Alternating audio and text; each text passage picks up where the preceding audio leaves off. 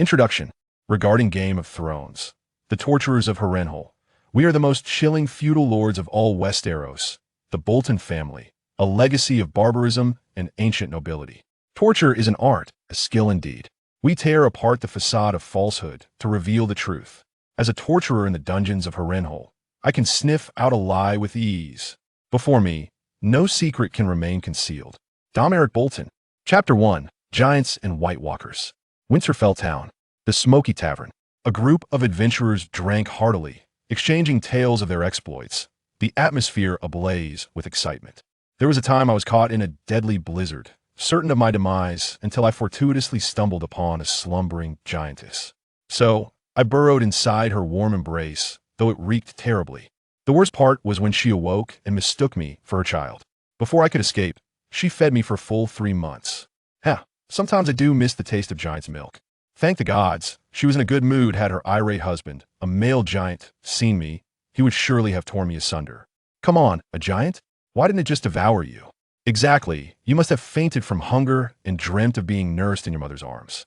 The companion scoffed, and the adventurer squirmed, for it was disheartening to be disbelieved when he spoke the truth.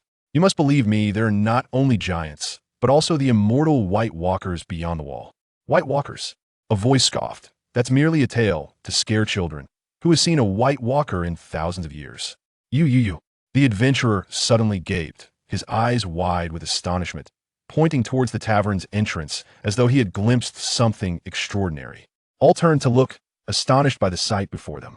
A giant, nearly 4 meters tall, stood at the door, clad in metal plate armor, resembling an iron tower, each step resonating with a clang. The giant's exposed head tilted slightly, as if attempting to enter.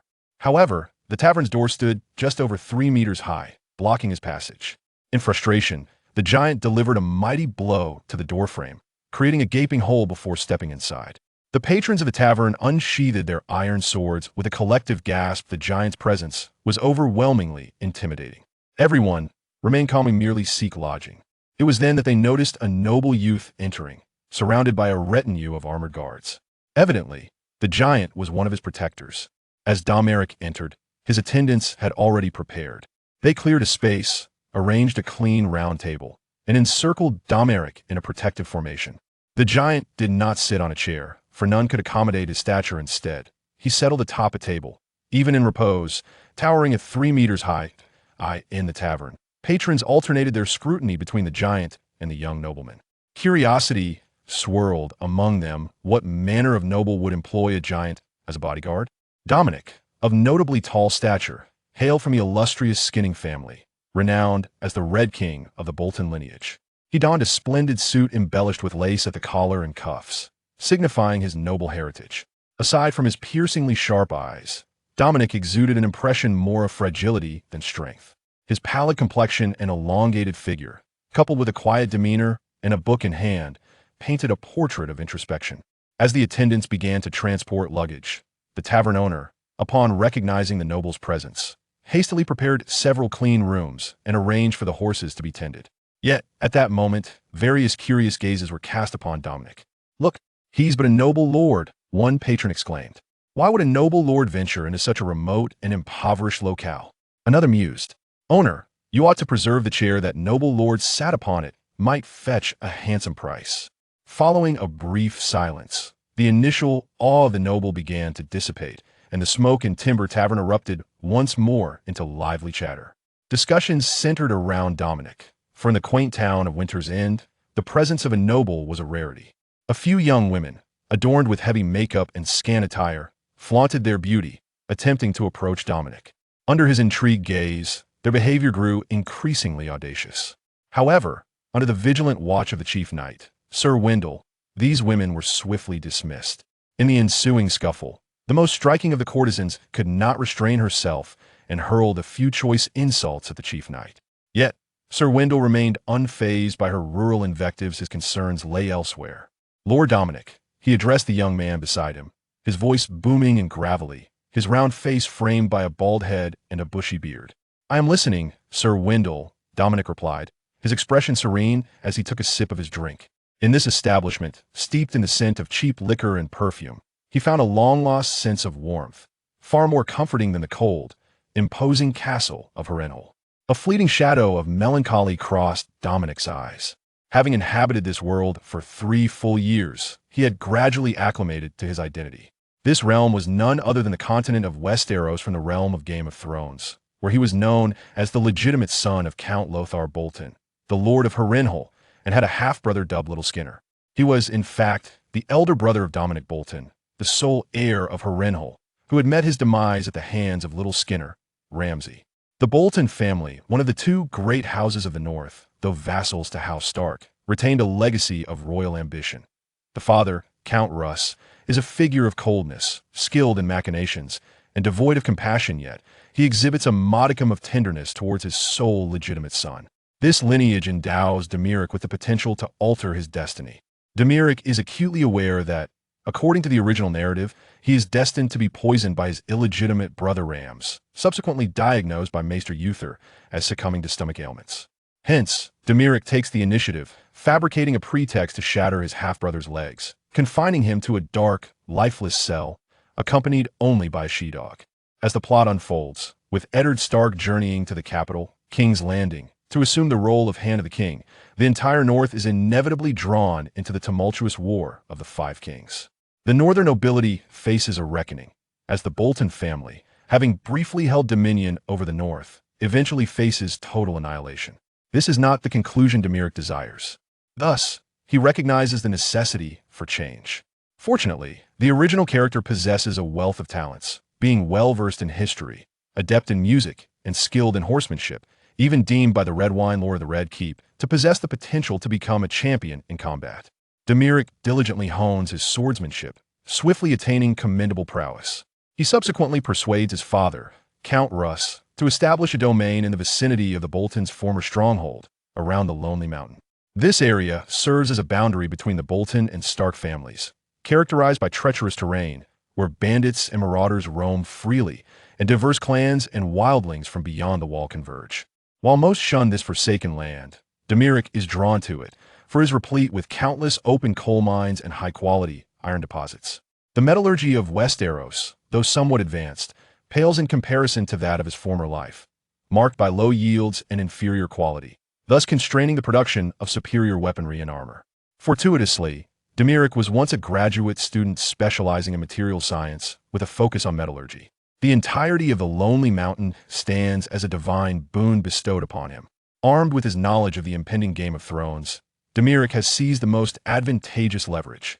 Yet he firmly believes that in the face of all cunning stratagems, absolute strength is the ultimate path to victory. Domoric is well-versed in the art of farming and military mobilization through the superior steel forged at the Lonely Mountain. He crafts weapons and agricultural tools, distributing them to the Riverlands, Vale, Crownlands, and even to the southernmost Dorne, as well as across the narrow sea to Bravos, reaping immense wealth and provisions. Simultaneously, Domoric suppresses the local mountain clans and wildling tribes, assimilating a greater workforce.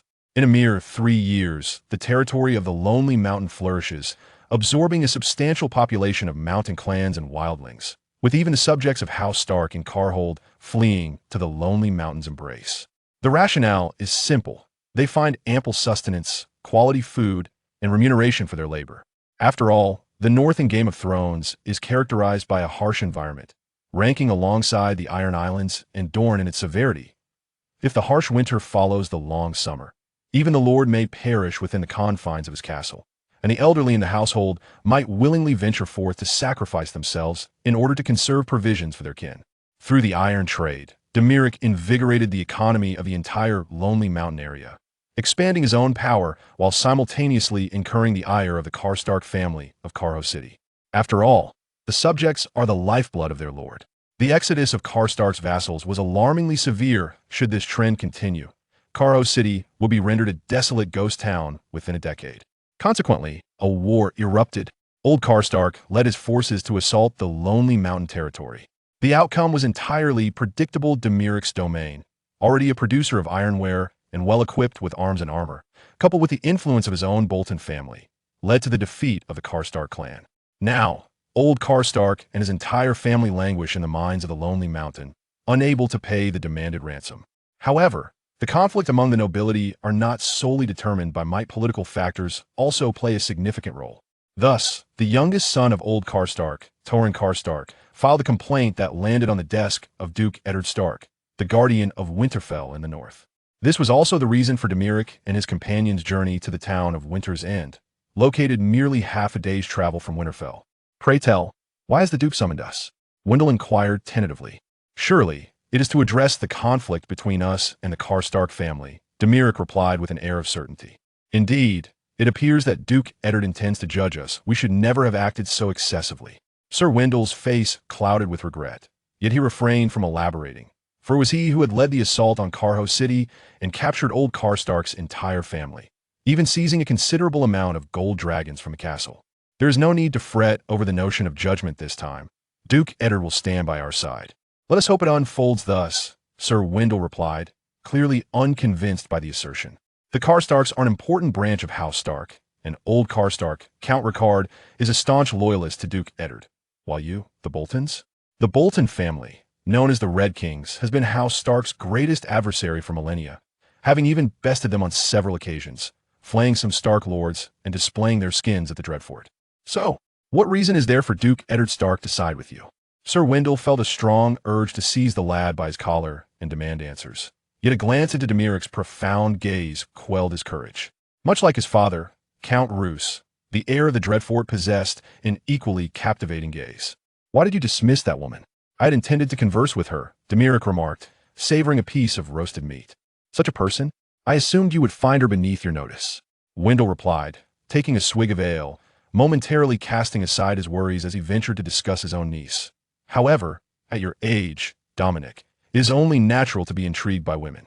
Speaking of which, my brother Sir Willis has a daughter, Wilfeed, whom you have met. I hear you are pen pals." Dominic recalled the girl, the granddaughter of the Earl of White Harbor, with her long, intricately braided chestnut hair. "Indeed, we are pen pals and correspond frequently," Dominic replied casually. "What do you think of her? By the way, our patriarch holds you in high regard, stating that you hardly resemble a northerner." "That was a compliment." Wendell, fearing his words might be misconstrued, rubbed his bald head and hastily clarified. "The lad from House Bolton, in contrast to the northerner's notorious cruelty and savagery, appears remarkably refined and wise. Those are my father's exact words." As Wendell spoke of his own rotund father, he became quite animated. Dominic could not help but furrow his brow. The characteristics attributed to northerners by the Earl of White Harbor were indeed factual. Initially, Dominic had perceived the northerners in the realm of the Game of Thrones as symbols of integrity and bravery, only to later realize the stark reality. In any era, qualities such as integrity and bravery are often exceptions rather than collective traits. Moreover, in a world reminiscent of the Dark Ages of the Middle Ages, such notions are even more tenuous.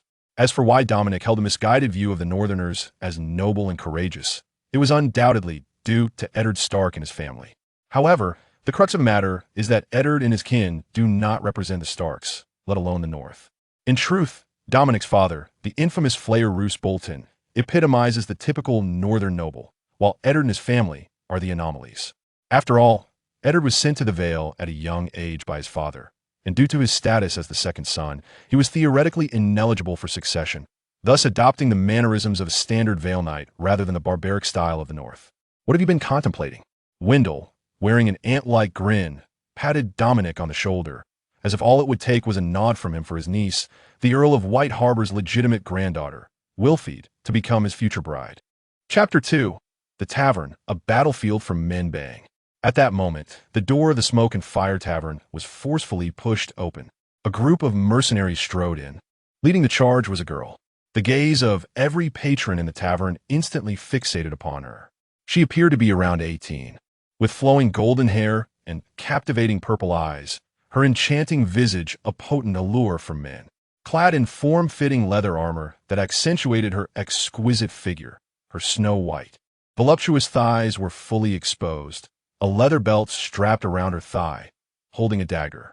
She seemed utterly unperturbed by the bitter cold of the north. With her stunning beauty, revealing attire, and a wild glint in her eyes, the girl became the immediate focus of attention in the Smoke and Fire Tavern. Even Sir Wendell, who prided himself on his calm demeanor, could not suppress a swallow.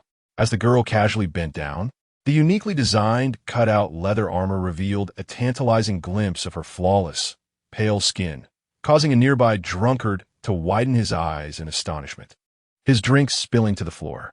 With a dismissive snort, the girl cast a disdainful glance towards Domoric, who was evidently dressed as a noble. Domoric was taken aback, clearly caught off guard. How audacious for a mere mercenary to provoke a noble. In a world governed by the ruthless game of power, such behavior was decidedly illogical. After all, mercenaries, who navigated the gray areas of society, feared engaging with noble lords the most. As Domoric scrutinized the girl further, he noted how her exquisite features and provocative attire starkly contrasted with the drab garb of her mercenary companions, akin to a vibrant flower blooming amidst a patch of withered grass. Something was amiss. Domoric instinctively became cautious. In a world where kings could be poisoned in public, and even a duke could be shot down while on the toilet, the bizarre and grotesque was entirely conceivable in a realm rife with dark magic. Sipping his drink thoughtfully, Domoric's instincts hinted that a spectacle was about to unfold. Indeed, as the alcohol took effect, a group of brutish men could no longer restrain themselves from making advances toward the girl, led by the portly Sir Wendell. With his bushy eyebrows and wide eyes, the mercenary companions of the girl were not merely passive bystanders. Strangely, rather than quell the situation, she stoked the flames of conflict. Tensions escalated rapidly. A disagreement erupted into a full-blown brawl, swords drawn in an instant. Domoric's guards rushed to aid, while the dim-witted giant, under Domoric's command, stood resolutely in front of him, resembling a formidable wall. Chaos ensued within the tavern. Weapons clashed, sparks flew, shouts echoed, bread and cheese flew through the air, and chairs without legs were hurled about. The tavern battle erupted swiftly, as quickly as it had begun, leaving just as rapidly. This band of mercenaries not only numbered few, but also possessed strength far inferior to that of Domoric's guards, rendering them utterly outmatched. The girl's mercenary companions were swiftly subdued and laid on the ground, and she herself was firmly bound by ropes. Domoric remained protected on the battlefield by giants, with only a few splatters of wine staining his sleeve. Sir Wendell, leading the charge, was inadvertently ambushed, receiving a punch to the nose that gushed blood and fractured his nasal bone. However, his expression remained one of exhilaration, seemingly unconcerned. In a certain sense, the tavern served as a battlefield for men. Behold, Domoric retrieved a gold dragon from his pocket and tossed it into the tavern owner's hands. A fierce battle had left the tavern in ruins, and the anguish in the owner's eyes revealed the intensity of the conflict. How shall we deal with these individuals? Wendell inquired, stroking his bald head. Give them a good beating and toss them outside. We mustn't soil this place, he replied. Wendell nodded in agreement, bellowing, Did you see that? This is the consequence of provoking the nobility. Strike them hard, so they remember their lesson. Domoric observed the scene quietly. This was the realm of power struggles, where the aristocracy remained perpetually elevated, while common folk endured relentless humiliation. At the onset of his journey, Domoric had endeavored to alter this reality, only to discover that his position afforded him no such capability unless he could ascend to the Iron Throne, a symbol of ultimate authority. Ultimately, Domoric's gaze settled on the alluring girl, who was bound alone in a corner. I shall have someone release you shortly, he assured her, but be warned, do not untie her. She possesses considerable skill, and I exerted great effort to capture her. Wendell flashed a knowing smile, his expression clearly conveying camaraderie. As if to say, brother, I am generous. I shall reserve the finest for you. Domoric nodded, leisurely consuming some bread and cheese before turning to depart. Within this modest tavern, lavish suites were, of course, absent. However, the room that had been meticulously prepared was still relatively clean. Inside, the girl knelt upon an oddly shaped chair, her body bound in a peculiar manner with a thick, resilient sinew rope. The rope was folded in half, encircling her neck, and knots were tied sequentially at her collarbone, chest, and pubic area, with the rope then looping beneath her hips. This was evidently the legendary tortoise shell binding. To Domoric's surprise, Wendell, the corpulent one, was indeed a craftsman. Unable to stifle a laugh, Domoric reflected on how familiar this scenario felt. Had it not been for the girl's initially strange behavior, which had aroused his suspicion, everything would have seemed entirely reasonable and expected. "What is your name?" Domoric inquired softly, maintaining a safe distance. "Benita. My name is Benita. I do not wish to offend you, my lord," she replied, straining to lift her head, clearly finding the position cumbersome. Yet this was not the real challenge. The true dilemma lay in how to ensure that the objective before him would utterly lower her guard. Benita's mind raced as she contemplated whether to feign the demeanor of a chaste maiden to satiate the other's desire for conquest, or to adopt a pitiful guise to elicit sympathy. Alternatively, should she strive to be as gentle and compliant as possible? After weighing the pros and cons in her heart, Benita ultimately chose the most potent route of innocent allure. Yes, just a hint of bashfulness paired with a gaze tinged with trepidation and an innocent, pure look. For those self-proclaimed knights of nobility, who could resist such feminine tenderness? Benita had already begun her performance. She closed her eyes, slightly parted her lips, and beneath her sparkling gaze, her long eyelashes fluttered gently, rendering her as timid and fearful as a pure little rabbit, accentuating the pitiable charm of youthful femininity. "I still prefer the rebellious spirit you exhibited at the beginning," a strange voice echoed in the air. Chapter 3. No one can conceal secrets. What does it mean?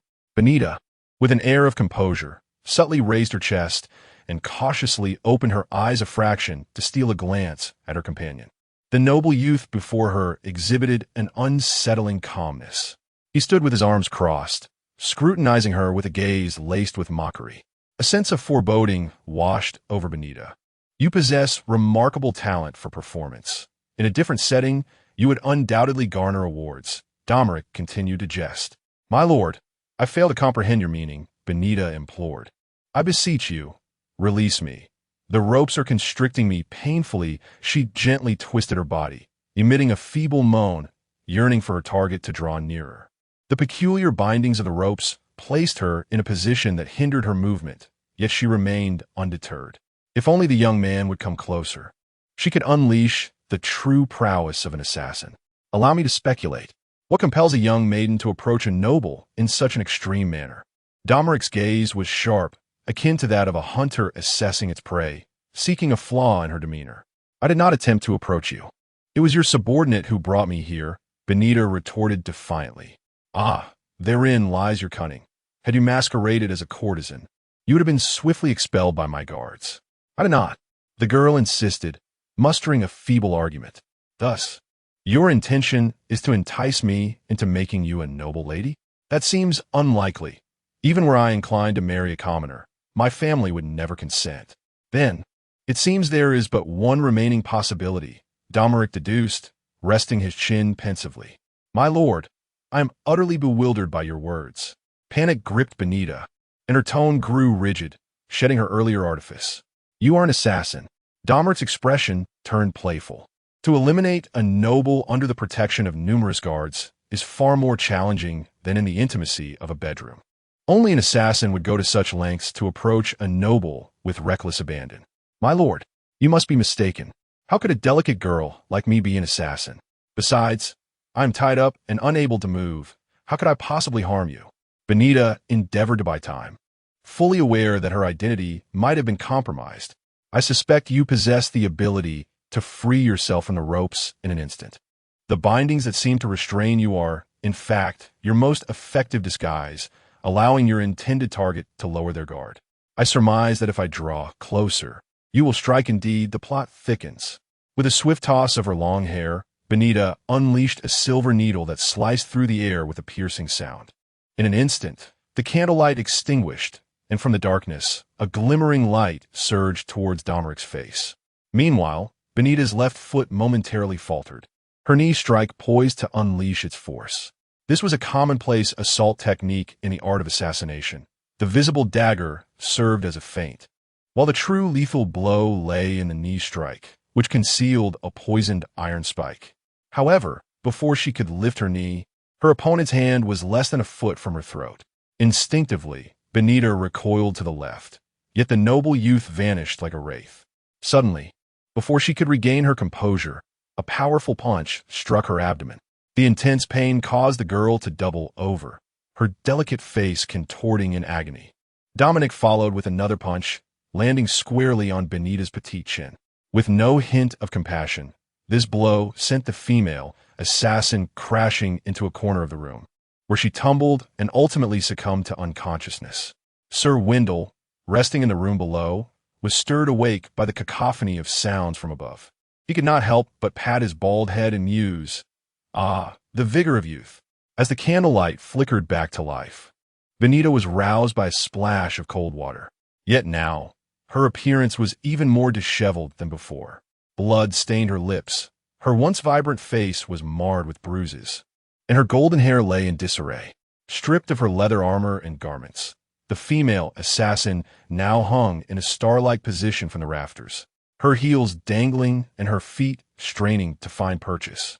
If the initial binding had carried an air of ambiguous allure, now it was left with only a sense of despair, pitiful and helpless. Am I to die? At that moment, Benita's expression was ashen. She had failed to assassinate a noble and had been captured. The impending fate that awaited her was too horrifying to contemplate. In a daze, she recalled the Bolton family, the oldest and most infamous clan of the North, notorious for their practice of skinning people alive. They reveled in ensnaring their enemies within the shadows of impending death, stripping them of reason and rendering them eternal prisoners. A chill surged through her heart like a tidal wave, plunging her into an ice-cold abyss. Benita regretted not bringing poison. Compared to enduring endless torment, a swift death by poison seemed the most merciful conclusion for a failed assassin. As the candlelight flickered, the door creaked open, and a shadowy figure was cast upon the wall. The newcomer wore that same innocuous expression, Domoric Bolton, the very target of Benita's assassination attempt. "Who sent you to kill me?" he inquired. "Do not underestimate us. We do not betray our employers." Without needing to guess, she knew it was the Stark family. They would soon face the consequences of their actions. Domoric smiled. "That is not difficult to deduce. Enmities among nobles are quite pronounced." Benita remained silent, clearly confirming his assumption. "I am quite curious about your identity. This dagger is quite ancient. To me, its value leans more towards that of an antique than a weapon.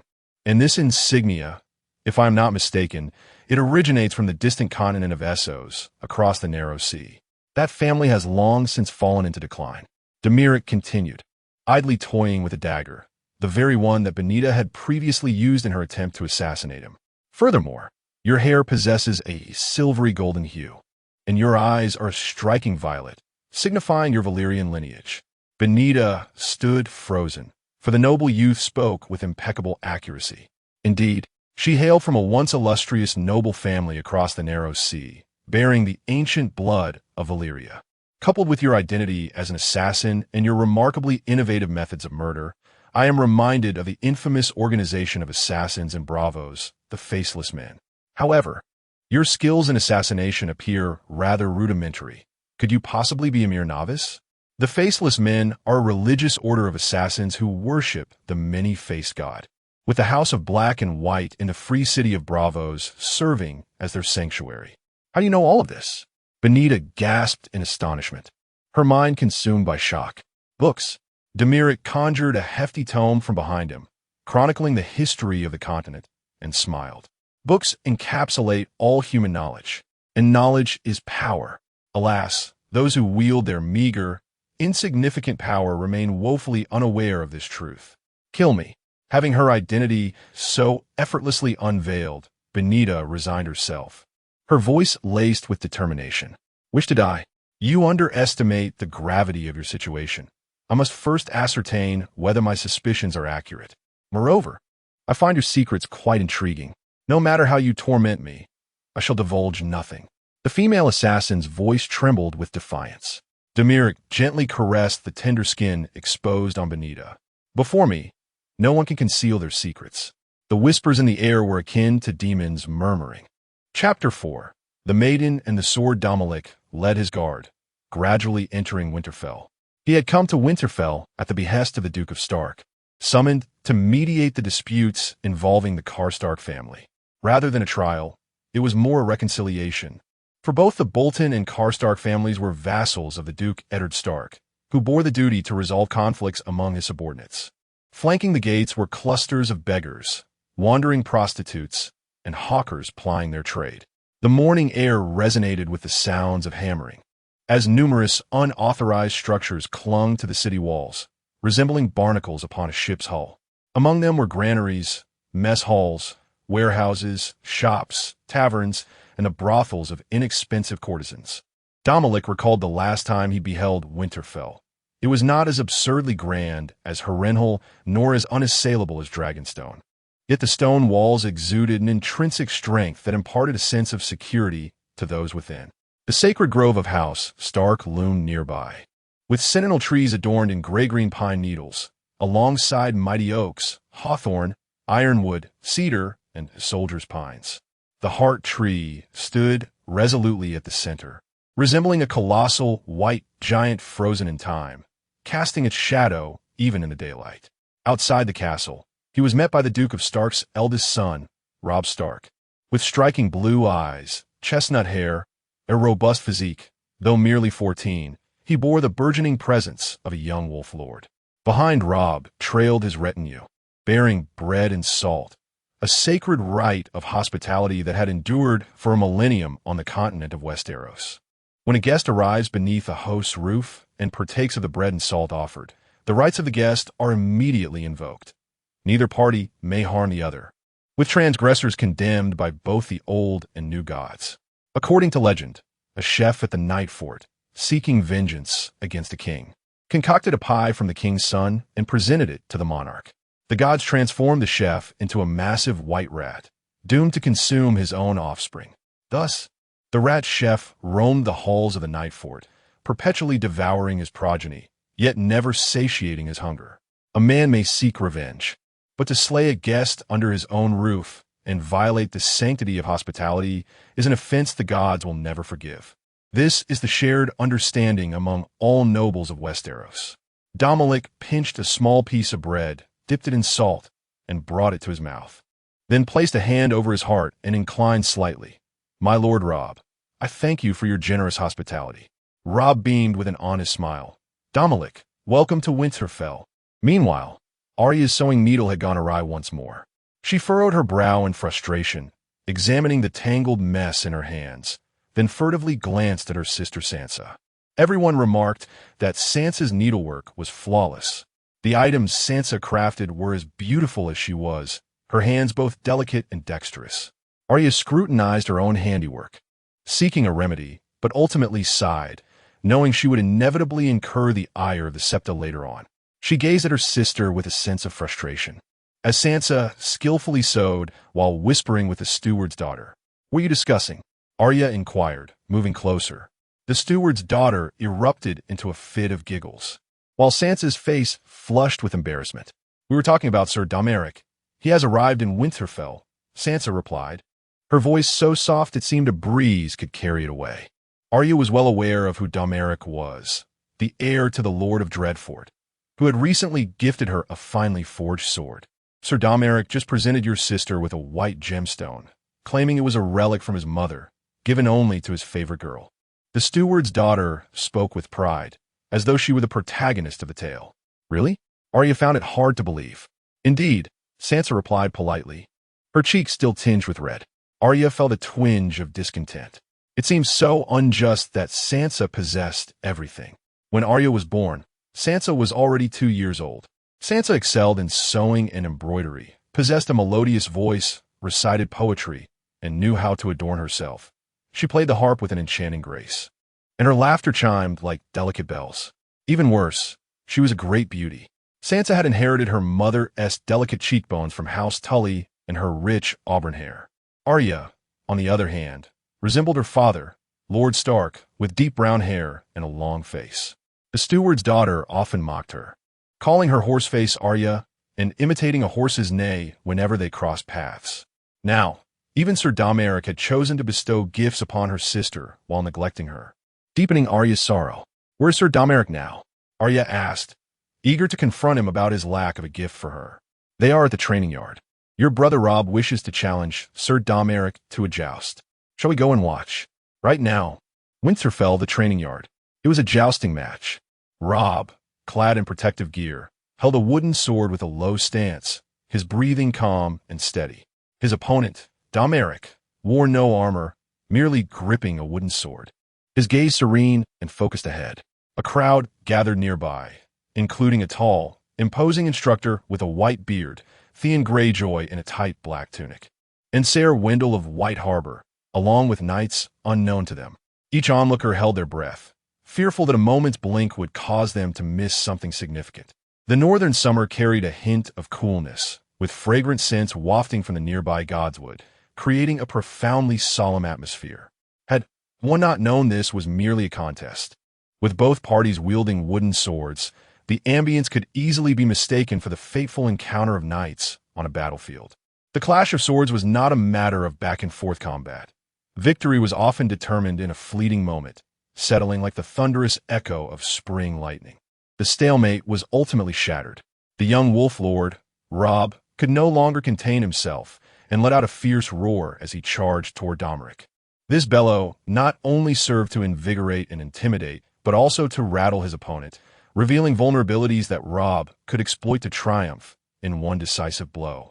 Akin to a barbarian's battle cry in a game, his tactic proved invaluable in the heat of combat. However, his adversary was no ordinary foe. Domoric, in his previous life, was an aficionado of martial arts. Over the 3 years since his arrival in this world, he had faced wildlings, overturned mountain clans, and engaged in fierce battles with the venerable Lord Stark of Cahor. Such trivial encounters were hardly noteworthy in his eyes. He subtly adjusted his stance, preparing to meet the incoming assault with the most advantageous posture. The air was shattered by the wooden sword, followed by the resounding thud of impact. Crack! The wooden sword splintered, and a figure was sent flying. Had Robb not been clad in heavy armor, or if Domoric had wielded a weapon other than a wooden sword, the scene would have been far from harmonious. It would have been drenched in blood. The stalemate, which had persisted for over 10 minutes, concluded in the blink of an eye. Thunderous applause erupted from the onlookers, accompanied by the exuberant cheers of a group of children.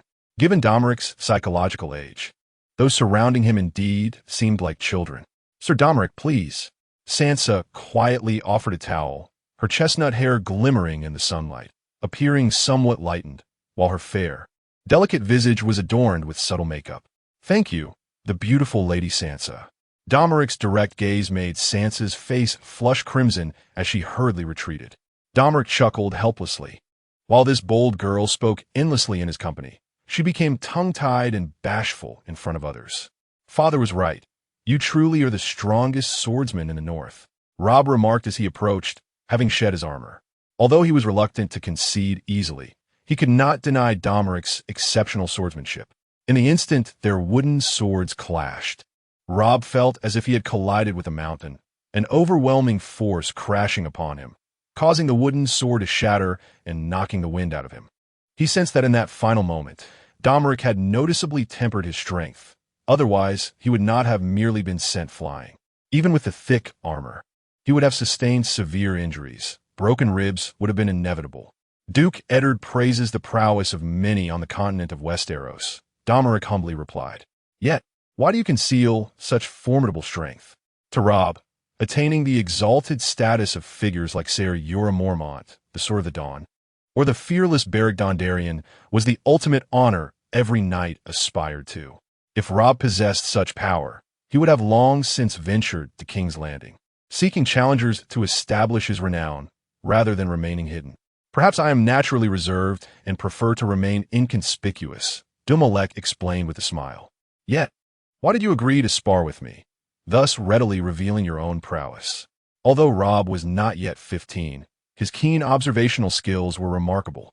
"Because winter is coming," Domoric whispered. Chapter 5. The Beggar Lord, with less than 6 months remaining until the onset of the events in the realm of Game of Thrones. A calamity looms over the entire north, and indeed the continent of Westeros.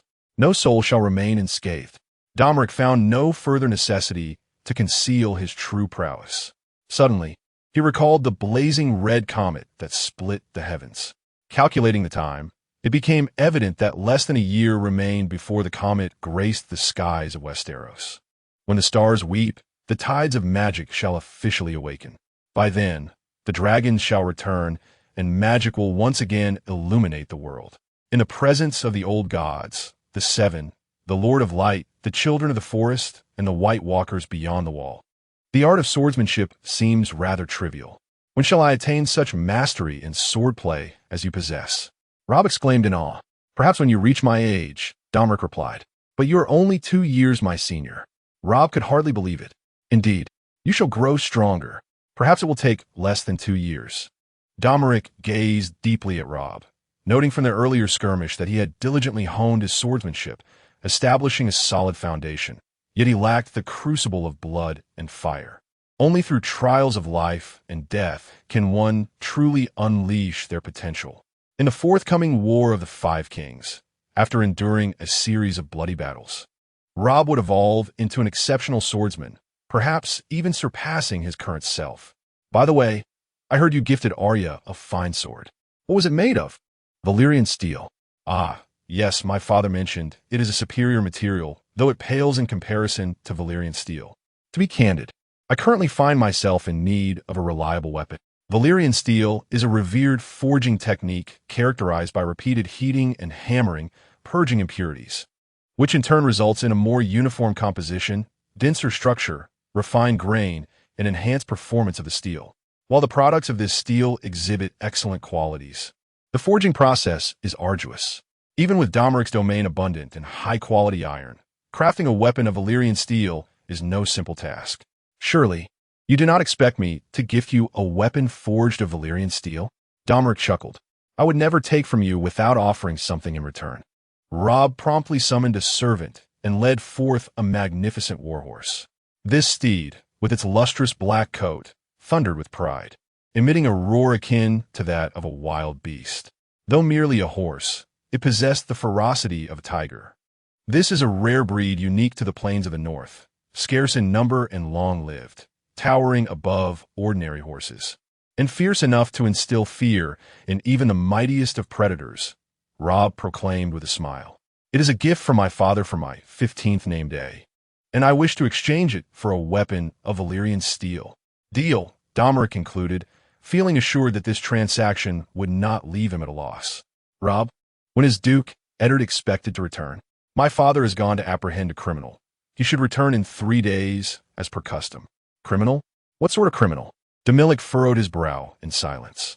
The population of House Stark's territory is no less than 700,000 to 800,000. If every criminal requires Duke Eddard to apprehend them, he would have no time for anything else. It turns out these are the Night's Watchmen who have fled from the wall, having forsaken their oaths. So that is the case. Domoric nodded. Although Eddard Stark is excessively upright and rigid, he possesses a commendable perspective on the larger picture. He is acutely aware that the true enemies of the North lie beyond the wall, which is why he has always enforced strict discipline among the Night's Watch. I shall wait a few more days, hoping for an expedited trial. Domoric has many troubles to address in the lands of the Lonely Mountain and cannot afford to squander time in Winterfell. Then let us engage in some diligent swordsmanship practice during these days. A worthy opponent is indeed a rare treasure for a swordsman. Robb exclaimed with excitement, then discreetly winked at Domoric. By the way, the acting lord of House Karstark is also in the castle. Would you care to meet him? Torrhen Karstark? Domoric has previously encountered this younger son of the old Karstark. His father and 2 brothers were captured by Domoric and imprisoned in the mines of the Lonely Mountain. Now, he serves as the acting lord of Karhold. Indeed, you are unaware of the events that transpired half a month ago, which are quite tragic. Robb remarked with a tone laden with unspoken lament. He traveled with 2 servants in a cart, enduring a lengthy journey to Winterfell, only to fall victim to bandits along the way, losing all his provisions and ultimately begging his way to Winterfell. The guards at the city gate, upon seeing his disheveled appearance, could hardly believe him to be of noble birth. Now, the people within the castle secretly mock him as the beggar lord of Karhold. It appears this acting lord has lost even the last vestige of nobility. Domoric sighed deeply. It seems Torrhen Karstark's fate is indeed unfortunate, and all of it appears to be a consequence of his actions. However, upon reflection, Had the old Karstark not been so resolute in attacking Domilic's territory, matters would not have escalated to this extent. No, I shall encounter him at the trial. Domilic pondered for a moment, concluding that there is no necessity to deride Torrhen Karstark's dire circumstances. A noble stripped of their home and dignity may resort to desperate measures. Do not worry. At this trial, my father will undoubtedly stand by your side. Robb patted Domilic on the shoulder, offering a reassuring look that conveyed, "You have my support." In early July, the north basked under a scorching sun, the air tinged with a hint of heat. This prolonged summer has persisted for 8 years, long enough that memories and fears of winter have been all but eroded from the hearts of the people. Domilic led his tall steed back to the temporary lodgings in Winterfell from the training grounds.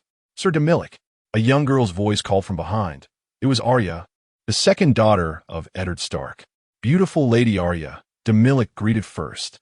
"Did you not give Sansa a white gemstone?" "A white gemstone?" After a moment of contemplation, Domoric realized that the gem Arya spoke of was, in fact, white porcelain, a substance akin to white gold in the realm of Westeros. While refining iron in the territory of the Lonely Mountain, Domoric endeavored to create some porcelain, hoping for a stroke of luck. However, whether due to his lack of expertise or the unyielding nature of Westeros' environment, he could only produce a series of flawed pieces. With no alternative, he decided to polish them up to serve as gifts masquerading as gems. "Indeed, such is the case," Domoric replied. "That gem was a relic of your mother. Yet you proclaim Sansa to be the most beautiful girl you have ever encountered?" Arya inquired urgently. "Yes," Domoric nodded in affirmation, dismissing the pleasantries as unnecessary. "I understand now," Arya said, halting her steps, biting her lip as she turned away, tears already cascading down her cheeks. She managed a slight bow towards Domoric. "Sir Domoric, please forgive my departure." With that, the girl hastily strode away, quickly vanishing from sight. Domoric found himself bewildered, recalling his words to Sansa. Was there truly any harm done? He spoke such sentiments to every beautiful girl. Had he inadvertently transgressed a Stark family taboo? Chapter 6. Instilling fear in a forsaken corner of Winterfell. The castle looms like a monstrous stone tree, its branches twisted and gnarled, an ever-expanding entity. The towering walls and courtyards resemble an expansive labyrinth fashioned from gray stone. At this moment, within the confines of a dilapidated tower, a fervent devotee of the faceless god exclaims, "Do not presume that I will feel the slightest sense of shame. I shall not yield." Her voice reverberates in the cramped space, yet no reply comes forth. Benita feels on the brink of madness. She cannot discern whether anyone is present or if she is merely surrounded by a void of air, the silence so profound that even the chirping of insects is absent. Once a striking and beguiling assassin, Benita now appears pitiable, frail, and utterly helpless. Stripped of her garments, her eyes are obscured by a mask, her ears stuffed with cotton, and her limbs firmly bound to a crucifix. The tower's oppressive confines, with walls made of massive stone slabs, prevent any echo from escaping. The sole exit, a heavy iron door, is shut tight, leaving a mere crack for air to seep through. This assassin, who had once attempted to eliminate her, has found herself temporarily sequestered here by Domoric. His intention is not to indulge in peculiar fantasies or engage in a game of captivity. Rather, he seeks to extract vital information from Benita with utmost simplicity and speed. For Benita, a faceless one hailing from the shores of the narrow sea, still an untested apprentice. The efficacy of physical torture has waned. The true horror lies not in bodily torment, but in the degradation of the mind. The oppressive, monotonous environment of the tower, coupled with the restrictive architecture, diminishes one's sensory perceptions to their nadir. In the darkness, Benita draws a deep breath. A torrent of negative emotions floods her psyche, leaving her restless and distracted, her thoughts scattered like leaves in the wind. Time has become an abstract concept. Has it been a day, 2 days, or perhaps a month? As time drags on, her physical state deteriorates. Nausea surges within her, hormonal imbalances wreak havoc, and hallucinations begin to manifest. The physiological disarray distorts her sensations and cognition, driving her toward the brink of despair. This is the most formidable method of interrogation in human history, sensory deprivation. History bears witness to numerous instances of sensory deprivation. The infamous hunger torture of the 17th century inadvertently touched upon this concept. The mask employed in such torture left only a narrow slit for the mouth, allowing the prisoner to experience hunger while simultaneously instilling a profound sense of fear due to sensory obstruction. Moreover, solitary confinement in prisons has never been a source of comfort. Conversely, it is the prisoners deprived of interpersonal communication who gradually succumb to neurosis. Political detainees, in particular, often descend into madness within the confines of their cells, primarily due to this isolation. In terms of interrogation, the sensation of deprivation can lead suspects to progressively lose their sense of judgment, making it easier to achieve the desired outcome during questioning.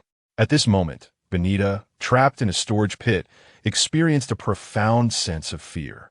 This feeling was truly unbearable, akin to being sealed within a pitch-black box, eternally ensnared in darkness. In the dead of night, one cannot extend a hand, nor can one ever touch anything. Domoric closed the Quebec Interrogation Manual, a top-secret tome from the Central Intelligence Agency of the United States, which delineated various techniques for extracting confessions through coercion. Upon his arrival in this realm, he had meticulously transcribed the entire text to safeguard against forgetfulness, and now it had indeed proven invaluable. The book contained hundreds of methods for interrogating offenders. Given ample time, Domoric could even experiment with each technique on Benita. Without a doubt, this female assassin would soon be reduced to tears, divulging all information with unrestrained candor. The Castark family had undoubtedly paid an exorbitant price to enlist a faceless man to eliminate Domoric, perhaps due to insufficient funds. The assassin they procured was merely an untested apprentice of the faceless man. Simultaneously, this assassin would serve as the last straw for the beleaguered Castark family, hiring a killer to assassinate a noble. Such an act is deemed an unforgivable transgression in Westeros, for it infringes upon the sacred boundaries of all nobility. If such behavior goes unpunished, every lord would be stripped of their sense of security. Domoric could easily envision the moment when irrefutable evidence laid bare before Duke Ed Stark. The knightly Ed Stark, who prided himself on his chivalric virtues, would unleash a wrathful retribution upon Torrhen Castark, the proxy lord of Caho City, who had sullied the very essence of knighthood. Of course, this scenario hinges upon Domoric successfully extracting the evidence he sought from the female assassin, proof of the Castark family's complicity in hiring an assassin to murder a noble. Domoric was not an ambitious man. He never had been.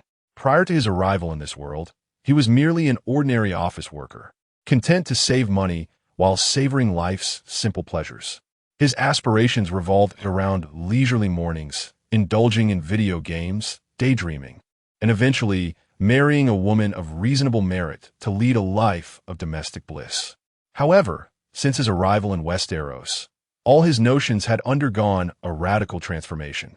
Even if Domoric were to forsake his noble lineage, escape the Bolton family, and live incognito in some obscure corner of the continent, he would inevitably find himself entangled in the web of fate. Much like the protagonists of cinematic tales, he might ultimately transform into a solitary, dark avenger, driven by the sufferings of loved ones. The path to paradise often traverses through the depths of hell. To dwell in a realm of bliss, one must wield sword and shield and tread the treacherous grounds of despair. To flourish like a tree beneath the sun, one's roots must delve deep into the darkest recesses to draw sufficient sustenance. Those endowed with power, if they fail to wield it effectively, remain but shadows of their potential. History informs us that the fate of such individuals is often marked by sorrow and tragedy, and they may inadvertently bring misfortune upon those they hold dear. The world is exceedingly harsh.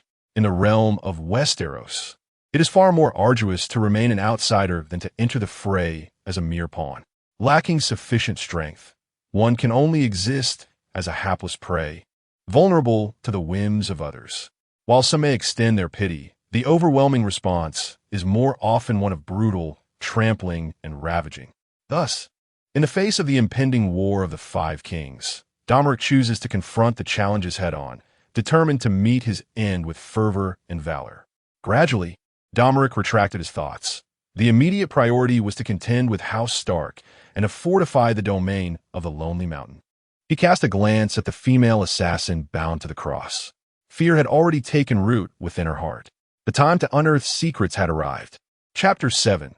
Unveiling the system. The mask on Benita's face and the cotton stuffed in her ears were both removed. Upon a slight observation of her surroundings, she was horrified to discover that she found herself ensnared in a mysterious ritual. "What do you intend to do to me?" the female assassin rasped, her voice thick with dread. Yet, no one responded to her pleas. A fire pit, constructed from logs, was arranged in an odd formation and began to blaze. The blood of some creature painted twisted, obscure patterns upon the ground. The flames flickered, casting the silhouette of Dominic upon the wall, resembling a demon in a frenzied dance. Amidst Benita's anguished wails, Dominic deftly maneuvered his dagger until he had flayed a bloody, inch-sized piece of skin from her chest. Standing tall, he raised his hands high, his fingers swiftly inscribing several symbols as he chanted an array of bizarre incantations. A faint luminescence emanated from the piece of skin in his grasp. The demon continued to dance in the flames, while vengeful spirits emitted frantic shrieks.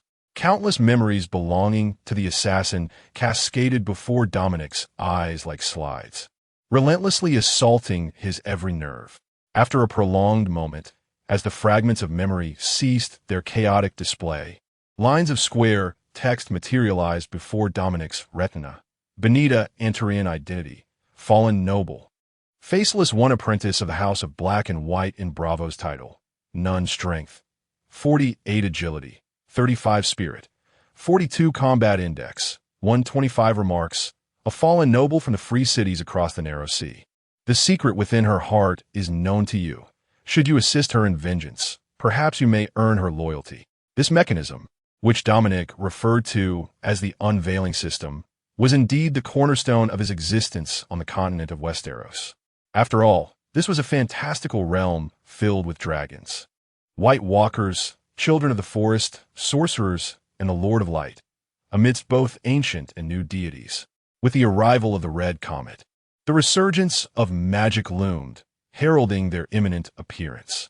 To this day, Dominic remained uncertain whether the unveiling system was an innate benefit of traversers or an ancient dark magic inherited from the Bolton lineage. By flaying the target, he could acquire their panel data, along with a certain probability of obtaining fragments of their memories and the deepest secrets of their hearts. The greater the fear experienced by the target, the more memories and secrets he would uncover. Thus, the chamber in which Dominic imprisoned the female assassin, the crackling bonfire, the bizarre and twisted symbols drawn in animal blood, and the esoteric incantations were merely devices to cultivate an atmosphere of terror. In reality, he merely needed to touch the target's skin to activate the unveiling system, automatically obtaining the target's character panel. If the target was ensnared in fear, there is a certain probability of acquiring memory fragments and the innermost secrets of their psyche. Therefore, a rigorous and solemn flaying ritual was indeed essential. Sometimes, Dominic pondered whether the ancient Bolton family, a millennium ago, had similarly extracted secrets from their enemies through flaying. However, as the tide of magic faded, these dark arts fell into obscurity and were gradually lost to time. The grotesque tradition of the Bolton family in the terrifying fortress has devolved into a base method of intimidation and torment. Regaining his composure, Domoric stroked his chin, recalling fragmented memories of Benita. Fallen nobility, betrayal, vengeance, loyalty. There was an undeniable sense of a princess's quest for retribution. Yet what captivated Domeric's attention most was the assassin's panel attributes, a combat power index of 125. This was an exceptionally high value. For comparison, a typical adult male in Westeros possesses mere scores of 10 in strength, agility, and spirit, with a combat power index of only 30. Even a knight, rigorously trained, boasts an index of only 60. However, the combat power index of the assassin before him reached an astonishing 125. Domoric abruptly reconsidered his intentions. Initially, he had aimed to extract evidence of the Stark family's hired killer from the assassin's memories, with Benita serving as a witness who would ultimately face a public execution following the trial. No noble would show mercy to a killer. Yet now, Domoric found himself intrigued by this talent. Although this faceless one's apprentice was still relatively weak, she undoubtedly held immense potential. Had he not harbored suspicions from the outset, he might have fallen prey to her schemes. Moreover, she could assist Domoric in gaining deeper insights into the enigmatic assassin organization known as the Faceless Ones. Talent, too, was among the most precious commodities in Westeros. Domoric understood that if he wished to pursue the Iron Throne as his ultimate goal, he must relinquish any moral scruples. His subordinates needed to be both valiant knights, charging into battle unafraid of sacrifice, and unscrupulous assassins lurking in the shadows. What have you done to me? At that moment, Benita felt something deeply buried within her being stripped away. It's nothing, merely a trivial spell. A spell? It was indeed sorcery. Bound to the cross, Benita screamed, for anyone would fear the peculiarities of magic. After all, humanity's dread of the unknown surpasses the unknown itself. You are quite discontent, are you not, Benita Antariel? Domoric smiled. How do you know my surname? The assassin's voice trembled with terror. I am well aware of your secrets, all that resides in your heart, your experiences, your thirst for revenge, your desires, and the one you long to kill most. You are a devil. The god of 1,000 faces shall surely punish a wretch like you. Even if I am a devil, I can fulfill your wishes, whereas the god you worship seems incapable. Domoric coaxed, like a seducer enticing one to fall from grace. To die like this, will your god even know? Your national grievances, your enduring resentment, all your years of patience and effort reduced to nothing, as if you never existed in this world. How tragic. He gently caressed Benita's golden hair, her soft skin, and sighed deeply. Now, I offer you a choice anew. Will you embrace death, or will you pledge your loyalty to me? Benita was engulfed in a profound silence. After a considerable pause, she finally spoke. Can you truly assist me in my quest for vengeance? Her eyes reflected uncertainty. Naturally, the land across the narrow sea remains unconquered by me. It will not be long before I set foot there, and avenging you will be but a trifling task. What reason do I have to trust you? She questioned. Consider this a transaction. Should you ever find me incapable of fulfilling your desires, you may depart at any moment. Domoric confidently waved his hand. Now, reveal your choice to me, Benita Antariel. After a moment of silence, a deep and resolute voice filled the air. I choose to pledge my loyalty. With that, Benita freed herself from the bindings of the cross, wrapping a cloak around her bare, delicate form. Weak and weary, she approached the man step by step. Before her stood Domoric Bolton, the scion of the fearsome Bolton family, his tall figure slightly pale, with eyes as deep and cold as ice. It was this very visage that instilled in Benita a profound sense of despair for the first time in her life. Kneel. Domoric slowly drew his knightly sword, resting it upon the assassin's shoulder. I, Benita Antariel, swear fealty. In the presence of the god of many faces, I offer unparalleled loyalty to my master. Benita prostrated on the ground, kissing the tips of Dominic's boots. Meanwhile, Bran Stark, the second son of Lord Eddard Stark, was but a boy of less than 7 years, with a penchant for climbing walls. The remnants of the highest watchtower in Winterfell were his favored place to scale. Long ago, over a century before the birth of his father, Lord Eddard, the tower had been struck by lightning, igniting a fire that caused the top third of the structure to collapse, and it had never been rebuilt since. Occasionally, Lord Eddard would send someone to clear out the nests of mice in the lower levels of the ruin. Yet aside from Bran and the crows, no one had ever ascended to the crumbling summit. However, today was different. Bran heard voices emanating from within, nearly losing his grip in fright. I, Benita Antariel, swear fealty. The flickering flames of the bonfire, the twisted symbols on the ground, a golden-haired girl kneeling, and a tall figure with his back turned towards him. Suspended in midair, Bran's eyes sparkled with insatiable curiosity. Suddenly, terror gripped him as he encountered a pair of chilling, ice-like eyes. Bran felt a wave of dizziness wash over him, threatening to send him tumbling from the wall. A long, powerful arm seized him, and he breathed a sigh of relief, steadying himself as he finally beheld the figure. Sir Dominic, it is you, Bran exclaimed, as if he had found solace. Bran, have you come to climb the wall again? Are you not afraid? I shall inform Lady Catelyn. I haven't. Please do not tell my mother. Bran stammered, struggling to explain. Dominic pulled him up, tousled his hair, and said earnestly, Remember, those who lack strength should never easily pry into the secrets of others, for such actions may invite misfortune upon oneself. Chapter 8. Execution. The morning light was crisp and imbued with a hint of desolation, subtly suggesting the impending end of summer. Dust billowed along the main road as a throng of knights charged forth, followed by two ranks of distinguishable infantry, their banners fluttering above, the sigil of House Stark. A gray dire wolf against a white field. At the forefront rode a nobleman, his long brown hair billowing in the wind, while streaks of white peppered his neatly trimmed beard, giving him an appearance far older than his actual 35 years. Clad in black armor that exuded a chilling aura of death, he was none other than Eddard Stark, the Lord of Winterfell and the Protector of the North. Behind him trailed a prison cart, within which a condemned man was locked in a wooden cage, his disheveled hair cascading around him as if he were in a state of unconsciousness. A raucous crowd of common folk followed closely behind, numbering in the thousands. Eddard's sons, including his illegitimate son Jon and his adopted son Robb, had come to witness the execution. Among the spectators was Domoric, riding a magnificent steed, who found himself puzzled by the northern lord's eagerness to execute a man before even entering the castle. Could it be an odd proclivity? The procession halted in a cleared patch of land. At a command, the soldiers swiftly dismantled the wooden stocks securing the prison cart and dragged the prisoner to kneel at the edge of the barren ground. Duke Eddard dismounted, ascending to a raised position, where he drew a massive two-handed sword named Ice.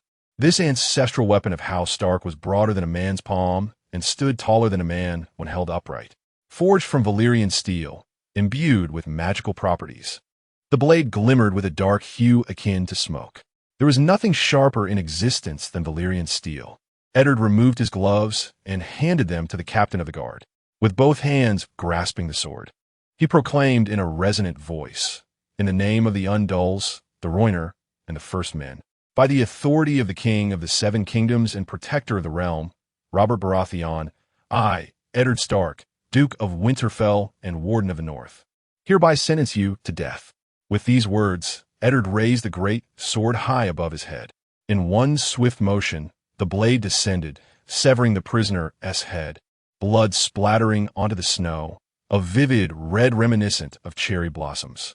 The crowd erupted in cheers, yet Domoric furrowed his brow in contemplation. Robb approached on horseback, explaining, This man is a deserter, having forsaken his night's watch vows. My father says the most dangerous men are those who know they face certain death if captured. They become reckless and capable of unspeakable acts. Understanding dawned upon Domoric as he nodded in agreement, inadvertently plucking a strand of hair from Robb's head, a remnant from when the two had embraced earlier. This hair belonged to Duke Eddard, and in the secrets of his system, hair was considered a part of the skin. Otherwise, Domoric thought, collecting target information without alerting them would be an unthinkable endeavor, relying solely on flakes of skin or foot calluses to gather the necessary data. Secret system activated. Before Dominic's eyes, a series of square characters materialized. Eddard Stark. Title, Duke of Winterfell, Warden of the North, King Robert's dear brother. Titles, Lord of the Wolves. Strength, 60. Agility, 65. Spirit, 40. Combat Power Index, 165. Remarks, none. Target exhibits no fear, rendering his secrets impervious to scrutiny. After all, he was the one who vanquished the Dawnblade, and Eddard's combat power index of 165 was hardly surprising. However, the last time Dominic beheld him, Eddard's index stood at 170, suggesting that with the passage of time, Duke Eddard was increasingly succumbing to age, his prowess waning.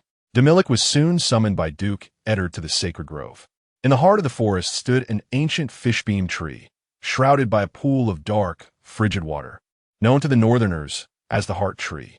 A human face was carved into its trunk, bearing a long and melancholic visage. Legend has it that these faces were etched by the children of the forest before the ancestors crossed the narrow sea during the Dawn Age. Duke Eddard sat solemnly on a moss-covered stone, his sword, ice, resting across his knees as he cleansed its bloodstains in the obsidian waters. "My Lord Eddard." Domoric of House Bolton extends his greetings, Domoric said, placing a hand over his heart and bowing slightly. "Domoric, you have arrived." Duke Eddard's tone was both grave and distant. "How long has it been since we last met?" "Half a year, or perhaps longer." "Nearly 9 months, my lord," Domoric replied. It had indeed been a full 9 months. "Did you witness the execution this morning?" "I did." "You remained as formidable as ever, wielding your sword with unparalleled vigor." Domoric offered a measured compliment. "Why do you think I chose to carry out the execution myself?" "It serves to assert the Lord's authority within the realm. Only the Lord may decree another's death. That is one aspect. However, the more significant reason lies in the blood of the ancestors that courses through our northern veins. We must adhere to ancient traditions. The one who pronounces the death sentence must also deliver it. If one is to take a life, they ought to gaze into the eyes of their victim and heed their final words.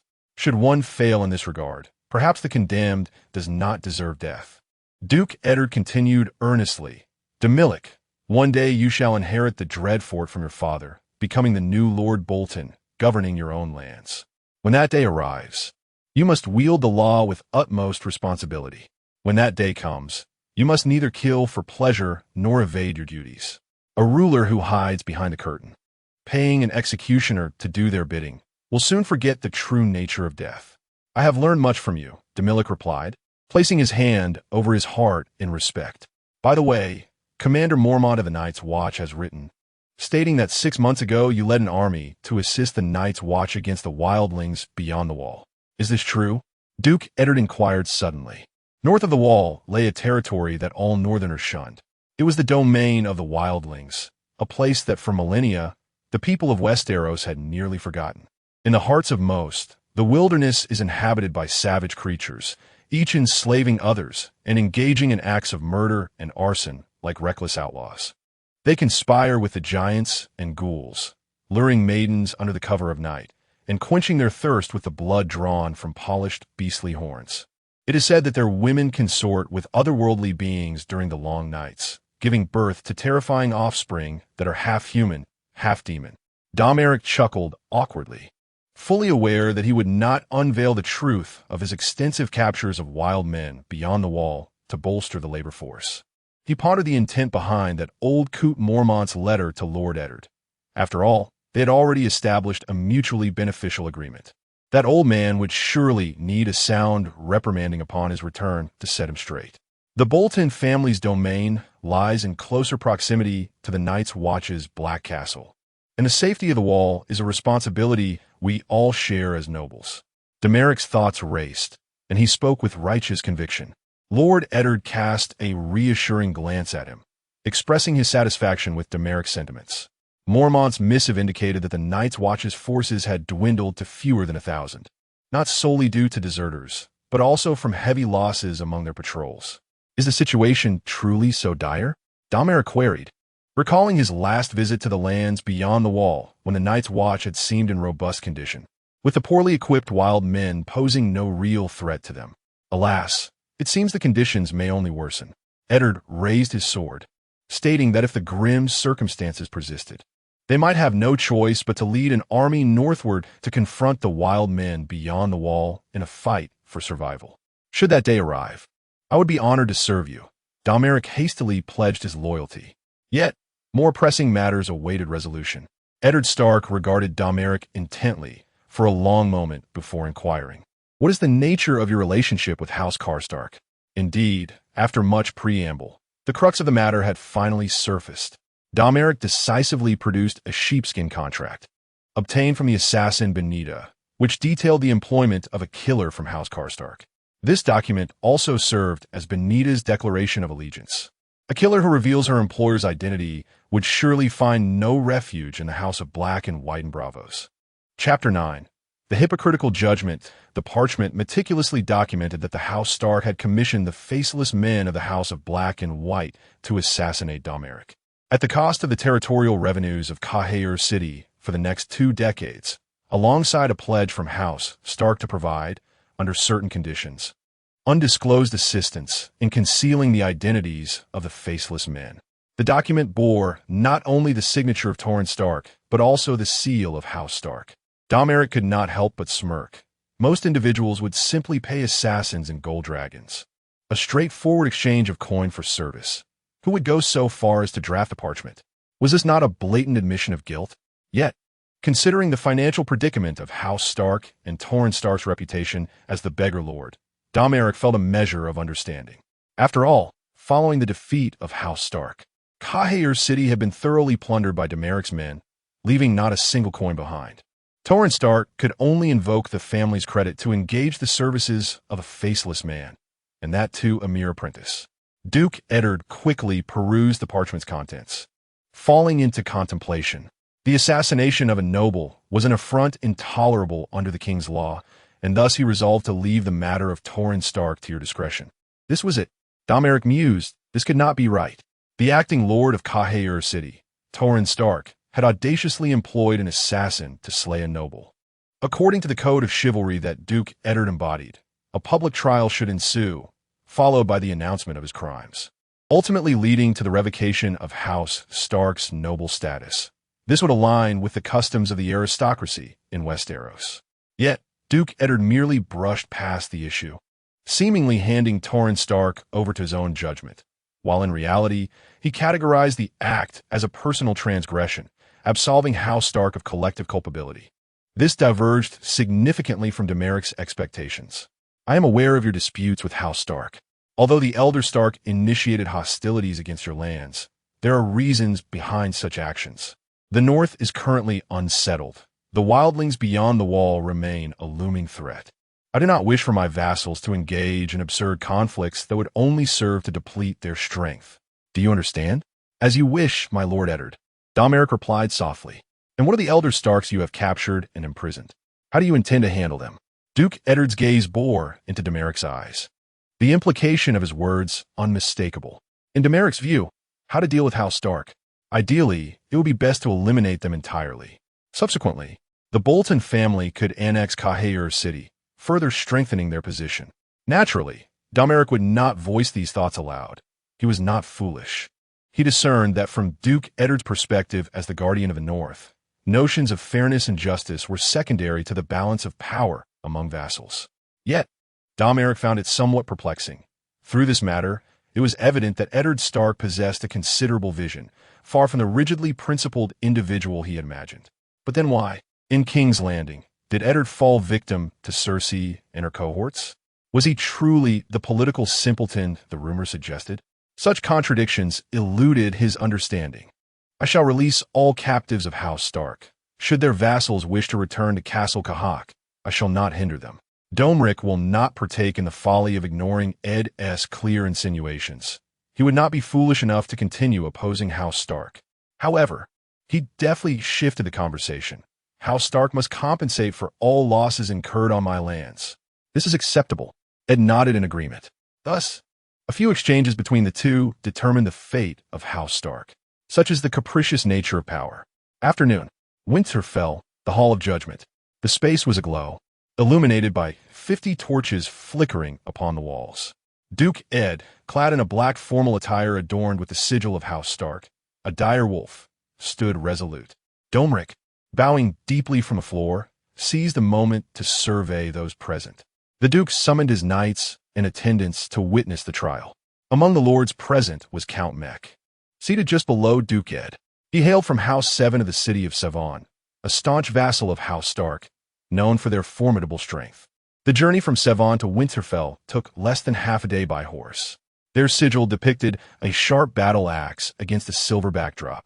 Also present was Count Herman of House Tohar from Torrhen Town, whose family crest featured 3 green sentinel trees upon a brown field. These families, in close proximity to Winterfell, were direct vassals of House Stark, unlike Domeric's formidable adversaries, the Bolton family of Terror Keep. To Domeric's surprise, the great John of House Amber from Last Hearth also attended. Domoric had always looked down upon them, as it was rumored that the Amber clan had secretly reinstated the long-abandoned right of the First Night, once abolished by the Targaryen dynasty. It seemed that Jon was particularly concerned about the conflict between Domoric and House Stark, for Last Hearth was the closest family to Domaric's lands besides Castle Kahak. Jon appeared apprehensive that House Amber might follow in the footsteps of House Stark. Across from Domoric stood Torrhen Stark, the current proxy lord of Castle Kahak, his expression vacant and ghastly, as if the very life had drained from him. He stood with his eyes closed, a pallor ashen upon his face. This proxy lord should have understood that the outcome of this trial was already preordained, poor soul that he was, having traveled tirelessly by cart to Winterfell in search of assistance. Duke Ed, seated at the head, was the first to speak. Now, regarding the dispute between Sir Domoric of House Bolton and House Stark, according to the King's law, we shall hold a trial, Duke Ed proclaimed loudly. Along the walls, countless torches flickered like banners, their flames extinguished one after another by the wind. In the temporary quarters of Domoric within Winterfell, the seemingly solemn trial concluded hastily. The outcome, already predetermined, rendered the proceedings utterly devoid of significance. It was merely a formality.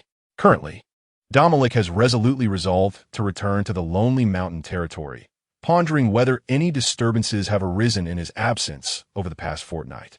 In the past 3 years, in his quest to expand his influence, he has extensively recruited a substantial population from the surrounding areas for coal mines, iron mines, metallurgical plants, and forges, inadvertently sowing the seeds of potential peril. The convergence of wild men, vagrants, and mountain clans resembles a powder keg, poised to ignite at any moment.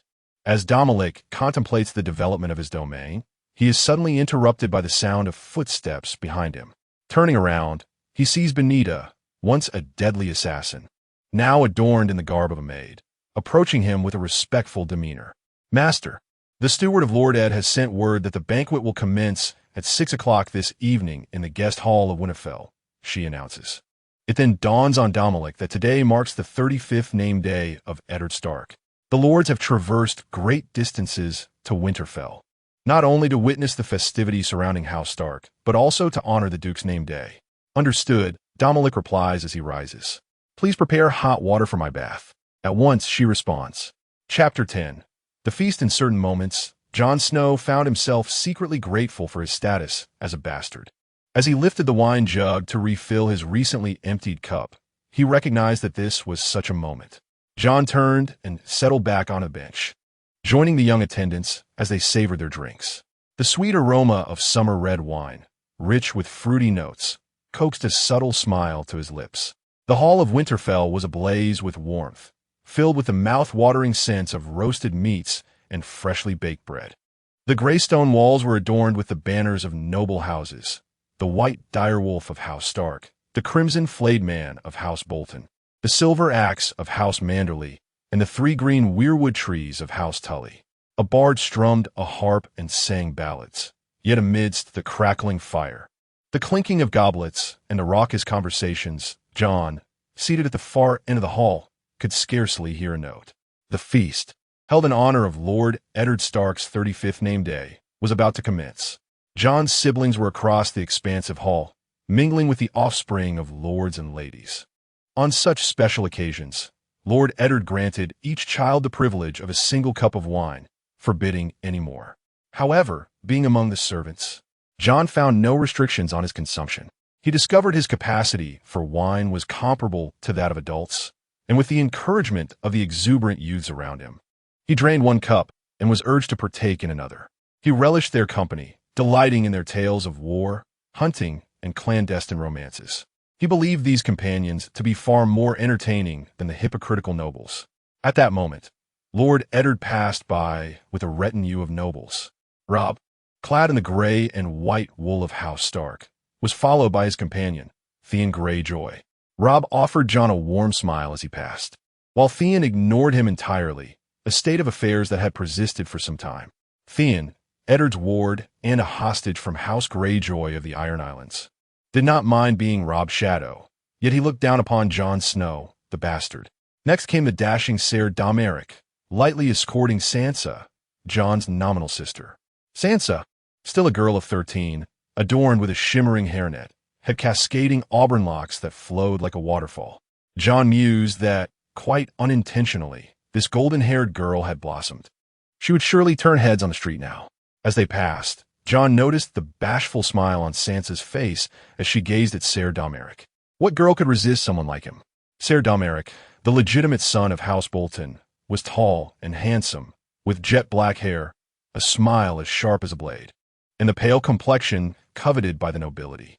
He wore a black silk tunic, polished black boots, and a dark satin cloak, the front adorned with a red flayed man embroidered in crimson thread. He is referred to as the heir of House Bolton, yet whispers of the moniker Flayer follow him like a shadow. Jon found it nearly impossible to divert his gaze from the man.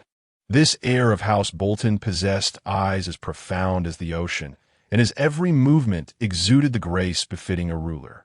Such is the demeanor expected of king. Jon mused. He had heard tales of Ser Domoric, a man who, through sheer determination, carved out new territories on the desolate, lonely mountain, unearthing countless coal and iron mines. With merely a few hundred guards, he triumphed over thousands of wildling tribes and subdued several unruly mountain clans, providing sustenance for nearly 100,000 displaced souls in the vicinity of the lonely mountain. Countless ships of House Manderly sailed along the last river, circumventing the shivering sea, transporting the ironworks of House Bolton throughout the realm, in exchange for immeasurable wealth and provisions. Yet, the insatiably greedy House Karstark, whose own castle was in dire straits, sought to prey upon their neighbor. However, evil can never triumph over righteousness, and the wicked seldom find a favorable end. When Jon learned of the complete annihilation of House Karstark's forces at the hands of Ser Domoric, who had imprisoned them in the mines to toil day and night, he could scarcely suppress a laugh. It was only under the mediation of Duke Eddard that Ser Domoric had resolved to release the invaders. This act of magnanimity endeared him to Jon, for such a gracious lord was a rarity among the parsimonious nobility. Once all the esteemed guests had taken their seats, they raised their goblets in toast and exchanged felicitations, marking the commencement of the banquet. As the music swelled, vibrant notes rippled through the hall like waves, and in the center, Ser Domoric took Sansa's hand and began to dance. The nobles, captivated by Sansa's ethereal grace, ceased their movements and conversations. This unusual silence caught Jon's attention, prompting him to turn and cease his own activity. Only the blind minstrel continued to play. Sansa's movements, initially gentle, resembled a regal peacock strutting among a throng of birds, her body swaying with pride and self-assurance, each gesture so refined it seemed to float upon clouds. Dancing in the breeze, Jon was taken aback by this unexpected side of his sister, renowned for her demure nature. He sensed that Sansa harbored a fondness for Ser Domoric. In truth, every member of House Stark held him in high regard. Their father, Duke Eddard, had praised Ser Domoric's chivalry before his children on numerous occasions, calling him a paragon of knightly virtue. Lady Catelyn, upon receiving a silken gown from the southern court, wistfully remarked how delightful it would be to have a gentleman's son-in-law like Ser Domoric. Robb regarded him as a brother, often seeking his counsel on military matters and swordsmanship. Jon, too, found himself drawn to this knight, not solely for his refined demeanor, but also for his distinct character. Jon had once heard an intriguing tale recounted by Ser Domoric, in a distant land to the east by the shores of the sea known as Asha. Xuanzang, a revered monk who served the King of Light, was thus known as Tang Sung. He embarked on a pilgrimage to the divine realm of the King of Light, Raholo, in search of sacred scriptures, and it is said that he faced 81 tribulations along the way. These trials included both perilous dangers and seductive temptations. Upon hearing of Tang Sung's flesh granting immortality, many demons were eager to consume him. Yet, some enchantresses sought to seduce him, including the queen of a land of women, who, possessing both immense wealth and striking beauty, desired Tang Sung to remain and share her kingdom. However, Tang Sung remained impervious to these allurements. Young Jon listened intently and inquired why Tang Sung was unaffected. Did he not desire women and riches? Ser Domoric shook his head and explained that once Tang Sung obtained the scriptures, he could enter the divine realm. In comparison to such an exalted destination, the beauty of the queen paled in significance, rendering those temptations utterly powerless against him. Jon's curiosity deepened. Where, then, was the divine realm of the King of Light? Sir Domoric smiled and replied, "It resides within your heart. Wherever your heart yearns, that is your divine realm." As the final notes of the dance faded, the audience erupted into applause. More young noblemen and women, unable to contain their excitement, ascended the stage. The atmosphere of the banquet grew increasingly vibrant. Chapter 11. The Bastard Jon. How did you come hide here? It took me quite some time to find you. A familiar voice echoed beside him. It was Ser Domoric. Jon looked up with a smile and greeted, "Good evening, Ser Domoric." A servant, who had been sharing lewd jokes, paused and quickly made way. "Thank you." Domoric seated himself on the bench and took the goblet from Jon's hand. "Summer wine," he remarked after savoring a sip. "Nothing compares to the sweetness of this wine. How many cups have you had tonight? I recall that Lord Eddard permitted you but a single cup." Jon merely smiled, revealing his pearly whites without uttering a word. Domoric chuckled, just as I suspected. "Huh, I remember the first time I drank to excess. I was even younger than you." He plucked a roasted onion dripping with brown gravy from a nearby wooden platter and bit into it, producing a satisfying crunch. Domoric felt a twinge of hunger. After dancing the entire evening with Sansa, he had scarcely found time to eat. As he munched on the onion, he gazed at Jon with keen interest. "Do you not usually dine with your brothers?" "That's the case ordinarily," Jon replied, a hint of embarrassment in his voice. "Lady Catelyn believes that allowing a bastard to dine with them tonight would be an affront to the nobles." "Ah, I see." Domoric turned his gaze towards Catelyn, seated at the high table at the far end of the hall. The Duchess indeed possessed a somewhat harsh and unappealing demeanor. "Lord Eddard appears rather disinterested tonight, considering this is a feast to celebrate his 35th named day. Quite peculiar. The reason is simple. Would you care to hear it?" Jon replied with a mysterious smile. "Bastards must learn to read the room and discern the hidden emotions in others' eyes." "Oh, what is the reason?" Domoric inquired with curiosity. "Because of you and Sansa," Jon stated earnestly. "What?" Domoric was momentarily taken aback. "The information is absolutely reliable," Jon asserted with conviction, unable to suppress a wry smile. Domoric reflected on how each time he visited Winterfell, he brought various gifts for the Duchess: silks from Bravos, prized ornament from the Vale, and gems from Dorne. It seemed his efforts had not been in vain. All these were intended to maintain a cordial relationship with House Stark. However, an alliance through marriage with the Stark family was not part of Domoric's plans. No wonder Lord Eddard appeared so hesitant. In his heart, he evidently wished for Sansa to wed his good brother, King Robert's son Joffrey, yet Lady Catelyn's insistence left him at a loss. Domoric pondered deeply. If he were to marry Sansa, it would signify an alliance between House Bolton and House Stark. The two prominent families of the North have indeed united, providing a semblance of internal stability. However, achieving this alliance is far from straightforward. Currently, Duke Eddard and Lady Catelyn stand at odds, each unable to persuade the other. The vassals of House Stark also harbor differing positions, which explains the varied reactions from those below when Domoric and Sansa danced together. Count Meryn of Seaguard, with his ruddy complexion and jovial demeanor, spent the evening in high spirits, raising his cup in toasts and laughing heartily at every jest, devouring each dish with the fervor of a starving man. Yet, merely a seat away, Count Hermon of Torrhen's Square resembled a frigid statue. The relationship between House Seaguard and House Bolton was amicable, naturally favoring the festivities. In contrast, Count Hermon harbored ulterior motives, evidently wishing to thwart any alliance between House Bolton and House Stark. Additionally, his chief knight, the elusive Ser Wendell, who had vanished upon entering Winterfell, wore a grim expression, indicating he too had caught wind of the unfolding events. Ser Wendell had long sought to introduce his niece, the legitimate granddaughter of the Earl of White Harbor, to Domoric, aiming to forge a union between the Bolton and Manderley families. Domoric cursed under his breath, realizing he was the last to learn of these developments.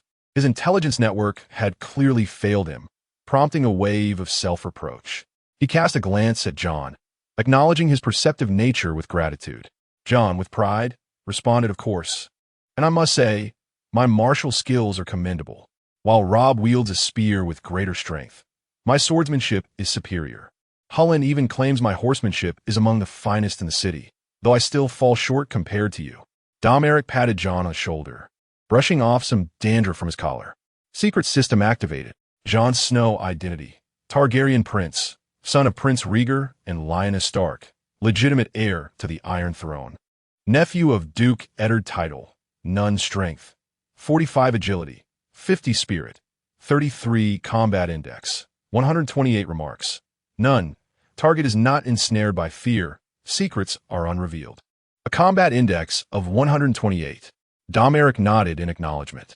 The average adult in Westeros possesses a mere 30 points, and trained knights boast around 60. Jon Snow's score of 128 is indeed remarkable. Recently, I have been contemplating persuading my father to allow me to serve as a night's watchman at the wall. Jon suddenly declared, unable to contain his secret from Domoric, eager for his counsel. The wall? Domoric regarded him intently. For a man, the wall is a formidable place. What prompts such thoughts? I am nearing adulthood, Jon replied. On my name day, I shall turn 15. And Master Lewin has said that bastards tend to mature faster than other children. This was indeed true. Domoric's lips curled slightly upward as he filled his goblet with wine from a nearby pitcher, taking a deep breath. Daeron Targaryen conquered Dorne at the tender age of merely 14. The legendary young dragon stands as a hero in Jon's eyes. That conflict waged on for several years. Domoric kindly reminded him, the young king you speak of lost 10,000 men in his quest to seize Dorne, and later, to defend it, another 50,000 perished. Someone ought to enlighten you. War is no trifling matter. I am well aware, Jon exclaimed, emboldened by the effects of alcohol. He attempted to sit up straighter, striving to project a more imposing stature. Sir Domoric, to be candid with you, I have my reasons for wishing to join the Night's Watch. Jon had contemplated this decision extensively. At night, while his brothers slumbered peacefully beside him, he found himself restless. What reasons? Jon sighed deeply. Robb will one day inherit Winterfell, commanding a great host as the protector of the North. Bran and Rickon will become his vassals, each managing their own estates. My sisters Arya and Sansa will marry into other noble families, assuming the roles of ladies in territories that belong to them. As for me, a mere bastard, what can I possibly hope for? The children of the poor assume responsibility early, and so do the bastards of the nobility. Domoric sighed softly. Jon, you may not realize that the Night's Watch comprises those with no future. They possess no familial ties and will never bear children. Bastards also lack a future. Jon Snow replied, a hint of resignation in his voice. Sometimes I truly envy you, Sir Domoric. Chapter 12. The territory under attack. Upon witnessing Jon's resolute determination, Domoric rose and gently patted his shoulder. My solitary mountain territory is in need of a young hero like you. Should you ever reconsider your path, do not hesitate to seek me out. Thank you, Sir Domoric. Jon confided his innermost secrets, feeling a weight lift from his heart, alleviating the torment of perpetual indecision. At that moment, Jon became acutely aware that the entire table had fallen silent, all eyes fixed upon him, evidently having heard his heartfelt declaration. He regretted the volume of his voice, and the grievances born from his status as a bastard were laid bare before the gathering, prompting him to shed tears uncontrollably.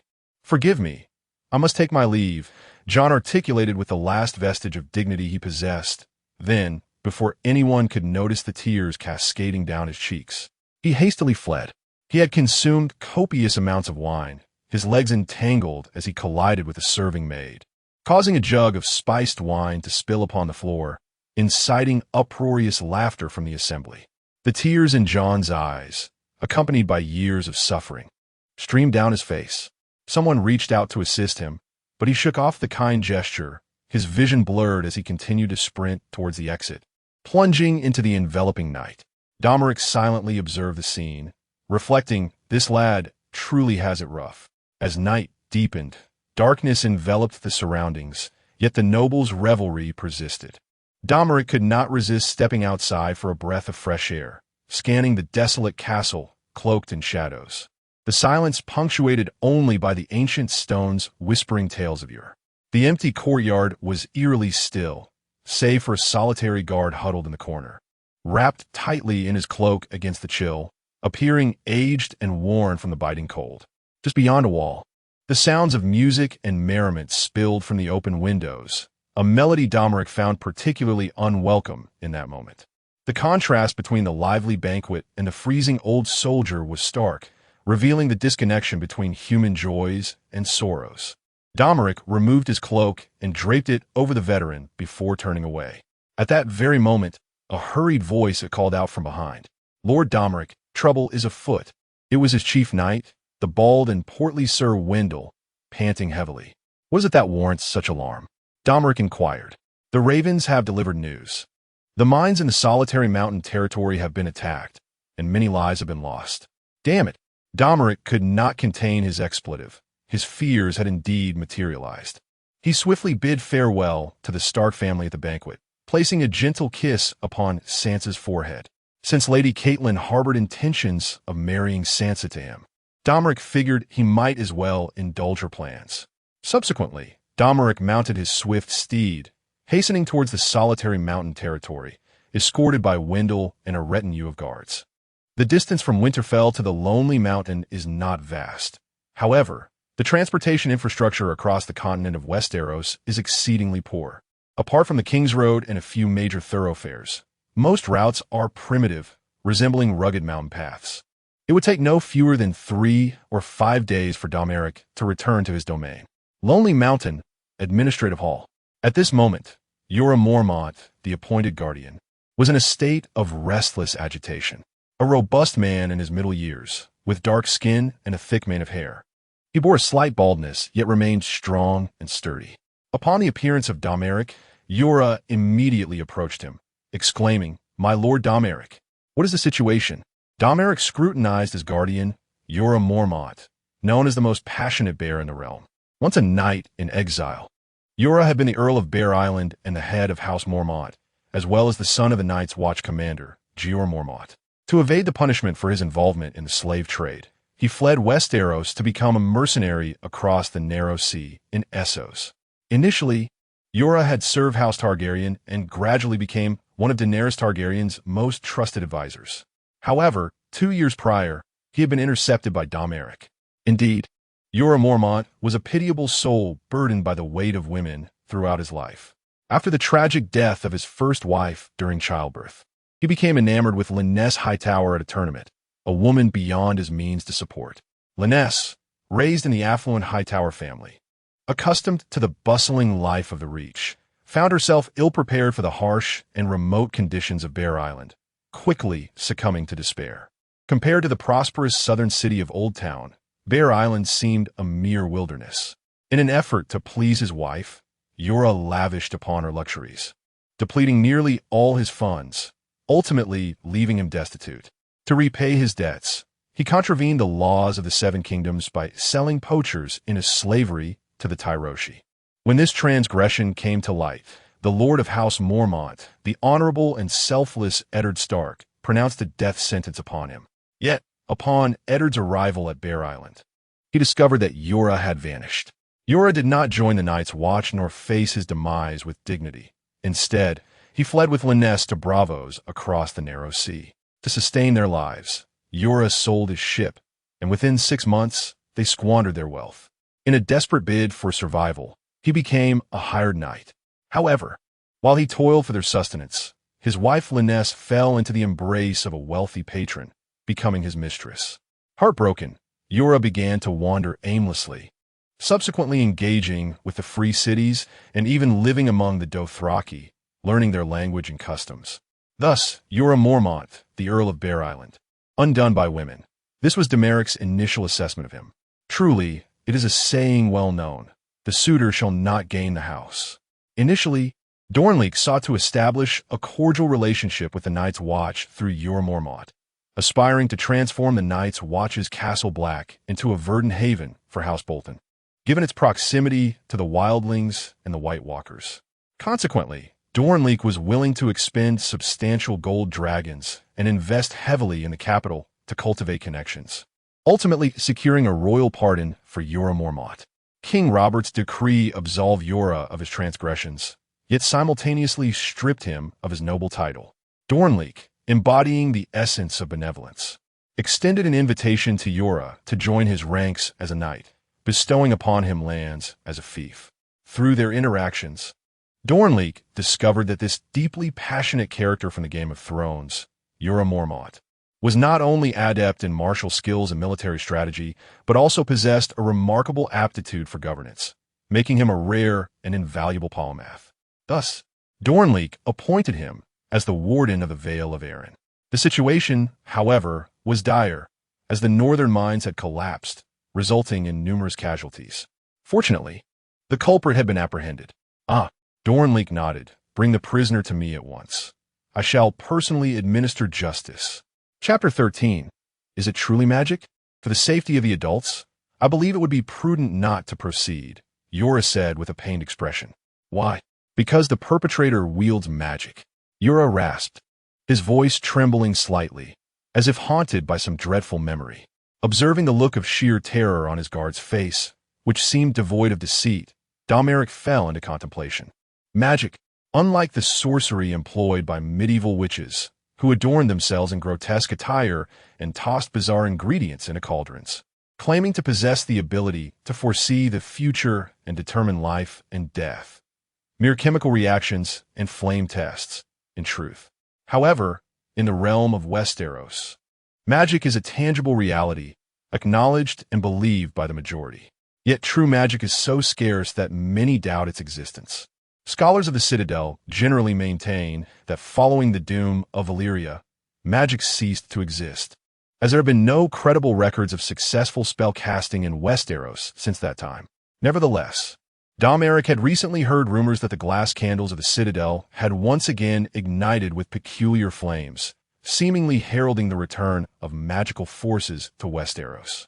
With abilities thought long lost, even those regarded as miraculous, resurfacing. All these signs foreshadowed the imminent arrival of the Red Comet and the resurgence of the tides of magic. In the original narrative, the warlock Caith attempted to immerse Samwell Tarly in the blood of a wildling to instill courage in him. The sorceress Mirri Maz Duur sacrificed Drogo's horse to awaken him, and after Drogo's death, Daenerys incinerated the sorceress on the funeral pyre to reclaim her dragon. Concurrently, the Alchemist's Guild claimed that the incantations required to produce wildfire had become increasingly potent. In Caith's realm, the enigmatic warlocks professed to wield great power. While on the shores of Ass High and the Shadowlands, various warlocks, sorceresses, shadowbinders, and diviners diligently honed their magical skills. Domoric had not anticipated encountering such a terrifying and uncontrollable force as magic so soon. Ser Yora, are you certain it is magic? Indeed, the guard affirmed resolutely. What sort of magic? A fire magic that appears as an ordinary flame, yet upon contact, it melts a person as though they were wax, leaving only a head and a portion of the torso sprawled on the ground, reminiscent of a burnt-out candle. Yora recalled the horrifying scene, trembling involuntarily. You would not wish to witness such a sight, my lord. Flame? Domoric initially thought of wildfire, yet wildfire is green, and its creation is intricate, with effects not nearly so exaggerated. At most, it resembles an advanced form of gasoline, incapable of instantaneously dissolving a person. Could it truly be a form of magic? With that thought, Domoric appeared resolute. Since bringing the perpetrator here is too perilous, let us take the initiative to meet him. But he wields magic. Are you certain you wish to proceed, my lord? What other choice do we have? Merely guessing in this situation is not a viable approach. It is imperative to confront him directly and inquire as to why he has chosen to attack my mining operations, Domoric stated calmly. It must be noted that the composure of those in authority is most effective in stabilizing the situation. Observing Domoric's tranquility, Jorah felt reassured and ceased his discouragement, merely adding, however, we must implement some safety measures. Thus, Domoric donned a thick, foul-smelling cloak made from the hide of an unknown creature, rumored to be a fire-resistant garment capable of withstanding flames. The solitary dungeon of the Lonely Mountain primarily serves to confine miners who cause disturbances, and its scale is rather modest. Accompanying Domoric into the dungeon were Jorah, the guard captain, as well as Sir Wendell and a contingent of heavily armored soldiers. The dungeon was exceedingly rudimentary, simply a hollowed-out space within a mountain, secured by a heavy door. It is noteworthy that the walls were composed of solid granite. This was not Dominic's first visit to such a place. As they ventured deeper, the passage narrowed, the number of cells diminished, yet the size of each individual cell increased. Specifically designed for the incarceration of serious offenders. The prisoners were confined in the innermost section of the dungeon, and with each layer traversed, the scent of lime grew increasingly potent. Master Domoric, your actions are excessively perilous. Even if trapped, one cannot predict when a prisoner may unleash their magic, voiced Sir Wendell, the second son of the Earl of White Harbor, who had rushed over upon learning of Domoric's intention to conduct a dangerous trial, ceaselessly attempting to dissuade him along the way.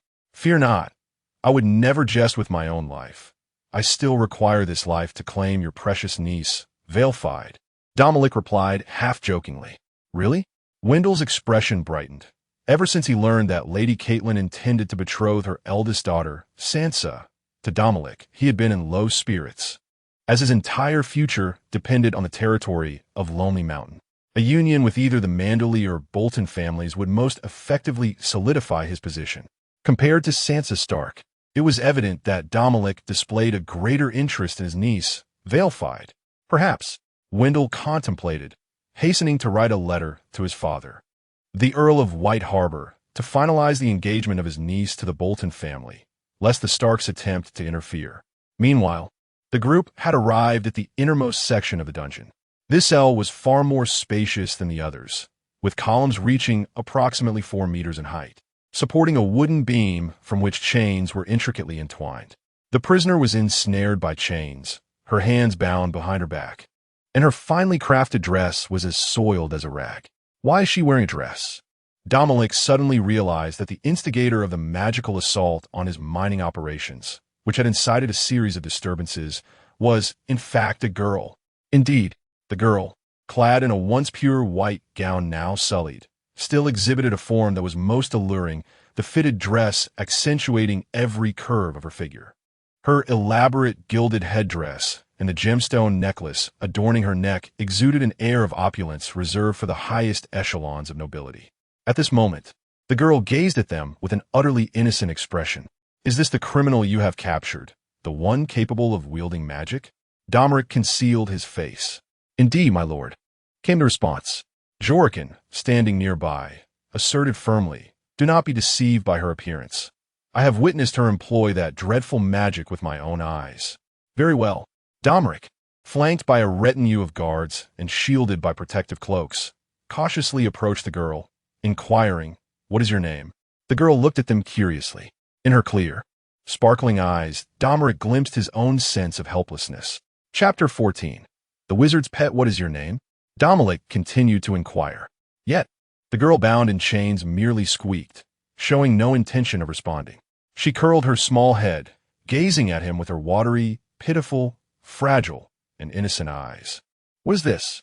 Domoric could no longer remain seated and commanded his chief knight. Sir Wendell, go, pluck a hair from her head. Why must it be me? Wendell replied, stroking his bald head. She is an evil sorceress. How can one hope to confront evil without the courage to face it? I had believed you to be a competent knight. Domoric, in exasperation, resorted to provocation, knowing that his chief knight was always susceptible to such tactics. Reluctantly, he sent Wendell on this perilous errand, as the surrounding guards trembled like leaves in a storm, offering little hope. To these guards, magic was far more terrifying than the devil himself. Very well, I shall go. Wendell, indeed, took the bait, though he inwardly grumbled. Why must it always be me? Why do good fortunes evade me, while misfortunes pursue me relentlessly? Wendell cautiously approached the girl, attempting to pluck a hair with his trembling hand. Such a simple action sent a collective gasp through the ranks of guards behind Domoric, who instinctively recoiled 2 steps, with only the officer Jorah Mormont daring to stand before him. Domoric was taken aback, reflecting inwardly in the world of Game of Thrones. It seems the common soldiers are utterly unreliable. Wendell swiftly plucked a single hair and then leaped back to Domoric's side. Secret system activated. A series of block letters projected above Domoric's retina. Name, CC identity, a pet of a certain wizard title, none strength, 6 agility, 12 spirit. 5 notes, a pet of a powerful wizard. For reasons unknown, it has exchanged bodies with its master. If you can provide it with sufficiently delectable food, you may gain its goodwill. Simultaneously, images of being fed appeared in Dominic's mind. So it is a pet. No wonder it struggles to articulate. Dominic was relieved that she was ensnared in fear, allowing his secret system to function at its fullest potential. Yet, he also felt an absurdity. Could it truly be that a human and a pet could swap bodies? Was it some form of magic? What now? Seeing his lord lost in contemplation, Yura interjected, release her from her chains, and prepare some delicious food. Before long, the spacious dungeon was adorned with an array of delectable dishes: fragrant braised beef, smoked salmon, baked snails, red wine steak, succulent cheese, caviar, roasted turkey. The chefs, trained under Dominic's direction, swiftly prepared a grand feast at the Lord's command. In certain respects, it is difficult to articulate.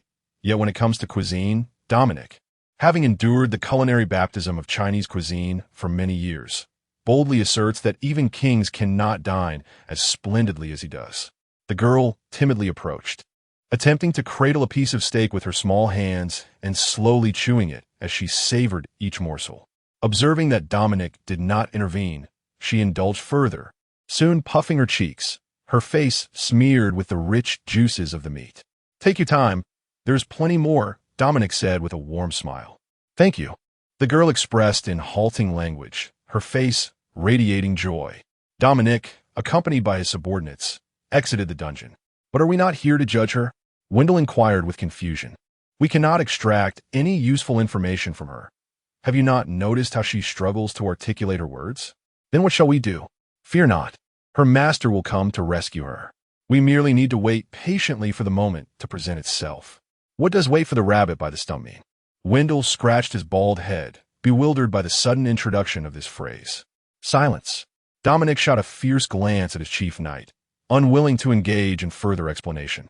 With a somber expression, Dominic commanded, increase the guards in the dungeon, and send 10 more. No, send 100 more. Sir Yura, I would appreciate your personal oversight of the dungeon in the coming days. I am not entirely comfortable with anyone else. It is my honor, my lord. Dominic stood by the window, lost in thought. The rain pattered against the glass, shrouding the entire town of Lonely Mountain in a veil of white. The afternoon had been bright and sunny, yet as dusk approached, leaden clouds swept in from the southeast, darkening the sky in mere moments. With a clap of thunder, torrents of water cascaded down to the earth, as if the reservoir in the heavens had burst its banks.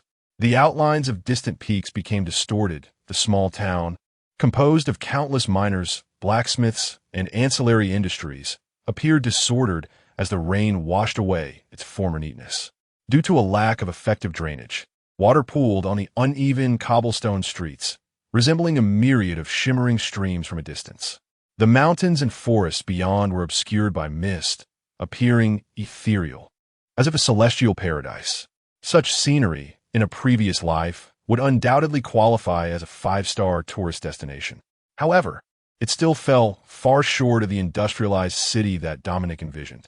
After a long pause, Dominic crumpled the letter in his hand and tossed it into the fireplace, watching it turn to ash in the flames. It contained news regarding the dragon siblings across the narrow sea, sent by Governor Illyrio from Pentos. Yet at present, Dominic's primary focus remained on the expansion of the Lonely Mountain territory. He held little interest in the restoration plans of these remnants of the past. Sir Yura Mormont, the warden, quietly observed Dominic's actions. The arrangements have been made. I have prepared over a dozen traps outside the dungeon, and 200 disguise guards are on standby. Yura reported. Very well, Dominic replied. Dominic nodded, acknowledging that his interlocutor was indeed a sorcerer, and thus, further preparation was essential.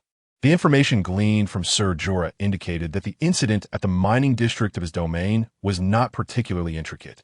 A few nights prior, the guards of mine had encountered a girl stealthily infiltrating the cavern, armed with a small pickaxe, seemingly in search of something.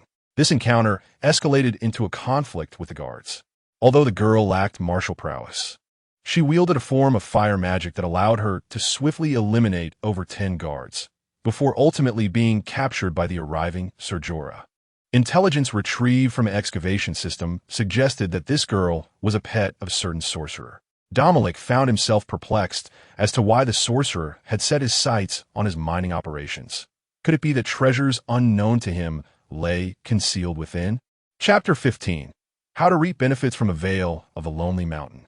In the administrative hall, the fire in the hearth blazed vigorously, dispelling the chill that seeped through the cracks of the doors and windows. A majestic stag's head, adorned with grand antlers, hung on the wall. The flickering flames cast shadows that made the antlers resemble formidable claws looming in the background. Before him lay a long, dark red wooden desk, cluttered with parchment scrolls and tomes, most of which awaited his signature on various administrative documents. Typically, Domoric conducted the affairs of the Vale of the Lonely Mountain from this very spot. Through the expansive floor-to-ceiling windows behind him, he gazed upon the town unfolding before his eyes, with the endless mountains of the Lonely Mountain looming in the distance. He decided to set aside thoughts of the sorcerer for the moment. What demanded his attention now was the development of his territory. Domoric understood well that in the face of the impending War of the Five Kings and the ensuing power struggles, the key to his survival lay in growth and fortification. The land of the Lonely Mountain was not particularly arable, yet it was rich in open coal mines and high-quality iron ore, which were easy to extract and yielded substantial profits at minimal cost. Coupled with Domoric's prior knowledge of materials science, which far surpassed the metallurgy practices of this realm, he found that the various forged iron goods were eagerly exported to the Seven Kingdoms, resulting in significant profits. Yet, he recognized that it was still insufficient. Summoning his treasurer, who arrived bearing a substantial compendium of reports, Domoric sought insight into the financial state of the Vale.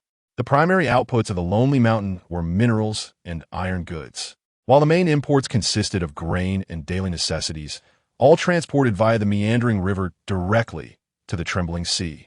Beyond coal and iron, the mines yielded copper, sulfur, crystals, rubies, and sapphires, luxuries that contributed additional income for Domoric, akin to a delightful surprise. However, upon examining the grain section, Domoric furrowed his brow. After deducting various expenses, the remaining gold dragons were entirely expended on purchasing grain. In other words, despite the mining and ironworks sustaining nearly 100,000 people throughout the year, not a single coin remained. Domoric considered that he maintained a standing army of 3,000 to counter threats from wildlings, mountain clans, and pirates. In the realm of Westeros, a fully armed force of 3,000 was not to be underestimated. After all, the formidable Bolton family of the Dreadfort commanded only 6,000 regular troops. The heavy military expenditure seemed justifiable given the territory's financial strain. In Domoric's perspective, gold dragons that went unspent were akin to stones decaying in a warehouse. Additionally, there were some fur trades, which were a source of income for the nearby mountain clans. They ventured west into the Wolfwood, hunting various wild game, which they sold to the miners and blacksmiths of the Lonely Mountain. This trade not only fostered a diversified economy in the Vale, but also went untaxed by Domoric, serving as a measure to encourage light industry. The majority of the Vale's income was directed towards supporting the populace and training the military, with a substantial portion allocated to maritime transport costs for goods. The Lords of the North are seldom equipped with naval fleets, for the expenses associated with establishing such a force are far beyond the means of the impoverished Northmen. Consequently, the various territories of the North frequently suffer incursions from the Iron Islands, unable to retaliate due to their lack of ships. However, White Harbor stands as an exception. This grand port city, often referred to as the Mouth of the North, is an ice-free harbor located south of Winterfell and is the fief of House Manderly. It is also the largest settlement north of the Neck, albeit the smallest among the 5 great cities of Westeros. White Harbor serves as the principal trade port of the North, its unique geographical position facilitating extensive interactions with the southern realms. The thriving trade of iron from the Mountains of the Moon owes much to the formidable support of House Manderly's fleet. It can be said that the rise of the Mountains of the Moon is largely attributed to the Manderlys of White Harbor, without a doubt. Over the past 3 years, the Manderlys have profited immensely from the iron trade. Now, as war looms on the horizon, Domoric is reluctant to continue paying exorbitant shipping fees. He seeks to allocate more resources towards bolstering his people and training them. Yet, the iron trade from the mountains of the moon must not cease, for it is the lifeblood of Domoric's treasury and the foundation for his territorial development. How can he avoid shipping costs while ensuring the continuation of the iron trade? Would the Manderleys of White Harbor acquiesce to his desire for free passage? Domoric stroked his chin, lost in contemplation. Verified, the granddaughter of the Earl of White Harbor. He recalled the girl with long, intricately braided brown hair. Perhaps he could leverage her influence. After the financial officer took his leave, Domoric rubbed his forehead and resumed sifting through the compiled documents. It was his habit to peruse these mundane records daily. He believed that within the minutiae lay insights yet to be uncovered. Matters such as embezzlement, bribery, and corruption could often be discerned from these figures. After all, the financial officers of Westeros wield rather primitive accounting skills. Their ability to falsify records pales in comparison to the standards of his former life. In addition, Domoric delved into a wealth of information regarding the nobility of the Seven Kingdoms. He understood that the more he learned about this world, the better he could integrate himself and instigate change for the future. He worked late into the night, finally digesting the accumulated information from the past fortnight. Being a competent lord is no simple task. Upon returning to his residence, Domoric finished his dinner and retreated to his chamber for rest. After washing up, he meticulously set protective wards around his door and bed, then laid down to repose. These wards, procured at great expense from a mail which crossed the narrow sea in Karth, were specifically designed to thwart peculiar assassins and sorcerers, providing an early warning system. With the arrival of the Red Comet and the resurgence of the magical tide, Domoric regarded magic as an undeniable force to be reckoned with. The hour was not too late, yet sleep eluded him. With eyes wide open, he began to practice his swordsmanship. Clang! He unsheathed a long sword. Domoric drew his long sword, positioning it across his chest. This was a knight's two-handed sword, forged from high-quality steel, with both the blade and its sheath unadorned and devoid of any decorative patterns. The edges of the blade were honed to a keen sharpness. Resting his hand upon the hilt, Domoric took a moment to immerse himself in the sensation. Soon, as his grip tightened around the hilt, an overwhelming sense of connection coursed through him. The sword was in his grasp. At that moment, a surge of impulse surged within Domoric's chest, compelling him to seize the hilt and practice his swordplay within the confines of his bedroom. His feet initially glided cautiously among the furnishings, his strikes tentative and slow, yet gradually he began to quicken his pace until he was leaping and running. The longsword danced in his hands with increasing urgency, the sound of rushing air filling the room. Yet astonishingly, amidst this fervent display of swordsmanship, he did not touch a single piece of furniture. Domoric's form twisted and turned within the limited space, the sword's momentum flowing seamlessly, its glimmer captivating. There were no elaborate techniques reminiscent of martial arts novels, such as thrusting out 3 blossoms of swordlight.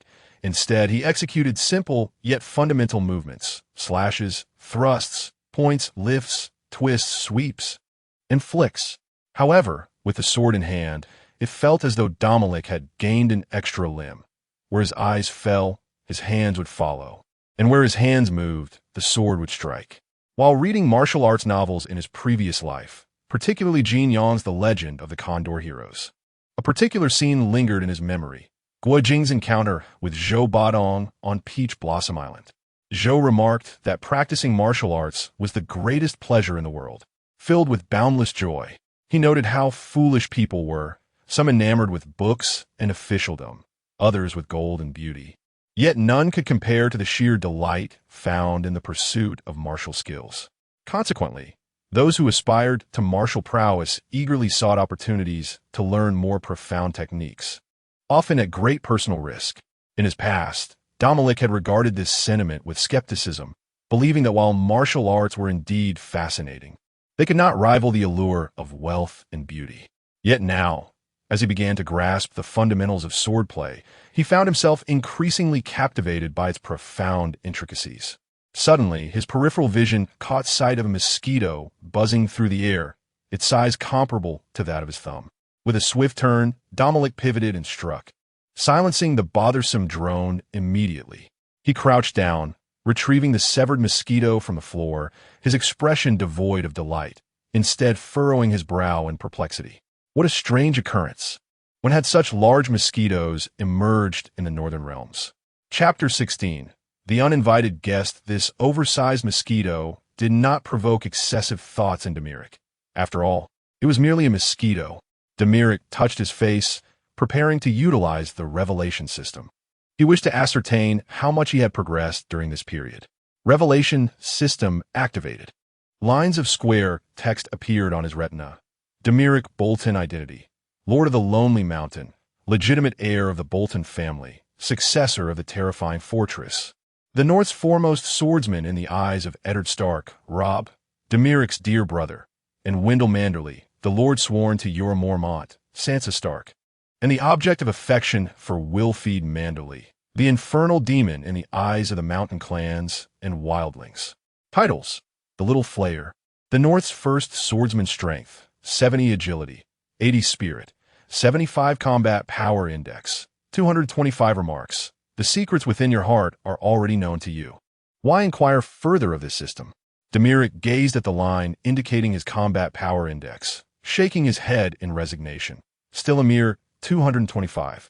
The average combat power of an adult male in Westeros is around 30, a well-trained knight approximately 60, and Eddard Stark, who once single-handedly defeated the Sword of Dawn, possessed a combat power of only 170. For an ordinary individual, a power index of 225 would be a source of pride. Yet, Domoric understood that this was far from sufficient, for his future adversaries were not ordinary foes. They were the Kingslayer Jaime, the Mountain Gregor, the Red Viper Oberyn. Any one of them was a formidable existence. Over the past 3 years, Domoric had worked diligently, but in the last 6 months, his swordsmanship had encountered a bottleneck, and he found it impossible to take that next step forward. Indeed, in any craft, the ascent becomes increasingly arduous, progress slows, and swordsmanship is no exception. Slowly concentrating his mind, Domoric felt his consciousness gradually sink, immersing itself in a dark abyss. A chilling sensation enveloped him from all directions, and he desperately sought the light of an exit, yet found none. Just as Domoric lost himself in the contemplation of swordsmanship, a sudden alarm surged within him. It was a warning barrier he had set by his bedside, creating an invisible, feeble force field with a radius of approximately 20 feet. Should anyone step within this range, Domoric would immediately sense it, whether asleep or awake. Wendell? No, his chief knight would never visit at this hour, especially not when he was likely nestled with a plump woman, sleeping soundly like a swine. Domoric tightened his grip on his sword, his mind conjuring various scenarios for potential responses. Should anything seem amiss, he would act swiftly to subdue the intruder. With Domoric's combat power of 225, no assassin could withstand him. Domoric held his breath, focusing intently as he scanned the room, only to discover it utterly vacant. How could this be? Just moments ago, someone had clearly entered the range of the warning barrier. Otherwise, how could he have sensed it? The doors and windows were securely shut, showing no signs of disturbance. And indeed, there was no one else in the room. Domoric pondered, could it be that the protective barrier set by the wizard chorus had faltered? For a lord, matters of safety were of utmost importance. Normally, this would be of little concern, but should an assassin strike, a failure in the barrier could lead to his demise due to a slight miscalculation. He recalled the infamous Emperor Joffrey, poisoned in public view, and the late Tywin Lannister, who met his end at the hands of his own son in a most undignified manner.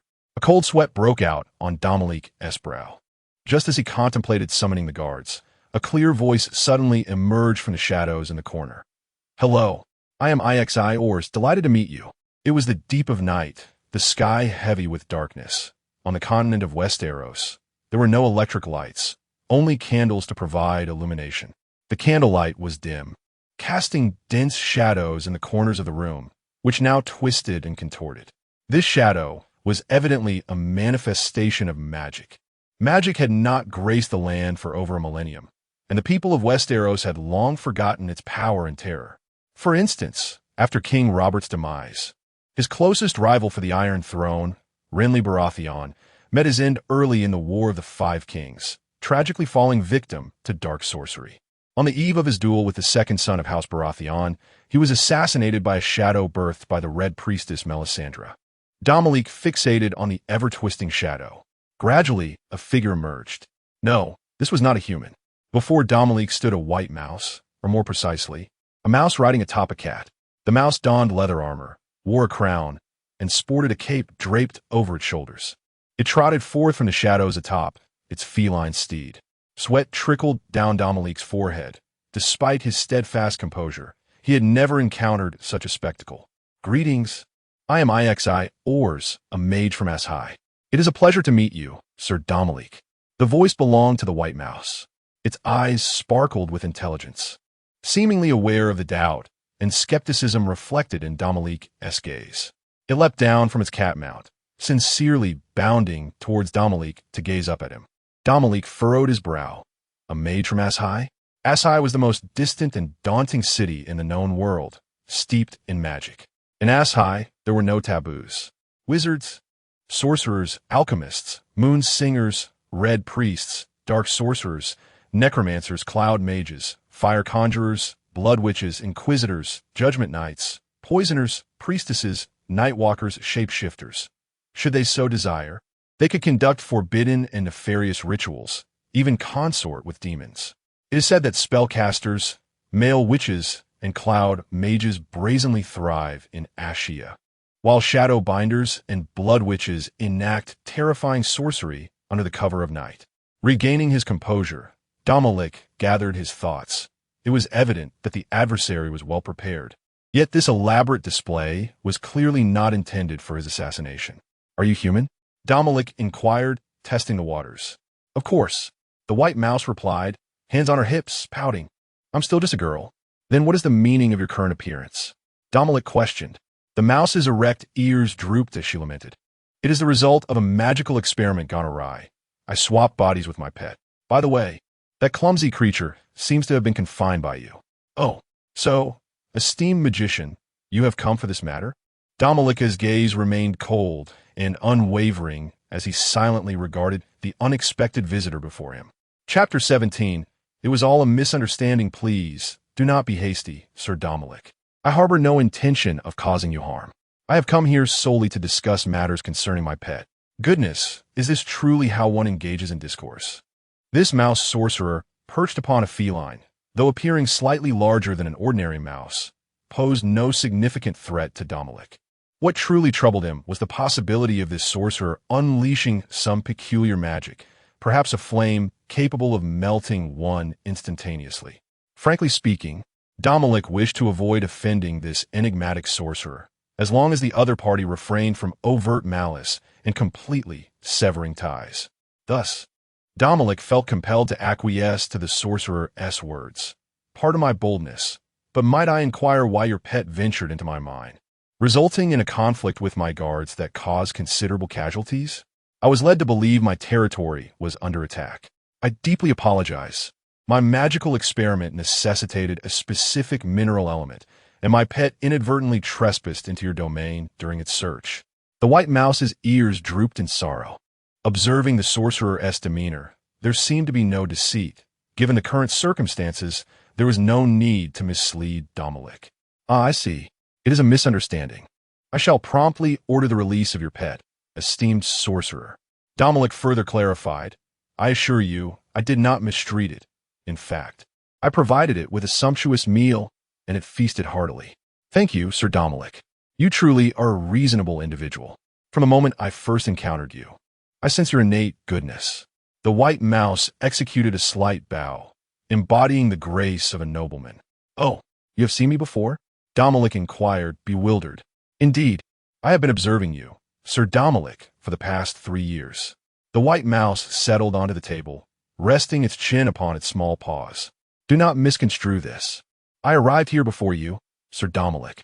I remember 3 years ago, Lonely Mountain was still a desolate expanse, home to a mere tribe of fewer than 100 wild inhabitants. It was not long before you arrived, and in less than 3 years, you have attracted a population of over 10,000. Truly, it is a marvel. The magic you have wrought is mightier than any I have studied. Are you suggesting you live on Lonely Mountain as well? Domoric grasped the crux of the matter. My wizard's tower is in close proximity to your territory, and I am often awed by the changes here. Wizard's tower? Noticing Domoric's look of confusion, the white mouse elucidated. It is the place where I conduct my magical experiments. In Asher, only those with sufficient prowess are entitled to construct a wizard's tower. The white mouse's expression brimmed with pride, as if silently inviting praise. However, my tower remains perpetually concealed within a shroud of magical fog, making it quite difficult for you to discern its presence. Is it shrouded in a fog of war? Domoric found himself utterly speechless. A sorcerer had concealed himself near his own territory, completely oblivious to the presence of danger. It brought to mind a most fitting expression, darkness under the lamp. Indeed, I have heard that my pet has caused considerable damage to your domain, and this is but a token of compensation. The white mouse deftly produced a bag of golden dragons from behind and tossed it over. Domoric accepted it, weighing it in his hand, feeling its substantial heft. Though it could not restore lost lives, it could at least ease the burdens of those who remained. Before long, under Domoric's command, the white mouse's pet and the girl who had exchanged bodies with her were brought to Domoric's chamber. The girl's face was smeared with meat juices. Her dress was greasy, and her round belly betrayed her state of gluttony as she constantly burped in a most unbecoming manner. Simultaneously, over 100 heavily armored guards, led by Chief Knight Wendell and Ser Jorah, surrounded the chamber, rendering it impenetrable. Wendell gestured to Domoric, inquiring whether an attack should be initiated. Domoric calmly shook his head. The white mouse exhibited no signs of anxiety amidst the commotion, clearly possessing an escape plan. With the misunderstanding between them resolved, Domoric saw no need to offend a sorcerer.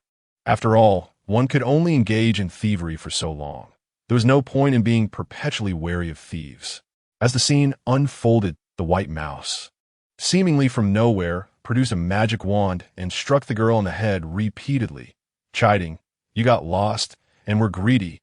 Do you have any idea how much effort it took to save you?" The pet girl, overwhelmed, collapsed to the ground, sobbing. The white mouse soon realized that this was her own body, merely swapped with her pet during a magical experiment, and could not afford to harm it further, thus ceasing to reprimand. "My apologies, Sir Domoric, but this pet is simply infuriating." The white mouse's fur bristled with evident anger. This was understandable. Everyone has a mischievous pet. Domoric shrugged helplessly, observing the scene with keen insight. Having completed the matter at hand and recognizing the late hour, he prepared to take his leave. The white mouse, evidently aware of the increasing number of guards, wished to depart swiftly, raising her tiny paw in farewell. Under the watchful gaze of Domoric and his entourage, the white mouse retreated into the shadows with her pet girl. As the shadows began to distort, just before vanishing, a leaf-made invitation flew forth. "Ah, Sir Domoric, should you wish to visit my mage tower, place this invitation upon the highest stone at the mountain's peak, and my guards will guide you to me." The voice gradually faded, and the twisted shadows disappeared completely. It was only then that Domoric dispatched his men to investigate the surroundings. Soon, a soldier uncovered something unusual. As the floor was pried open, the shadowy ground revealed mysterious magical symbols etched upon it, filled with numerous magical crystals. Undeniably, this was a teleportation array intended for the transport of white mice. Wendell awkwardly rubbed his bald head. "My apologies, Lord Domoric. It is my oversight. It is not your fault, Sir Wendell. The guards have always been vigilant against humans, not creatures like mice. To be honest, I never anticipated that this mage would appear in such a manner." Domoric sighed, then proclaimed loudly to all the guards present, "Magic has re-emerged, and the tide of sorcery is about to return. Soldiers, from this moment forth, I expect each of you to regard this power with utmost seriousness. I need your assurance that from now on, not a single mouse shall enter this administrative hall." "At your command, my lord," the soldiers responded, kneeling in unison. "Lord Domoric, to prevent such incidents from occurring again, allow me to personally protect you from now on," Wendell offered earnestly. "I indeed require a bodyguard, but not you. I cannot endure your snoring while I sleep." Domoric retorted with a hint of humor. I can attempt to breathe through my nose while sleeping. Perhaps that would eliminate my snoring, Wendell replied sincerely. He was genuinely alarmed. A mage had infiltrated the Lord's chamber without a sound. Should anything happen to Domoric, Wendell, as the chief knight, would bear the stigma of failing to protect his lord for the rest of his life. In the world of nobility, once labeled, one's fate is irrevocably sealed, just like that infamous regicide. Domoric stroked his chin, lost in thought. His primary focus had always been on governance, and he truly required a close bodyguard to remain alert to unexpected occurrences. Who could he enlist? Benita Antalion, that assassin from the House of Black and White. What about the maid I brought back from Winterfell? Summon her forth. Chapter 18. The qualities of an assassin in the dim light of flickering candles. Domoric beheld the figure of the female assassin Benita Antalion, who now served as his maid.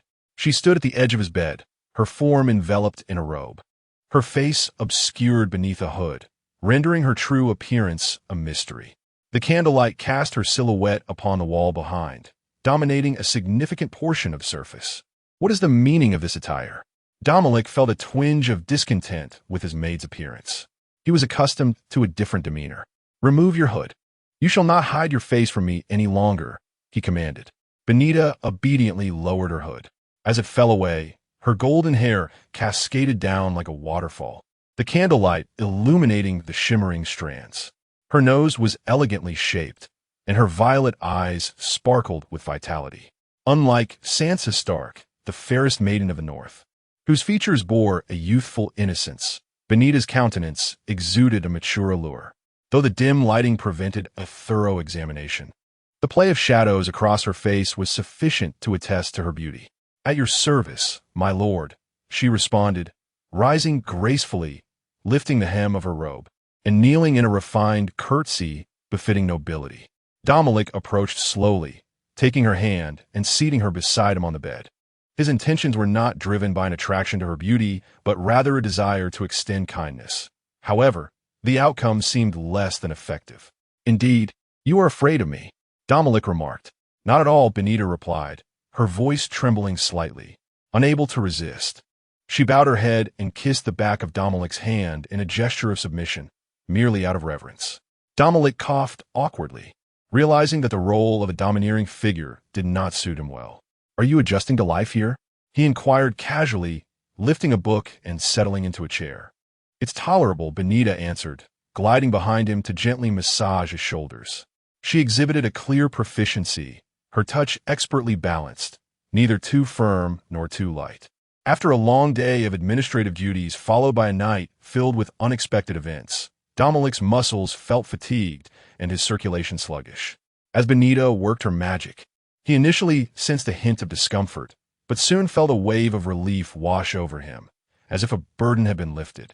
He reclined languidly in his chair, reluctant to move. That feels wonderful, Domoric praised. I had no idea you possessed such talent. Naturally, she replied. The assassins of the House of Black and White undergo rigorous training. Is there a connection between massage and assassination? Domoric pondered, momentarily taken aback. Indeed, Benita replied. What do you believe is the most essential quality of an exceptional assassin? Perhaps the skill to deliver a lethal blow? Domoric ventured. Incorrect. She countered. Life is an exceedingly fragile thing, akin to brilliant yet delicate crystal. It is remarkably easy to shatter. Even the most skilled knight can succumb to a dagger thrust into the heart or a short sword severing the throat. Therefore, the so-called lethal strike technique is secondary for an assassin. For an assassin, the paramount concern is not how to eliminate a target, but rather how to position oneself to execute the kill. The last sentence perplexed me. Domoric candidly admitted his lack of understanding. As the adage goes, different fields are like different mountains. To put it simply, it involves approaching the target, gaining their trust, and allowing them to lower their guard, ultimately revealing vulnerabilities. Benita elaborated, noting that as a female assassin, she possesses an inherent advantage over her male counterparts in this regard, such as masquerading as a maid. Consequently, we must be adept in skills like massage and cooking. Is that so? Indeed, for the vast majority of targets, women appear more fragile, lacking aggression, and pose no threat whatsoever. As the conversation progressed, my interest in your organization of assassins deepened. Tell me about the House of Black and White and the Faceless Men. Domoric inquired with intrigue, for through the revelation system, he could only glean Benita's innermost secrets. Yet he held no useful fragments of memory concerning the House of Black and White or the Faceless Men. In Bravos, within the House of Black and White, the acolytes donned black and white robes, fulfilling their religious duties, such as caring for the dead. The temple features an open sanctum, adorned with a fountain and numerous statues of deities of death, yet lacks formal rituals. Devotees of the many-faced god light candles before the statues and drink from black cups.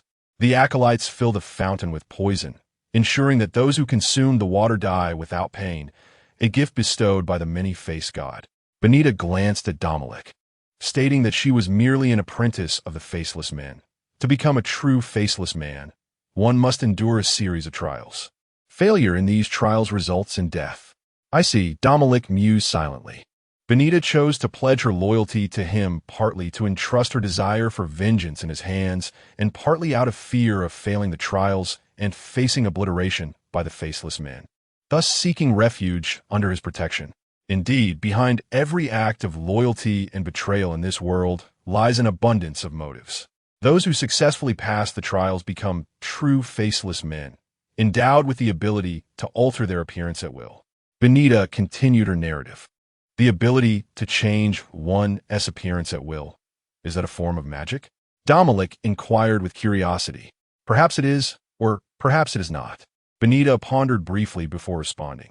However, this ability is exceptionally rare, and not every Faceless Man can master it. Are there many Faceless Men? Domoric asked, concerned that such an excessively active organization of assassins poses an undeniable threat to the lords of the entire continent of Westeros. Indeed, it is not many, Benita remarked.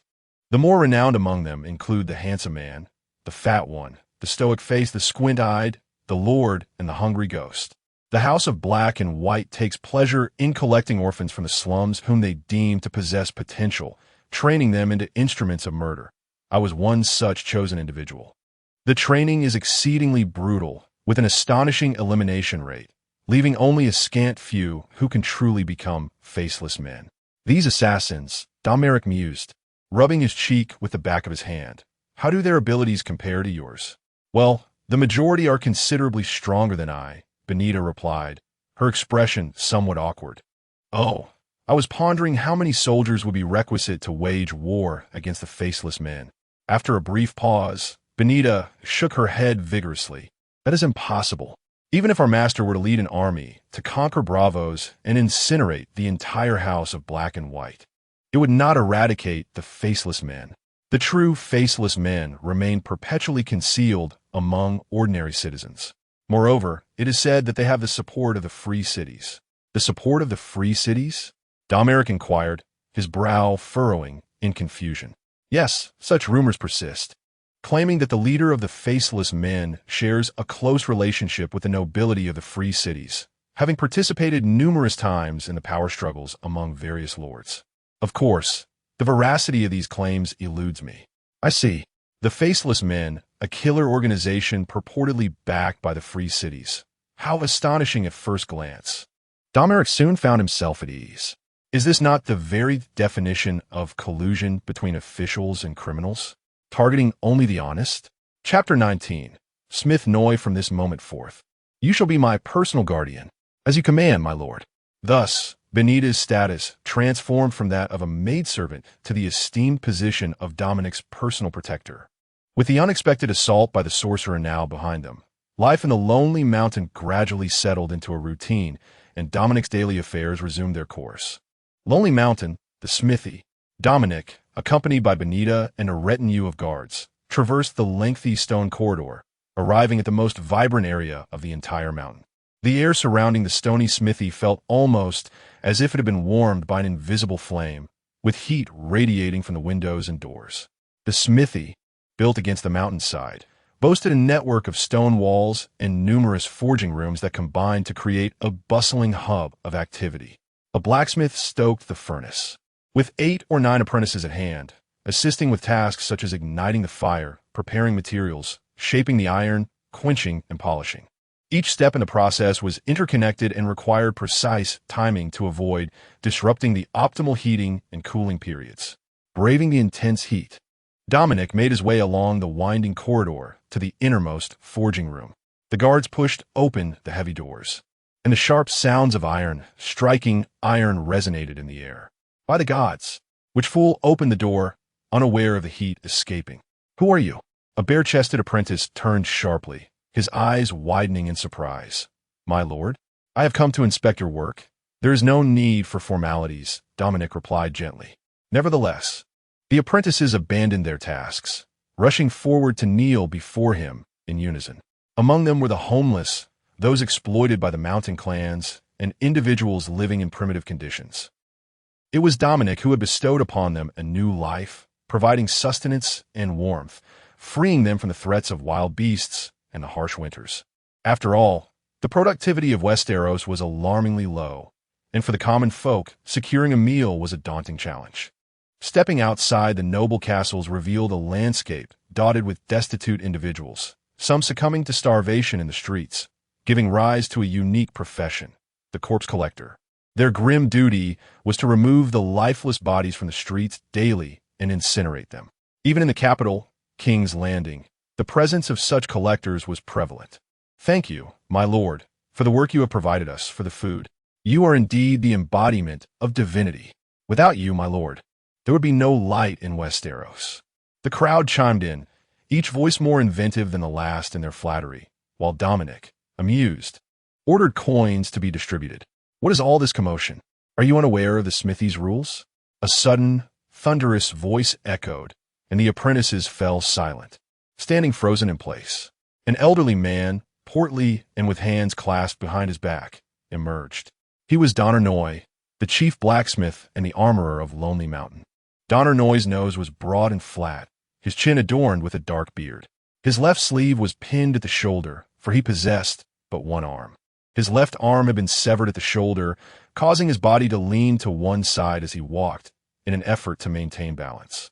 Once a blacksmith for the night's watch, he not only forged iron, but did so with remarkable skill. Despite the absence of one arm, he remained exceptionally strong, capable of lifting a hammer weighing over 100 pounds with ease. By the gods, you rascals deserve to starve. Noy bellowed at the apprentice blacksmiths, who were neglecting their craft in favor of flattering the Lord. The apprentices bowed their heads, too intimidated to respond. Noy surveyed them, his irritation seemingly unquenched, and turned to shout, "Get to work. When I return, I will inspect each of your weapons. Woe betide any of you who fail my standards." The apprentices, feeling as if they had been granted a reprieve, dispersed in haste. At that moment, Dominic produced a letter from his breast pocket. "A message from Commander Mormont for you." Noy glanced at it, uttering a grunt. In truth, he was barely literate and would have to wait for someone to read it to him in private. Before joining the Night's Watch, Noy had been a vassal of House Baratheon. He was a masterful blacksmith, having forged King Robert's war hammer and Stannis' first sword. Noy was known for a famous quip regarding the three Stark brothers. If Robert is true steel, then Stannis is pure iron, dark, hard, and strong, yet easily broken, for it snaps before it bends. As for Renly, he resembles shining brass, appealing to the eye, yet hardly worth much. Lord Dominic seems quite spirited of late. Noy tilted his head, one hand resting on his hip, his words spilling from his nasal cavity. "I hear you have recently acquired a beauty as your personal guard. Besides attending to duties in the administrative hall, do you engage in other activities, like having your lovely guard massage your feet or warm your bed?" A few mocking chuckles escaped him, laden with sarcasm and defiance. Beside Dominic, Benita's face flushed with indignation, while several guards glared at Noy in discontent. Even the usually coarse Chief Knight Wendell could not suppress his frown.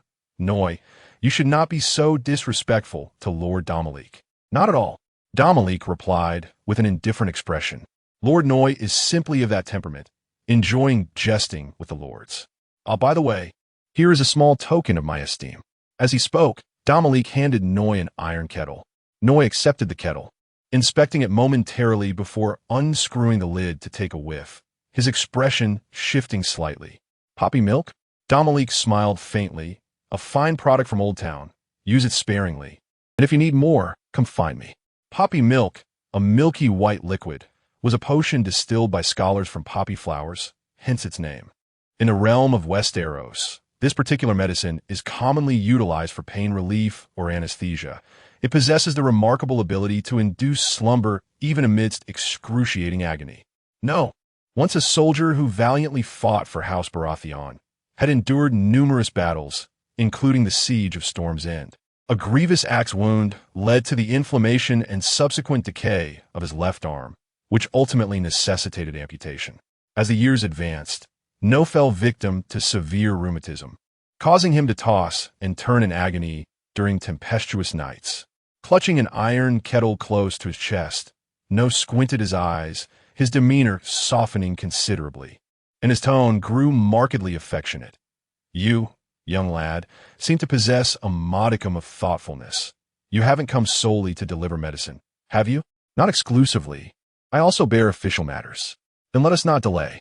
With a casual flick of his hand, No summoned a blacksmith's apprentice, and without uttering a word, he raised his leg and kicked. Go fetch the samples. Let our Lord see the fruits of our latest research. Chapter 20. The Newfangled Blade Behold. Nuwa, with an air of nonchalance, plopped himself onto a stool and casually tossed an object onto the table. Let's first take a look at this. I've had someone fetch the sample. Domoric scrutinized the irregular piece of iron, remarking, "It seems you have succeeded." No leaned back against the table, idly fanning himself with a tattered palm leaf, his slightly murky eyes lifting in curiosity. How did you conceive such a method? Sometimes I truly believe you are a genius. Thank you for the compliment. Domoric replied with a wry smile, suppressing a long-standing frustration within. To know, the blacksmith craft was entirely reliant on experience, intuition, and a stroke of luck, leading him to ponder how a nobleman, untouched by the forge, could devise such remarkable ideas. It struck him as peculiar. He had never heard of nobility engaging in smithing. Was it truly the blessing of the blacksmith?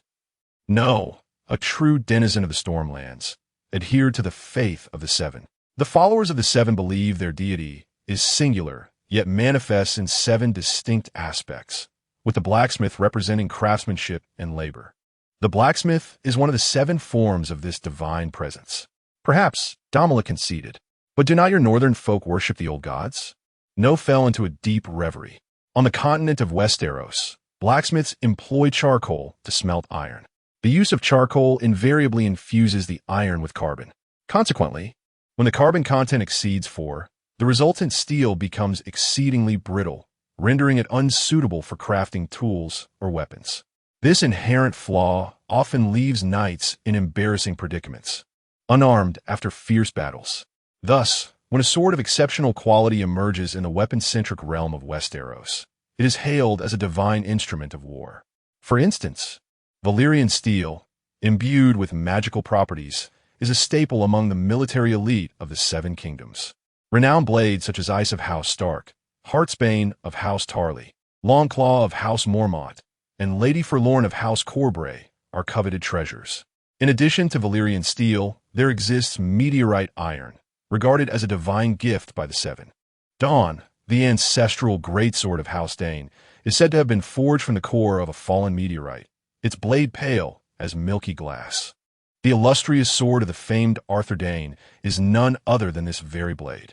Beyond these, most knights wield swords that are fragile and prone to breakage. However, Domoric's innovative method of forging blades, imparted to No, draws inspiration from the crafting of katanas. The innovation lies in distinguishing between high-carbon steel and low-carbon steel, the former being hard and brittle, while the latter is soft and resilient. A blacksmith can ascertain the properties of each merely by appearance, feel, and the sound produced upon striking. Once classified, they employ low-carbon steel for the blade, imbuing it with remarkable toughness and even flexibility, ensuring it does not easily shatter during combat. The blade is crafted from high-carbon steel, which, despite its fragility, possesses remarkable hardness, allowing it to be honed to an exquisite sharpness. The blacksmith envelopes the resilient low-carbon steel with a keen layer of high-carbon steel, achieving what many deem an impossible feat. This samurai sword is capable of withstanding clashes with other blades, enduring impacts against armor, and is exceptionally sharp, easily severing heads from their bodies. Compared to the prevalent knightly longswords in the realm of Westeros, it boasts significant advantages, serving as the standard weapon for Dominic's impending military outfitting. Soon, the sample mentioned by Noi was brought forth. It was a long knife sheathed in black, 3 fingers wide and nearly 4 feet in length, adorned with a brass throat and birdwing guard, showcasing a remarkably innovative design. A commendable style, praised Domoric. Noi remained non-committal, emitting a slight hum. This was forged as per your specifications. Draw it out and see. Domoric cautiously unsheathed the knife, and with a resonating sound, the blade emerged. Its gleam as clear as water. The curve of the blade radiated beauty akin to a maiden's freshly painted brows, reflecting layers of flickering light like a mirror. Domoric wielded the knife with a gentle flourish, the entire weapon moving as one, the edge steady and devoid of even a whisper of wind. What a magnificent blade! He could not help but exclaim. Lord Noi, Commander Mormont once said your craftsmanship surpasses all on this continent. It appears he was not exaggerating. Indeed, Noi chuckled then. After a moment, casually stated, I dare say, among the blacksmiths of this continent, if there is a second, there is none who can claim the first. I shall test this blade, declared Domoric, and in that instant he shot forth like an arrow. Noi sensed an invisible pressure emanating from Domoric's strike, causing a shiver to course through him, halting his breath. Soon, Domoric and the arm that wielded the knife became indistinguishable, the speed of his movement rendering the blade nearly invisible. This was a weapon designed to take a life, unyielding, deadly, exuding the regal authority of a monarch. With such a strike, even iron would be cleaved asunder. However, Domoric was not severing iron, but rather a copper candlestick, with the long knife serving as the true iron. The blade swept through an arc, pausing in midair. Domoric stood still, and the candlestick lay shattered into several pieces before him.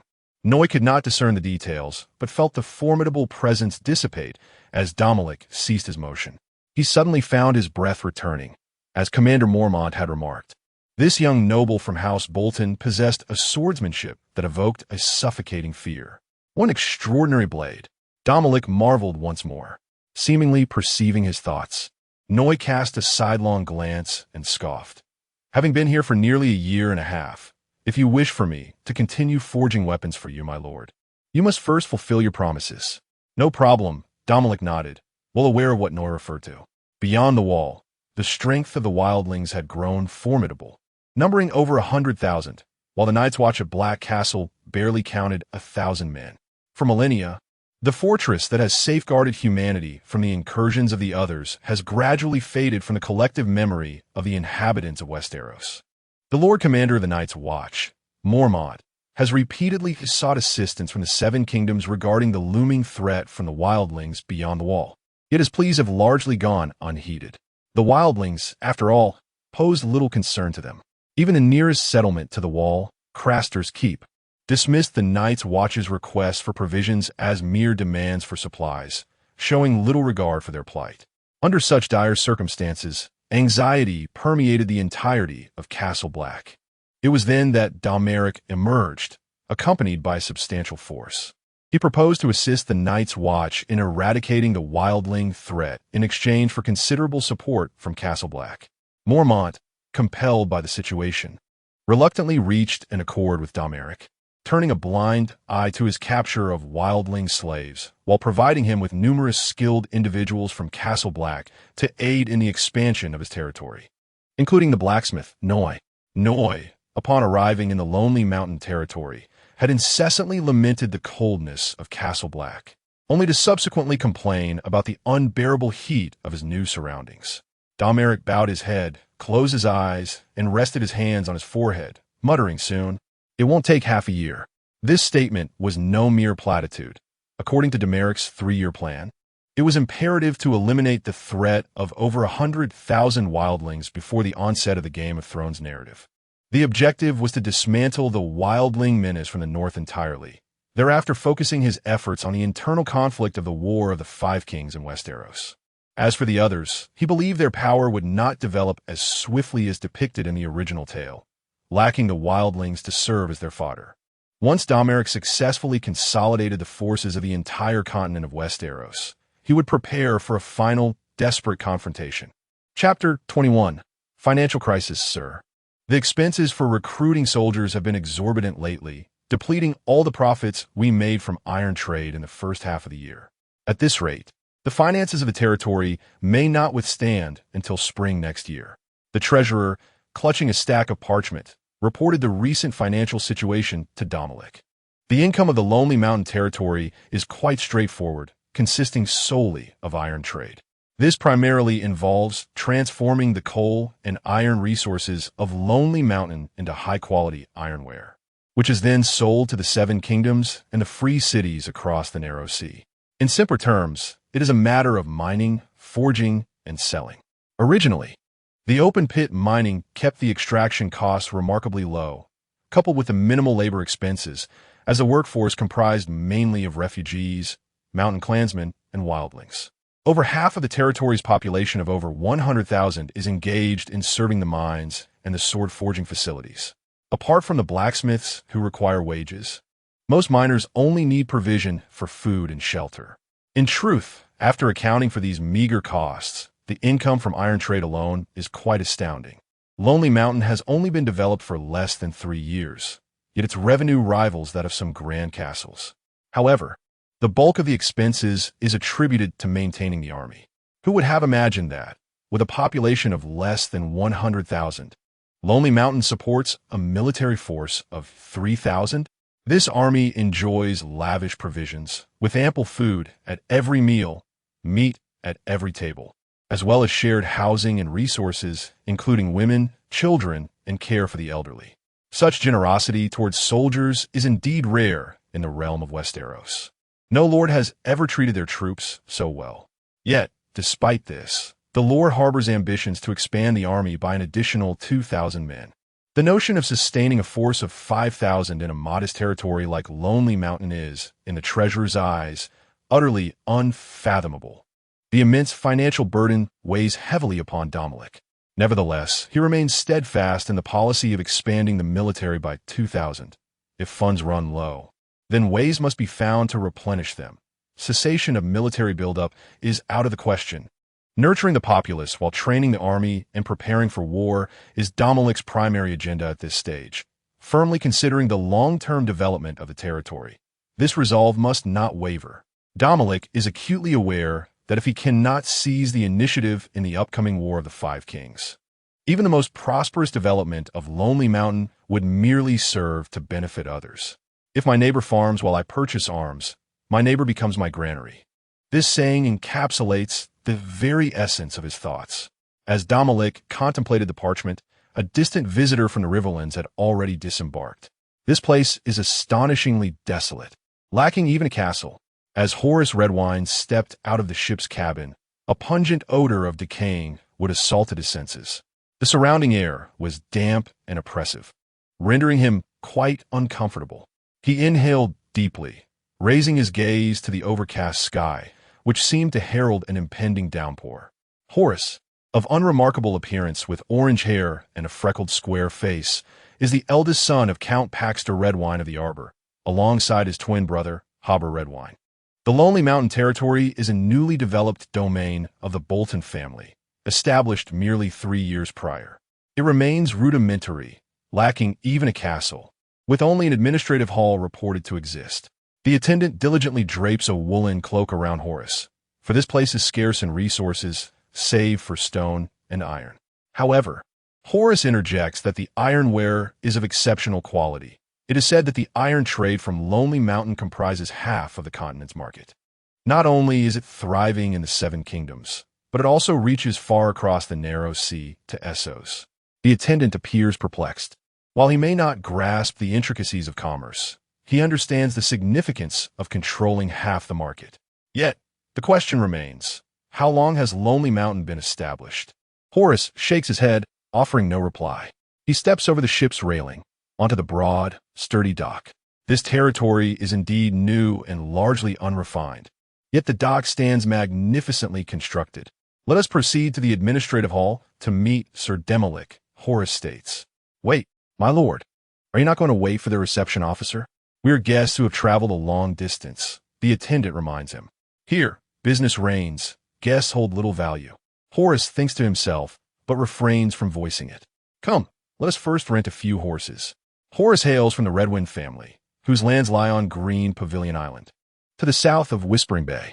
Their family possesses one of the 3 most formidable fleets in the 7 kingdoms, the others being the Iron Fleet of the Iron Islands and the Royal Fleet of the Iron Throne. The Green Pavilion Fleet is the largest on the continent of Westeros, boasting 200 warships along with 5 times that number in merchant vessels, including wine transport barges, trade galleys, and whaling ships. Accompanied by his guards, Horus rides the horses provided free at the dock, progressing slowly along the stone path beside the river. His discerning eye notes that the steeds beneath him are sleek and glossy, clearly bred from the fine stock of the north. Horus cannot fathom the purpose of so many fine horses in Lonely Mountain. They do not seem intended for cargo transport. Look, Sir Horus, is that a ship from the White Harbor family? Upon hearing the attendant's exclamation, he glances in the indicated direction. He observes a single-masted vessel, adorned with a flag depicting a white mermaid holding a black trident against a blue-green backdrop, gracefully departing from the dock along the meandering river. That ship belongs to the Manderley family of White Harbor. Its high waterline suggests it is laden with cargo. Horus nods with an inscrutable expression, yet his heart sinks. The tonnage of White Harbor's vessels has increased significantly. As fellow noble lords with port holdings, the fleet of the White Harbor family is less than a quarter of that of the Green Pavilion fleet, yet their cargo capacity has reached half of it. This situation arises from the iron trade of Lonely Mountain, which sustains the entire fleet of White Harbor. According to his father, Earl Paxton, should the iron trade persist, it will not be long before White Harbor's fleet ascends to become the 4th largest in the 7 kingdoms, potentially rivaling the Green Pavilion fleet in stature. Horus was naturally reluctant to witness such matters. His journey was primarily for the iron trade. His father, the Earl of Pexter, had resolved to procure all the iron goods from the Lonely Mountain at a price 30% above the normal rate. This 30% markup was the absolute minimum, yet there remained a profit to be made, provided the market was monopolized effectively. The iron produced in the Lonely Mountain was of exceptional quality, and the demand consistently outstripped supply. Often, once the cargo ships docked, their wares sold out in an instant.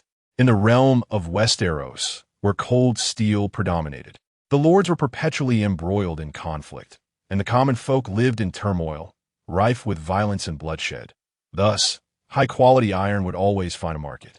Unfortunately, the iron trade was not easily monopolized on Greenhaven Island. Horus mused that the mountain of goods piled at the docks illustrated that the iron from the Lonely Mountain faced no shortage of buyers. Furthermore, he had heard whispers that the Count of White Harbor's granddaughter, Wilfrid, shared a close relationship with Sir Domoric of the Lonely Mountain, and rumors of unions between their 2 families circulated frequently. To intrude upon the iron trade from Greenhaven Island would be akin to snatching food from a tiger's mouth. Horus rode slowly to the administrative hall located at the heart of the town. The guards, upon seeing the noble insignia, promptly entered to announce his arrival. Soon, when Horus was ushered into the reception hall, Sir Domoric was already awaiting him at the head of the table. Sir Domoric, it is a pleasure to see you. Please, take a seat, he said with a warm smile, clapping his hands to summon the maidservants, who brought forth a lavish spread of delicacies. The adage of man is iron. Food is steel rang true. One grows anxious when a meal is missed. Upon learning of the heir to the Redwind family from Greenhaven Island's arrival, Sir Domoric had ensured that a sumptuous feast was prepared, featuring braised beef, smoked salmon, baked snails, red wine steak, succulent cheeses, caviar, roasted turkey, and an exquisitely rich broth. Some of these dishes were entirely unfamiliar to Horus. The presence of such gourmet fare in this desolate land was truly remarkable. Horus, of course, did not stand on ceremony. Having journeyed from the southernmost reaches of Greenhaven Island, traversing the summer sea by water to the Lonely Mountain, even with favorable winds, it had taken him a fortnight. A multi-masted cargo ship would have taken even longer, at least 20 days. On board, there were no kitchens, and the crew typically subsisted on dried meat or wheat cakes, with drinking water often questionable. Seeing the steaming dishes before him stirred his appetite. However, years of noble upbringing ensured he maintained impeccable dining etiquette, while Sir Domoric appeared far more relaxed. "We are both young men. No need for the formalities typically reserved for the elders. Sir Horace, please indulge yourself," Domoric said with understanding. "Thank you." Chapter 22. The exorbitant price the atmosphere during the meal was exceedingly harmonious. Domoric refrained from discussing business, and Horace felt it inappropriate to broach the subject further. However, when Domoric signaled to the maid to bring out the dessert, Horace could no longer contain his curiosity and tentatively inquired, "Sir Domoric, my father, the Earl of Paxton, is willing to purchase all ironware produced by the Lonely Mountain estate at a price 10% above market value. What are your thoughts on this offer?" Naturally, Horace was cautious not to reveal his hand too early. Thus he began with a modest increment of 10% to gauge the waters. Domoric set down his cutlery and nodded, stating, "I have received the Earl of Paxton as correspondence. However, I am currently unable to acquiesce to such a proposal. Regrettably, a recent collapse in one of the mines has not only affected our production, but has also hindered the casting of ironware. My team has been laboring for the past month to restore output, yet the debris from the collapse remains uncleared, and at this rate, regaining our previous levels of production may prove quite challenging." "A collapse?" Horace paused, momentarily taken aback. What a coincidence! Furthermore, considering the richness of the Lonely Mountain's mineral resources, predominantly surface mines, could the collapse truly have such a significant impact?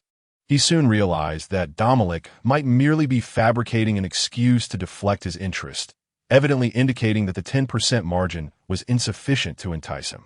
In the realm of business, where negotiations are paramount, patience is essential, Horace mused.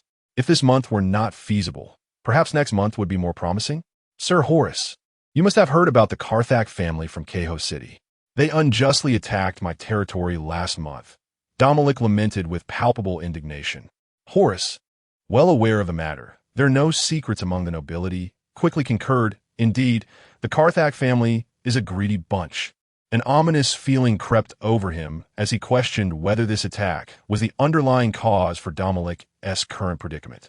"Due to the Carthag family's assault," Domoric sighed, "my lands have suffered a significant loss of population, leaving us with a severe labor shortage. Should we attempt to increase production, it may incite a collective strike among the miners and blacksmiths." Horace opened his mouth to respond, but found himself at a loss for words. Lacking expertise in metallurgy, he could not contest such compelling reasons. "I regret this situation.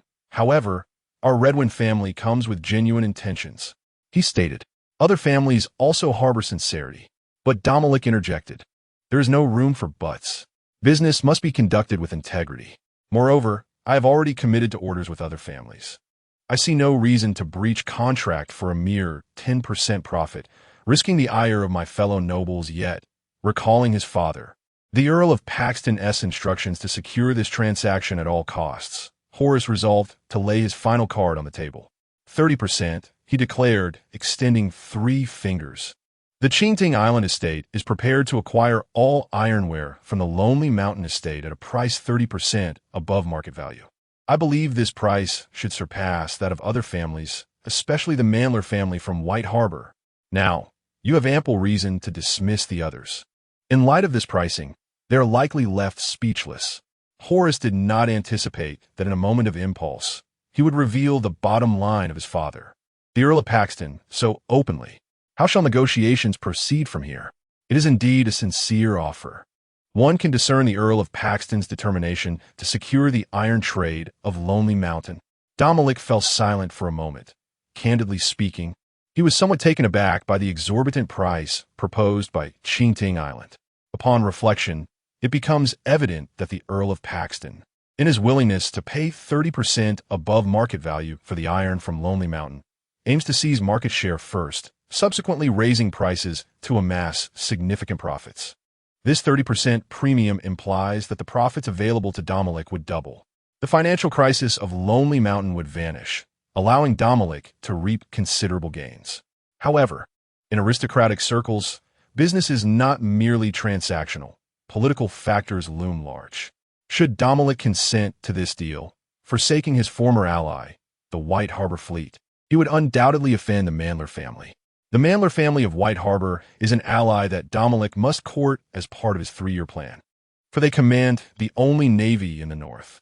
In the forthcoming War of the Five Kings, they could provide Domoric with the most direct and practical military support. This is precisely why Domoric has endeavored over the past 3 years to cultivate a relationship with the Mandler family. Yet the offer from Chinting Island is simply too high. Chinting Island possesses a navy as well, but the distance to Lonely Mountain poses a significant challenge in the event of war. It would be arduous for their fleet to travel such a great distance for support. What to do? Domoric finds himself in a predicament. On one hand, the Mandler family from White Harbor has a navy, proximity, and a strong relationship, facilitating military assistance. On the other hand, the Redwind family from Chinting Island possesses a navy, yet is distant, with a mediocre relationship, albeit with abundant resources. Faced with such a difficult decision, perhaps it is best to adopt a strategy of inaction for the moment. Domoric helplessly raised his hands, stating, however, one cannot conduct business without integrity. I have made promises to other families. Horace quickly stood up. Sir Domoric, I have heard that the granddaughter of the Earl of White Harbor is a paragon of beauty, yet my sister, Desmara, is renowned for her beauty as well. She is truly a magnificent beauty, rivaling the granddaughter of the Earl. You might consider this. At this point, Horace felt a dryness in his throat. He had come to discuss business, yet inadvertently revealed his own cards and entangled his sister in this negotiation. Good heavens, what am I doing? Ha ha! Domoric laughed heartily. Expressing gratitude for Chinting Island's sincerity, I have indeed heard that your sister is a great beauty. So your implication is? Horace appeared eager, seemingly intent on finalizing the deal today. Allow me a few more days to contemplate. I must discuss this matter with my subordinates. Then I shall wait here for a few more days. Though Horace felt a twinge of reluctance, he could scarcely fathom why Domoric would refuse such splendid terms and the goodwill from Chinting Island. Naturally, Domoric smiled and suggested that Horace indulge in the delectable pastries before taking some rest, promising that he would arrange for him to explore the surroundings the following day. After dining with Horace, Domoric returned to his chamber. In this era, nightlife was virtually non-existent. Without the prospect of procreation, everyone retired early. Domoric lit the candles in his room and began to compose a letter to his pen pal.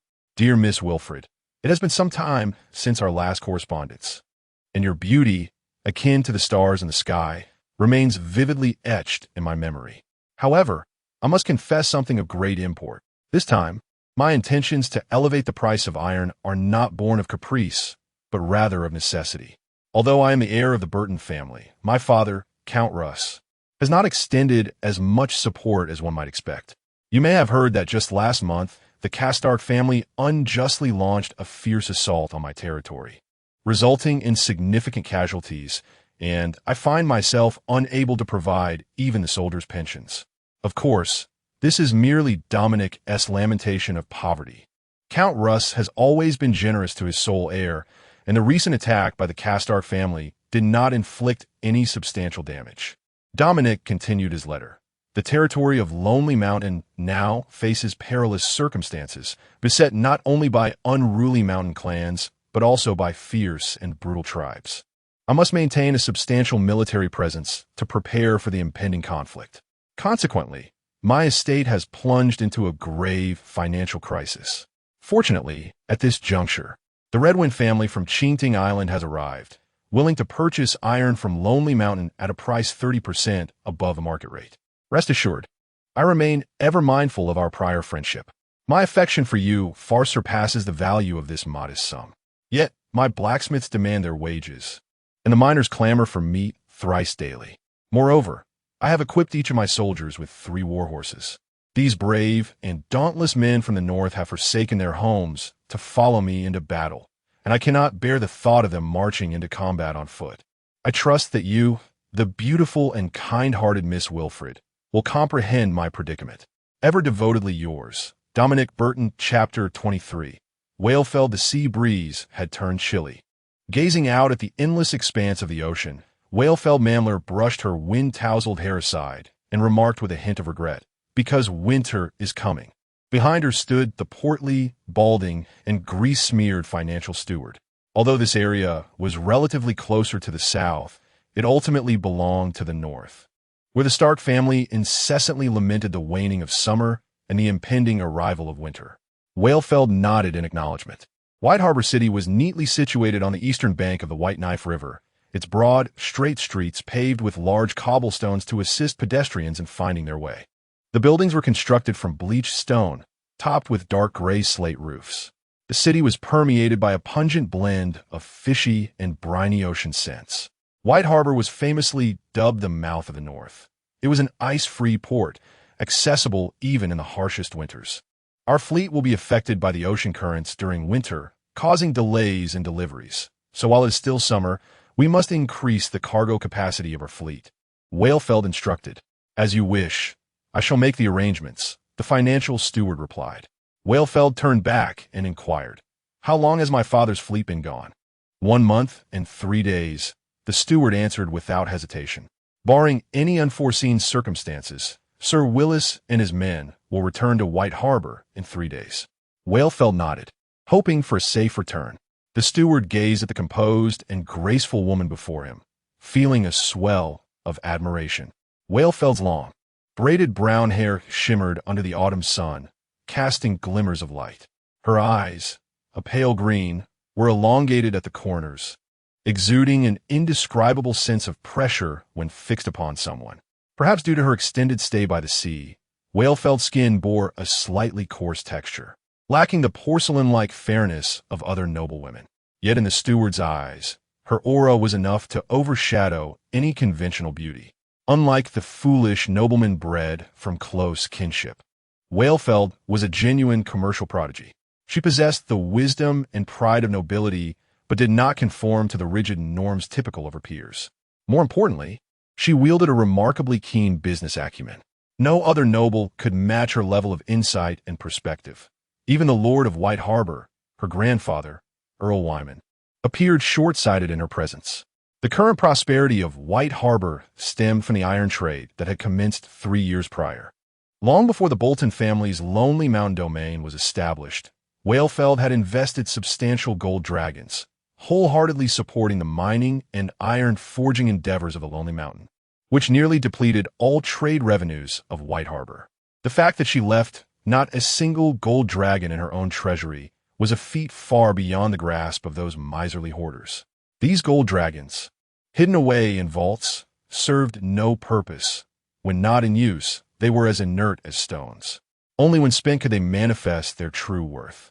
The crux of the matter lay in the understanding that expending them did not equate to losing them. As long as they were utilized wisely, the returns would far exceed their intrinsic value. This phrase often lingered on Weirfield's lips, akin to a revelation that shattered the long-standing financial beliefs ingrained in the mind of the treasurer. In contrast to the noble lords who spent their days counting the increments in their savings, the treasurer believed this was the hallmark of true rulers. The iron trade had bestowed immense wealth upon White Harbor. Rather than utilizing these riches for urban development or the expansion of land trade, Weirfield chose to reinvest them into the shipyards, continuing the construction of more grand vessels. Over these years, the White Harbor fleet underwent a profound transformation, acquiring a plethora of seasoned sailors, well-trained warriors, and ever-larger ships, all while garnering the support of countless subjects. Should Weirfield be unable to maintain her grip on White Harbor's commercial activities, it was likely that the populace would not acquiesce. Thus, he unreservedly pledged himself to her service, managing her enterprises. "Let us return indoors. The wind is growing stronger," Weirfield remarked, tilting her head slightly. Her administrative hall was situated at the southernmost point of the harbor, an edifice resembling a vigilant sentinel perched upon the coast. Atop the tower was a circular terrace, offering sweeping views of the bay and the merchant vessels that traversed it. After 3 years of rapid development, trade in White Harbor had doubled, with the fleet expanding in size, launching a 3-masted ship every month from the docks. Seizing the opportunity, while Weirfield appeared in good spirits, The treasurer hesitated before voicing a long-held curiosity. Miss Weirfield, for some time, I have had a small question I wish to put to you. Closing the door behind him, he shielded them from the howling sea winds. You speak, she replied, smiling and nodding. Why did you initially choose to ally with Sir Dominic of the Bolton family, knowing that at that time, his lonely mountain territory was incapable of producing quality iron, only an abundance of stones? I chose him, Weirfield responded with amusement. I never anticipated that a mere lonely mountain could yield half of the iron goods for the Seven Kingdoms. To be precise, he approached me with a piece of parchment and convinced me. But the treasurer was momentarily speechless, as this revelation diverged significantly from his expectations. After all, he had been swept away by his sweet-talking, impulsively investing the family's entire fortune into his endeavors. Weirfield's expression turned sheepish as she recalled her initial thoughts. If his territorial expansion failed, they would find themselves buried in debt, perhaps forced to flee to Essos across the narrow sea for survival. By the way, I even prepared a ship for our escape, but alas, it went unused, ha. What? In the treasurer's eyes, the legendary commercial genius was merely a girl ensnared by the whims of infatuation. His faith crumbled instantaneously. The treasurer gaped in disbelief, for the truth often arrives with startling suddenness. Observing the treasurer's incredulous expression, Weirfield chuckled, adding, "And that phrase I frequently utter? It was he who imparted it to me. Why, among the esteemed nobility, did Sir Dominic choose you as his partner?" The treasurer harbored a sense of reluctance, unwilling to witness the collapse of his beliefs. Surely, the granddaughter of the Earl must possess extraordinary talents. Otherwise, she would not have been selected by Sir Dominic. This remains unclear, sighed Miss Valefield. Perhaps my youthful naivety made me an easy target back then. After all, I was merely 15, and upon our first meeting, I was utterly captivated by his striking presence. Is that so? The treasurer hastily lowered his head, lost in thought. Miss Valefield, a raven has brought you a letter. A servant hurriedly approached. Whose is it? Miss Valefield yawned. It is from Sir Dominic of Lonely Mountain. Has it taken him this long to remember to write to me? Surely he hasn't forgotten me. After a moment, she scoffed, crumpling the letter into a ball, her teeth clenched in frustration. Yet in the next instant, a smile broke upon her face as if recalling something amusing. What is it? The treasurer, observing the blend of anger and amusement on the Earl's granddaughter's face, inquired with curiosity. It's just that Dominic has written to inform me that the price of iron is set to rise. Chapter 24. Alliance in the Grand Hall of the Mermaid Palace. White Harbor's new castle. The walls, floor, and ceiling were artfully constructed from thick wooden planks, adorned with a myriad of marine creatures. My grandfather, that rascal Dominic, has written to inform me that the price of ironware is set to rise again. Let rise, replied Count Wyman with an airy indifference. Valfeld's eyes widened in astonishment. But grandfather, he has already written 3 times about the price increase. I believe he thinks the Manderley family is easily bullied. If we acquiesce so readily this time, the next price hike will surely follow close behind. I never expected my precious granddaughter to be so considerate of the family. It brings me great joy. Count Wyman interjected with a smile. Naturally, for I am a woman of the Manderley lineage, Valfeld declared loudly, her voice trailing off as she murmured to herself, before marrying that scoundrel. Count Wyman, burdened by his considerable girth, could only travel by sedan chair, earning him the nickname the gentleman who cannot mount a horse. Approaching his 60s, he sported a prominent belly and fingers as thick as sausages, endearingly referred to by the populace as Lord Eel for his rather foolish appearance, despite being quite astute. After the ironware price increase, will there still be profit for us? Count Wyman's expression was one of geniality, his laughter resonant. Valfeld shook her head, yet nodded, still seething. While we can still earn a fair amount, the profit margins have dwindled significantly. What once yielded a single journey's profit now requires at least 2 trips. More importantly, we cannot allow Dominic to brazenly dictate prices. No, he is shamelessly manipulating us.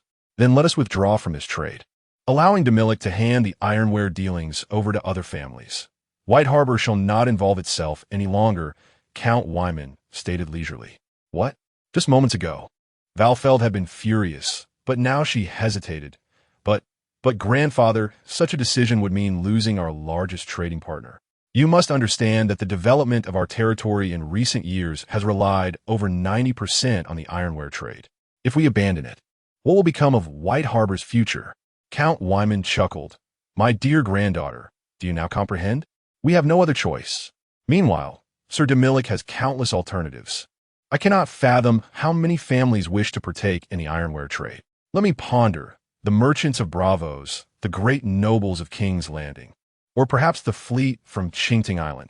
With a sigh, Valfeld stepped forward, wrapping her arms around Count Wyman's plump arm, and sweetly implored, Grandfather, please teach me what we should do now. Must we remain passive in this situation?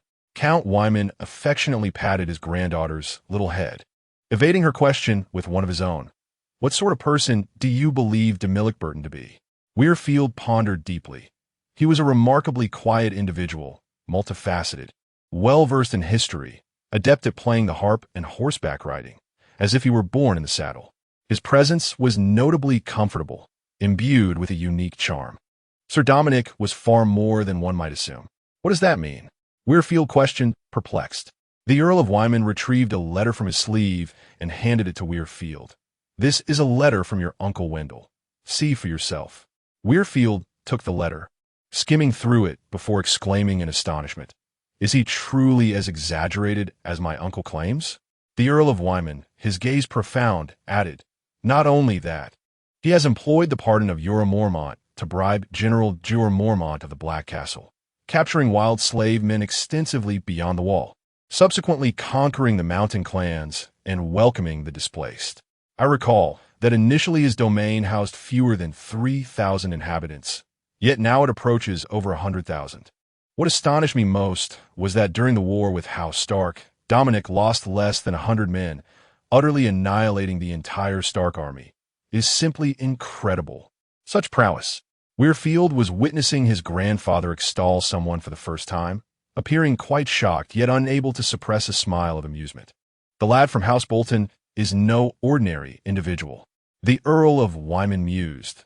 Then his expression turned grave, possessing vision and audacity, navigating social interactions with finesse and decisiveness. Coupled with commendable military prowess, his future is limitless.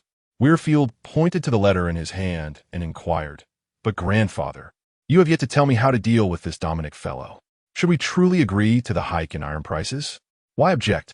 A true merchant earns only limited profits. Is the path to sustainability.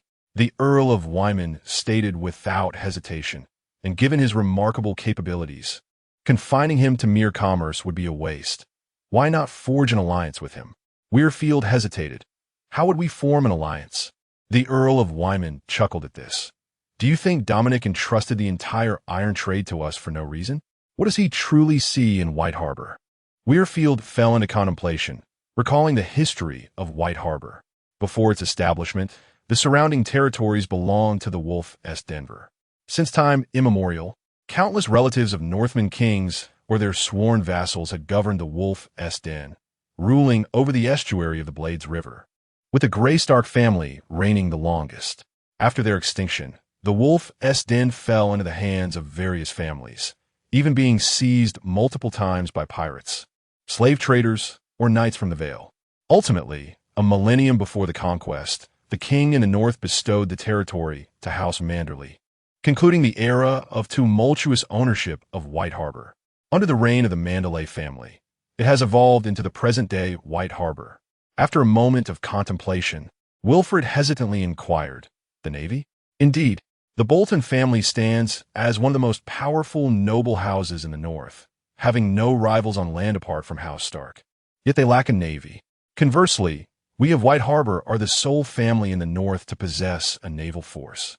And I believe that is precisely what young Domoric seeks. Wilfred appeared somewhat perplexed.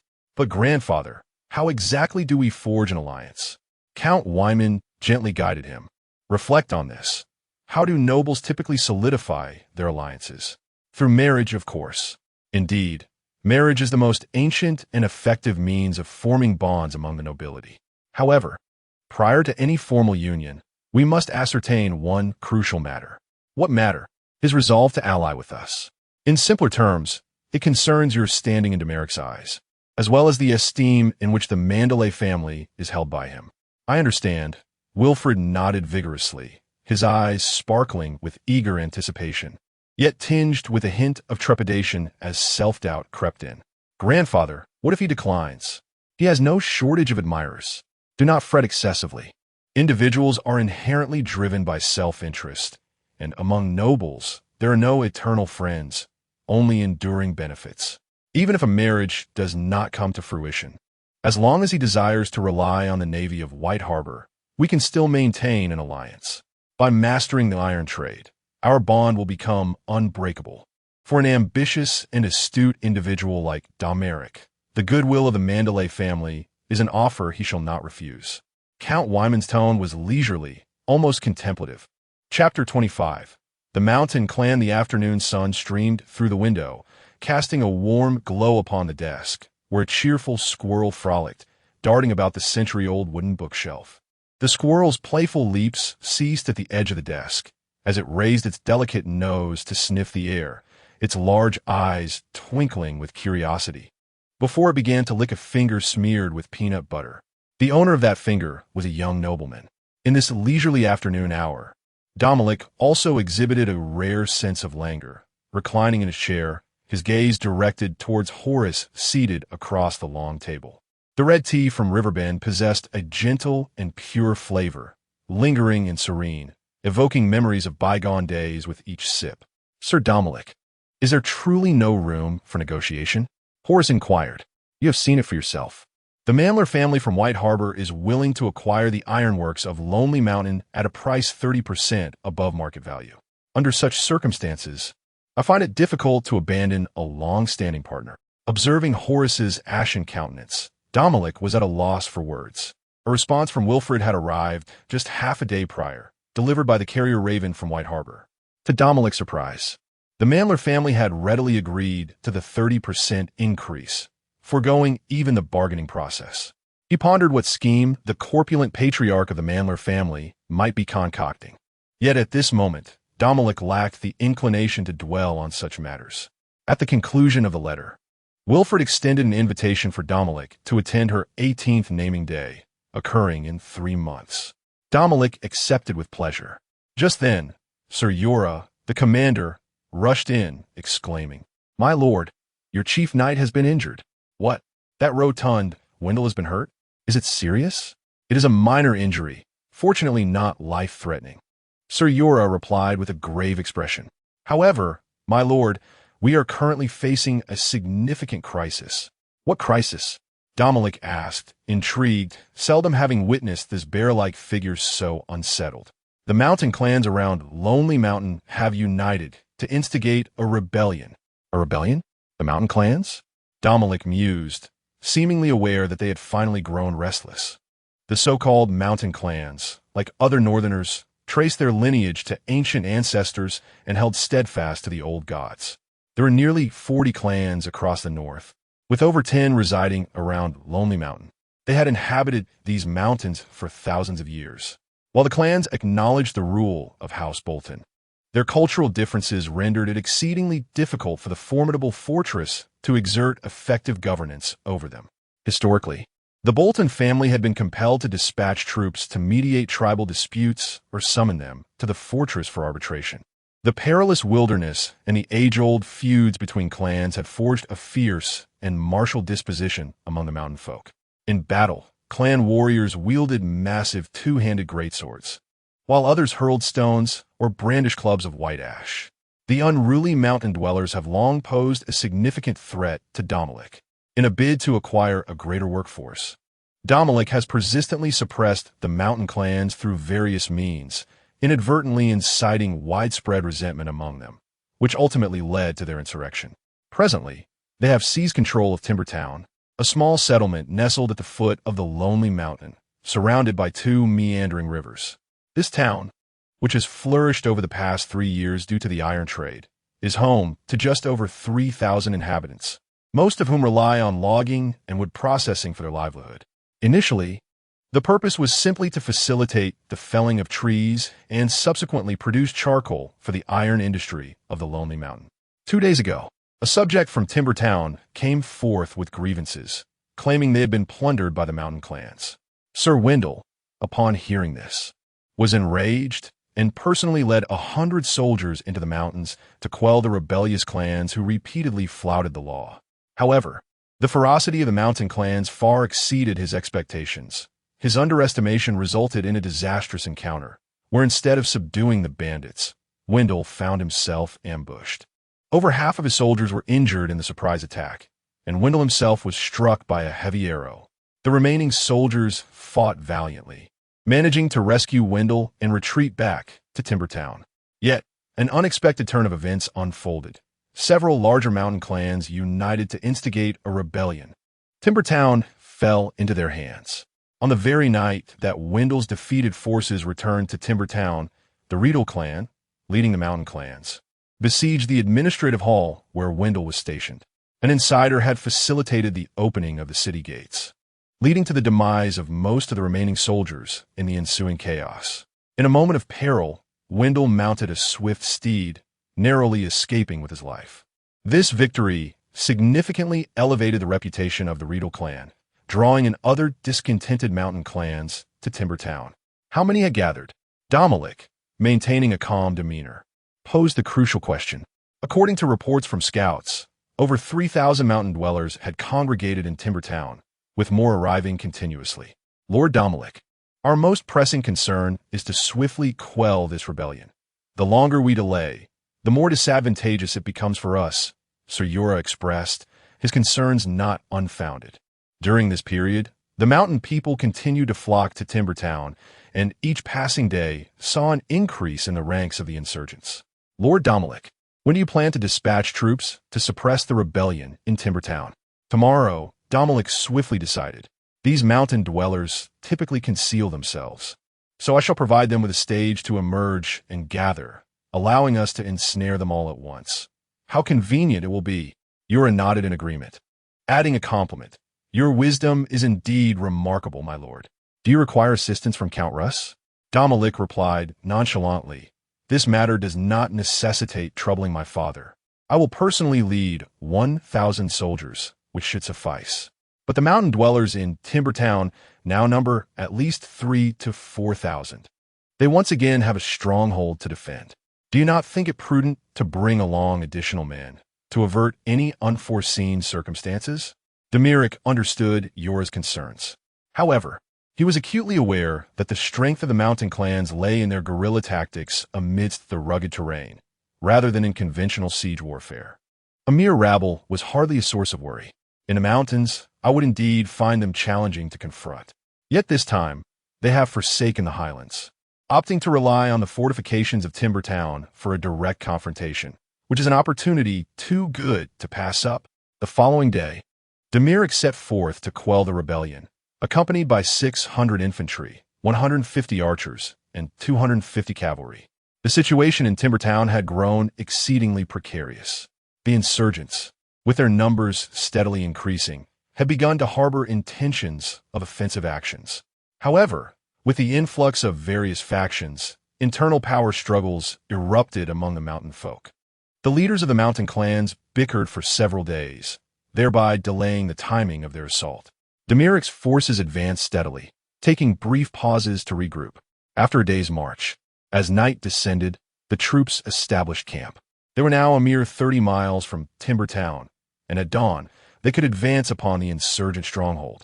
With Jorah Mormont, a seasoned veteran of the battlefield, overseeing the encampment, it was arranged with meticulous precision, leaving no room for oversight. As for a night raid, Domoric had long since made preparations.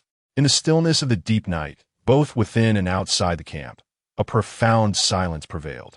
Unlike ordinary military encampments, Domoric's forces were devoid of any flickering lights. As the moon reached its zenith, this rare tranquility was shattered by a series of blood-curdling screams. Domoric's army maintained an exceptionally strict discipline. Despite the sounds of combat and chaos, no commands were issued, and the soldiers remained in their beds, continuing their rest. They were all too aware of their lord's military acumen, lamenting only the grim fate of those who dared to breach the camp. Indeed, the tumult and cries soon dissipated, leaving behind a multitude of lifeless bodies. At last, the entire encampment returned to a state of calm. Yet this tranquility was akin to the ominous stillness of the sea before a storm. Chapter 26. Suppressing the rebellion. As the formidable army of Domoric arrayed itself 500 meters from the fortress, a minor tumult erupted within the town of Giantwood. Clearly, the forces from the Lonely Mountain had arrived more swiftly than anticipated. These hill folk, indeed, were a disorganized rabble. Observing the commotion atop the fortifications, Jorah scoffed. Domoric surveyed the defensive structures of Giantwood and inquired, "How long do you think it will take us to seize it? What will our losses be?" "My lord, capturing the fortress is a relatively straightforward task. Although we are outnumbered, our soldiers are clad in sturdy armor and wield sharp weapons. Grant me half a day, and I shall conquer this stronghold. The losses should be around 100 men. Domoric smiled faintly, remarking, "That seems a bit excessive. These rebels hail from various clans, rife with internal strife and deep-seated animosities. Their alliance is more fragile than we had presumed. Send forth a messenger to the town and proclaim my ultimatum. I shall give them half a day. Should they surrender, we will not pursue the rebels, only executing the instigators. Should they dare to resist, we shall show no mercy in our assault." Several heralds rushed toward the gates of Giantwood, vociferously echoing Dominic's words. The unrest atop the walls intensified. Shortly thereafter, several fierce hill folk unleashed a battle cry, releasing arrows that struck down one of the messengers. The remaining heralds hastily retreated. Domoric furrowed his brow and commanded Sir Jorah, "Let them witness our might." Swiftly, a ceramic pot soared through the air, launched from a catapult, soon followed by a second. Then a rocket was hurled forth. With a deafening explosion, a wave of flames surged forth, ravaging the battlements and eliciting a cacophony of screams as several fiery figures plummeted to the ground, their cries echoing long after their descent. The hill folk, having narrowly escaped the fiery onslaught, peered cautiously from their hiding spots, only to despair as two more ceramic pots came crashing down. The wails resumed, this time claiming dozens more engulfed in flames. Domoric mused silently on the efficacy of the wildfire from the Alchemist Guild. Its only drawback was its exorbitant cost. This unexpected fiery assault, while not inflicting substantial immediate casualties, cultivated an atmosphere of terror among the hillfolk. Domoric promptly ordered his forces to retreat 500 meters for rest, awaiting the afternoon for a renewed siege. As the deadline imposed by Domoric drew nearer, the discord among the insurgents within Giantwood grew increasingly fervent. The Riddle clan, as the leaders of this coalition, advocated for a desperate last stand, knowing that death awaited them regardless. However, the other hill clans remained indecisive, though they understood that surrender would not guarantee a favorable outcome. The horrific experience of the fiery attack had shattered their belief in the fortress's defensibility. Before long, the sun reached its zenith. In a sudden uproar, the gates of the fortress swung open, and dozens of hillfolk fled in panic. Amidst the chaotic barrage of arrows raining down from the battlements, dozens of fleeing individuals were mercilessly pinned to the ground below. It appeared that discord had begun to fester within the ranks of the mountain folk. "Commence the assault," commanded Domoric with authority. As the harmonious notes of the military horn resonated, the infantry rose to their feet and the cavalry mounted their steeds. The army advanced steadily, halting its formation 300 meters from the fortress's base. At the sound of signal, the archers unleashed a volley. In the blink of an eye, over a dozen mountain warriors toppled from the parapet, and for a time, none dared to show their faces above the walls. Domoric issued another command, prompting two colossal figures clad in heavy armor to rise. They rushed towards the fortress gate, their immense iron hammers crashing down with thunderous force. The gate, encased in a foot-thick layer of iron, succumbed to the relentless onslaught, warping and twisting under the weight of such formidable might. Panic erupted within the fortress as chaos ensued, with creatures scattering in all directions. Under the suppression of the archers, the mountain defenders could not risk exposing themselves, rendering them incapable of posing any threat to Domoric's forces, particularly the two armored giants assaulting the gate. "My lord Domoric, the rebels are on the verge of abandoning the fortress in their flight." Allow me to lead a detachment to encircle and eliminate them. Yora intoned gravely. Very well, Domoric acquiesced.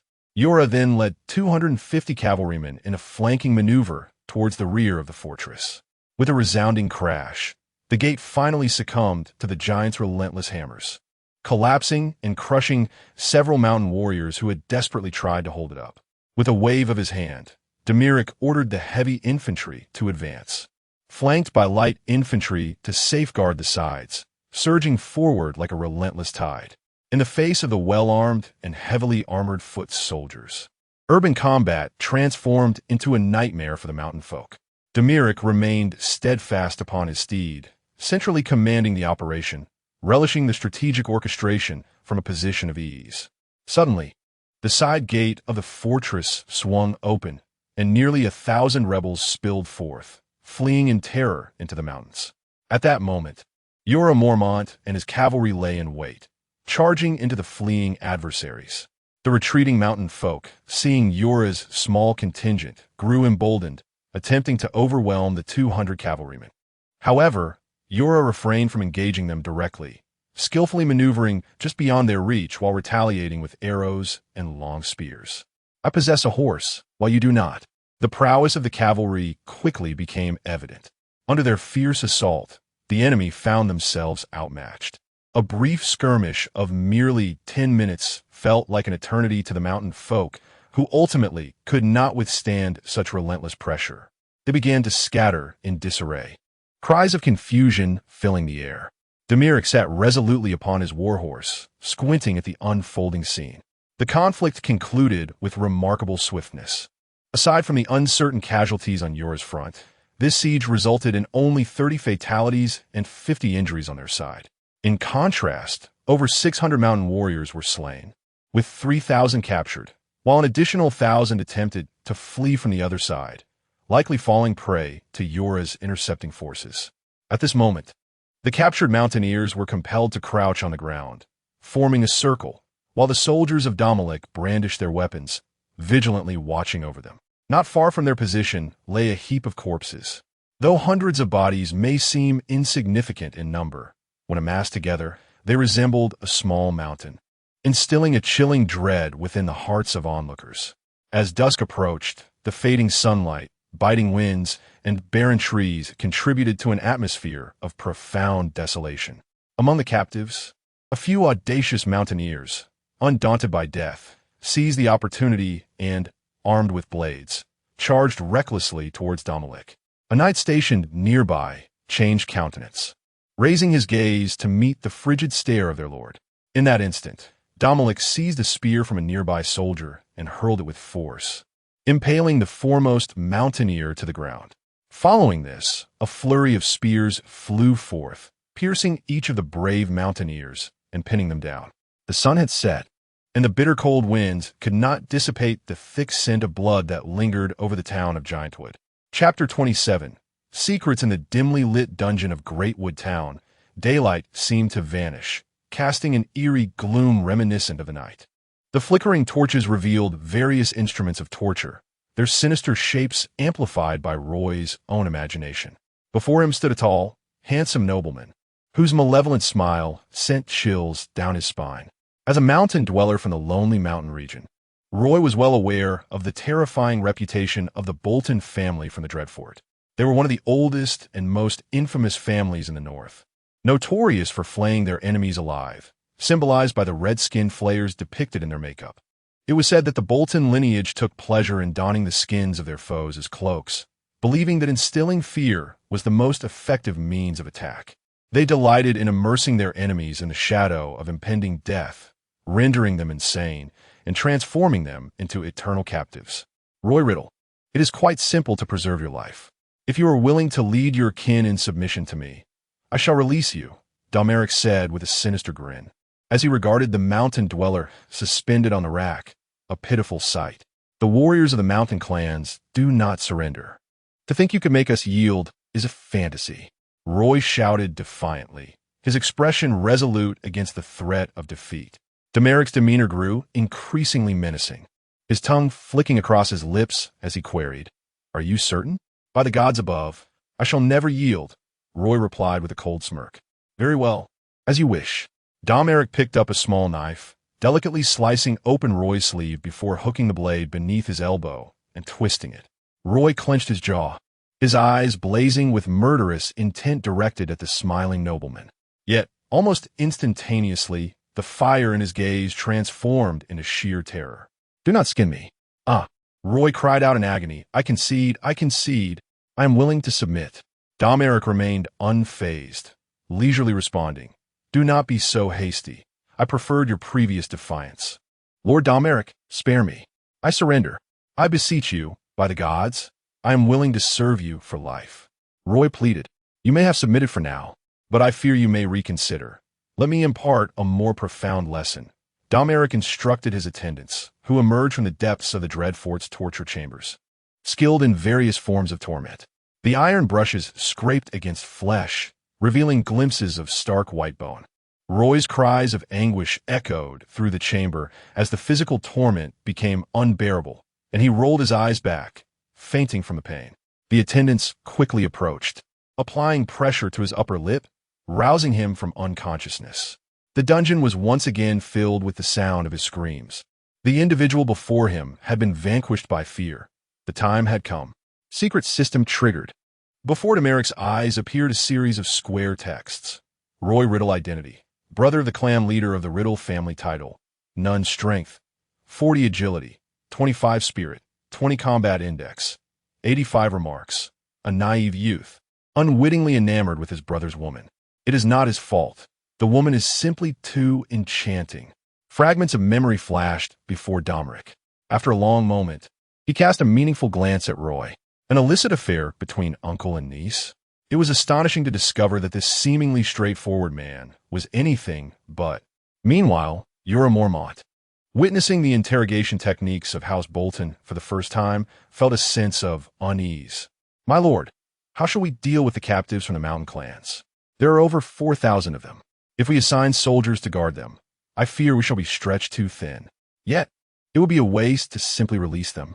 Noticing the murderous intent in Domoric's gaze, Ura hastily advised, My lord, should we execute them, we would incur the wrath of numerous tribal kin. Those elusive mountain folk would become our nightmare. Wrath? As long as we do not provoke them, it matters not. As for their execution, it need not be our hands that deliver it. Roy, what are we here for? Do the noble lords intend to send us back? By the gods, may we be spared. These captives were the direct descendants of various mountain clans. Some were the second sons of tribal chiefs, others the brothers of chiefs. The ones closest to power, yet forever denied it. Now, they were purposefully gathered together. When questioned by them, Roy remained indifferent, merely standing by the window, his expression inscrutable as he gazed outside. The flickering firelight cast shadows across his handsome features, rendering them momentarily sinister. In a daze, Roy recalled Domoric's earlier words. I hear your brother Riddle has a wife known as the most beautiful woman of the mountains. How tragic it would be if he were to discover that such a scandal transpired between her and his own brother. What do you think he would do? I offered those mountain clans a chance to submit, yet they chose to resist. Thus, I shall not grant a second opportunity. You are a perceptive man. If you wish for your brother's woman to belong to you forever, you know what must be done. In the faith of the northern gods, incest, fratricide, and the enslavement of others are seen as offenses against the divine. Since you have already betrayed their faith, why not betray it again? Roy remembered his shock and anger at that moment, his deeply buried secret laid bare by a stranger. Surprise, fear, and then an overwhelming disbelief washed over him. Indeed, the demons of House Bolton possessed a talent for peering into the hearts of men. Ultimately, Roy bowed his head and chose submission. He understood that should his affair with his sister-in-law be exposed, not only would his brother kill him, but the entire tribe would not spare him. A man who betrays the gods' faith does not deserve to live in this world. I shall do as you say, but please remember your promise. That is only natural. What he believed to be a firm resolve flickered with a hint of hesitation in Roy's eyes at that moment. However, this hesitation did not linger long. Turning around, Roy had donned a cold, ruthless expression, with a frenzied and bloodthirsty gleam dancing in his eyes. Brothers of the Flint clan, have you not long harbored disdain for your father and elder brother? They have taken away the woman you cherish most, and the Worrell clan. Have you not grown weary of your incompetent brother who envies your talents? The Brelly clan? Just imagine, if your father were to perish, would you not ascend as the new patriarch? Roy fixated on the individuals before him, each revealing their innermost secrets, those confessions they believed were well concealed. Yet, these secrets, which they thought were hidden from view, had long been observed by the devil of the Bolton family. Chapter 28. The Betrayer in the Dungeon. Several chieftains of the mountain clans were bound to the ground by iron chains. Suddenly, the cell door creaked open, and a figure entered. Roy Riddle. What do you intend to do? Several tribal leaders, sensing impending doom, shouted with feigned bravado. With a swift thrust, a long sword pierced the chest of one chieftain, blood gushing forth and splattering onto Roy. Roy, do you comprehend the gravity of your actions? Roy responded with another decisive strike, swiftly dispatching a second tribal leader. The dungeon erupted into chaos as the remaining chieftains erupted in curses and struggled against their bonds. Undeterred, Roy approached the next chieftain. Wait, Brother Roy, I am willing to surrender, I shall submit. With another ruthless swing of his sword, Roy silenced the plea, as though slaughtering a lifeless beast. You madman! You traitor among mountain folk! We have already surrendered. Why do you persist in our slaughter? Our tribesmen will avenge me. The stench of blood filled the confined dungeon, swirling in a nauseating haze. The damp odor of decay mingled with the acrid scent of fear, creating a suffocating atmosphere reminiscent of a slaughterhouse or a hellish purgatory. Roy Riddle, the architect of this carnage, stood drenched in crimson, a specter risen from the depths of despair. As each mountain clan leader fell, the dungeon gradually succumbed to silence, leaving only the last chieftain of the Riddle clan, Roy's elder brother, Riddle. In stark contrast to the turmoil, Riddle remained remarkably composed, devoid of anger or fear. He gazed at his brother with an impassive expression and spoke in a detached tone. Tell me, why? After a moment of silence, Roy finally uttered a response, shaking his head slowly. Brother, do not cast blame upon me. I am compelled by circumstance. Riddle shut his eyes in anguish, his body trembling slightly. After a prolonged struggle for composure, he implored, You must release us at once. There is still a chance. We can unite with the other mountain clans. As long as they desire to escape the bondage of the Bolton family, they will rally to our cause and fight together. Brother, Roy interjected, We have already failed. Riddle shot a furious glance at his sibling. What? Have you lost your courage after a single setback? We have countless allies. The forests are teeming with our kin. Roy met his brother's gaze unwaveringly. I have not lost my courage. Brother, you participated in this battle. Are you truly unaware of the chasm that lies between us? In them, are our mountain clansmen lacking in bravery? No, what we lack is not courage, but finely crafted armor. Swords that can cleave through all, and flames that can scorch the earth. Without these, no matter how many mountain folk we gather, we shall never triumph over those nobles. Cough, cough, cough. Riddle was seized by a fit of violent coughing, seemingly infuriated by his brother's words. He blurted out in anger, What do you intend to do? Surrender to the nobles? You scoundrel coward. I misjudged you. After a prolonged tirade, Riddle finally exhausted himself with his curses. Roy then smirked, his expression somewhat peculiar.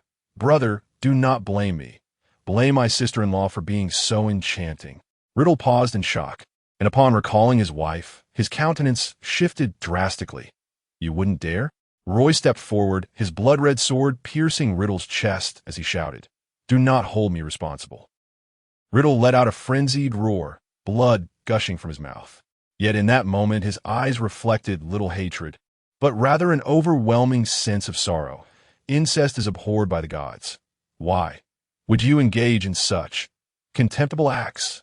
Roy stared impassively at his gasping brother and replied coolly, She seduced me.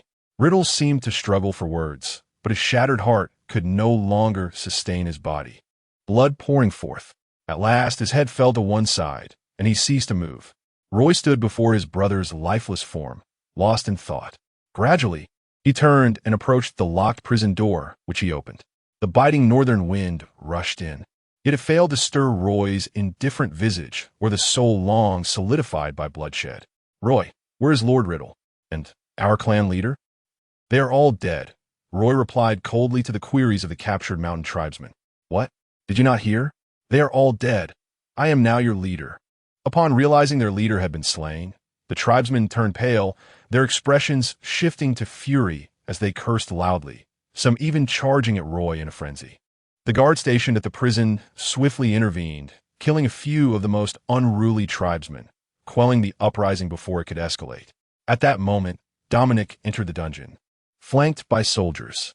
The captives, once filled with tumult, gradually fell silent, their gazes fixed upon the noble who had determined their fate. In the midst of the captive mountain clansmen's anticipatory and fearful stares, Domoric proclaimed loudly, "Those who are willing to submit, I shall pardon you for your rebellion." The captives paused, and under the leadership of the new chieftain Roy Riddle, they knelt in unison. Cheers erupted. "Thank you, merciful Lord, for forgiving our sins. We pledge our eternal allegiance. We vow to serve you for life." In a disordered wooden hut, the only place in the entire timber town suitable for habitation, Wendell directed several soldiers to clear a patch in the center, laying down thick mats and a small table. The room was enveloped in silence, broken only by the sounds of milk being sipped and jerky being chewed. The rebellion of the mountain clans has finally been resolved. In this rare moment of respite, Domoric took the opportunity to rest and indulge in a light meal. Clearing his throat, Sir Yora, the commanding officer, was the first to speak. "My Lord Domoric, these uncouth mountain folk are fiercely independent and exceedingly difficult to govern. I fear their submission may not be genuine." He expressed with concern. Their immense strength, when clad in heavy armor, could render them exceptionally formidable as heavy infantry. As for loyalty, that could be cultivated over time. Domoric understood well the principle of wielding both the carrot and the stick. Moreover, the presence of irredeemable traitors among them had sown the seeds of distrust within their ranks, placing everything firmly within his control. 3 days later, Domoric led his army back to the territory of the Lonely Mountain. The mountain clans in the vicinity hastily pledged their fealty and submission. Thus, this rebellion came to a close. Chapter 29. The Gunpowder Experiment: 1 nitrate, 2 sulfurs, 3 charcoal. Domoric murmured this ratio to himself several times, uncertain of its accuracy, but unable to recall the precise proportions. Even if he could, the unrefined chemical materials were tainted with various impurities. Who could discern the actual ratio when they were mixed together?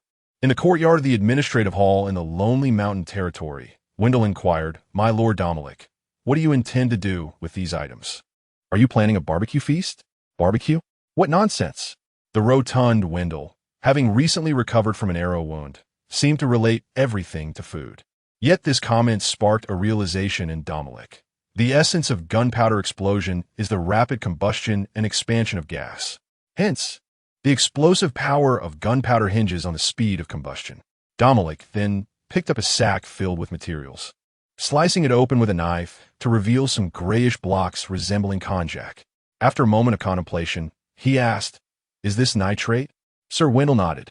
"Sulfur and charcoal are easily obtainable, but nitrate is not so simple to procure. After all, we are in the northern territories, and during summer, nitrate is unnecessary for ice production. These materials were brought from the south by the Mandrell family's merchant ships." Domoric extracted a piece of nitrate from the sack, examining it closely. Although he lacked extensive knowledge in the chemical field, he had completed high school chemistry. He recognized that potassium nitrate should resemble crystalline salt, yet this stone-like substance looked rather dull, leaving him uncertain about its effective components. After pondering the manufacturing steps, he set up a large iron pot in the courtyard and instructed his men to gather the necessary instruments. Potassium, being an active element near the beginning of the periodic table, must be soluble in water. After crushing half a sack of nitrate, he mixed it with water in a wooden barrel, then filtered the solution through cheesecloth. The resulting liquid was poured into the large iron pot for boiling, continuing the drying process. Ultimately, a mound of grayish-white crystals emerged. "Is this potassium nitrate?" Domoric mused, grasping a handful and noting the irregularity of the crystals. Some resembled small grains of salt, while others were elongated. Clearly, these were not the same substance, for if they had crystallized from the same compound, their shapes would be identical. Domoric had someone bring a bamboo sieve for sorting, then proceeded to heat both types of crystals. If I'm not mistaken, this should indeed be potassium nitrate. Having purified the potassium nitrate, Domoric continued to mix it with other materials. Once the powder had dried, he prepared to grind it into a fine powder. Suddenly, he recalled the shape of gunpowder from his previous life. Rather than grinding it, he decided to crush it into granules and sift them for uniformity. After a long day's labor, a package of dark powdery mixture lay before Domoric. He, along with Wendell and a few trusted attendants, began their experiments in the courtyard. The powdered substance was folded within paper, fashioned into a slender strip, and then ignited. Soon, the yard was engulfed in smoke, causing a group of individuals to cough incessantly as they rushed outside for fresh air. When the haze finally dissipated, a look of disappointment crossed Domeric's face. Although the powder had ignited, there was no explosion as he had envisioned. In fact, a considerable amount of the substance had failed to burn adequately. Yet another failure. What could possibly have gone awry? Or perhaps the laws of physics in this realm differed from his own. After all, Westeros is a world teeming with dragons and magic, making the absence of gunpowder rather unsurprising. As the moon reached its zenith, a profound silence enveloped the surroundings. Domoric languidly reclined upon his bed, beset by ennui. Since his arrival in this world, the most disorienting aspect had been the loss of a clear sense of time. In his previous existence, time was omnipresent, even precise to the second. However, here, it was elusive, and he could only discern day from night, morning from afternoon, based on the position of the sun and moon. Judging by the moon's angle, it was likely the latter half of the night. Domoric pondered uncertainly. He rested his head upon his hand, his eyes devoid of drowsiness.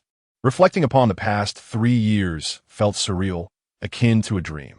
Domeric's former life revolved around waking each morning to catch the bus to work, receiving his salary at the end of the month to pay the mortgage, and cautiously visiting his mother-in-law on weekends, if a woman were ever willing to marry him. Yet, inexplicably, he had traversed into this world.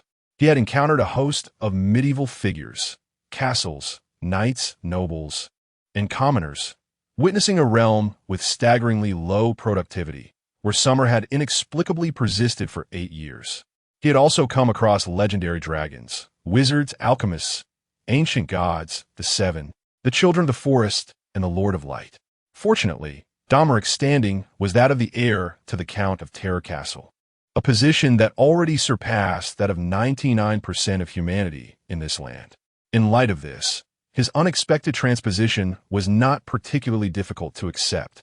The initial trepidation of his arrival had dulled considerably, and Domoric often found himself interrogating his own soul. Who am I? Where do I come from? Where am I destined to go? He recalled a novel he had once read, wherein the protagonist, a top student in history, leveraged his scholarly knowledge to ascend from a mere illegitimate son to a powerful minister, thereby rewriting history. Such a character seemed destined for success. It was akin to knowing the lottery numbers in advance or studying next year's stock market trends before making investments. Shooting first and drawing the target afterward made failure nearly impossible. Similarly, these protagonists were either former special forces operatives or possessed unique expertise, or perhaps they were simply blessed with extraordinary luck and remarkable memories. They could produce glass at will, smelt steel in a blast furnace, and wield airplanes and artillery with ease. The magnificent and grandiose atmosphere rivals that of the opening lines of the Bible. He proclaimed the need for cannon, and thus cannon materialized. He declared the necessity for steam engines, and steam engines came into existence. He expressed the desire for the world's most beautiful women to gather in his harem, and so it was accomplished. Alas, reality does not unfold like the narrative of a novel. Domoric lacks such extraordinary prowess. Without the support of foundational industry, it is impossible for the blacksmiths of this era to conjure titanium manganese alloys merely from his words. Even creating a simple gunpowder has proven to be a daunting challenge for him. The gap between different fields is as vast as a mountain. It is not merely an empty phrase. What may seem like basic knowledge to someone experienced can elude the understanding of an outsider, even after decades of contemplation. After all, the continent of Westeros is devoid of platforms like Baidu or CNKI. Suddenly, a spark ignited in Dominic's mind as he grasped a critical insight. If he cannot produce gunpowder using the knowledge from his past life, then perhaps he could employ the methods of this world? Is there a substance in Westeros with physical properties akin to gunpowder? Rapid combustion followed by explosion. Surely there must be. After all, this world is replete with all-powerful magic. Conveniently, Domoric had recently befriended a sorcerer. Chapter 30. The Mouse Sentinel under the blazing sun and amidst a breathless stillness. Deep within the primal forest of the solitary mountain, a contingent of knights advanced with measured grace. Comprising over 30 individuals, they were clad in medium-sized black armor, tailored for the intricacies of the mountainous terrain, each adorned with a gray cloak. At the heart of this assembly stood a striking knight, whose allure extended beyond his handsome visage to encompass an unparalleled confidence. In the depths of his profound gaze, it seemed as if no challenge was insurmountable. "Lord Domoric, we have reached the summit of the solitary mountain," came the voice of his companion. "Place this upon that stone." Domoric commanded his men to leave a leaf-crafted invitation upon a massive boulder. This was the missive left for him by the enigmatic mouse sorcerer. "Ah, Sir Domoric, should you wish to visit my tower of sorcery, simply place this invitation upon the highest stone at the peak, and my guardians will guide you to my presence, recognizing his inability to conjure gunpowder through mere personal prowess." Domoric was more than willing to seek assistance from this mysterious mage. At the moment the invitation was set upon the stone, an invisible wave emanated forth, and Domoric felt its resonance, pondering inwardly, is this some form of magic? Soon, the distant cawing of crows echoed through the air. Domoric paused, observing several stout crows that had mysteriously alighted upon the thick branches. The crows began squawking in their raucous manner, one of them surprisingly articulating in human tongue. Addressing them loudly, "Esteemed guests, by our Master's decree, we are here to guide you. Do not lose your way." With that proclamation, the crows flapped their wings and soared downward. Are these the sentinels of the mouse sorcerer? Domoric pondered, issuing a command, "Follow closely." Before long, Domoric and his entourage trailed the crows into a narrow gorge. As they ventured deeper, the pathway gradually widened, flanked by rugged cliffs adorned with bizarre rock formations, revealing layers of exposed grayish stone. Occasionally, resilient clusters of unfamiliar flora emerged from the crevices of the rocks. Domoric even spotted numerous fossils of ancient creatures along the canyon's edges, relics of a bygone era. "Lord Domoric, I have stumbled upon something intriguing," exclaimed Wendell, who was leading the way. Domoric quickly joined him, discovering Wendell standing before a boundary marker. To call a marker was somewhat of a stretch. It was merely a large boulder at the roadside, seemingly chipped to reveal a meticulously smooth face.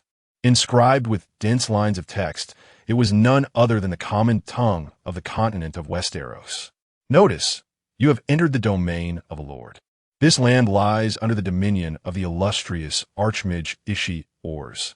According to the law personally promulgated by the Lord, no creature entering the territory, be it a magical beast, an animal, a human, or any entity, shall harm any resident within the domain.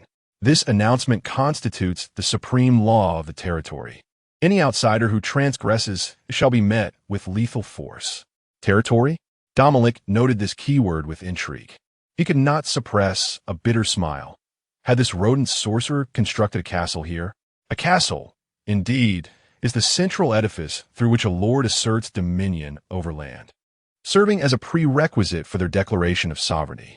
In the realm of Westeros, there exists an unwritten principle.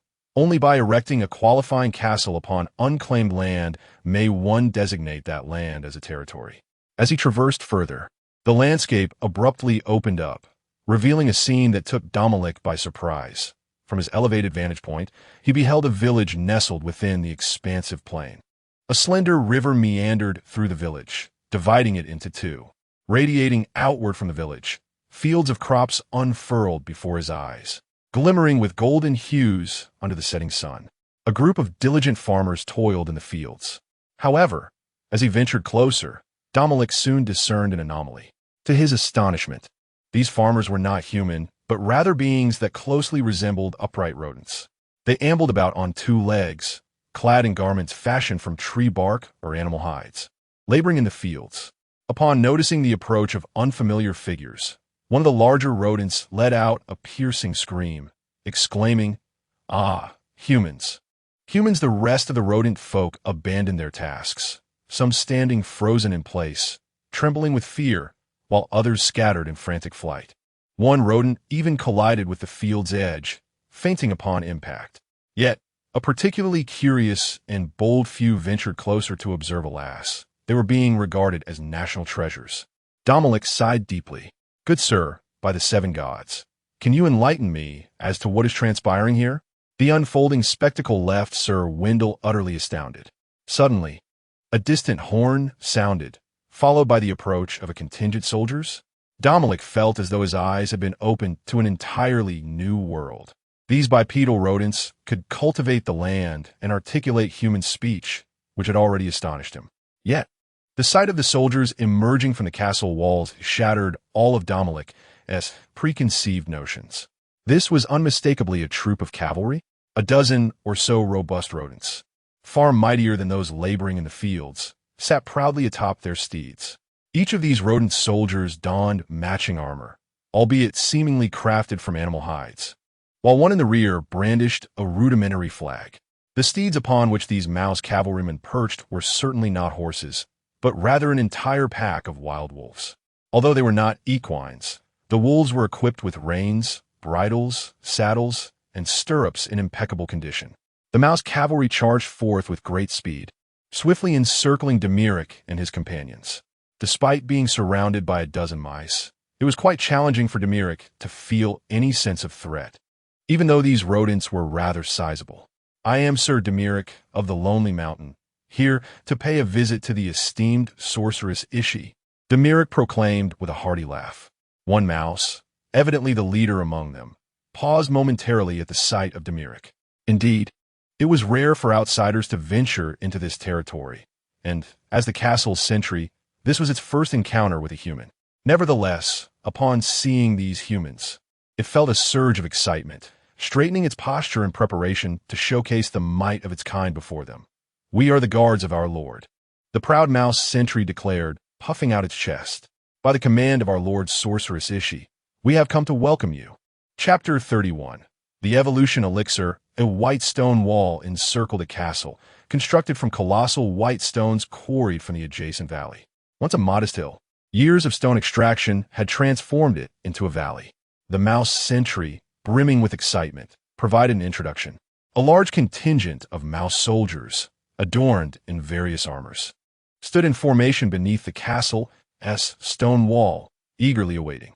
The castle's main structure was a tower, notably tall, even surpassing the distant hill by a small margin.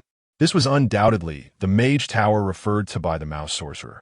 It was the first time Domoric had encountered such an iconic residence of a mage, and he was immediately enamored with its style. In truth, the mage tower possessed no particular style.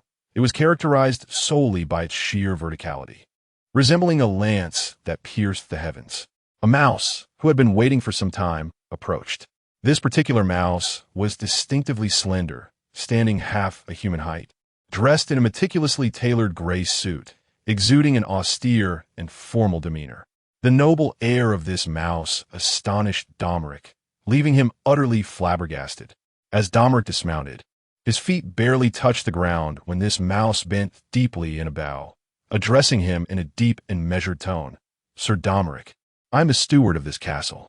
Lord Ishi is delighted to hear of your visit. Please follow me." With that, the steward turned and guided Domoric and his entourage into the castle.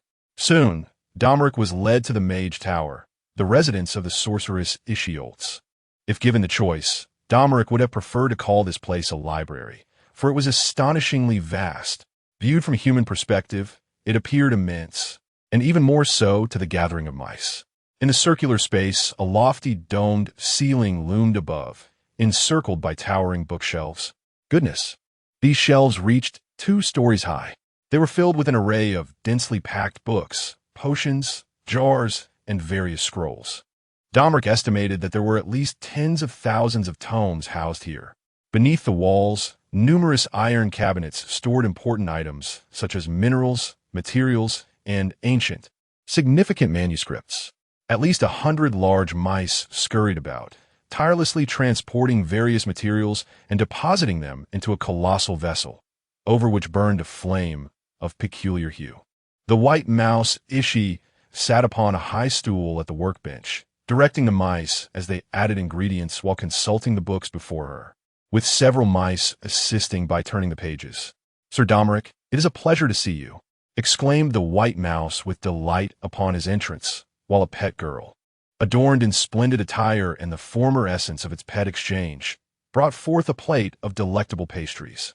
"Your Excellency, I hope I'm not being too forward, but the mice in your castle appear rather peculiar," Domoric inquired bluntly, taken aback by the astonishing sights he had encountered along the way. "Peculiar indeed. Do they not resemble humans?" The white mouse, gnawed on a piece of pastry, her cheeks puffing out. Could it be that they had exchanged bodies with humans due to magical experiments? A chill ran down Dominic's spine as he pondered. "Surely, you haven't transformed everyone in this castle into mice due to your own unexpected metamorphosis?" "Absolutely not. My transformation into this form was a mere accident." Ixi scratched her face with her tiny paw, adding, "However, they are indeed true mice, albeit evolved." "Evolved?" "Yes, to put it simply, I concocted a potion and used mice as subjects for my experiments." Ixi sighed, her tiny paws spread wide. Ordinary animals seldom exhibit immediate effects from potions, and it is even more challenging for such effects to manifest in their offspring. Mice, on the other hand, are quite different. Though they're adorable, their reactions to potions are remarkably pronounced, and they reproduce rapidly. Domoric nodded in understanding, realizing that white mice, regardless of the realm, made for the finest experimental subjects. Those mice that consumed the potion ultimately evolved into intelligent, robust creatures, akin to humans. Regrettably, however, they lost their reproductive capabilities after evolving, Ixi remarked with a hint of sorrow. Dominic's expression darkened as he glanced at the white mouse. "Fortunately, this is the case. Otherwise, Your Excellency would have been the bane of all humanity." "Why is that?" Ixi asked, momentarily taken aback. "When mice are weak and devoid of intelligence, they are renowned for their formidable survival and reproductive prowess. Just imagine if they were to grow to the size of half-humans, endowed with comparable intellect, coupled with their terrifying reproductive abilities. If mouse men were to proliferate, it would pose a grave threat to the existence of humanity across the continent." Ixi's mouth fell open as she contemplated this, her heart racing with fear. "You are right. I nearly unleashed a dreadful catastrophe." Domoric chuckled, patting the mouse's head, nevertheless. "Your castle appears quite impressive. I can only imagine how delightful it must be for you, as a lord, to have a colony of mouse subjects. It is not as simple as you might think, Sir Domoric." Ixi's ears perked up, her eyes widening. Reflecting on these years, teaching a group of mice transformed into human-like beings to speak, to follow rules, and to embrace civility has been quite an intriguing endeavor. The initial experiment granted them intelligence, and I could not allow them to fend for themselves, ultimately leading to my current role as their leader. Do you know how much effort I expended to train these mice not to relieve themselves indiscriminately? However, becoming a lord is no simple matter. I must manage the daily lives, including the eating, drinking, and waste of the thousands of mice within the castle, consuming a considerable amount of time that could have been dedicated to my experiments. As I listened to the white mice lamenting their plight, an important thought struck me. "Lady Icy, is the potion you developed beneficial to humans?" No, Icy shook her head. Upon hearing her response, I instinctively exhaled in relief. According to Icy's explanation, this potion appeared to be exceedingly effective for animals, particularly those with lower intelligence. However, for humans, it was utterly useless. Indeed, I managed a wry smile at this revelation. Yet suddenly, a fleeting idea crossed my mind. If I were to utilize this potion to breed a vast army of mice, I wondered whether it would yield any potential in the realm of Westeros. Heh. This notion merely flickered through my thoughts without further contemplation. I had no desire to instigate a biohazard scenario from another world. I'm grateful to you, Lady Icy, for enlightening me. After a moment, I expressed my thanks with a smile. By the way, Sir Domoric, your visit here must pertain to something significant, Icy inquired. A powdered potion that ignites swiftly, producing copious amounts of gas and resulting in an explosion. After listening to my description, the white mouse Icy summoned several others and retrieved numerous hefty tomes from the towering shelves, meticulously poring over their contents. After a while, I asked with an edge of urgency in my tone, "What have you found?" According to the ancient spellbooks, there indeed exists a substance akin to the powder you described, and its preparation is remarkably straightforward. Chapter 32. A Mother's Strength in Winterfell. The castle's chambers are most stifling within Catelyn's bedroom, rendering the need for a fire to ward off the chill almost unnecessary. Situated atop natural hot springs, the steam rises like blood coursing through the veins, driving away the cold from the stone halls, filling the glass garden with warmth and humidity, preventing the soil from freezing. While this may seem trivial in summer, it often signifies the difference between life and death in winter. The harshness of the North's environment could lead even a lord to perish within his own fortress if the winter drags on too long. Catelyn enjoys heating her bathwater to a scalding temperature, enveloped in steam, for such warmth evokes memories of River Run, reminding her of days spent frolicking under the sun with Lisa and Edmure. After her bath, Duke Ed entered, lifting his wife into his arms. In the candlelight, their figures began to intertwine. After a time, once they had concluded their intimate moment, Ed drew back the heavy tapestry curtains, opening the narrow windows to let the night's chill seep into the bedroom. He stood quietly by the window, entirely bare, exposed to the dark expanse. As the cold wind howled around him, Catelyn pulled a warm fur over her chin, silently observing her husband. She suddenly felt that Ed appeared smaller and more fragile, as if, in that instant, he had transformed back into the young man she entrusted her life to 15 years ago at the River Run September. "Ned," Catelyn softly called. Ed looked up at her. "Catelyn," he replied, his tone solemn and distant. "Where are the children?" He always asked this first. "They're all in their rooms, still bickering about what to eat tomorrow." Catelyn replied, hesitating, "Ned, I have something to discuss with you." Seeing Catelyn's reluctance, Ed couldn't help but chuckle. "What could be so momentous as to leave you in such hesitation, my dear wife?" Catelyn grasped her husband's hand. "Darling, I wish to speak to you about something." Their gazes met, and Catelyn could distinctly see Ed's eyelashes. "Is it about that boy, Domoric? How did you know? You have mentioned him frequently of late." With her thoughts laid bare, Catelyn no longer concealed her intentions. "Ned, I want Sansa to marry Sir Domoric." "Why?" Ed asked, turning to face her. His expression shadowed with concern. "Robert wrote to me, seemingly wishing for Sansa to marry his eldest son." Catelyn sat up in bed, her voice rising sharply. "How many years ago was that? The last time you mentioned it was 4 years ago, perhaps 5? Back when Rickon had not yet been born. King Robert has surely forgotten this matter." Ed shook his head.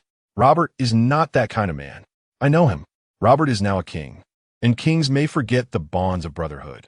You know only the man he was in the past." Catelyn expressed her indignation, remarking that the current king had become a stranger to him, pondering how many years it had been since they last met. She contemplated how to make Ed realize the reality. It had been a full 8 years. Ed let out a bitter laugh, suggesting perhaps Robert was preoccupied with state affairs, as the king's responsibilities were numerous. "You don't even believe that yourself." Catelyn suddenly snapped, her anger flaring. Everyone across the continent of Westeros knew that since King Robert had seized the Targaryen throne, he had engaged in only a few pursuits over the years: drinking, whoring, and hunting, or perhaps merely traveling between those activities. "But Domoric," Ed began, only to be interrupted by Catelyn. "Sir Domoric, he is indeed a remarkable young nobleman, is he not?" Ed's lips curled into a bitter smile at her praise of another man, feeling the strangeness of her unwavering commendation. Domoric was undeniably an admirable young man, possessing not only a kind heart and exceptional swordsmanship, but also a steadfast adherence to the chivalric code. There were few in the younger generation who could rival his excellence. Ed would not deny the young man's merits out of spite, as that would contradict his own principles of knighthood. He was the legitimate heir of House Bolton, the successor to the Dreadfort. You know well that House Bolton's heritage is not inferior to ours. They are ancient descendants of the forebears, with a family history that traces back to the Age of Heroes. Over the years, every time Sir Domoric visited Winterfell, he brought an array of gifts: silks from Bravos, exquisite adornments from the Reach, gems from Dorne, so many that I could scarcely count them. Moreover, Sansa and Arya received beautiful garments each year, said to be crafted by the tailors of the southern court. Bran had accumulated an entire room full of books, filling even his bedroom. Alas, if only Rickon were older. He too would have a mountain of gifts by now. Just the other day, Sir Domoric even sent a valuable knightly sword to Robb, supposedly forged from Valyrian steel. Robb wielded that sword for an entire day, a joy I had never seen in him before. So, is this your justification for marrying Sansa off to him? Ed moistened his throat, hesitantly speaking. Is that not sufficient? This concerns not only Sansa's lifelong happiness, but also strengthens the alliance with House Bolton, reinforcing Winterfell's standing in the north. Yet, he hesitated, but Sansa is merely 13. Is that not a bit too young? Ned, why do you always waver on such significant matters? Catelyn exclaimed with an expression of exasperation. When my father betrothed me to your brother Brandon, I was scarcely 12 years old. Brandon, yes. Brandon knew how to act. He was always confident and composed. Winterfell was meant to be yours and Brandon's. I never wished to partake in this bitter cup. Upon hearing Catelyn mention her brother, Ed's frustration escalated. Perhaps you are unaware, Catelyn remarked, but your brother Brandon has long since departed this world, and the cup has now passed to you. Regardless of your inclinations, you must partake. According to tradition, Eddard Stark married Catelyn in place of his deceased brother, Brandon. However, the shadow of his late sibling loomed over their union. It was akin to the shadow of another woman, one whose name Ed was reluctant to utter, yet who bore him a bastard son, Jon Snow. Catelyn had long understood that it was commonplace for noble men to father illegitimate children. Therefore, when she learned shortly after their marriage that Ed had sired a child with a peasant girl during the war, she was not the least surprised. When the conflict finally reached its conclusion, Ed brought his illegitimate son home, publicly declaring him as his own. As long as Jon did not appear before Catelyn, Ed could father as many bastards as he wished, and she would turn a blind eye. However, Jon was ever present, a constant reminder that grated on her sensibilities. Worse still, Jon Snow bore an uncanny resemblance to Ed, even more so than Catelyn's own sons, which was particularly difficult for her to bear. Catelyn's brow furrowed, her expression darkening. First, her husband's refusal to entertain Sansa's marriage proposal, coupled with the reminder of Jon, the illegitimate child, ignited her anger, bringing her to the brink of an explosion. She abruptly threw aside the fur covering, leapt from the bed, and strode across the room as if searching for something. The midnight chill pierced through her, cold and desolate as a grave. Surely, you aren't fetching a knife? Ed was taken aback by her sudden movement. What are you doing? He asked, his voice tight with anxiety. Starting a fire, Catelyn replied. She retrieved a nightgown from the wardrobe, donned it, and crouched before the now-cold hearth. Catelyn, Ed began. Catelyn remained silent, feeding kindling into the embers before stacking larger logs atop them. Ed grasped her arm, attempting to lift her, his hand firmly clutching Catelyn's. Their faces mere inches apart, yet he recognized that he could not yet embrace her. Catelyn gazed at her husband, and after a moment, softly declared, It is all for the sake of the children. There are no young men in the north as commendable as Ser Domeric. Their eyes locked, akin to a battlefield where countless armies stood opposed. For Sansa's future happiness, Catelyn, as a mother, was determined to win this battle. Very well, since you insist, I shall write to Lord Roose, suggesting he bring Domeric to Winterfell to seek Sansa's hand. Ultimately, Ed relented first, rising to envelop Catelyn in his arms, cradling her face close to his, suddenly recalling a crucial question. What if that lad Domeric refuses? He would not disagree. He has confessed his affection for Sansa. Catelyn, with a sense of certainty, remarked, The The steward's daughter informed me that Domoric had presented Sansa with the white gemstone left by his mother, declaring her the most beautiful girl he had ever seen. Chapter 33. The Unstoppable Siege. It has been a month since Domoric returned from the Sorceress Ishi's tower. On the mountainside behind the blacksmith's forge, he has constructed a new workshop dedicated to the production of divine fire, or gunpowder. The White Mouse Ishi provided Domoric with a potion formula known as divine fire. Its effects are akin to black powder, a powder concoction that ignites rapidly, generating copious amounts of gas, leading to an explosion. The formula comprises an array of peculiar ingredients: roots, seeds, certain minerals, and even animal bones. Fortunately, the components are not overly complex. The raw materials are simple and easily obtainable, thus enabling large-scale production.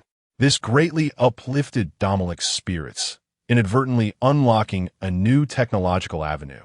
In this workshop, spanning several hundred square meters, there exists but a single entrance, guarded by the most stringent security measures. A dozen soldiers stand vigil at the doorway, ensuring that none may enter or exit without the express permission of Lord Domoric and the garrison commander, Jorah Mormont. "My lord, is this the new weapon you spoke of?" Commander Jorah Mormont inquired, pinching a small amount of black powder between his fingers and bringing it to his nose for inspection.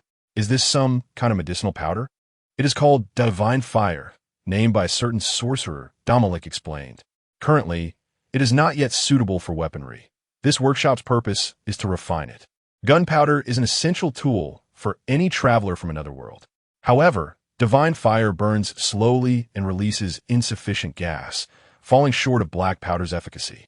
Domoric must continuously experiment with the composition of the original formula, convinced that he will soon achieve a version of divine fire that closely resembles standard black powder. As for the manufacture of firearms, given the current weapon crafting techniques in Westeros, that remains a distant dream. Yet many overlook the fact that, even without relying on firearms, gunpowder itself can be a formidable weapon, provided there is sufficient quantity. Domoric fell into deep contemplation.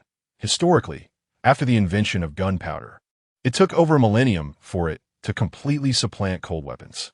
Clearly, the journey of developing divine fire as a technological advancement is fraught with challenges.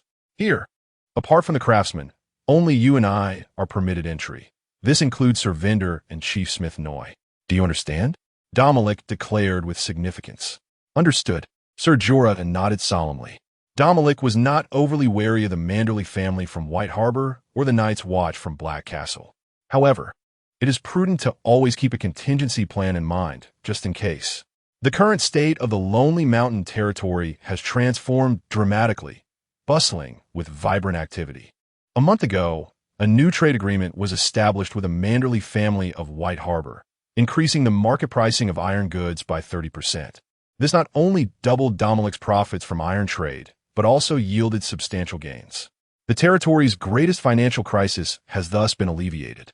Consequently, an abundance of grain and essential supplies has been transported here. Once sufficient food supplies were secured, Domoric resumed his recruitment of soldiers. Sir Wendell, the chief knight, promptly followed Domeric's orders to recruit the homeless, mountain dwellers, and wild folk. The conditions were exceedingly generous.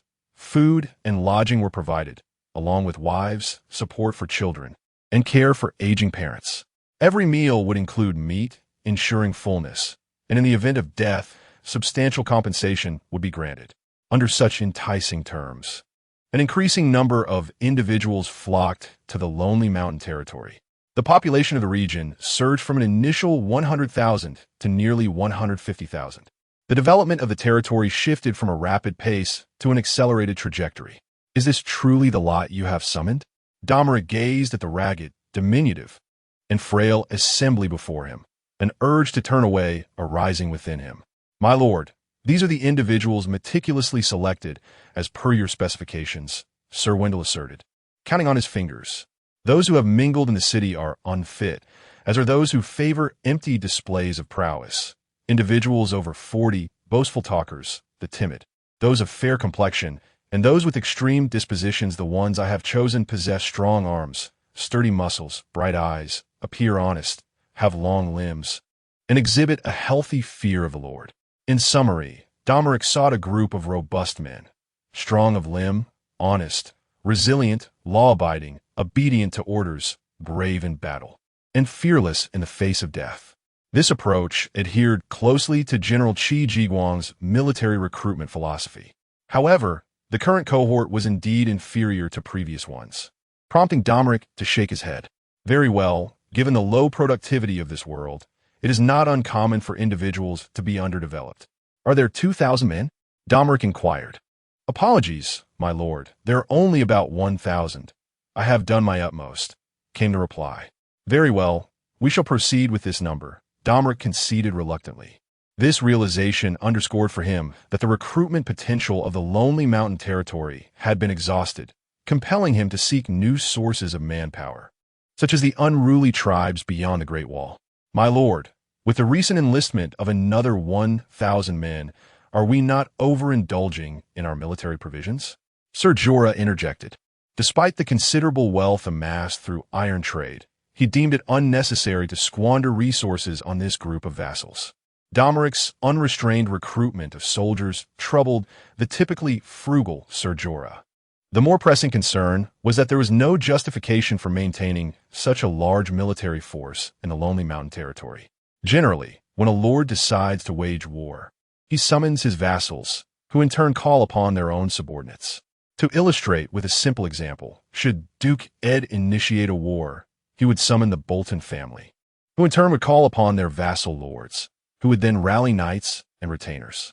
Each noble typically possesses a contingent of knights and mercenaries as their personal forces, serving as the principal combatants, adorned in full armor and wielding fine weaponry. Concurrently, they would enlist the local peasantry and farmers to support the war effort, primarily tasked with supplying provisions and, when necessary, serving as fodder on the front lines. The Bolton family is capable of mobilizing a standing army of over 6,000 men, which includes approximately 1,000 from the personal retinue of Count Luss and over 5,000 from all his vassals and knights. Meanwhile, Dominic, relying solely on his own resources, directly sustains an army of 3,000, augmented by an additional 1,000 newly recruited soldiers, totaling 4,000. Previously, there was a looming threat from the mountain clans, yet now all the clans surrounding the Lonely Mountain have submitted. Jorah initially believed that Dominic would swiftly disband his forces, but to his surprise, this enigmatic lord has chosen to expand his military instead. This unexpected maneuver left Jorah perplexed. He could only adhere to his directives without much rationale. Dominic could not possibly elucidate his foresight regarding the unfolding of events. In a matter of months, the narrative of the Game of Thrones would commence, heralding the impending upheaval of power across the continent of Westeros with the onset of the War of the Five Kings. Now would be the time to amass troops. Delaying until the conflict erupts would be far too late. However, there exists a significant deficiency in junior officers. While these individuals may possess strength, their ignorance and inability to comprehend written orders, coupled with a lack of professional combat training, renders them incapable of effectively leading the soldiers. Indeed, this poses a considerable challenge. Nodding in acknowledgement, Dominic penned a letter to Commander Jeor Mormont, requesting the selection of some officers for the Night's Watch. In exchange, I offered them a bounty of provisions, bread, cheese, shrimp, caviar, fine wine, and delicacies otherwise unavailable to them. The Night's Watch is a legion dedicated to guarding the wall. In former times, serving at the wall was regarded as a symbol of honor and selfless dedication, with many knights, individuals of status, and nobles voluntarily donning the black garb. Yet, in contemporary perception, members of the Night's Watch are predominantly recruited from the ranks of the outcasts, the disgraced, and the criminally inclined. Joining the Night's Watch has gradually become a means of evading the king's law. Exiled nobles, fallen lords, bastards, and felons are encouraged to wear black. Their backgrounds are diverse, yet some possess genuine talent. However, the Night's Watch has sworn an oath to remain at the wall, and moreover, their ranks are critically undermanned, compounded by the increasing presence of wildlings beyond. Jorah appeared somewhat troubled. Although he had sworn fealty to Dominic, Commander Mormont of the Night's Watch was his father. prompting Yura to consider his father's predicament. Domoric chuckled softly. A vow is merely a thing meant to be broken, is it not? Moreover, this is not the first instance. As for the wildlings beyond the wall, rest assured that I shall instruct Commander Mormont to remain unperturbed. Domoric gazed at the knight before him with an impassive expression, yet his eyes glimmered with a steely resolve. In a month's time, I shall personally lead all the forces of the Lonely Mountain to aid the Night's Watch and eradicate the threat posed by the wildlings, capturing their king, Mance Rayder, alive. As you wish, my lord, Yura murmured, bowing deeply. He had initially presumed that Domeric's agreement to assist his father in the extermination of the wildlings was merely a formality. After all, no noble in the entirety of Westeros would willingly undertake such a thankless task. What concern did the wildlings beyond the wall pose to them? Until the wall's utter collapse was imminent, none believed it would truly fall. To his astonishment, this young lord was indeed earnest. Leading an army beyond the wall to engage the wildlings and capture their king was no trifling endeavor. Yura Mormont suddenly felt the blood within him surge with vigor. It was a feeling he had not experienced in far too long. Chapter 34. The Minister of Finance, Gushan District. At the dock of the End River, several merchant vessels laden with cargo are moored. Among them, one ship displays a black flag, emblazoned with the majestic crowned stag of the Baelish family. A clear indication of its origin from the capital, King's Landing. "Boss, there's a nobleman outside looking for you," shouted a dockworker. The dockmaster, Francis, emerged from his quarters, reeking of alcohol, and impatiently barked. "Which nobleman?" "I don't know, he didn't say." "Why didn't you take a look for yourself? You damn fool." Francis cursed under his breath, a frown creasing his brow. Yet, he dared not delay and staggered out to meet this nobleman. Before him stood the gentleman the dockworker had mentioned, a slender middle-aged man of handsome visage and refined demeanor. His dark hair, streaked with touches of gray, framed a pair of piercing gray-green eyes that seemed to penetrate the soul. A meticulously groomed goatee accentuated his sophisticated air. A deep gray silk cloak, fastened with a brooch shaped like a mockingbird, draped elegantly over his shoulders. Those well-versed in heraldry would recognize this as the personal emblem of Peter Baelish, the kingdom's Minister of Finance. "Good sir, how may I assist you?" Francis approached, his face alight with a forced smile. Although the nobleman's lineage was unrecognizable to him, an undeniable aura of nobility radiated from him. Years of experience had convinced Francis that this man undoubtedly hailed from an illustrious family. The air of authority was unmistakable. Peter tossed a silver stag into Francis's hands, and before the dockmaster could express his gratitude, he inquired, "Are you the dockmaster?" "Indeed, my lord. How may I serve you?" Francis responded cautiously. A subtle smile graced Peter's lips. "Quite simple. Enlighten me about the happenings here." From Francis's account, Peter learned that 3 years prior, this highland was entirely forested, with only a few fishermen dwelling along the tumultuous banks where the river surged into the sea. Then came Domoric Bolton, the heir of the Bolton family, who discovered abundant mineral resources in this locale. Subsequently, he summoned masons, carpenters, miners, and blacksmiths from the terrifying fortress, erecting factories atop the highest hills. From afar, one could see the numerous stout chimneys rising into the sky, belching forth thick smoke and flames. Now, as Peter surveyed the scene, it had transformed into a bustling residential area, replete with houses, pavilions, barns, brick warehouses, wooden inns, market stalls, taverns, and brothels, each more vibrant than the last. Even from a distance, the lively sounds of the marketplace reached his ears. A multitude of docks lined the waterfront, with countless merchant vessels ceaselessly traversing the waters of the End River. They hail from the Seven Kingdoms, stretching from the Wall in the north to the rugged mountains of Dorne in the south, even reaching across the narrow sea to Bravos, Pintos, and Liss. The lookout atop the ship shouts loudly from the ropes, while crew members scurry to and fro on the deck, countless vessels ensnared in a flurry of activity. Merchant ships continuously transport fine iron goods, while simultaneously unloading various supplies for daily life. At the center of the dock stands a colossal and imposing fortress tower, with enclosed bridges and thick walls adorned with arrow slits, each spaced with a watchtower every few dozen feet. Fully armed soldiers patrol above, surveying their surroundings. "My lord, I have sent word for the lord of this place to meet us," announced a young man clad in the kingdom's livery, approaching Peter from behind. He was Brian Belmore, the tax collector of King's Landing and a distant relative of Peter. Peter gestured toward the distance and suddenly inquired, "Brian, what do you think of this territory? There isn't even a decent castle here, and the dock pales in comparison to King's Landing." Brian displayed a disdainful expression. The prosperity of a territory is not measured by the size of its castle. And comparing it to King's Landing, could you speak with a bit more sense? Peter felt a twinge of disappointment toward this distant relative, regretting his elevation to the position of tax collector. Unfortunately, the Belmore family was sparse in numbers, with few talents to draw upon. "Have you noticed anything remarkable about this territory?" Peter continued to ask. "Well, not really," Brian replied, looking perplexed. "Do you see it? The eyes of everyone here sparkle with hope," Peter mused. "Do you know what that signifies?" "No, I don't," the young tax collector replied, still looking bewildered. "It represents hope for the future. 3 years ago, this place was barren, with not even a respectable dock. But now, the iron trade here accounts for half of all iron commerce in Westeros. To be honest, I find myself somewhat impressed by this, Lord Domoric. If I were the lord here, I might not have achieved such success." Peter's voice was deep and resonant, imbued with a husky allure that inspired involuntary trust.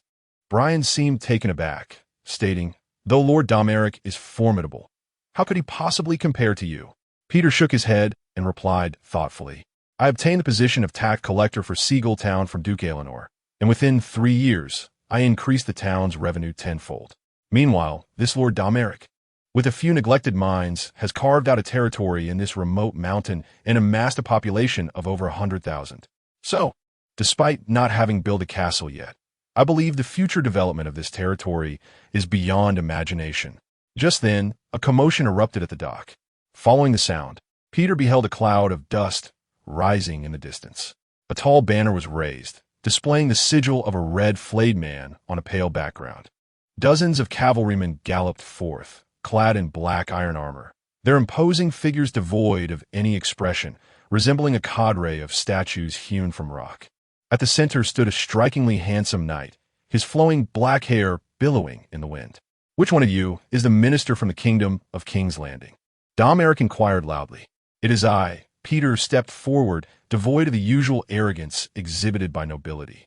"Sir Domoric, it is a pleasure to meet you. I am Peter Baelish, the master of coin from King's Landing." Peter Baelish?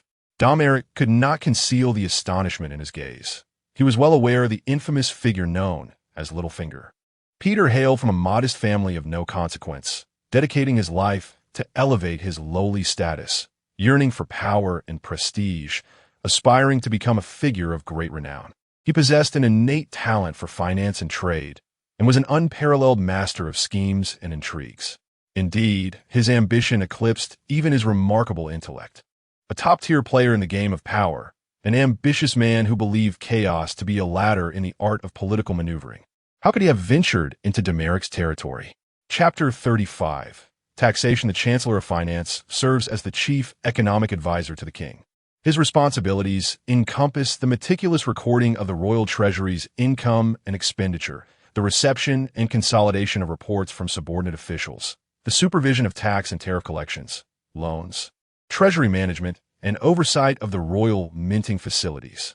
Although the development of the Lonely Mountain region has been commendable in recent years, it seems unlikely that the Kingdom's Chancellor would personally journey all the way from King's Landing, unless his intentions were ulterior. Domoric instinctively grew wary, yet maintained an impassive facade. He gathered his thoughts and donned a warm smile. "It is an honor to meet you, Lord Peter." Peter Baelish's father was the lord of the smallest territory among the many minor lords of Westeros, residing on the tiniest isle of the Fingers Peninsula, possessing only a handful of rocky land. During the War of the Ninepenny Kings, his father forged a friendship with Hotine Fry of House Tully. Consequently, Peter, as an adopted son, was sent to Riverrun.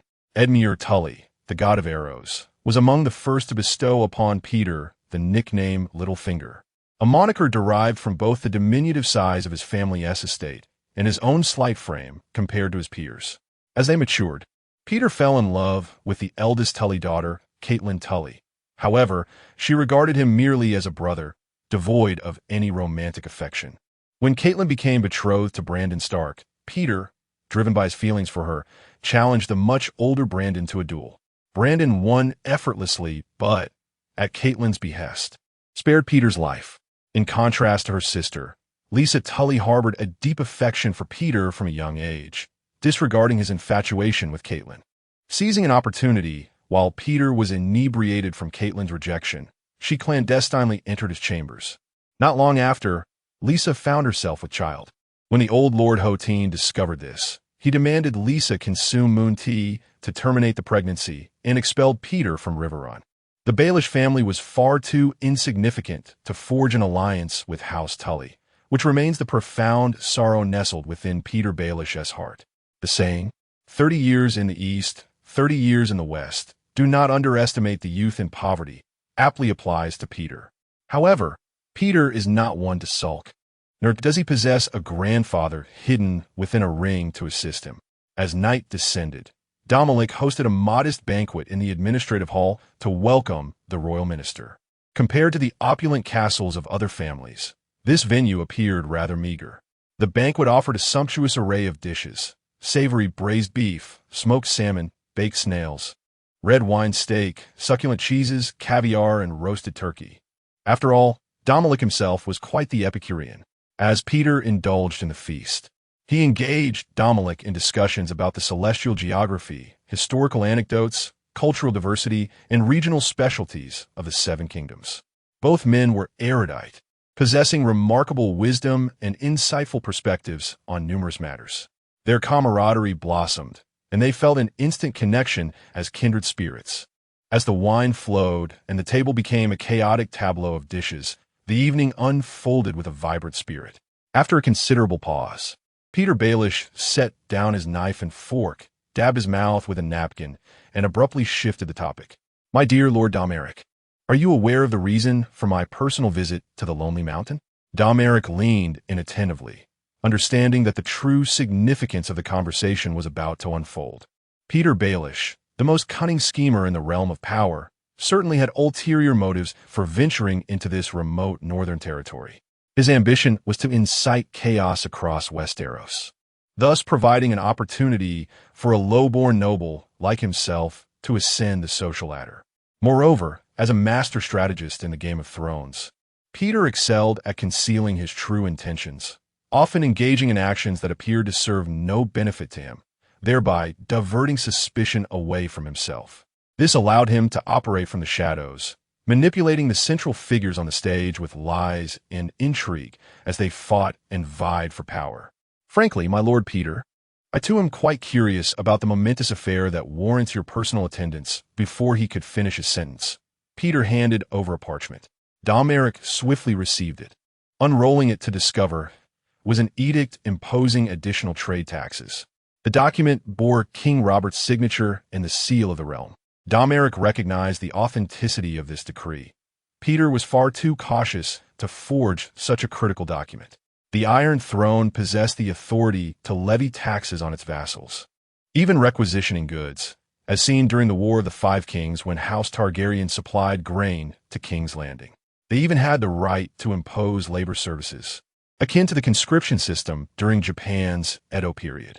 Before ascending to the role of Master of Coin, Peter had served as a tax collector for the Iron Throne and managed the customs of Gulltown. Following the Battle of Blackwater, the Iron Throne had waived taxes on the wine from the arbor for 30 years. In summary, the fiscal authority of the Iron Throne exceeded that of many medieval kings in Europe, exerting considerable control over its vassals, even extending its reach to govern the vassals of its vassals. For instance, in the narrative, Lord Eddard Stark dispatched Sir Lancel Lannister to sanction the mountain, seizing his lands and taxes. Lord Tywin Lannister, the Hand of the King, directly bypassed Roose Bolton to demand fealty and tribute from Lord Wyman Manderley of White Harbor. Nonetheless, King Robert, the current ruler, exhibited a degree of benevolence, showing little enthusiasm for taxation. A modest tax sufficed to maintain appearances. For example, Domeric's Lonely Mountain, reaping substantial profits from iron trade, was only required to remit a minor fraction to the Iron Throne, essentially a pittance. Thus, it was perplexing that the Iron Throne had inexplicably chosen to impose additional trade taxes upon him. It is regrettable that such matters arise at a crucial juncture in the development of your domain, Peter sighed languidly. Paying taxes to the crown is our duty as lords, Domoric replied with conviction. Yet he harbored an inquisitive mind regarding why the Iron Throne had suddenly taken an interest in his modest domain. Had Peter traveled such a distance solely to convey this piece of news? Suddenly, Paytel took a step closer, placing a hand on Domeric's shoulder. His voice lowered as he gently remarked, "Yet, there are ways to resolve this matter. I am aware that developing in the barren land of the Lonely Mountain is no easy feat, and with so many subjects to support, you must urgently require funds. Furthermore, these taxes are quite dispensable for the kingdom, yet they are of utmost importance for the growth of your territory. Hence, I have come personally. If you could provide me with a genuine shipping invoice, I could advocate for you at the Royal Council." Domoric smiled, sensing that Paytel was implying that a modest bribe could entirely rectify the situation. "Why assist me in this manner? Forgive my boldness, Lord Paytel, but prior to today, we had never met," Domoric inquired. Paytel paused, turning to face Domoric, his gaze openly reflecting admiration. "I have been closely monitoring the development of the Lonely Mountain territory. The changes over the past 3 years are nothing short of miraculous. Sir Domoric, you are an exemplary noble. I have always been inclined to extend whatever assistance I can to the kingdom's promising youth to expedite their growth. You overestimate me, Lord Paytel." Domoric feigned an excited expression, yet his heart grew increasingly wary. Flattery without cause is suspect. Such words could harbor deceit. No matter how melodious this mimics song to Domeric's ears, they resonate as the whispers of a devil. What consequences could arise from heeding Paytel Barry's counsel? One need only look at the fate of Duke Ed, Lord of the North, to grasp the implications. Chapter 36. Incitement. Sir Domoric, do you comprehend why the Iron Throne has imposed trade taxes upon your modest domain? With these words, Peter's statement sent a chill through Domoric, prompting him to inquire further. To be frank, I too am intrigued as to why the Iron Throne would take notice of my insignificant territory. It is quite simple. It is the Warden of the North, Lord Eddard Stark, who presented a confidential letter to King Robert, for he is reluctant to see the growth of the Lonely Mountain. Peter's tone paused, each word carefully articulated. At this juncture, Domoric could not help but grasp the implications veiled within Peter's insinuations. This man was brazenly attempting to sow discord between him and House Stark. Observing the astonishment on Domeric's face, Peter recognized that his message had landed. He smiled once more and continued, "I do not wish to play the role of a despicable informant, but trust me, I am here to assist you. The Warden of the North, Stark, does not desire a formidable Bolton family. Thus, Lord Eddard seeks to employ this underhanded tactic to weaken your standing through King Robert." What a plausible rationale it was. Domoric lowered his gaze, seemingly lost in contemplation. Yet, in truth, he held no belief in Peter's words, not even in the punctuation that framed them. With Eddard Stark's forthright and unyielding nature, his adherence to the Chivalry Code, it would be more difficult for him to employ such duplicitous means to undermine House Bolton than it would be to slay him. Clearly, Peter aimed to ignite a conflict between the Boltons and the Starks. A millennium ago, when House Bolton still held royal status under the title of the Red King, they had clashed with House Stark, even besting them on several occasions and flaying some Stark lords, hanging their skins in the Dreadfort. Peter, it seemed, had perceived the potential for growth in the Lonely Mountain and had decided to stoke the flames of discord. The more prosperous the Lonely Mountain became, the greater the strength of House Bolton, which would naturally resist subservience to House Stark. Two tigers cannot coexist on the same mountain. In Peter's eyes, a conflict between Stark and Bolton was inevitable. Should hostilities erupt, it would provide an opportunity for a schemer like Peter to reap the benefits. As he watched Peter tirelessly expound on Eddard Stark's animosity toward House Bolton, how he might leverage his rapport with King Robert to impose trade taxes on the Lonely Mountain, Domoric felt a wave of disinterest wash over him. He mused, So this is what the foremost schemer of the Game of Thrones amounts to. Compared to the likes of Tywin Lannister, Euron Greyjoy, and Stannis Baratheon, Petyr Baelish is but a mere jester. Without the assistance of the cunning sisters of House Lannister, Petyr would be unable to stir any significant turbulence. Unintentionally, Domoric plucked a strand of hair that had fallen from Petyr's head. The discovery system is activated. Before Domoric's retina, a series of square characters suddenly materialized. Petyr Baelish title, Master of Coin, Lord of the Fingers Strength, 15 Agility, 20 Spirit, 25 Combat Index, 60 Remarks. The target is not in a state of fear. His secrets cannot be discerned. Domoric chuckled. It appeared that the personal prowess of this Master of Coin was rather lacking. After a strenuous struggle, Domoric finally spoke. My Lord Petyr, you are indeed correct.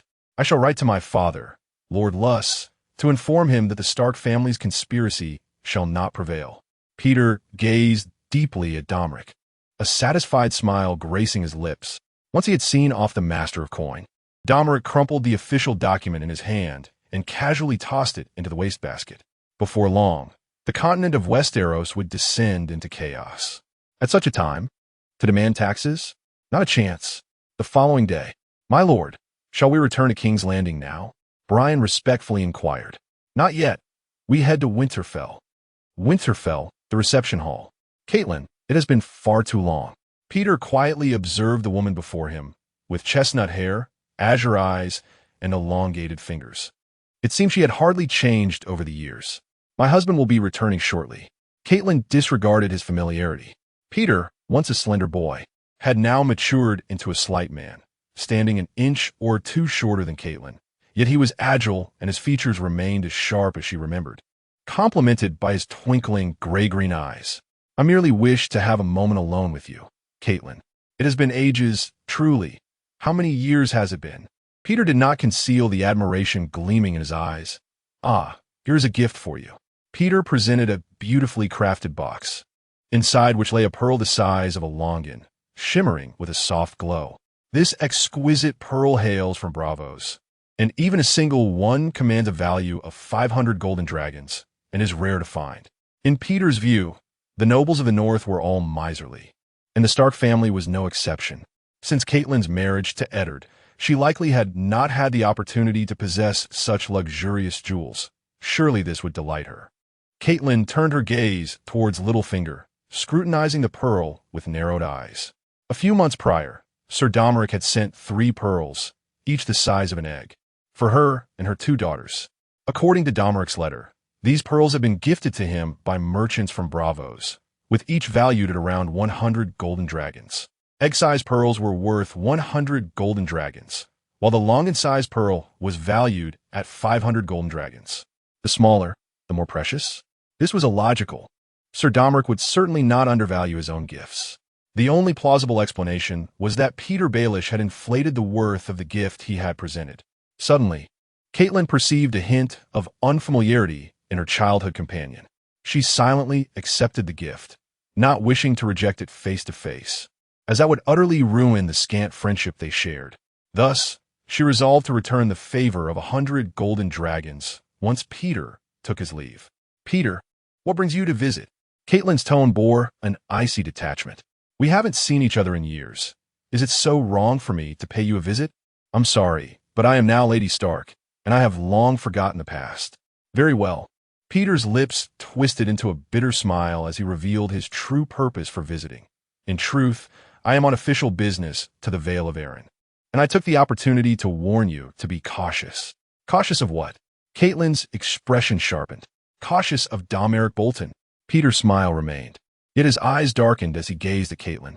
He has amassed nearly 4,000 soldiers in the Vale, not to mention the forces of the fearsome Lord Roose Bolton. By the gods, just the Bolton family alone commands almost 10,000 soldiers. My lady, have you considered what he intends to do? In the entire north, only the Stark family can stand against him. The Boltons have long coveted the throne of the north. Catelyn shook her head, her gaze icy. Sir Domoric seeks to confront the wildlings beyond the wall. He has already informed my husband of this, and he would never act against the interests of House Stark. My lady, how can you be so certain? Peter's expression bore a sly smile. Because Sir Domoric is a kind-hearted young nobleman, skilled in combat and imbued with the spirit of chivalry.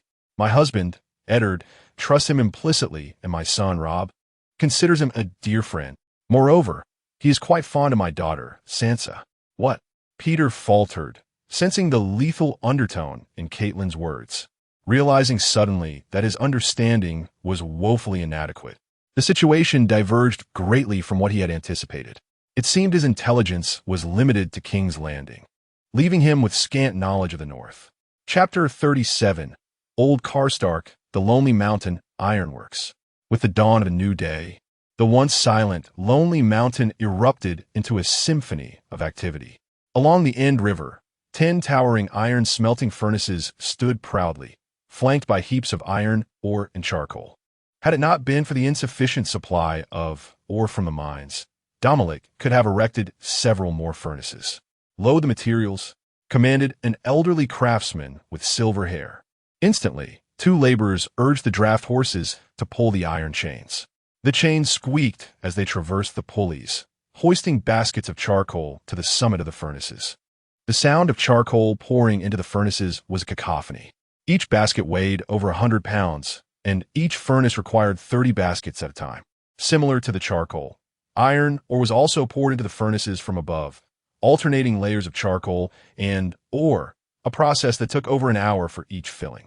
The bellows, driven by the labor of the draft horses, began to rotate slowly, gaining momentum. With the clamor of the pouring materials, a mighty gust of wind surged through the heat-retaining chamber, forcing its way into the furnace. Flames leaped skyward, illuminating the faces of the onlookers with a fiery glow. As the fire burned longer, the temperature inside the furnace soared, the red-hot flames leaping several feet high before gradually transforming into a ghostly blue. Through the apertures of the furnace, the iron ore was visible, slowly melting away. Compared to the traditional methods of iron smelting on the continent of Westeros, the blast furnace technique not only multiplied the output, but also significantly improved both quality and efficiency. As the first molten iron, glowing red, cascaded down the trough, the time struck noon. Meanwhile, Domoric arrived at the mining site, accompanied by a retinue of guards. The mining area occupied an entire valley, bustling with miners clad in short garments, scattered throughout the hills, the rhythmic sound of hammers ringing incessantly. The miners were divided into 2 categories.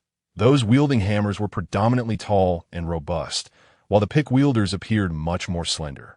They crouched over or they were extracting, one hand steadying the iron pick, while the brawny hammer wielders struck down with force. The sound of iron meeting iron resounding with a spark. As the hammer struck, debris flew in all directions, and a fissure widened in the rock. One pick wielder, unable to evade the flying shards, was struck in the face, leaving a gory gash. Domoric approached, offering words of comfort to the injured miners and rewarding one with a few silver stag coins. "Thank you, benevolent lord. You are truly our savior. May the gods bless you, my lord." The miners chorused, kneeling in gratitude. "Where's Lord Karstark?" Domoric inquired, scanning the area.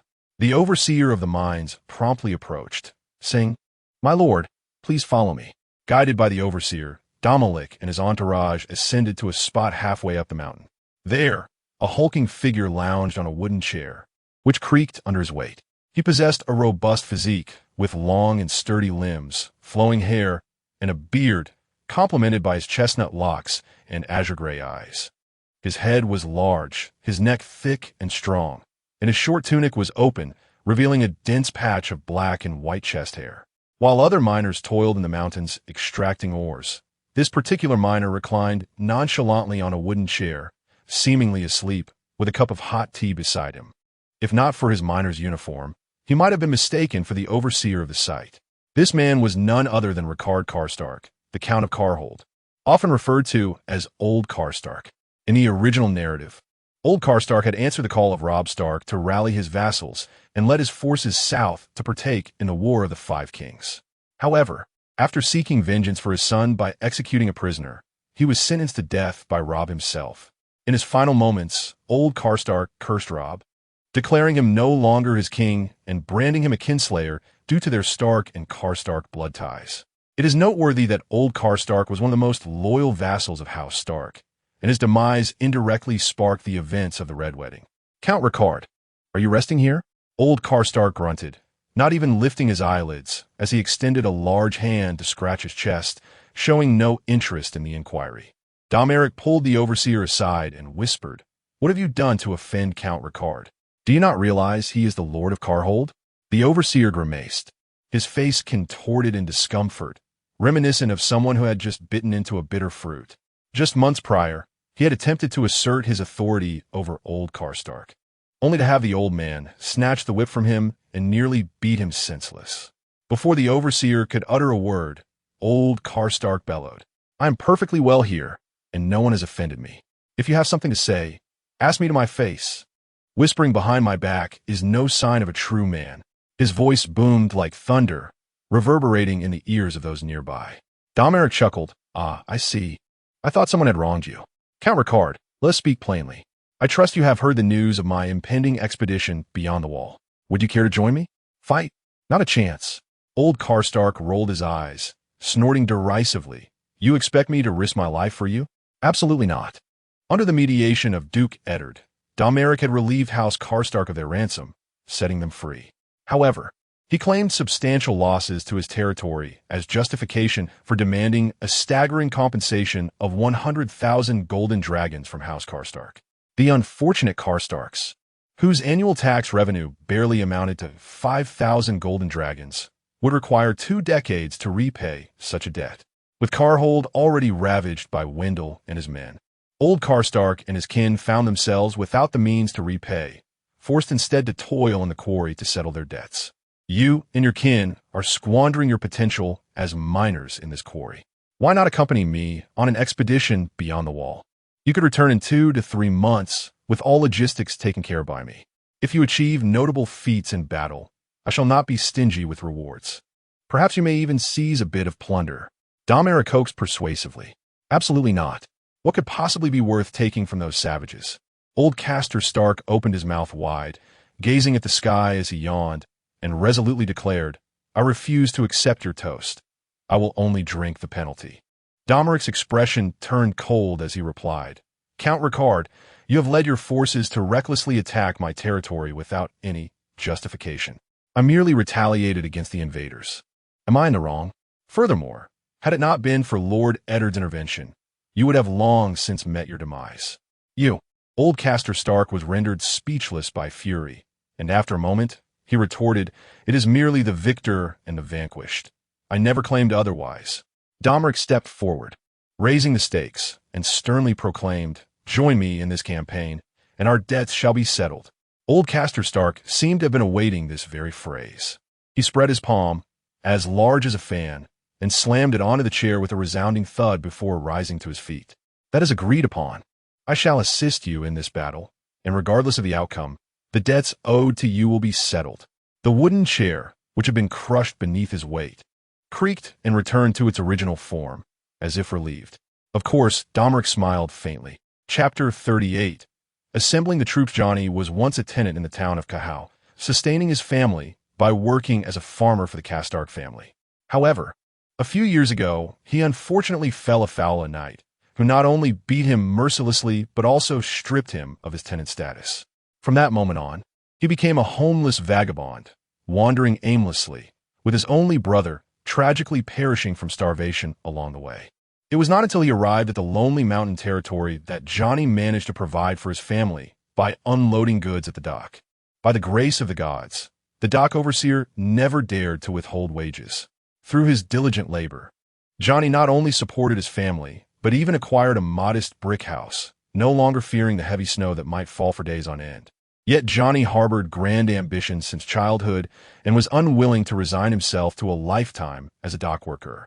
Thus, upon hearing of the Lord's recruitment of soldiers, he hastened to respond. The allure of abandoning his dock job was not merely the prospect of a soldier's generous pay and compensation. It was rumored that the Lord also provided wives. Johnny, now of an age to marry, had initially planned to wait a few years to wed the plump tavern maid. But now, A more enticing option had presented itself. As for what duties a soldier might entail, he gave it little thought. Surely, it would involve either guarding the Lord's estate or engaging in brawls with the noblemen. They would hardly be dispatched to the outskirts to battle the fearsome barbarians. The selection process for soldiers was quite rigorous, and the piercing gaze of the bald chief knight instilled a sense of trepidation in Johnny. Fortunately, his sturdy physique allowed him to pass the assessment, while many gaunt individuals were unceremoniously dismissed from the ranks.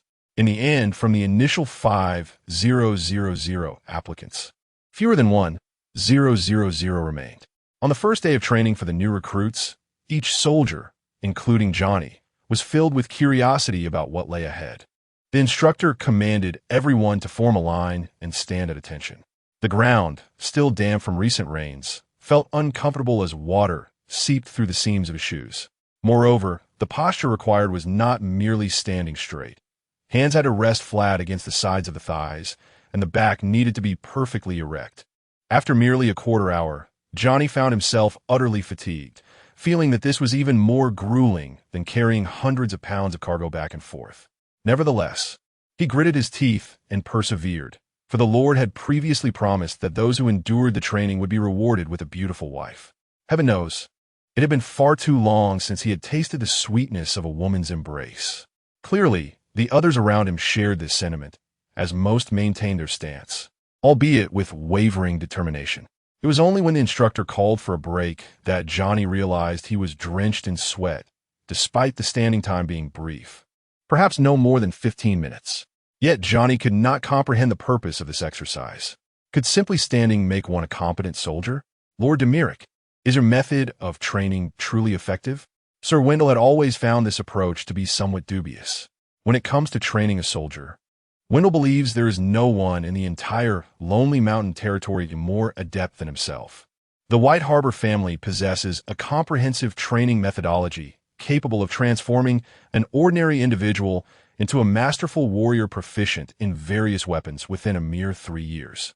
Domoric, however, cleared his ears and remarked, "I do not deny the importance of personal combat skills, but for now, our focus should be on collective training. In an era dominated by cold weaponry, is it feasible to train a competent group of warriors within just a few months?" Domoric certainly harbored no such aspirations, nor did he require Spartan warriors who could rend beasts apart while clad in mere undergarments. While the individual combat prowess of an army may be lacking, it is imperative that they maintain strict discipline and adhere to commands. In the age of cold weapons, the power of teamwork often surpasses that of the individual, a fact dictated by the social nature of humanity. This particular standing exercise extended longer than the combined durations of the previous two, only concluding when someone's legs grew weak and they began to sway unsteadily. At that precise moment, the instructor announced a break and instructed the cooks to distribute lunch. The meal was contained within enormous iron pots, delivered to the military camp by a convoy of horse-drawn carts. Along with the food, the carts carried a multitude of plates and spoons. As Johnny licked his lips, ready to rush forward, a fully armored guard stood firmly in front of everyone. The instructor commanded all to form a line, collecting utensils one by one. Anyone disrupting the order would be unceremoniously ejected from a camp. Amidst the chaos, 2 lines emerged, and fortune smiled upon Johnny as he found himself at the forefront of the outer line. Naturally, some expressed their discontent, resulting in a commotion within the ranks. Soon, several guards surged into the throng, expelling the troublemakers from the camp. The ejected individual crouched outside, appearing quite pitiful. Johnny surmised he had grasped the essential requirement for becoming a competent soldier: order, an unwavering, uniform order. When the lid of the iron pot was lifted, a rich aroma of flour wafted through the air. The tantalizing scent enveloped him, almost intoxicating, as a wave of restlessness surged through the crowd, accompanied by the instructor's commanding shouts. Surely, they would have to line up once more, he thought. As anticipated, everyone was instructed to queue for food in the same order they had collected their plates and spoons. Despite their stomachs grumbling and saliva pooling, the previous example of discipline prevailed, and the line formed obediently. The iron pot brimmed with soft, fluffy bread, potatoes, and steaming meat soup. To Johnny's astonishment, each person was also allotted a piece of succulent braised pork, marbled with fat. The hunk of meat was nearly the size of his palm, and as he took a gentle bite, his mouth filled with rich, greasy juices. Johnny devoured his lunch with an almost ravenous eagerness, licking his fingers clean 3 times, before patting his belly and letting out a contented burp. It had been ages since he had relished such delectable fare, and he felt a long-lost sense of satisfaction. Johnny even pondered that if he could enjoy such meals daily, he would not mind venturing into the wilderness to confront savage foes. In the administrative hall of the Lonely Mountain, the gathering commenced. "Please, take your seats." Domoric was the first to take his seat at the round table, beckoning others to gather around. However, the attendees hesitated, unaccustomed to sharing a table with their lord. This pre-war mobilization convened various officials from the villages and towns under his command, including tax officers, the garrison commander Jorah, Chief Knight Wendell, Chief Blacksmith Noy, and over 20 others. These individuals constituted nearly the entire administrative body of the Lonely Mountain territory. Additionally, Old Karstark was present at the meeting. "For the past 3 years, you have assisted me in governing this land with unwavering dedication. The development of Lonely Mountain is not solely my achievement, but a testament to your efforts as well. Thus, to enhance our territorial management, I have decided to formally bestow upon you the title of knight, along with corresponding fiefs." Upon hearing this, the officials and tax officers promptly rose to their feet. Some bowed in reverence, others pledged their loyalty vocally, while a few, overwhelmed with excitement, stood there grinning foolishly. They had all originated from humble beginnings, yet their remarkable abilities had earned them the trust of Domoric. Though knighthood merely grazed the threshold of nobility, it nonetheless filled their hearts with pride, for this title signified a fundamental shift in their social standing.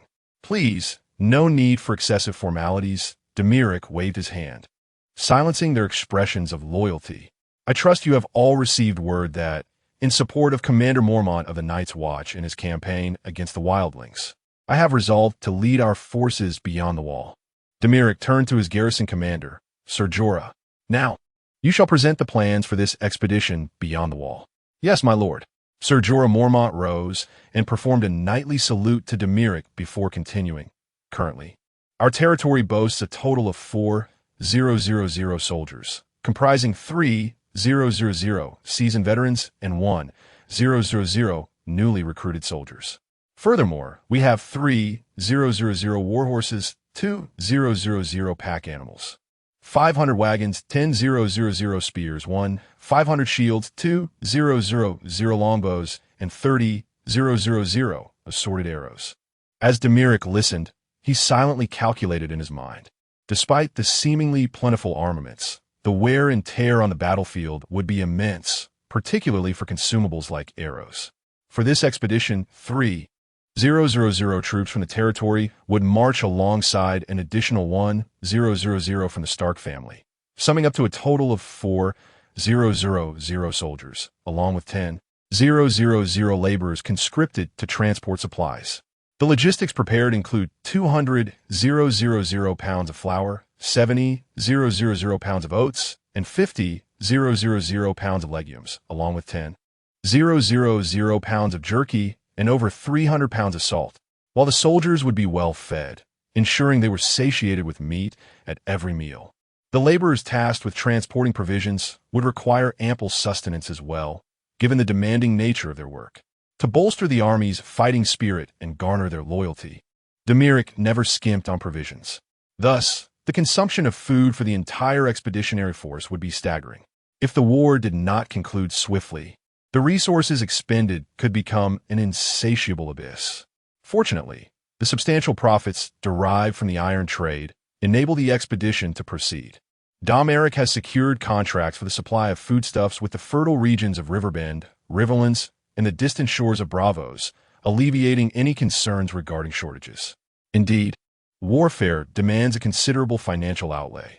It is no wonder that the Lannister family, with their abundant wealth and gold mines, has accrued significant debts to the Iron Bank for the sake of the War of the Five Kings. In this battle, every participant must dedicate themselves fully striving for a decisive victory to capture the king beyond the wall. To capture the king beyond the wall. For the honor of our Lord. For the honor of our Lord. Chapter 39. The Wild Man after attending to an entire day's duties. When Domoric finished his meal and washed his face before entering the bedroom, Benita had already been waiting for him. Here is your midnight snack. I had a bit. It's tangy and sweet, quite delightful, she said, perched on the table, gesturing towards the half-empty bowl of ice cream, exuding an air of ownership over the space. Has no one taught you that one should maintain humility in the presence of their host? Domoric remarked, pushing the bowl aside as he took a seat, recalling how she had once upheld decorum with a sense of reverence.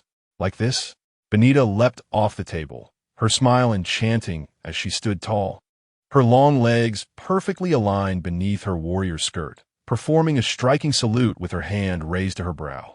The noble stance instantly dispelled any hint of crassness. Domoric felt a flicker of attraction, but quickly regained his composure. You've been returning later and later these days. Seeing the snack untouched, I thought I'd help you with it. Benita said, moving closer to him. Just a portion for your personal guard. Surely, you're not so stingy? Do as you wish, but if you take my midnight snack, do finish it, Domoric retorted gruffly. Benita nodded obediently. By the way, what is this delightful treat called? I have never tasted anything so exquisite. You are indeed fortunate. Throughout the entirety of Westeros, only I can provide ice cream. Ice cream, is that what it's called? It's truly delicious, Benita exclaimed, one hand cradling the bowl while the other wielded the spoon, savoring every bite with satisfaction. Making ice cream is not particularly difficult. The simplest recipe requires only sugar, cream, and milk, with a splash of juice for color, complemented by slices of plum and bloodfruit for flavor. Freezing is effortless, as the north is abundant in ice and snow. I never knew you possessed such a talent, my lord. My opinion of you has risen a notch, she remarked. Is that so? I am most grateful, Domoric replied dismissively, inwardly reflecting on how others had traversed realms to harness technology and wield weapons of war. While he had yet to conjure, even gunpowder, most of his efforts were devoted to the pleasures of the palate, leading to a sense of disillusionment. Benita pouted, placing the bowl on the table, her eyes gleaming with desire. I can have the chef prepare another serving. This treat is very cold. It should not be consumed in excess. It's fine, Benita replied nonchalantly. I have a robust constitution. I've never caught a cold in my life. Excessive sweets can lead to weight gain. I'm not worried. I am naturally beautiful. With no alternative, Domoric relented and requested another serving from the chef, warning her, overindulgence may cause you discomfort. Benita continued to focus on her culinary delight, seemingly oblivious to his concerns. As Domoric observed her, a small morsel lingered at the corner of her mouth, and he gently wiped it away with a silk handkerchief. Benita paused, her spoon suspended mid-air, gazing at him intently. Thank you, my lord, she said, her tone imbued with a hint of nostalgia. You're truly kind. Domoric could not help but chuckle softly, reflecting on the fact that this assassin from Bravos was, at her core, merely a girl of 16 or 17. In his youth, he too often ended up with food smeared on his face, and his father would always gently wipe it away. Benita sighed lightly, her gaze distant, clearly lost in memories of the past. Suddenly, she flashed a sweet smile, grasped her plate, and dashed off to the side, exclaiming, I must go on patrol now. My lord. Benita served as Domoric's personal guard, primarily responsible for ensuring safety during the night. Domoric paid little heed to his devoted attendant. He unfurled a blank piece of sheepskin parchment, preparing to complete a design he had begun long ago. The room fell silent, save for the crackling of the fire in the hearth. There remained but half a month until the expedition he had planned. The strategic objective of this campaign was to eradicate the threat posed by the wildlings beyond the wall, after which his forces would concentrate on the impending war of the Five Kings. Therefore, a decisive victory was paramount, rather than a war of attrition. Total triumph was essential, not a Pyrrhic victory. Domoric had previously undertaken small-scale endeavors to capture wildling slaves, even including a few giants, granting him profound insight into the wildlings. Their living conditions were harsh. They resided north of the wall, in high altitudes with frigid weather and scarce food, making survival a formidable challenge. The wildlings were descendants of ancient peoples, isolated from the continent of Westeros by the formidable wall. They retained their identity as free folk, unbound by the constraints of nations, nobility, kings, or laws, choosing instead to follow leaders of their own preference. The wildlings believed that the gods had created the world for humanity to share.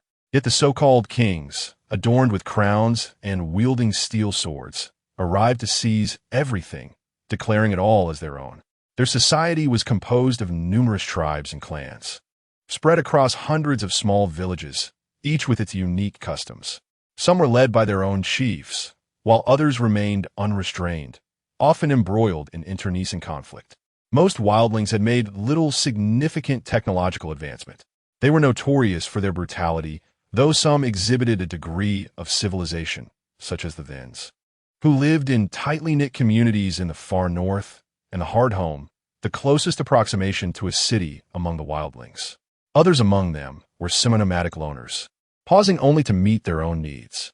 Raiding parties from the frozen coasts and more barbaric clans from the glaciers survived by cannibalism. Among the wildlings were not only towering giants, but also cave dwellers who painted their faces in shades of blue, purple, and green. Renowned for their refusal to kneel, the wildlings revered freedom and called themselves the free folk.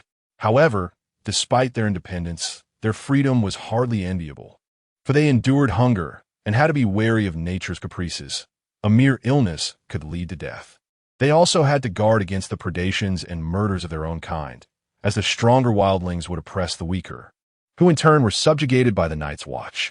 Due to their insufficient sustenance, lack of strength, absence of steel-making skills, and inadequate equipment, compounded by their disorganization and lack of discipline, their combat and productivity capabilities are exceedingly low. Historically, every king from the northern wilderness who managed to unite the wild men would march southward in search of a more favorable environment for survival. Yet, time and again, they either fell to the Starks or could not even breach the Night's Watch. In the narrative, Mance Rayder, the king beyond the wall, could not even overcome the Night's Watch. When Stannis' cavalry arrived, they utterly decimated him. This was during the War of the Five Kings when Stannis' forces were already significantly weakened, underscoring the wild men's feeble combat abilities. Their inherent weakness has afforded them scant opportunities to integrate with southern culture, perpetually subjected to the Night's Watch, who are merely southern thieves, robbers, and murderers.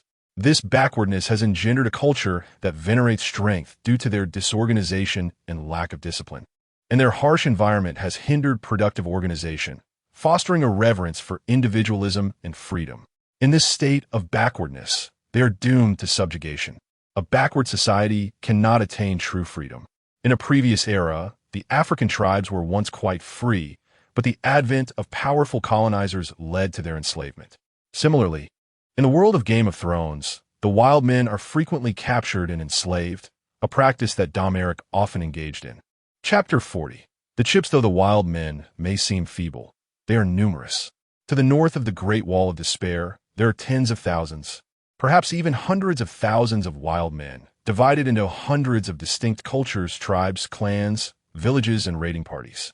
To counterbalance the wild men's numerical superiority, Domoric requires more formidable weaponry to gain an absolute advantage in battle.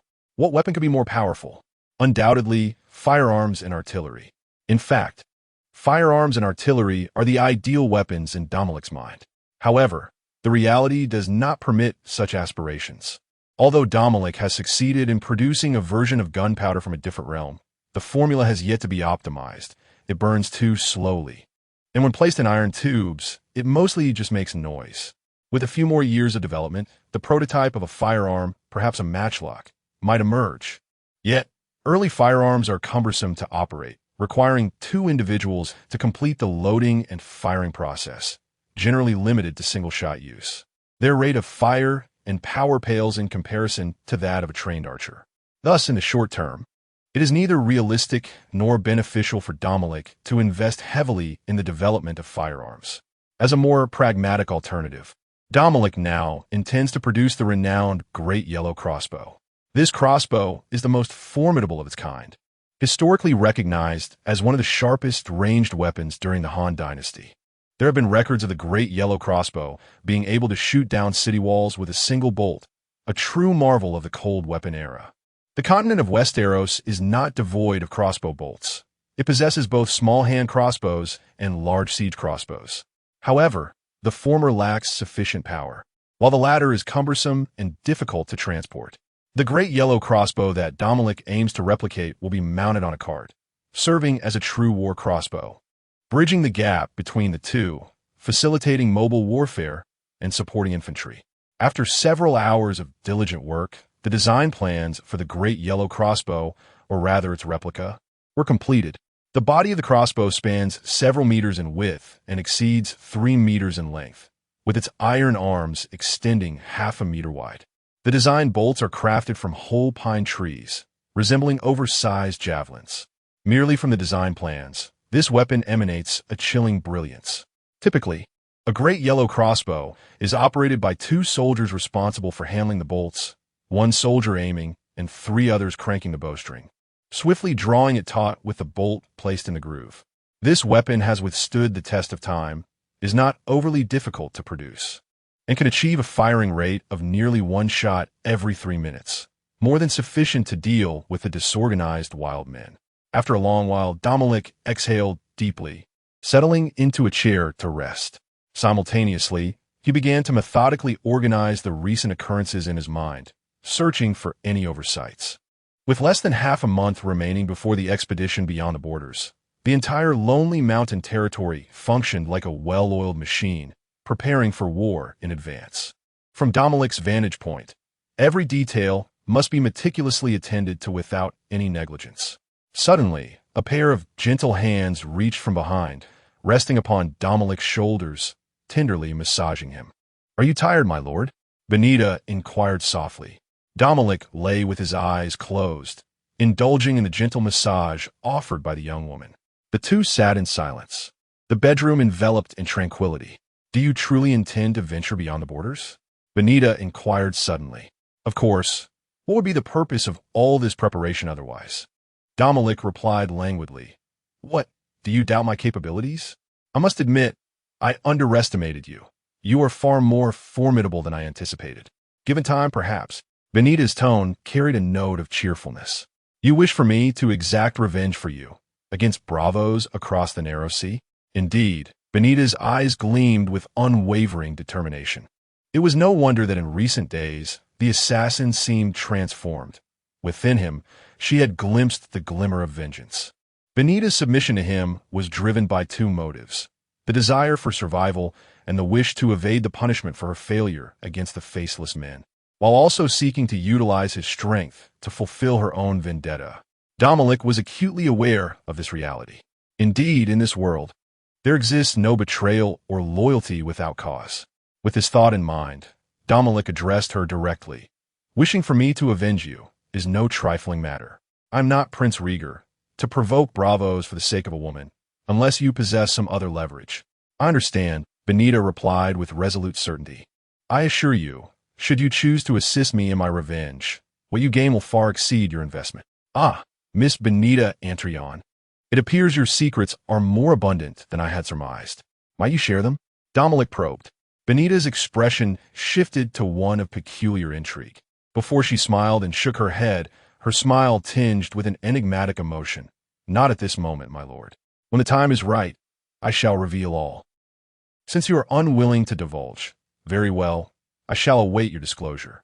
Domoric closed his eyes, feigning slumber, and ceased further conversation. Benita furtively glanced at him before lowering her gaze once more, applying a touch more pressure in her ministrations. At that instant, Domoric felt his body contract rhythmically, as if a current surged through him, traveling up his spine to his brain, a sensation so exquisite it defied description. "What technique is this?" Domoric murmured, unable to suppress a sound of disbelief as he regarded Benita, astonished at her newfound mastery in the art of massage. "My lord, do you feel comfortable?" Benita asked softly, her demeanor tinged with uncertainty and hesitation, as though she had just conducted an experiment and awaited his verdict with bated breath.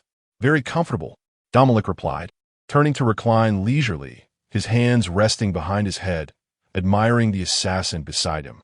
To be fair, men are indeed creatures of visual appreciation. In terms of beauty, Benita, with her golden hair and long legs, may not be exceptionally striking, but when it comes to her figure, she is undeniably flawless. Over the years traversing the lands of Westeros, Domoric had encountered only a couple of truly exceptional beauties in the north.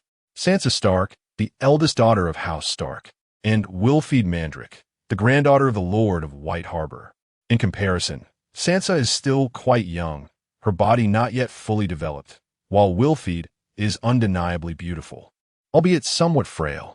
However, Benita, as an assassin, possesses a soft yet resilient physique honed by countless trials, exuding an inherent tension and a sharpness cultivated through years of her lethal profession. Every part of her body seems to harbor an imminent threat, as if a concealed blade or a poisoned dagger could spring forth at any moment. This aura of danger only enhances her enigmatic allure. Chapter 41. Lord Leech. The terrifying fortress stands as a formidable bastion, characterized by its towering walls and sharp, crenellated battlements. Nestled near a volcanic crater, it is warmed by the embrace of magma and hot springs. Legend has it that within the castle lurk dreadful torture chambers, alongside a peculiar room dedicated to the collection of the skins of enemies. The carriage came to a halt, and outside, Sir Wendell gently rapped on the door, whispering, "Lord Domoric, we have arrived." As Wendell swung open the door, Domoric alighted from the carriage. He was on the verge of embarking on an expedition to confront the wild men beyond the mountains, yet unexpectedly received an urgent summons from his adoptive father, Count Luss. With the lonely mountain merely a day's journey from the terrifying fortress, Domoric found himself with little choice but to heed the call of his esteemed father. Above the main gate, the flag of the Bolton family fluttered, a flayed man against a pale backdrop. Courtiers and servants had already emerged to greet him, while some, under Wendell's direction, guided the trailing carriages through the fortress's rear entrance. Upon entering the castle, Domoric encountered a tall man, the Count's chief bodyguard and trusted confidant, Igor Green. A former free knight hailing from across the narrow sea, Igor had spent a lifetime in service to Count Luss, fighting valiantly alongside him in the Battle of the Trident River during the Usurpers' War, earning numerous accolades. He was imposing in stature, broad-shouldered, and despite approaching middle age, stood erect like a sword concealed within its scabbard, seemingly innocuous, yet radiating an intimidating presence once drawn from its sheath. Before Domoric, the heir to the terrifying fortress, Igor, despite being the Count's foremost confidant, swiftly approached and knelt on one knee, performing the customary homage of a family retainer. Behind him, a dozen elite soldiers followed suit. Also kneeling, Domoric smiled and promptly assisted this loyal servant of his adoptive father to his feet. Secret system activated. Igor Green Identity. Chief bodyguard of Count Luss. Knighted title. None strength. 60 agility. 65 spirit. 65 combat index. 190 note. The subject is not in a state of fear. You cannot glimpse their secrets. A combat index of 190. How astonishingly it has risen. Domoric mused in disbelief. In the span of 6 months, Igor's combat prowess had increased by 5. Typically, swordsmen in the north, upon reaching their 30s, found their capabilities waning amid domestic burdens. Yet Igor, now in his 40s, seemed to grow stronger with each passing year. "My lord, you have returned." Igor rose, smiling. "It has been a taxing journey. Lord Bolton awaits you in the study. Please see him at once upon your return." Domoric nodded. "Uncle Igor, it has been half a year. You appear increasingly vigorous. It seems your martial skills have further advanced. Next year's Harvest Banquet martial arts competition will certainly showcase the prowess of our esteemed family with your participation." Igor simply smiled faintly, saying nothing. Having served Count Russ for 20 years, he had encountered numerous tumultuous events, and his demeanor had become remarkably composed. He merely gestured for Domoric to accompany him into the inner chambers of the terrifying fortress.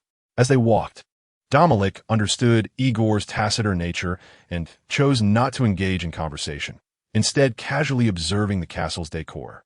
After half a year apart, it seemed the castle had become even more opulent, The servants, adorned with festive expressions, bowed respectfully upon seeing the young master return after his extended absence. It appears the castle has undergone quite a transformation, Domoric remarked casually. To his surprise, the usually reticent Captain Igor responded, "Indeed, in recent years, Lonely Mountain has flourished, generating substantial income for the family each month. You have not forgotten to send funds to the Count. Thanks to your generosity, the castle's treasury has been refurbished." "Ha ha, it is only fitting," Domoric chuckled, choosing to remain silent thereafter. Upon reaching the study's entrance, Igor paused, casting a deep glance at Domoric, his lips curving into a gentle smile before he turned to depart. Taking a deep breath, Domoric pushed open the study door and stepped inside. Count Russ's study was modest yet serene, seemingly devoid of sentinels, though Domoric was acutely aware that it was among the most heavily guarded areas of the terrifying fortress. The aristocracy of the northern realms, steeped in centuries of heritage, operated differently. The ostentatious displays of the nouveau riches, with guards every few steps, were far removed from the subtlety of Count Russ's domain. Although no soldiers were visibly stationed outside, Domoric understood that Count Russ, with a lifetime of military experience, commanded a hidden network of formidable forces. This included skilled assassins and warriors, kept discreetly in the shadows. Igor's trust from Count Russ stemmed from his oversight of this clandestine power. Ordinarily, without the Count's explicit orders, no one was permitted within this study. Should anyone dare to intrude, their fate would be sealed before they could even enter the courtyard. Shaking off such thoughts, Domoric entered the study to find his father, House Bolton, the current head of the Bolton family. He sat behind his desk, holding a quill, his authoritative visage shrouded in an aura of coldness as he scrutinized a letter containing unknown contents. Domoric quietly approached, standing before the desk in silence, his hands at his sides, adopting a demeanor of earnestness. After a brief moment, Count Russ seemed to regain his focus, scribbling a few notes on the letter before setting down the quill. He then raised his gaze, regarding Domoric with a calm expression, his eyes devoid of emotion, neither pleased nor displeased, as if there were no fluctuations in his feelings whatsoever. Domoric met his father's steady gaze, his own expression equally tranquil. House Bolton, the lord of the terrifying fortress. He possesses a physique that is neither imposing nor particularly strong, and his appearance is above average, bearing no visible signs of the passage of time. He is clean-shaven, yet what draws attention are his remarkably pale, peculiar eyes, deeper than milk, yet shallower than stone. His complexion is pallid, likely a consequence of his frequent practice of bloodletting through leeches. The regular use of leeches is said to be a secret to longevity. One ought to constantly purge the impurities from one's blood. This is a saying often uttered by Count Russ, which has led to him being playfully dubbed Lord Leech. In Domeric's eyes, this frugal father figure presents an outwardly refined demeanor, yet he is cold-hearted, calculating, and merciless. He speaks in a soft voice, never raising his tone, compelling his listeners to pay close attention. Count Russ slowly remarked, "Ah, you have returned." Domoric inhaled deeply, replying, "Indeed, I have returned, dear father." Chapter 42. The choice Domoric once served as a page to Countess of Huangdatan, and Lady Barbara Dusting had once remarked on his father, Lucius, "This man possesses no emotions." The leeches he has indulged in over the years have drained him of all passion. He knows neither love nor hate, nor does he feel sorrow. Everything in this world is merely a game to him, gentle and entertaining. Some revel in the thrill of the hunt, others in falconry or the roll of dice.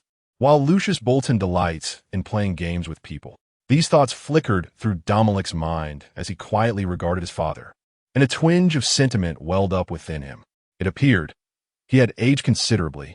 Lucius, now 45, was not much older than Captain Igor, yet he seemed far more worn. The once formidable lord of Terror Fortress, approaching 50, bore numerous wrinkles at the corners of his eyes, though his gaze still commanded respect. The signs of age were unmistakable. Even seated, he did not maintain the same upright posture as before, appearing somewhat weary as he leaned against the chair. As if sensing his son's distraction, Lucius gently cleared his throat, drawing Dominic's wandering thoughts back to the present. You have grown a bit taller. Suddenly, Lucius sighed softly, his authoritative voice softened. Every time I see you over these past 3 years, I feel as though you have changed so much that I scarcely recognize you. The words sent a shiver through Domoric. Lucius's tone felt strange to him, a departure from that of the lofty lord, instead resonating with the essence of a typical father. Domoric found himself at a loss for words, merely standing in silence. Lucius shook his head and sighed. Please, take a seat. I have matters to discuss with you. What does father wish to speak of? Domoric inquired first. I am aware of your concerns, Lucius said, observing Domoric's expression. He then turned and withdrew a delicate crystal wine bottle from beneath his desk, gently twisting off the cap. Clearly, it was a fine vintage, sourced from the exceptional vineyards of Qingting Island. Lucius smiled. As for your campaign beyond the borders, I shall neither impede nor oppose you. I shall support you. The reason is simple. You are my son and the sole heir to Terror Fortress. Though I'm unaware of how those wild folk have offended you. 2 exquisite crystal goblets were filled with a deep crimson liquid. Domoric and Lucius each grasped a goblet. The study felt somewhat oppressive. Both men seemed immersed in the atmosphere of savoring the wine, neither willing to break the silence first. After a considerable interval, Count Lusber's eyes shimmered with a hint of self-mockery as he slowly smiled and spoke. Do you recall 3 years ago when you expressed your desire to venture to the Lonely Mountain to establish a territory? Although I did not voice my opposition at the time, I must admit I held little faith in your endeavor. Yet, who would have anticipated that merely 3 years later, your domain has burgeoned to a populace of 150,000? The terrifying fortress is the territory of our family, and its annual tax revenue scarcely exceeds 20,000 golden dragons, notwithstanding the family's other income sources. However, your Lonely Mountain territory has, within just 6 months, profited immensely from iron trade. Oh, let me see. Over 200,000 golden dragons, I believe. Domoric felt a flicker of astonishment. He had not expected Count Lusber to be so well informed. The revenue from the Lonely Mountain and the substantial profits from the iron trade were known only to Domoric and the financial officer. The fact that Count Lusber had acquired such detailed knowledge indicated he must have exerted considerable effort in his investigation. This was merely the 3rd year, should the growth continue. Within a decade, the income from the Lonely Mountain might very well surpass the combined tax revenues of all families in the north. I never anticipated that the son I fathered would prove to be a commercial prodigy. Since Count Lusber had laid his cards on the table, Domoric resolved not to conceal anything further. He merely smiled and remarked, Those are but trivial pursuits of mine, never intended to be hidden from you. Surely, my esteemed father did not summon me back solely for this? Indeed, Count Lusber sighed, his gaze fixed intently on Domoric. Our family faces a critical choice. A choice? Domoric glanced at his father.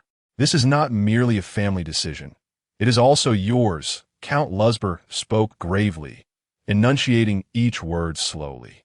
Please, father, be explicit. Domoric was eager to abandon the riddles. Count Lusber raised an eyebrow slightly, and a ripple of emotion crossed his previously calm demeanor. He parted his lips, allowing a subtle, enigmatic smile to grace his features. Domoric, as a father, I realize I know too little about you, never suspecting you to be so favored by women. Domoric was taken aback. Count Lusber handed him 2 letters. Here, take a look for yourself. These are correspondences from Duke Ed and Count Mandler. Their letters indicate intentions to ally with the Bolton family. Oh, Domoric took the letters and began to peruse them carefully. Count Mandler of White Harbor sought a union with him, ostensibly to ensure the stability of the iron trade, which was hardly surprising. As for the Stark family, it appeared Lady Catelyn had successfully persuaded Duke Ed. This development was indeed unexpected for Domoric. So whom will you choose? Count Lusber inquired, observing his son intently, awaiting Domoric's response. Miss Sansa Stark or Lady Wilfie de Mandler? Domoric remained silent for a considerable time, finding the question difficult to answer. Count Lus, however, did not wait for Domiric's response and continued speaking. It is only through harboring fear that one can survive in this world rife with deceit and betrayal. Even in the north, the crows continue to circle, awaiting the opportunity to feast upon our corpses. The Seven and Tohar families are not to be trusted. Our corpulent friend from White Harbor, Wyman, possesses a honeyed tongue but a dagger concealed behind his words. As for the Amber family in Hearthstone, they may appear simple-minded, yet they are insidiously cunning.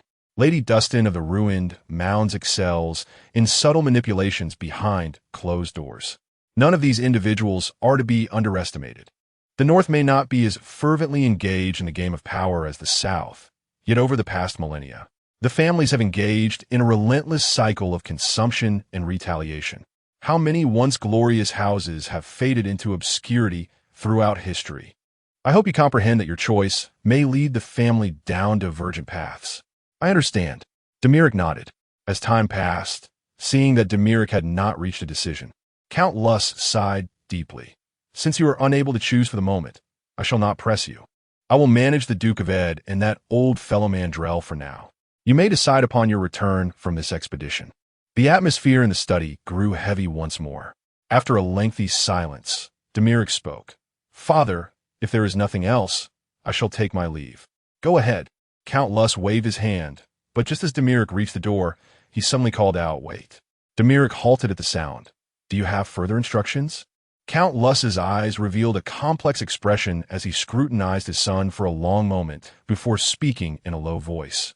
On this expedition beyond the borders, Sir Igor will lead 500 soldiers of the family, ready to follow your command and assist you in vanquishing the savages.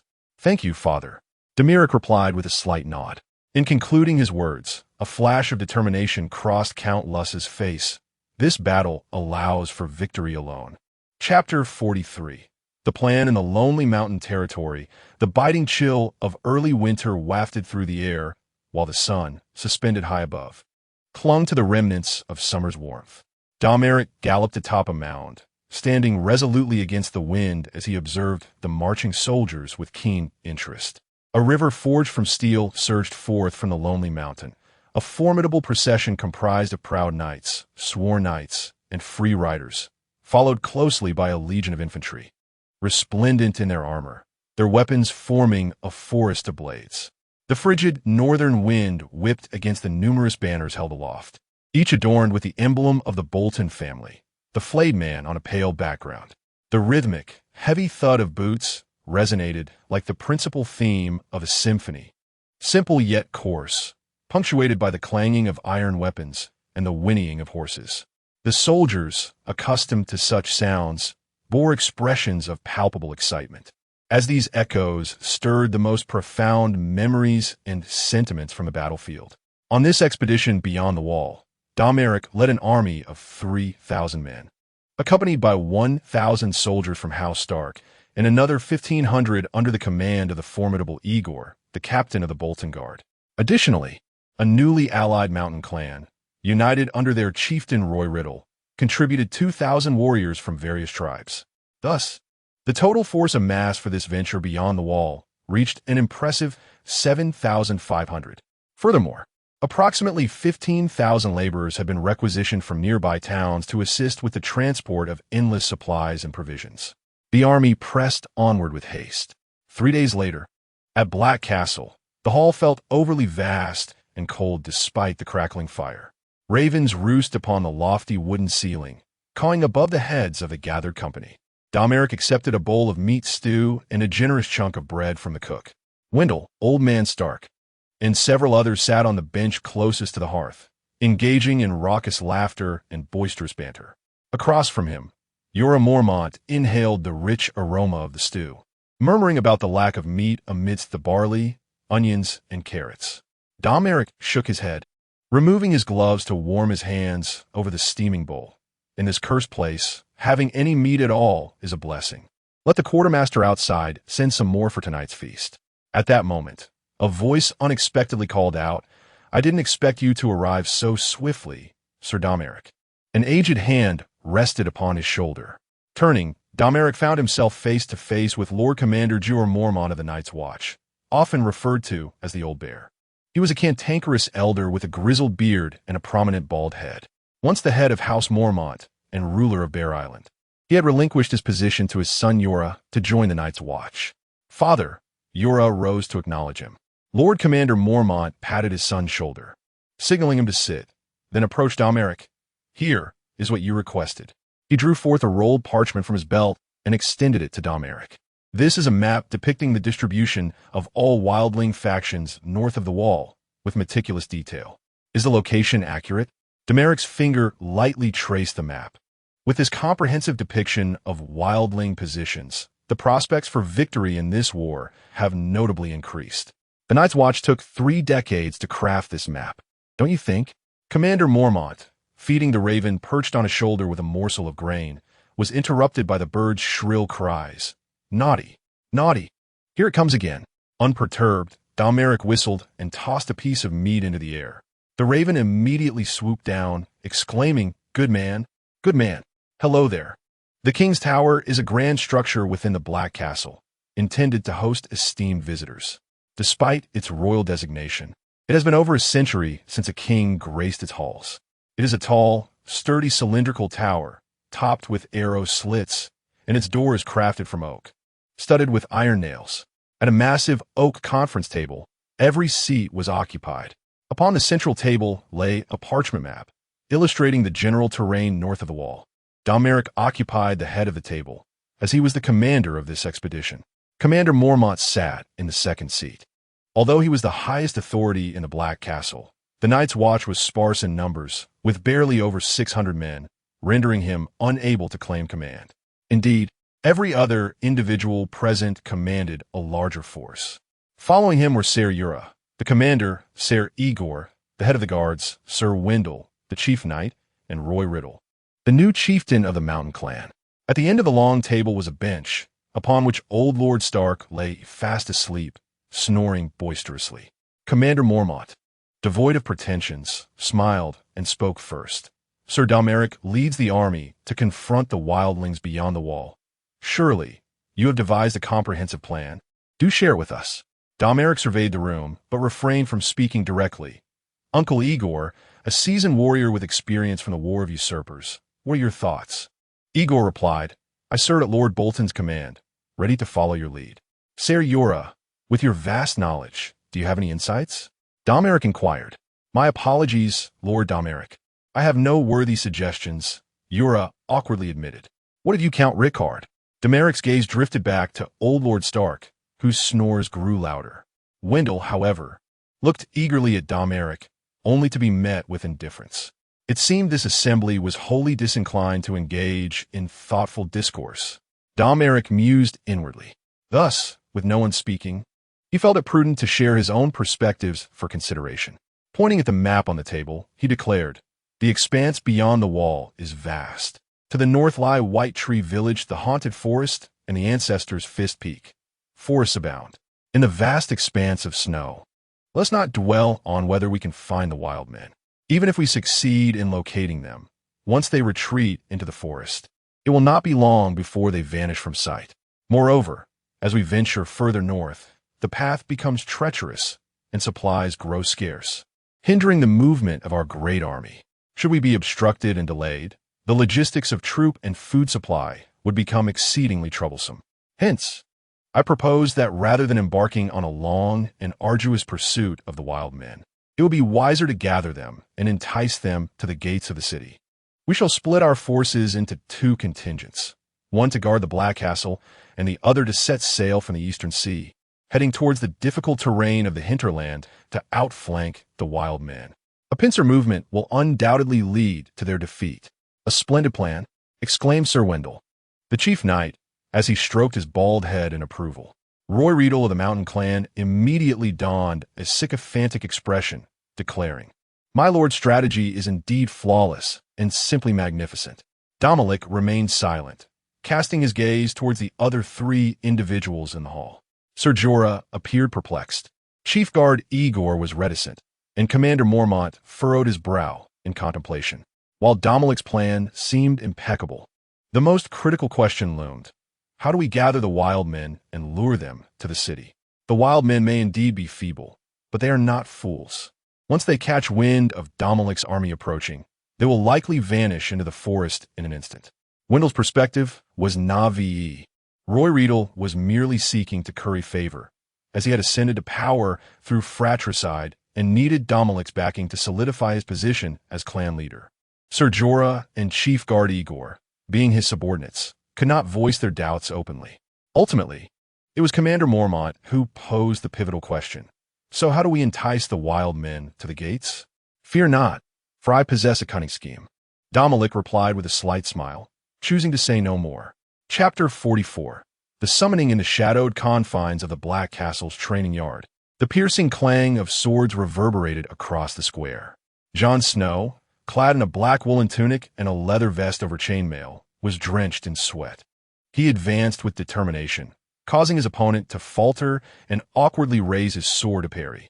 With a swift and powerful strike, Jon aimed for his adversary's lower body, landing a blow to his foot that sent him staggering.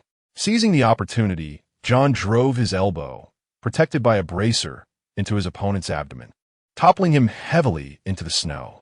As the man fell, Jon followed up with a strike to his wrist, eliciting a pained scream as the sword clattered to the ground. "You wildling, you've dislocated my wrist," he exclaimed, nursing his injured hand. "If I'd been wielding a real sword, I would have severed your tendons, split your skull, and hacked off your hands." Jon retorted disdainfully. "You have triumphed," declared Ser Alazar, who served as the referee, his voice cutting through the air like a Valyrian blade. Jon removed his helmet, allowing the frosty air to brush against his face, a welcome relief. He stood there, sword in hand, inhaling deeply, permitting himself a fleeting moment to revel in the sweet taste of victory. "That is a sword, not an old man's cane," Ser Alazar sharply remarked. "Do you have a sore foot, Lord Snow?" Jon loathed the moniker Lord Snow, a title that had clung to him since his arrival at the Black Castle, echoed by others until it had become a universal appellation. Despite having bested every opponent Ser Alazar dispatched against him, he found no respect in return, only mockery and derision from the knight. Jon sheathed his long sword and muttered under his breath, "Mind your own business." Yet his opponent's hearing was keen. "Have the courage to repeat that." Ser Alazar strode toward him, the crisp sound of his black leather armor crackling with each determined step. In his 50s, he was robust and lean, his hair graying, but his eyes sparkled like onyx, fixed intently on Jon. "That is speak?" Jon feigned innocence. "That's enough for today. I have little patience for fools. If the others ever come, I hope they bring bows and arrows, for you all are fit only to be targets." Ser Alazar bellowed, casting a sinister glance at Jon, fully equipped with myriad ways to discipline the disobedient newcomer. Jon returned to the armory with the others, walking alone in the middle. Since his arrival at the Black Castle, he had persistently felt isolated. Among the 20 or so trainees, none could be deemed friends. Upon entering the chamber, Jon hung his sheathed sword on a hook in the stone wall and methodically removed his armor, leather gear, and sweat-soaked woolen tunic. At both ends of the elongated room, coal blazed in iron braziers, yet Jon could not quell his shivering. "It is so cold," he mused, reminiscing about the great hall of Winterfell, where warm springs flowed perpetually between the walls, akin to blood coursing through the veins. The Black Castle offered no warmth, only frigid walls and even colder souls. Aside from Ser Domoric, no one had ever remarked on the Night's Watch's current state. However, at that time, Jon was solely focused on escaping Winterfell, thus ignoring this well-meaning advice. Reflecting on this, Jon felt a pang of regret. He should have allowed Lord Eddard to send him to the Night's Watch ahead of schedule. That evening, the Black Castle had arranged a banquet to welcome Ser Domeric's troops. The feast was adorned with mint leaves, featuring lamb roasted with garlic and herbs, accompanied by creamy carrot and wine from the arbor. The dessert consisted of chilled blueberries and sweet cream. It was said that these delectable dishes were sourced from Ser Domeric's lands in the Lonely Mountain.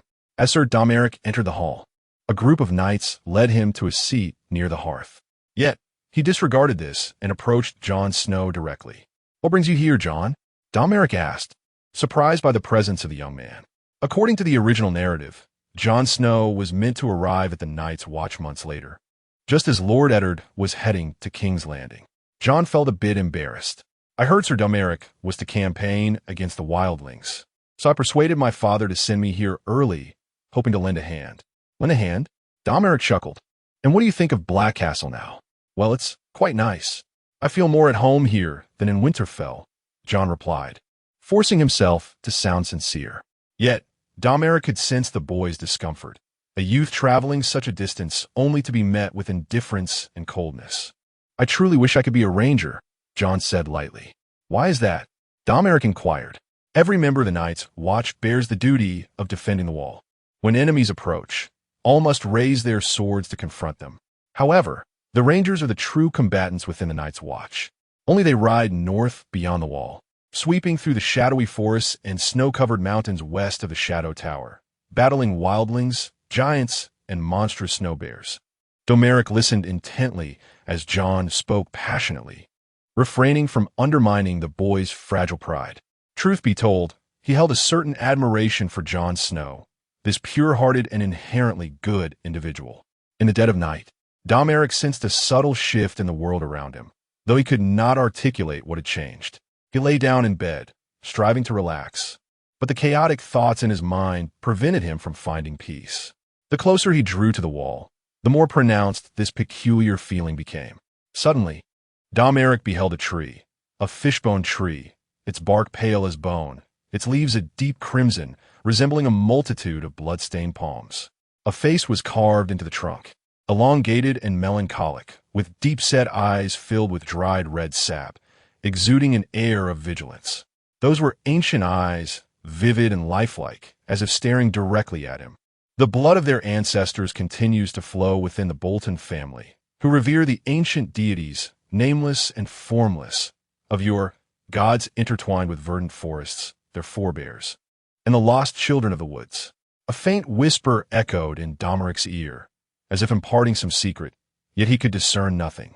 In a moment of reverie, Domoric's consciousness transformed into a meandering river, flowing along an uncharted course towards the distant horizon.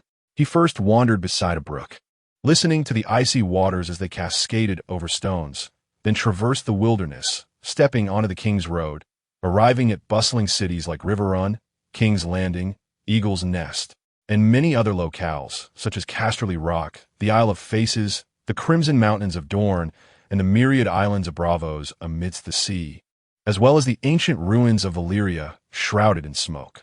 Good heavens! Could it be the Green Prophet calling to me? Domoric jolted awake. My lord, what troubles you? Came the concerned voice of his close attendant, Benita. Chapter 45. The rudimentary encampment on the second day after arriving at the Black Castle. Domoric led an army of 1,000 men towards the Phantom Forest, situated 150 miles away. He halted before a small hill with elevated terrain, intending to establish a temporary encampment for his troops. Having just finished lunch, Domoric summoned the accompanying craftsmen to discuss the construction of the camp. My lord, we have conducted a preliminary survey of the area and devised a rough plan for the construction, which we are eager to present to you, spoke a craftsman named Luca, nearing 40 years of age, with large eyes and a bushy beard at the prime of his strength. Originally the chief craftsman of Lonely Mountain Ridge, he had caught Dominic's attention among a group of laborers, and with his exceptional skills, he had proven that true talent will inevitably shine. Mr. Luca, please proceed. Domoric expressed his respect for such skilled individuals. Luca inclined slightly and spoke eloquently, my lord. I believe that constructing a camp capable of withstanding attack from wild men is no trivial task. I propose building 4 barracks, a stable, a storage facility, and 2 towers, each 50 feet high, equipped with heavy crossbows. The surrounding walls would be approximately 20 feet tall, 3 feet thick, constructed in 3 layers of wood, coated with mud, and filled with gravel in between. Domoric listened intently, allowing Luca to finish before inquiring, how long will it take to construct such a camp?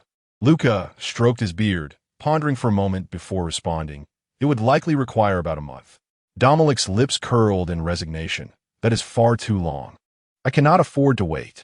Even if I could, the wild men in the forest will not wait. However, with the current manpower, if we work overtime, it might be completed in about half a month. Luca hesitated before rephrasing. Still too long. Domoric interjected bluntly. My lord Luca, I require a camp that can be constructed within 5 days. Do you understand? Apologies, my lord. But such a short time frame would likely yield a camp incapable of withstanding an attack from the wild men, Luca replied. That is not your concern. Domoric chuckled lightly, gesturing towards the vacant ground before him. Allow me to instruct you. First, build a foundation using earth and stone here, upon which a wooden tower should be erected, topped with a signal tower. Construct 3 or 4 shorter arrow towers on either side and encircle the area with a sturdy fence for protection. But wouldn't that be too rudimentary? I fear it may not withstand an assault for even a few days. Luca's expression revealed his apprehension. Domoric remained unfazed, stating firmly, My lord Luca, that is not for you to worry about. Simply follow my instructions. Yes, my lord, Luca replied with a bow before taking his leave. After arranging the camp's construction, Domoric turned his attention to Sir Halion Castark. Sir Halion, do you have any suggestions regarding the security of the encampment? Harion, the eldest son of old Car Stark, was previously a captive of Domoric and now accompanied him on this expedition. Despite his youth, he sported a beard and donned a black cloak adorned with a white sun, exuding an air of formidable strength. Although a long-standing enmity existed between the two families, the Stark lineage harbored hopes that this venture would yield success, thereby securing Domoric's pardon for their substantial debts. Thus, he undertook the journey with earnest dedication. Particularly after delving into the Shadow Forest, Harion adeptly led the group in evading assaults from the wildlings, showcasing remarkable experience. Consequently, Domoric held him in high regard. Harion wasted no time and promptly suggested, My lord Domoric, I propose that we clear all the trees surrounding the camp to prevent the wildlings from utilizing them for concealment. Furthermore, although the wildlings have not yet attacked us, they have been trailing us, necessitating heightened vigilance. We must assign guards daily to keep watch and gather intelligence on our surroundings. Very well, Domoric nodded in agreement. We shall proceed as you advise. Harion continued with a serious expression. My lord, I must stress that while we need not worry about wildling threats within the castle, we must exercise great caution in the wilderness. Those ruffians are not to be trifled with. Rest assured, I am aware. We have come to eradicate them. 3 days later, the once tranquil snowfield transformed into a bustling scene upon the arrival of Domoric and his men. A cacophony of voices filled the air as craftsmen and soldiers felled trees to erect the camp, creating a lively atmosphere. That day, Domoric ventured into the forest with his trusted guards to hunt. Upon his return, he found that half of the camp had already been constructed. However, before he could revel in the moment, Harion approached with a furrowed brow. My lord Domoric, there is grave news. Our soldiers who are felling trees have fallen under attack from the wildlings. An enticing aroma wafted through the air as Domoric had successfully hunted a deer, which was being cleaned in the stream and then roasted over an open fire until golden. Once the meat reached the desired doneness, he seasoned it with salt and sauce, turning it to perfection. The rich scent of the cooking meat spread through the forest, tantalizing the senses. Domoric tore off a piece of deer leg and offered it to Harion, who sat across from him. Take your time and tell me what transpired. Yet Harion, distracted by the urgency of the situation, replied, The wildlings ambushed our timber workers and then retreated into the forest, avoiding direct confrontation. We are unfamiliar with the terrain and unable to pursue them effectively. With determination, Harion declared, My lord, I am prepared to lead a patrol to seek out the wildlings' whereabouts. Domoric, however, remained silent. Assuming indifference from Domoric, Harion's dissatisfaction grew. My lord, we find ourselves in a perilous situation. The wildlings could strike at any moment. If we do not take the initiative, the consequences could be dire. Your thoughts are commendable, but there is no need for such measures. Domoric wore an expression of carefree nonchalance. For tonight the wild men would come seeking us. What does that mean? Sir Halion paused momentarily. Should I repeat myself, Sir Halion? Domoric chuckled. Today marks the 3rd day of our presence here. The wild men have long since grown impatient. Halion stared incredulously at the young lord before him and eventually stammered, My lord, you mean to say the wild men will assault us tonight? There is no need for such trepidation. Noting Halion's pallor, Domoric remained unfazed, saying, What is there to fear from a bunch of sneaky wild men? If they dare confront us directly, I assure you they shall reap the consequences. Halion hesitated, but we have only 1,000 men, while the wild men outside number in the tens of thousands. Perhaps we should first retreat to Black Castle, gather all our soldiers, and then confront the wild men. Do you think the wild men are as foolish as you? Domoric interjected bluntly. It is precisely because we are outnumbered and our encampment is not yet established that the wild men dare to launch a night raid. If we were to gather everyone from Black Castle, the wild men would have fled long ago. At that point, they would exploit their knowledge of the terrain, appearing and disappearing at will, persistently harassing and ambushing us. When would we ever rid ourselves of the wild men beyond the borders? Therefore, we must feign vulnerability to lure the wild men into attacking, and then annihilate them once and for all. But, seeing that Halion still had more to say, Domoric's tone turned cold. There is no but in this matter.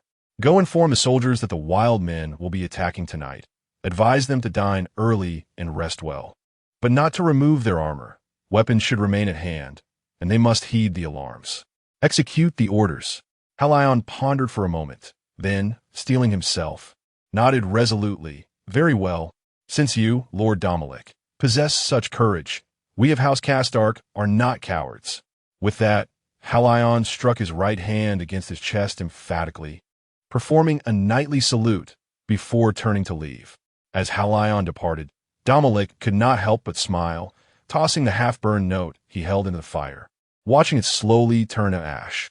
Annihilate the wild men? It's not that simple. This night raid is merely a trial run for the wild men. Chapter 46.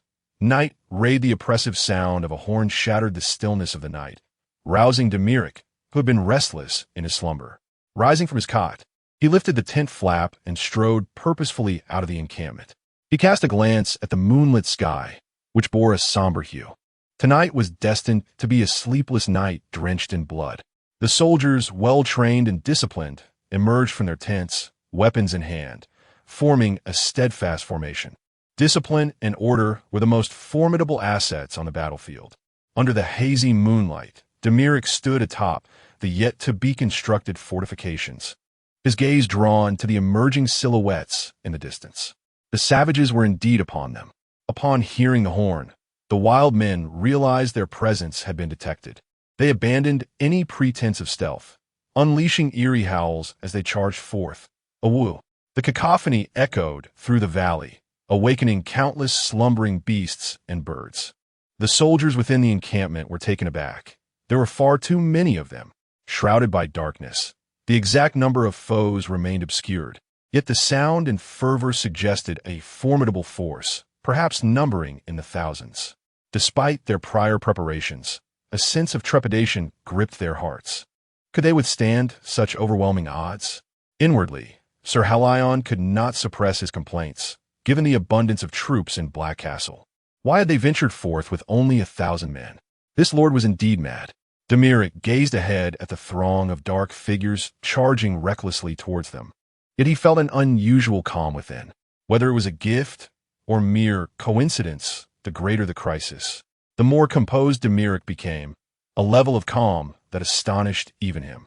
Sir Halion, command the encampment, Domoric instructed. Yes, my lord. And you? You shall catch a brufnop. I haven't rested well, he replied nonchalantly. Huh? Halion was momentarily bewildered, nearly suspecting he had misheard, his thoughts echoing incredulously. How can you possibly sleep at a time like this? In the distance, the wild men drew ever closer, a looming mass of darkness. Release. With Halion's command, the soldiers pushed boulders and logs, which had been prepped for this moment, down the hillside. Fortunately, their position afforded them a slight elevation. With a thunderous crash, the stones and logs tumbled down the slope, crashing into the advancing savage horde. The air was filled with cries of anguish. Though the casualties were limited, nonetheless, it effectively quelled the wild men's arrogance and impeded their charge. Shield wall. Halion's voice rang out once more. The soldiers in the front row instinctively raised their massive wooden shields, resolutely facing the oncoming wild men. Bathed in moonlight, the fierce visages of the savages became discernible. Yet, They stood undaunted. While the wooden shields offered modest protection, they sufficed, for the weapons wielded by the approaching wild men were even more primitive. The savages, dwelling north of the Great Wall in desolation, lacked the advanced metallurgical skills, possessing but a scant few iron weapons, most resorting to rudimentary tools such as stone hammers, wooden spears, and animal teeth. Moreover, their upward assault greatly diminished their lethality. Sir Halion observed the unfolding chaos with an icy gaze, issuing his second command. Pikes. With a flurry of movements, the spearmen positioned behind the shield-bearers thrust their weapons through the gaps in the wooden shields. The sounds of spear points piercing flesh echoed in succession. After several rounds of thrusts, the ranks of the barbarian invaders who had surged into the encampment thinned considerably. Draw blades. With the sound of the third command, the soldiers in the last row unsheathed their long knives, cutting through the lines of spearmen and shield-bearers to strike down the still screaming barbarians. Following a series of deadly strikes, before another wave of savages could charge, the swordsmen swiftly retreated into formation, while the shield-bearers re-established their defenses to brace for the next onslaught. This cycle repeated itself. Not long into the battle, the slope of the encampment was already carpeted with the corpses of the fallen savages. As the rounds progressed, the soldiers grew increasingly composed. The barbarians, despite their numbers, were little more than a disorganized mob, failing to exert any pressure on the defenders. Even Sir Halion found himself astonished by his own tactical prowess, reflecting on when he had become so formidable. Upon further contemplation, he recognized the advantages of superior equipment. Favorable terrain, seamless coordination, sound tactical arrangements, and unwavering command. Victory seemed inevitable. So, I am indeed a great commander, Halion mused. Regardless of how ferociously the savages charged, they could not shake the yet-to-be-completed encampment, leaving only a trail of bodies in their wake. The air was thick with the acrid scent of blood, saturating the snowy ground. As the soldiers inside the encampment resembled a relentless meat grinder, harvesting lives without pause. The assault from the opposing barbarians grew increasingly feeble. Although they bravely organized several more attacks, the unfinished encampment stood resolute, akin to an impregnable fortress. Ultimately, the barbarians made the choice to retreat. At that moment, dawn broke. The first rays of morning light pierced through the oppressive darkness, unveiling the hellish scene before all. Along the slope leading to the encampment, the ground was densely littered with the corpses of the barbarians, numbering in the thousands. Flowing blood stained the snow a deep crimson, and the overwhelming stench of death permeated the air, nearly suffocating. The earth was strewn with lifeless bodies. Those who survived had been carried away by their kin. My lord, we have triumphed. Sir Halion, his face smeared with blood, rushed to Lord Domoric. Oh, we have won. Domoric groaned as he rose from his bed and stretched. Shall we dispatch troops to pursue the barbarians? Halion eagerly offered. No, we shall withdraw. What?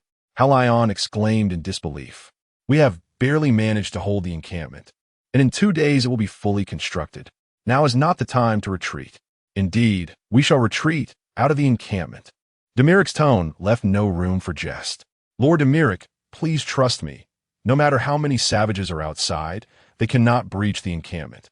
We have no necessity to retreat. I am a commander here. Domoric replied. Obey the orders.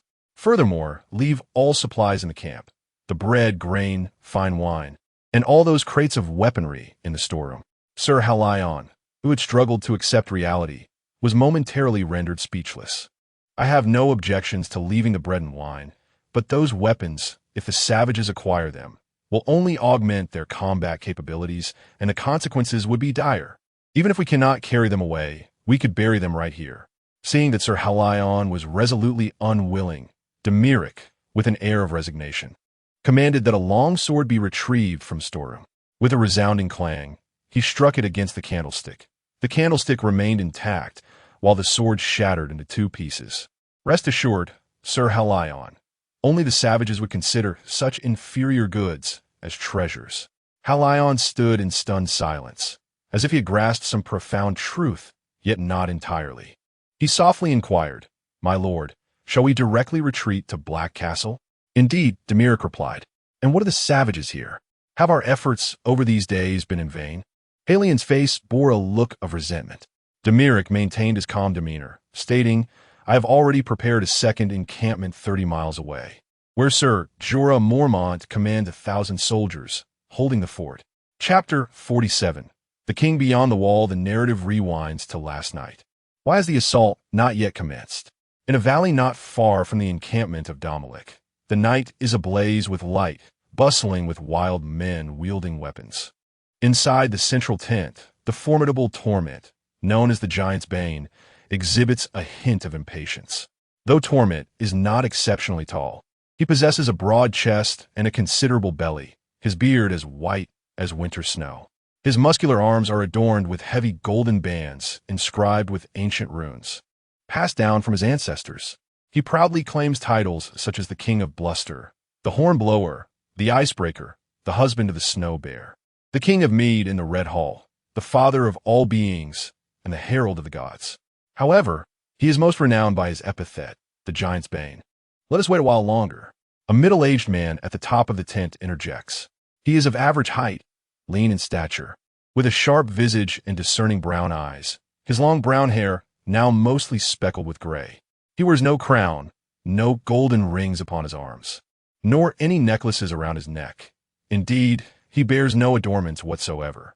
Clad in a woolen tunic and leather garments, the only striking feature is his tattered black woolen cloak, patched with faded red silk at several long slits.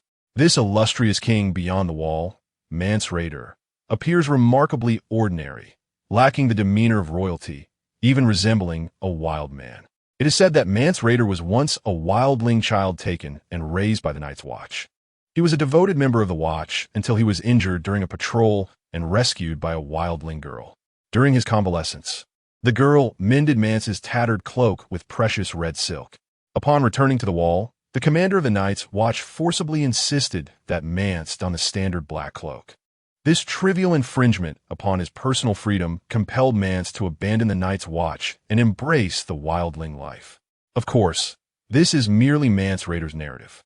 The deeper reasons lie far beyond this. Within the tent are other tribal leaders gathered around Mance Rayder, venerating him as the king beyond the wall.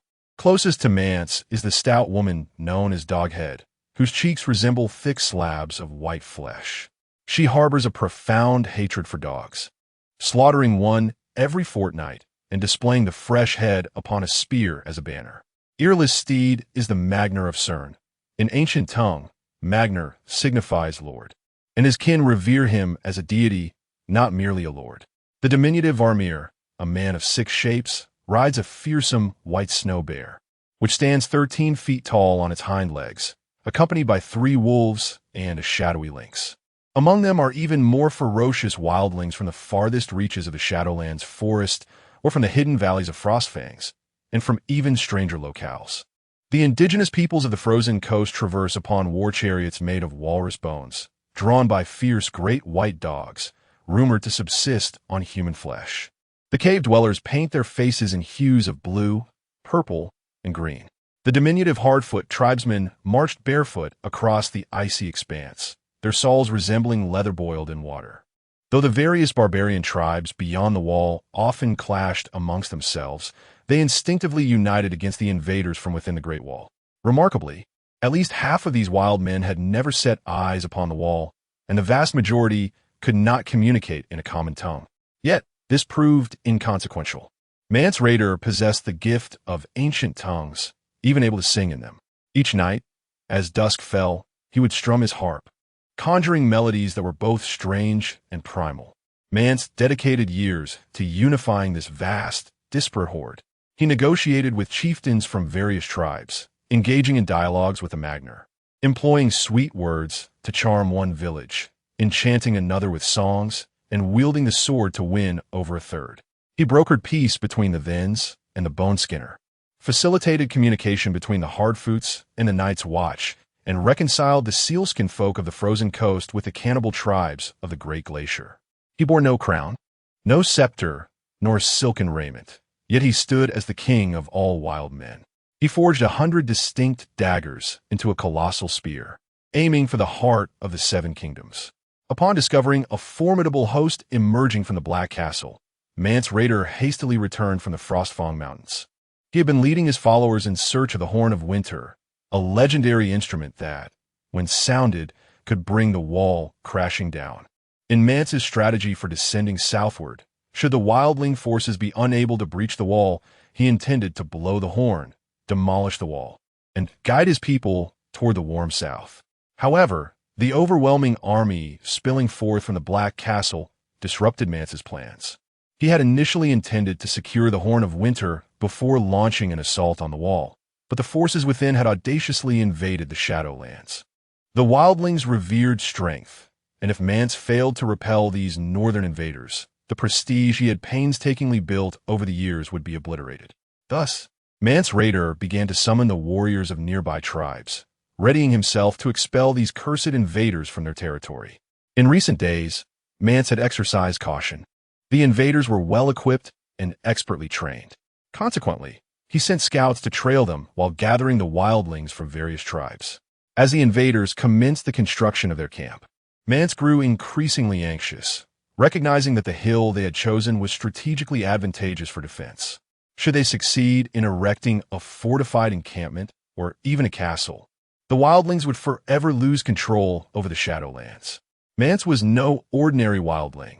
He was a former trained Night's Watchman. He understood all too well that when facing the regular armies of the Seven Kingdoms, wildlings were at a distinct disadvantage in terms of weaponry, physical prowess, combat discipline, and training. Without an overwhelming numerical advantage, the wildlings would never dare confront them head-on. As time passed, under the rallying call of the king beyond the wall, the wildlings began to gather in increasing numbers. Mance Rayder sensed that the moment had arrived. The opposing camp has yet to be established, standing isolated and vulnerable, while the wildlings have already gathered, brimming with anticipation. If they cannot vanquish this band of invaders in the wilderness, how can they hope to breach the formidable wall and lead the wildlings southward? As an exceptional hunter, Mance would never hesitate when his quarry reveals a weakness. For millennia, countless kings beyond the wall have dreamt of guiding the wildlings away from suffering and toward the warm, bountiful lands of the south. Centuries ago, King Raymond Redbeard led the wildlings southward. Further back, the Bard Bale laid siege to the castle. Even earlier, there were the likes of King Longhorn and the Brother Kings, Jander and Gorn.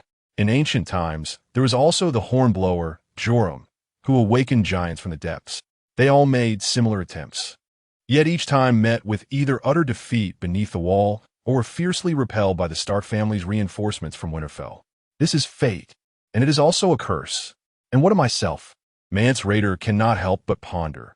Will I be the first king beyond the wall in millennia to successfully lead the wildlings south? Or will I merely follow in the footsteps of my predecessors? Chapter 48. Evacuation. The enemy's resistance proved unexpectedly fierce. The unfinished encampment appeared as a bottomless abyss, relentlessly devouring the lives of our valiant warriors. The invaders from the north numbered merely 1,000, while we had dispatched tenfold that number of brave souls. By now, the intruders should have suffered substantial losses. Yet what of our warriors? After such a protracted battle, how many had perished? A leader of one of the tribes could not restrain his complaints. This inquiry plunged everyone into silence. Enveloped in darkness, the extent of our casualties remained shrouded in uncertainty. Only the anguished sounds of conflict and the pungent scent of blood filled the air. Suddenly, the giant slayer Tommen rose abruptly, drawing his weapon, declaring, "I shall personally lead the charge to seize that encampment." Upon hearing this, the other tribal leaders displayed expressions of relief, as if the mere presence of this giant slayer would shatter the enemy's resolve. However, after taking a few steps, Tommen felt someone grasp his arm. "What troubles you, Mance?" Though Mance felt an inner agitation, he offered a calming response. "Do not rush. Let us wait until the situation stabilizes before making any decisions. Besides, it is far too dark. Even if you charge ahead, it would change little." Tommen let out a quiet sigh, recognizing the truth in Mance's words. The battlefield was chaotic, and his immediate involvement would likely yield no decisive outcome. The battle raged on throughout the night. As dawn approached, while the tribal leaders were enveloped in anxiety. A wild man suddenly dashed forward, breathlessly reporting the frontline conditions. The warriors not only failed to capture the encampment, but suffered heavy losses, retreating after leaving behind thousands of corpses. Disaster. Mance's heart sank, although he had prepared himself for the worst. Hearing of such a devastating defeat stirred a painful turmoil within him. Nonetheless, he knew he must remain composed. Otherwise, this hastily assembled coalition of wild men could easily fall apart. Thus, confronting the stunned tribal leaders, Mance Red wore a calm smile, exclaiming, "What is there to fear? The previous night raid was merely a probe. The real strike is yet to come. The enemy has fought throughout the night, suffering casualties without reinforcements, while our warriors are boundless. Henceforth, I shall lead all our warriors in a full-scale assault, and we shall undoubtedly vanquish them." The wild men Mance had dispatched were largely expendable troops and tribes that had previously shown little allegiance to him. Their purpose was to test the invaders' strength and exhaust their resources. Although these wild men returned in defeat, they had succeeded in depleting the enemy's forces. After a night of arduous combat, how much strength remained in the northern army, even if they were formidable, inspired by the courage of their king from the outer lands. The others regained their composure, subsequently voicing their admiration for the king's keen insight and decisive actions, proclaiming him a ruler of exceptional caliber. Mance was acutely aware of the urgency of the situation and promptly summoned Torment. He gathered an army of 10,000 wildling warriors, swiftly arranging them outside the valley, ready to march upon the invaders' encampment with the intent to vanquish them once and for all. Gazing upon the formidable assembly of wildlings, Mance suppressed his inner trepidation, forcing himself to remain composed. As the most distinguished king beyond the wall in nearly a century, he had traversed the precipice of life and death countless times. Thus, this time, he had no reason to falter. "Warriors of the North, follow me, charge." Mance Raider brandished his longsword, and the other leaders responded in kind, drawing their weapons in unison. Nearly 10,000 swords, spears, and stone axes were raised aloft as a chorus of voices thundered, "King beyond the wall! King beyond the wall!" The air was thick with the fog of their breath, and the gleam of steel flickered in the firelight. The war horns sounded, a deep and resonant call that echoed like the chill winds from the north, sending shivers down spines. "Lord Domoric, the scouts report that the wildlings have mobilized another force, numbering over 10,000, even more formidable than last night." Sir Halion appeared somewhat perturbed. "Indeed?" Domoric replied with deliberate calmness. "Let us adhere to our plan. We are prepared. Leave everything in the camp behind, and the wounded soldiers shall be mounted." Halion inquired, "Shall we retreat now?"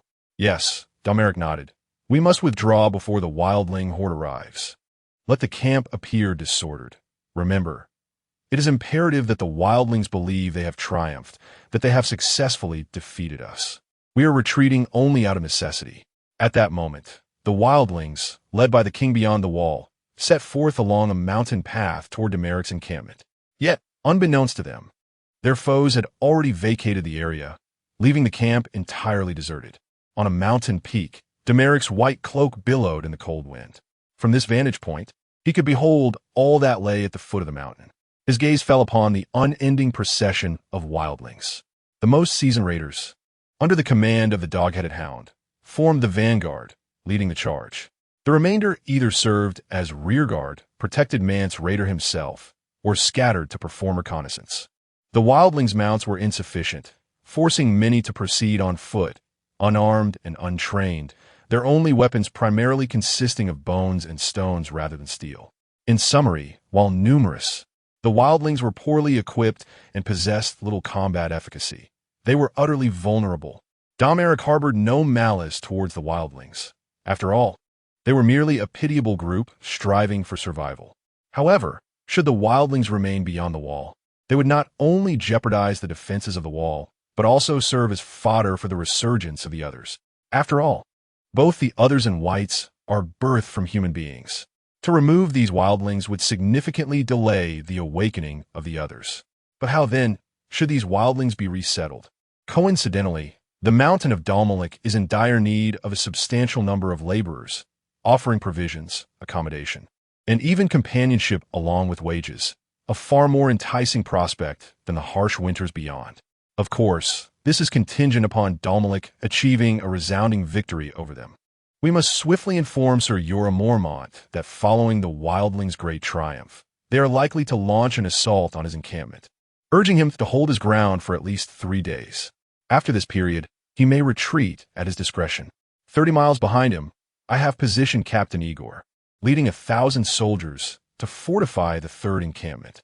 Additionally, it is imperative that we leave ample provisions and supplies in the camp during the withdrawal.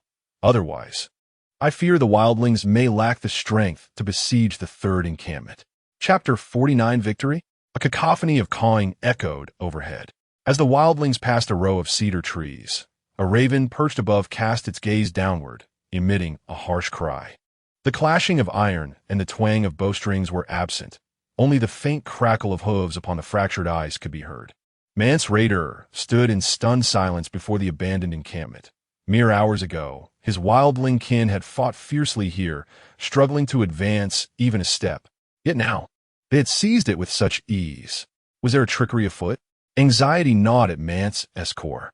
However, before the king beyond the wall could issue a command, the wildlings surged forth into the encampment, pillaging with wild abandon.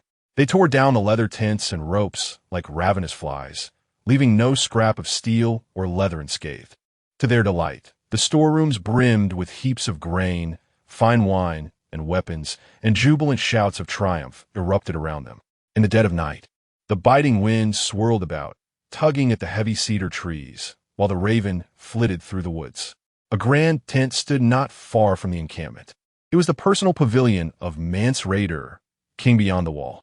Beneath a woolen cloak patched with crimson silk, Mance donned a black-ringed mail and rugged fur trousers. His head adorned with a massive helm of bronze and iron, embellished with raven wings on either side. The giant slayer Tormund and the dog-headed Hother sat nearby, along with the fierce Celis, and the shapeshifter Verimer with his wolves and Shadowcat. Mance Rayder wore a perplexed expression. Have we truly won, my friends? Indeed, we have triumphed. Did you not see the invaders flee? They must be terrified of us. Tormund boasted, thumping his chest while gnawing on a pig's leg. They were in such haste to escape, leaving behind a bounty of food and supplies. Oh, this wine is splendid, Celis exclaimed, drawing forth a dagger to pry open a bottle of red wine, then greedily pouring it down her throat. So, we have genuinely emerged victorious? Mance queried uncertainly, gazing up at the pitch-black sky, unease still lingering within him. This victory had come too swiftly. In his mind's eye, he had envisioned a grueling battle ahead. We have won. The enemy has tasted fear. Our warriors are invincible. The leaders of the various wildling tribes echoed in agreement within the tent. Yet at that moment, a dissenting voice emerged. The invaders may not have been defeated. Perhaps they retreated deliberately, luring us into pursuit before ambushing us. Mance looked up to see Ygritte, one of his most trusted lieutenants. At merely 18 years of age, Ygritte was notably diminutive, standing half a foot shorter than the average wildling. Despite her slight stature, she was remarkably agile and a skilled warrior, her muscles well-defined, wielding a short recurved bow crafted from animal horn and fishbone. With a round face, petite hands, a flat nose, and somewhat uneven yet pearly teeth, her most striking feature was a mane of fiery red hair. The wildlings believe that red hair is a symbol of fortune, referring to those with such hair as being born of fire's kiss. Ygritte was once a member of the wildlings scouting party. 6 months prior, while gathering intelligence within the Great Wall, she was captured by the northern nobles and subsequently sent to a territory as a laborer. Fortunately, she managed to escape back from the territory.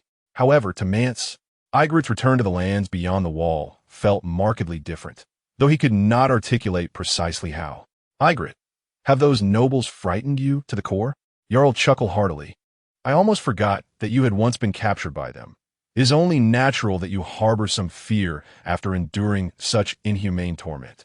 The dog-headed man also joined in the laughter. Silence. If your mouths continue to spew such filth, I would not hesitate to sew them shut. Ygritte retorted sharply. Despite her petite stature, she possessed formidable strength and considerable esteem among the wildlings. All right, enough. The enemy still lurks with intent. This is not the time for quarrels. Mance Rayder swiftly interjected, acknowledging Ygritte's point that the enemy might be feigning retreat, luring them into a chase only to ambush them. Caution was imperative going forward. Valamir, send your wolves to sniff out the intruder's trail to prevent any surprise attacks. Tormund, double the patrols and ensure everyone carries torches and flint. Styr, Jarl, you shall lead a contingent to pursue the enemy at dawn. We cannot allow these invaders to escape so easily, but do be wary of their potential ambush. Mance resolved to send a small unit to probe the situation. If the enemy indeed had an ambush, he would lead the wildlings in a strategic retreat. The wildlings could not contend with the regular northern troops, but if they fled without care, the enemy would struggle to keep pace. The following day, to Mance Rayder's surprise, there was no ambush. The enemy had merely established a second camp 30 miles away. This camp, still incomplete, revealed that they had constructed only half of it. If left unattended, once completed, it would become a thorn embedded within the shadowed forest, resulting in the sacrifice of countless brave souls to seize it. It must be taken before it was fully built. Mance silently resolved this. Days later, at Black Castle, the Wall of Despair. Approaching noon, Domoric stood atop the Wall of Despair, soaking in the sun, while simultaneously marking his presence with a steaming stream of urine. The sun broke through the clouds, revealing its face, as the walls sparkled with a crystalline blue hue. Although this was not Domeric's first encounter with the Wall of Despair, each experience left him profoundly awestruck. Countless generations of wind, sand, and mud have indelibly marked the city walls, resembling a veil that shrouds their surface, rendering them a pale gray, much like a sky shrouded in gloom. Yet, when the radiant sun bathes them in light, the great wall seems to come alive, shimmering as if it were majestic blue and white precipice slicing through the heavens. This is the most colossal edifice crafted by humankind, marking the terminus of the 7 kingdom civilizations. At times, one may forget of its existence, much like one takes for granted the vast expanse above and the solid ground beneath. However, there are moments when it feels like the sole, tangible reality in a world filled with illusion. It is older than the 7 kingdoms themselves. The biting northern wind stirs the fallen leaves, producing a rustling sound akin to countless icy fingers gently creeping up one's spine. Domoric senses the weighty, thick ice pressing down upon him, as if the walls themselves are on the verge of crumbling and burying him beneath their remnants. He ponders, when the others descend upon them, and the great wall truly falls, what will this world become? Chapter 50. For what we fight in the distance. A group of Night's Watchmen were swearing their oaths beneath the fish-leaping wood. Though they were far away, it seemed that Domoric could capture their voices on the wind. Ancient gods, heed my vow and bear witness to my words. Their recitation resonated throughout the wall as the long night approached. From this moment forth, I shall keep watch until death takes me. I shall take no wife, hold no lands, and father no children. I shall wear no crown and seek no glory. I will dedicate my life to duty, living and dying here. I am the sword in the darkness, the sentinel upon the wall. I will withstand the flames of cold, the light at dawn, the horn that awakens the sleepers, and stand as the kingdom's steadfast shield. I offer my life and honor to the Night's Watch, tonight, and every night henceforth. Sir Domoric, I did not realize you were here. A familiar voice interrupted. Domoric turned to see Jon Snow, wrapped in furs, resembling a small bear. What brings you here? Domoric inquired with a smile. It was said that since his arrival at Castle Black, Jon had been diligently training, practicing horseback riding and archery by day, and engaging in swordplay by night, vowing to become a ranger of the Night's Watch, to delve into the haunted forest, confront Mance Rayder's wildlings, and protect the realm from the threat of the others. Lord Domoric, I heard you were defeated by the wildlings in the haunted forest. Is that true? Jon asked incredulously. Indeed, what of it? The wildlings are far more formidable than you might imagine, Domoric replied casually, as if discussing a mere trip to procure salt. Sir Domoric, I am here to tell you that one defeat should not dishearten us. We still have the wall to defend. And I, Jon Snow, am willing to fight alongside you, to the death, against the wildlings. With that declaration, Jon struck his chest heavily with his right hand, solemnly performing a knightly salute. Admirable courage. Domoric couldn't help but chuckle. Jon, why do you wish to fight the wildlings? Are you not afraid? Jon's eyes sparkled with fervor as he replied urgently. Afraid, yes. But we cannot allow the wildlings to breach the wall and invade Winterfell and the north, the ancestral burial grounds and the lands of the streams, White Harbor and the stony coast, or even a march south to the Neck. For thousands of years, the Stark family has bravely fought to protect our people from the threat of raiders, a legacy passed down through generations.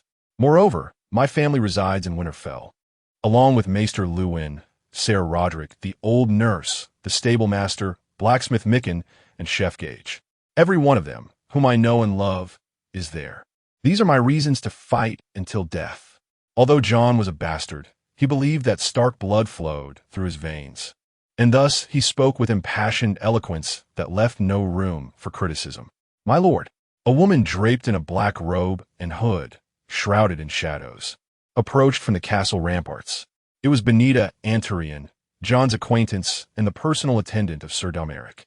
Upon realizing that she likely had important matters to report, Jon discreetly withdrew. Lord Domoric, I shall take my leave. Please remember my words. Domoric nodded slightly, watching Jon's silhouette until it vanished.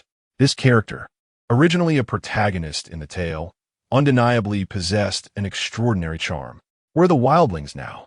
Benita held a raven in her hand, producing a confidential letter. 3 days prior, the wildling army breached Sir Jorah's second encampment, and yesterday they overcame Commander Igor's third encampment.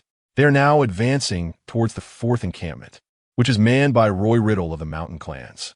It seems these wildlings are indeed a formidable force, unstoppable in their momentum. Domoric could not suppress a laugh. A continuous string of victories not only bolstered the wildlings' confidence, but also amplified the prestige of King Mance Rayder, prompting more wildling tribes to arrive, eager to follow this king and fight for the future of their kind. When Mance first launched a night raid against Domoric, he had merely 2,000 to 3,000 wildlings at his side. By the time of the assault on Jorah's second encampment, the number had swelled to 50,000, and during the attack on Commander Igor's camp, the wildling force surged to an astounding 80,000. Undoubtedly, when a wildling army approaches the wall, their numbers may well exceed 100,000. The mountain folk lack combat strength. Send word to Roy Riddle that he can hold for half a day before retreating. Understood. Benita glanced at Domoric. My lord, the wildlings are now less than 50 miles from the wall. Indeed, their speed of advance surpasses my expectations, Domoric sighed, proceeding to summon Sir Jorah and Commander Mormont to the meeting room in the King's Tower. In the King's Tower, the meeting room housed 6 individuals: Domoric, Sir Jorah, Commander Mormont, and Benita, who stood behind Domoric as his aide. Commander Igor had just returned with his troops, coinciding with this meeting, along with Halion from House Stark, who had been summoned by Domoric for his commendable performance in a previous night raid. Lord Domoric, are you truly resolved to abandon the wall and withdraw from Black Castle? Even if it is a ploy to lure the enemy, might the cost be too great? Although Commander Mormont was already aware of Domeric's strategy, he remained anxious. Only by crossing the wall will the wildlings truly lower their guard. However, Commander Mormont hesitated. It is said that the wildlings have organized an army of nearly 100,000. Without the wall to impede them, can we truly defeat them? The wildlings, in their penchant for war, often bring their families along, yet few among them are truly formidable warriors. They can only engage in battles when the odds are in their favor. Once adversity strikes, one can only fear they will scatter and flee. Commander Mormont need not be troubled. Should we falter and the wildlings descend upon us, we would be branded as villains of the Seven Kingdoms. Mormont felt a gnawing anxiety. The Seven Kingdoms, however, seem indifferent to the trivialities of the wildlings, thought Domoric to himself. Apart from Domoric, the only one in the north who has consistently paid heed to the threats beyond the wall is Lord Eddard Stark of Winterfell. Even if the White Walkers were to truly advance, the nobles of the Seven Kingdoms would likely turn a blind eye, continuing their lives, provided the White Walkers do not come knocking at their doors. I stand in support of Lord Domeric's decision, declared Ser Igor, the silent guard captain, breaking the stillness. The wildling army resembled an inflated balloon, seemingly formidable but easily deflated with a single poke. Igor had previously led 1,000 soldiers in a day-long stalemate against the wildlings at the third encampment. Although ultimately forced to retreat and abandon the camp, he gained a deeper understanding of the wildling forces. They were poorly equipped, lacked discipline, and operated under chaotic command, advancing merely on the sheer weight of numbers. Such a rabble, 10,000 or even 100,000, would pose no threat. I too support Lord Domeric's decision. Jorah Mormont echoed, casting a reassuring glance at his father. So do I. Harrion quickly affirmed his loyalty. Where's Sir Wendell and Old Lord Stark now? Domoric inquired of Benita, who stood behind him. We received word this morning. They have taken to the sea, navigating around the Horn of Stone, and arrived at Hardhome just yesterday. Urge them to hasten their journey, so that they may swiftly cut off the wildlings' retreat once they breach the wall. Chapter 51. Discussed. The king beyond the wall had exerted every effort, yet the lack of discipline among the wildlings remained a source of despair. 100,000 wild warriors surged in a tumultuous wave, their line winding for miles like a contorted serpent. The wildlings, fond of bringing their families into battle, had fewer than 30,000 able to wield weapons amid the throng. Among them, 1/3 flanked the procession, either serving the vanguard of the dog-headed mammoths or forming a fierce rear guard alongside giants, bison, and fire-throwers. Another third, led by the giant slayer Tormund and the fearless Ygritte, undertook roles as scouts, supply raiders, or overseers, tasked with maintaining order throughout the march.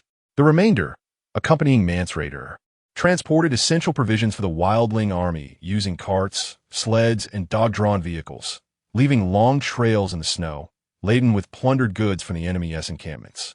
These supplies bolstered the wildling's strength and significantly boosted Mance Rayder's confidence in his southern advance. For millennia, the wildlings had been pursued like feral dogs by the Night's Watch. Yet they had now achieved the miraculous feat of vanquishing invaders from 7 kingdoms 4 times in succession. Was this not the will of the gods? Mance mused inwardly, convinced that the deities had decreed he should lead the wildlings southward in search of warm and fertile lands. Were they not large enough? A flurry of snowflakes descended, landing upon Tormund's broad face, melting amidst his hair and beard. The giants swayed slowly upon their mammoths, a formidable sight as they passed in pairs before him. Ygritte's pony, startled by this spectacle, recoiled in fear, clearly intimidated by these colossal beings. Once Ygritte steadied her pony, she endeavored to count how many giants were in the procession. Just as she reached 50, Tormund interrupted, asserting that there must be over 100. Indeed, the giants' great tribe had mobilized. Giants were enormous humanoids, some standing around 3 meters tall, while others approached 4. Their chests were robust, comparable to humans, yet their arms hung long and heavy. Their lower bodies were significantly wider than their upper halves, with sturdy legs that were shorter and thicker than their arms. They wore no shoes. Their broad, calloused feet were dark and hard, lacking necks. Their heavy heads protruded from between their shoulders, with flat, fierce faces and beady eyes scarcely larger than beads, set deep in their thick skin, nearly invisible. However, their keen noses twitched as they walked, sniffing the air. Even in the wilderness, giants were a rare sight. It was remarkable that Mance Rayder had persuaded the giant tribes to join the wildling army. Upon reflection, Ygritte found this unsurprising. Under Mance's leadership, the wildlings had united like never before, repelling invaders 4 times in a row, seizing their camps, and acquiring vast riches, driving them entirely from the Ghostwood. This string of victories illuminated hope for other wildling tribes that had been watching from the sidelines, prompting them to rally behind this king beyond the wall. As various tribes unite, the ranks of the wild men grow ever more formidable, increasing their chances of successfully surmounting the Great Wall. Yet at times, hope could be a poison. For reasons unknown, Jaegerite is plagued by a sense of unease. The giants before her are poorly equipped, wielding nothing but crude sticks, many fashioned from desiccated tree branches, dragging along broken twigs, with some ends affixed with stone balls, used as makeshift mallets. Jaegerite sighs inwardly. Her past experience as a laborer within the wall has imparted significant knowledge. Were these giants clad in steel armor and helmets, each wielding a colossal hammer. They would form an unstoppable force, undaunted by the mere barrier of the Great Wall. Alas, the wild men have never engaged in agriculture, let alone metallurgy. Most of their weaponry has been stripped from the Night's Watch or pilfered from within the wall, leaving them woefully inadequate. Among the approaching giants, one appears older than the rest, his hair a mix of gray and white stripes, and he rides a larger-than-usual woolly mammoth, also grayish-white, indicating his status as the tribe's leader. As he passes, Tommen calls out in a sharp, resonant ancient tongue. The giant opens his mouth, revealing a set of formidable teeth, emitting a sound that resembles a cross between a belch and a rumble. After some time, Yeagerite realizes he is laughing. The woolly mammoth beneath him turns its massive head, briefly glancing at Yeagerite, clumsily approaching and leaving enormous footprints in the snow. The people of the Seven Kingdoms have long regarded the wild men as subhuman. They possess no laws, no honor, and lack even the most basic moral principles. They engage in incessant thievery amongst themselves, reproduce like beasts, revere strength while disregarding marriage, and indiscriminately bear illegitimate children. Nevertheless, Yeagerite is acutely aware of her identity as a true wild woman. Contemplating this, her mood darkens further. Without fundamental order, there can be no true freedom. The wild men boast of never kneeling. Yet the consequences of such a jungle order are that the strong monopolize the majority of resources, while the weak live in utter indignity. Furthermore, the productivity hindered by their natural environment has condemned the wild men to a primitive societal stage. The division of labor is scant, occupational choices are limited, tools are rudimentary, and socialization is alarmingly low. Regardless of one's preferences, men engage in warfare and pillaging, while women bear children and gather wild fruits. Those who stray from their tribe face the grim fate of being devoured by the others or reduced to slavery. The few instances of wild men uniting have been driven by famine. The rest are battles against nature, the land, and other wild men. The civil order of the Seven Kingdoms may not be exceedingly advanced, yet during Yeagerite's time as a laborer in the Lonely Mountain, at least her possessions were not subject to arbitrary theft. Her life was not at the mercy of whims, and women's rights to marriage and inheritance were afforded some protection. This stands in stark contrast to the wild men, who, while claiming to be free, embody a culture of banditry. Freedom? Have the wild men ever truly known freedom?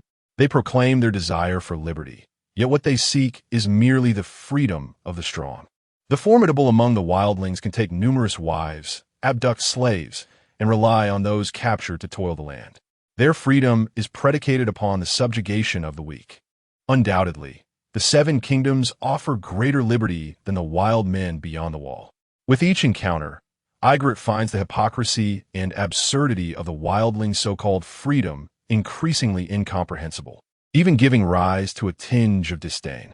The lengthy procession of wildlings, burdened by livestock, children, and various supplies, moved at a sluggish pace, further hindered by the heavy snowfall.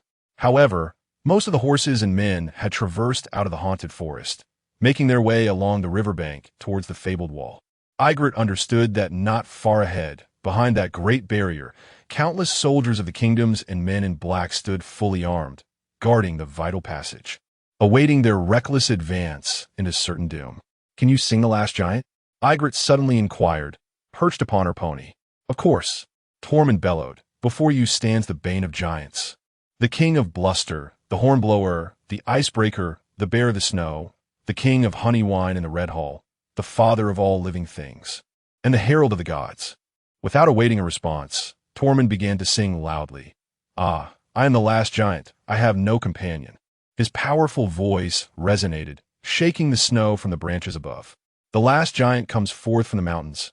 We once ruled the world." He roared through the blizzard. Ygritte joined in. "Ah, the little folks steal the forests, seize the mountains, and rob the rivers. They build great walls in the valleys, capturing all the fish from the streams." Ygritte and Tormund alternated their deep, resonant voices in a rousing duet. The wildlings around them kept rhythm, striking their leather shields with long spears, singing as they marched. They ignited great fires in the stone halls, forging sharp spears. Yet I remain alone in the mountains, with no companion, only tears. By day I am pursued by packs of dogs, and by night there are torches. For if a giant were to exist under the sun, the little folk would find no peace. Ah, I am the last giant, remember my song. One day I shall depart. My voice will fade, silence will ensue, enduring for ages. After the song concluded, tears glistened on Ygritte's face. Why do you weep? Tormund asked, perplexed. It is merely a song, and there are still hundreds of giants beyond the wall. Look, there are even hundreds in our ranks. I do not weep for the number of giants. Ygritte exclaimed passionately. You understand nothing. The girl sprinted ahead, riding along the procession, traversing 2 miles through the swirling snowflakes before navigating a chaotic pile of supplies. The snowfall intensified, the drifts deepened, and the wind grew colder. Night was fast approaching. Yet through the storm, she beheld the towering white hill rising in front of the forest.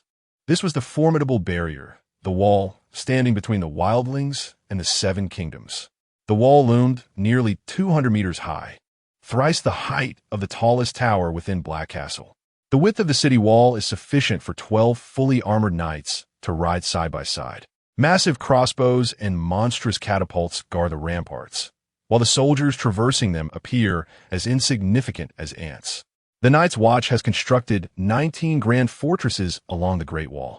Yet only 3 still host troops. The towering East Sea Lookout, which stands resilient against the bleak coastal winds. Shadow Tower, steadfast amidst the mountains of the wall's edge. And Black Castle, positioned between the two at the end of King's Road. The other fortifications have long been forgotten, now existing as desolate ghost towns, where chilling winds whistle through darkened windows and the spirits of the deceased wander. Along the Great Wall for 300 miles, there exists not a single city gate, only narrow tunnels. To cross the wall, one must navigate through 3 formidable iron barriers, each robust and entwined with heavy chains. Beyond the Great Wall lies the wildling camp. The iron gate has been opened, the tunnel is unobstructed, and the crossbows and catapults atop the wall have been dismantled. The entire Black Castle stands deserted, devoid of even a single raven, and the invaders have vanished without a trace.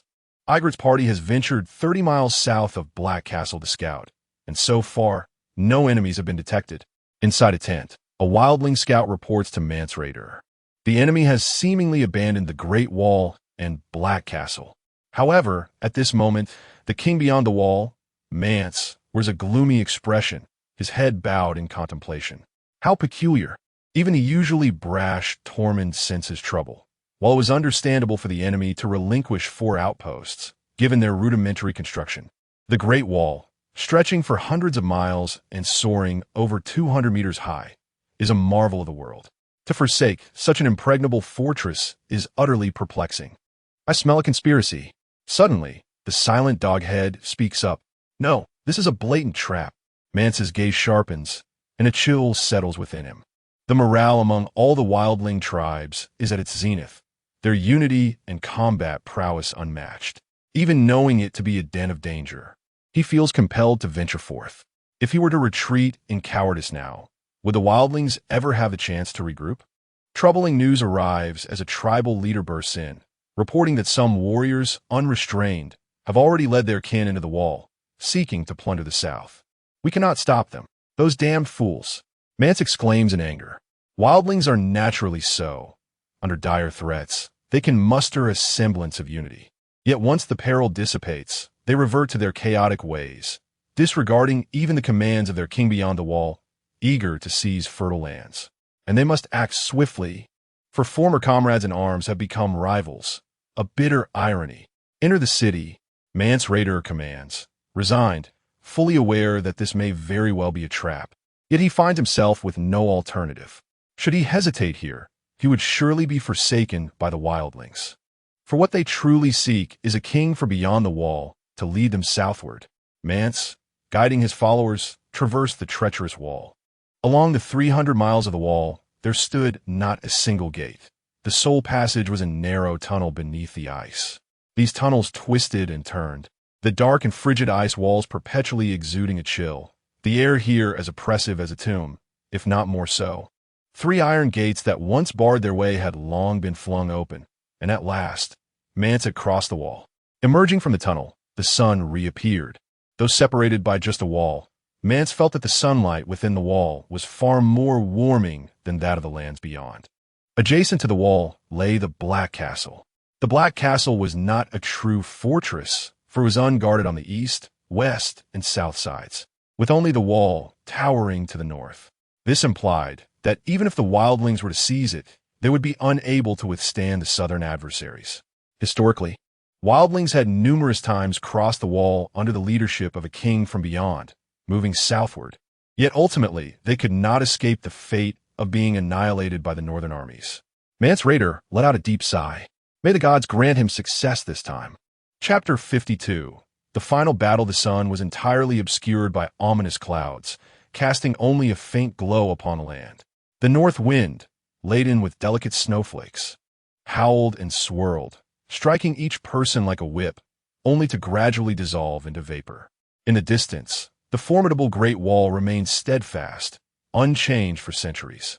On the boundless wilderness, Dominic's army faced off against the barbarian horde from afar. Perched upon the exceptionally tall warhorse gifted by Robb, Domoric surveyed the battlefield with an imposing gaze. Clad in armor, wielding a long spear, and with a warrior's sword hanging at his waist, he donned a blood-red cloak that draped over his armor. The high collar of the cloak constricted him slightly, and several times he felt the urge to tear it away. Yet he ultimately restrained himself. Domoric understood the necessity of presenting an image of strength before his soldiers. Sometimes, a semblance of formality is indeed essential. Dominic's army had already formed their ranks upon the desolate expanse, approximately 5,000 infantry and about 1,000 cavalry. The largest contingent of sword and shield soldiers occupied the front lines, followed closely by fully armed pikemen, their spears standing tall like a forest, blocking out the sun, while their polished armor gleamed brilliantly. These were the backbone of the infantry formation, comprised entirely of vigorous young men, fierce in battle and unafraid of death. The archers were stationed behind, poised to unleash their long-range advantages upon the enemy at a moment's notice. Nearly 1,000 cavalrymen stood in disciplined formation, clad in armor, wielding long spears, with heavy swords at their sides, riding majestic steeds. Though silent, their presence exuded an aura of formidable power, ready to charge at the enemy with a single command. As Domoric prepared to speak from his mount, a commander approached with swift strides. "My lord, Sir Wendell and his men are bursting forth from the Shadow Forest, having circled around the barbarians' rear. Shall we instruct them to launch an assault from the backside of the Great Wall?" The speaker was Jorah Mormont. "Well done," Domoric commended briefly, then continued. "Since the barbarians have crossed the Great Wall, they cannot have left it unguarded. A direct assault would incur excessive losses. Let Wendell block their retreat instead. However, this would preclude us from achieving a pincer movement. Our forces on the front are merely 6,000. Jorah's voice faltered slightly. "That is sufficient to deal with the barbarians," Domoric replied, slightly turning his face to regard his captain of the guard. "You and Sir Igor will command the 5,000 infantry." "Understood," Sir Jorah responded loudly.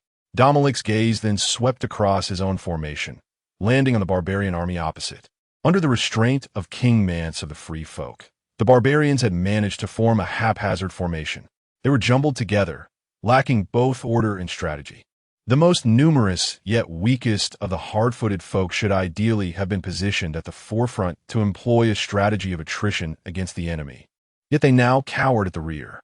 The Ensers, possessing bronze weapons and formidable strength, were expected to take on the role of the supervising enforcement team. However, they had already eagerly surged to the forefront. They shouted loudly, brandishing their weapons, seemingly unwilling to await the order to attack.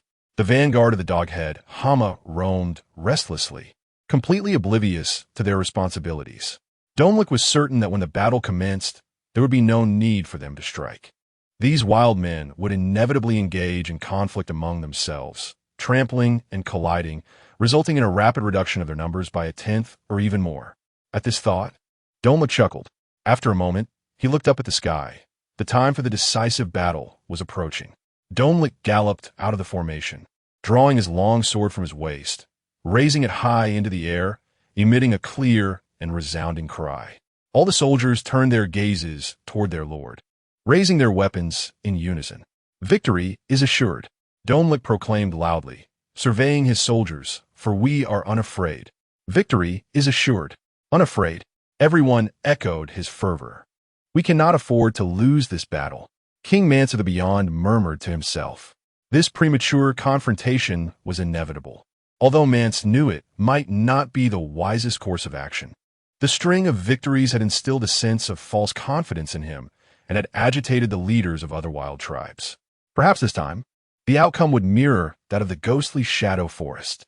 The wild men were inherently disunited, and forcing them into cohesion was no simple feat. Mance could already sense the growing impatience of those tribes eager to descend southward to plunder. If the fighting did not commence soon, the wild men would splinter and turn on each other, for the enmity among the tribes was no less than that within the Great Wall. Mance's gaze fell upon the giants at the heart of the wild army. Nearly 100 rugged giants stood together like a low wall. These giants were the foundation of Mance's confidence in the battle. Despite being jostled by other wild men and their once orderly formation now in disarray, their strength remained undiminished. Mance did not deliver a pre-battle speech like Domoric, as the surrounding noise was overwhelmingly chaotic, even if he shouted at the top of his lungs. The wild men would likely remain oblivious. At present, the wild men were whispering to one another, spitting, and some were even bickering face to face. Nearby, a giant nonchalantly twisted a water pipe, letting water flow in front of Mance, the slightly yellow spray splattering onto the face of the King of the Beyond, a most foul stench emanating. Although Mance hailed from the Black Castle and was a seasoned Night's Watchman, he felt utterly powerless against these wild men. Fortunately, he still had a few reliable subordinates. The formidable foe of giants, Tommen, was vigorously excavating his nostrils, while the canine-headed Hama led a cadre of elite wild men to the forefront of the ranks. Jägerite commanded a reconnaissance squad, poised to eliminate enemy officers amidst the chaos of battle. The shapeshifter Valamir, mounted upon a bear towering over 3 meters, had mysteriously gathered a pack of wild wolves. Notably, this assembly of wolves sat in an orderly fashion, exhibiting far more discipline than the wild men beside them. The wild horde numbered a staggering 30,000. Vastly outnumbering their adversary's 6,000. Among them were elite units, such as giants, Enser warriors, and Hama as vanguard, along with Jägerite's archers, whose individual combat capabilities rivaled, if not surpassed, those of the northern armies of Domoric. Nevertheless, in the tumult of grand warfare, the potency of individual strength diminishes to insignificance. The true determinants of victory on the battlefield are the morale of the troops, the quality of their armaments, unity, and the adaptability of their command. These attributes were the stronghold of Dominic's forces, while the wild men's sole advantage lay in their numbers. After a prolonged moment, the ambient light intensified slightly. Mance Raider lifted a curved horn and sounded a mournful blast. "Advance!" he bellowed. Simultaneously, the drums of war echoed from the opposing Domoric army. With a resounding battle cry, the wild horde surged forth like a torrential wave, crashing violently against the enemy's formation. Chapter 53. The clash. The meeting point of the two armies resembled 2 distinct rivers, their currents swirling and occasionally erupting into crimson splashes. The ferocity of the wildmen's charge was overwhelming, particularly that of the rugged giants among them. Possessing immense strength, their tough hides were akin to armor, rendering ordinary arrows ineffective against their flesh, inflicting no harm whatsoever. However, Dominic's forces deployed a series of crossbow machines. The formidable Great Yellow crossbows, precisely engineered to counter the giants. The powerful bolts, akin to javelins, emitted a chilling, fearsome whistle as they were released, instilling terror in all who heard. These bolts posed a grave threat to the giants. Should they pierce through a throng of wild men, they would create skewers of flesh. Several Great Yellow crossbows, when combined, could unleash a net of arrows, ensnaring the giants tightly. The already cumbersome and slow-witted giants found themselves utterly incapacitated, tumbling to the ground as they struggled against the binding ropes. Gradually, the intensity of the battle began to escalate, the wildmen's initial onslaught waning as fatigue set in. Jorah commenced directing the infantry formations to launch a counterattack. The clouds dispersed, and the sun blazed fiercely, blinding the wild men. Domoric glanced up at the sky. The moment had come. He had long been poised for action, guiding his steed forth, accompanied by 1,000 armored cavalrymen.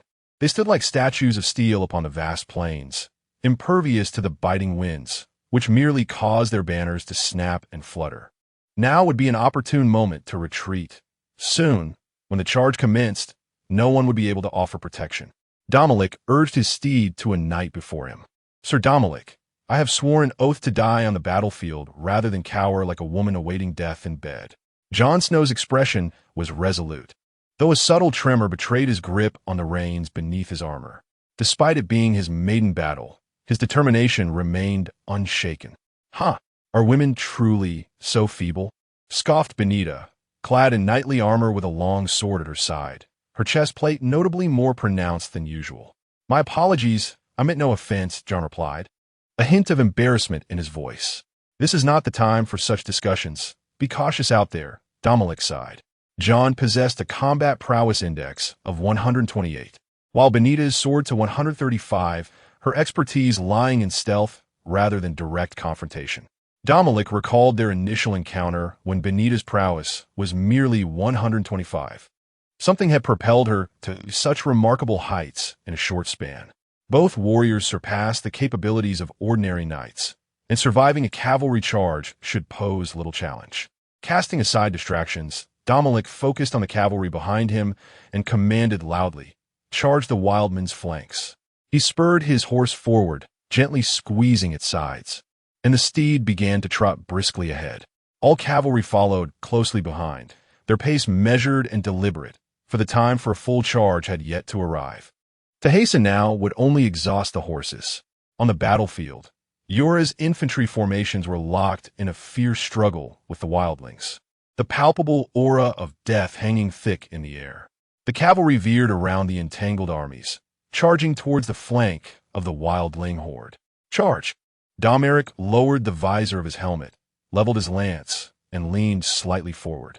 The steed beneath him seemed to comprehend its rider's intent, gradually quickening its pace. The 1,000-strong cavalry behind him moved in perfect unison, as if rehearsed. The thunderous sound of hooves grew ever closer, resonating like spring thunder across the land. Such a formidable display had already captured the attention of Mance Rayder, the king beyond the wall. "Let the giants take the lead," he commanded urgently, instructing the giant leader to rally a small contingent of giants stationed in the center to intercept the cavalry and protect the wildling flank. However, the giants lacked even a decent shield to defend themselves, and their sluggish movements were hampered by other wildlings, rendering them unable to advance in time. Meanwhile, Domeric's cavalry had reached their maximum speed. In the blink of an eye, the distance of several hundred meters vanished, and they surged forth like unrestrained arrows loose from a bow, heading straight for the wildling flank. The oncoming tide of steel drew near, the metallic scent of rust wafting through the air. The giant leader paused midway, contemplating existence for a fleeting third of a second. Then he pivoted swiftly, retreating with a haste greater than his advance, inadvertently trampling several wildlings who had come to his aid. Boom! The cavalry crashed into the wildling flank, akin to a searing steel blade piercing through cream. The first wildlings faced the onslaught were hurled aside by the impact of the charging horses, blood spilling upon the ground, while the remaining ones, paralyzed by fear, crumbled in terror, wailing and collapsing in despair. The thunderous clamor of iron hooves echoed like war drums against the hearts of the wildlings. Countless wildlings were scattered by the galloping cavalry, lances thrusting, swords swinging, flesh and bone torn asunder. In this torrent of death, none could stand against them. All who dared to obstruct their path were trampled beneath. The wildlings' hastily assembled formation was as fragile as paper, torn apart in an instant. The charge would not cease.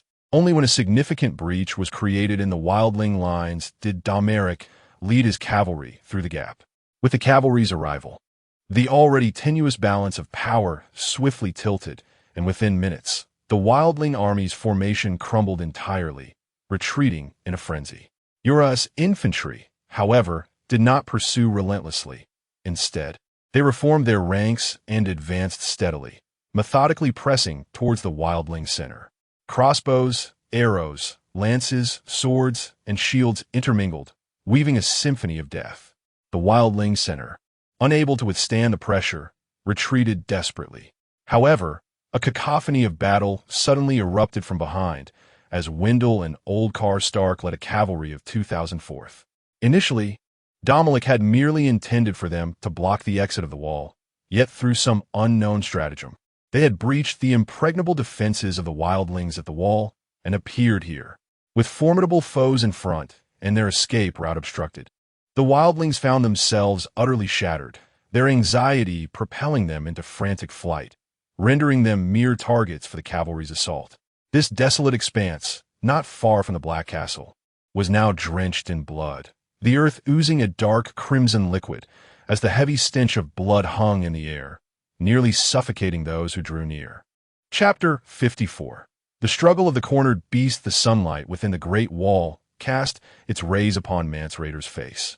At this moment, he felt no warmth, only an icy chill that penetrated to his very core. From the instant the enemy cavalry charged the flanks of the free folk, Mance sensed the dire turn of events.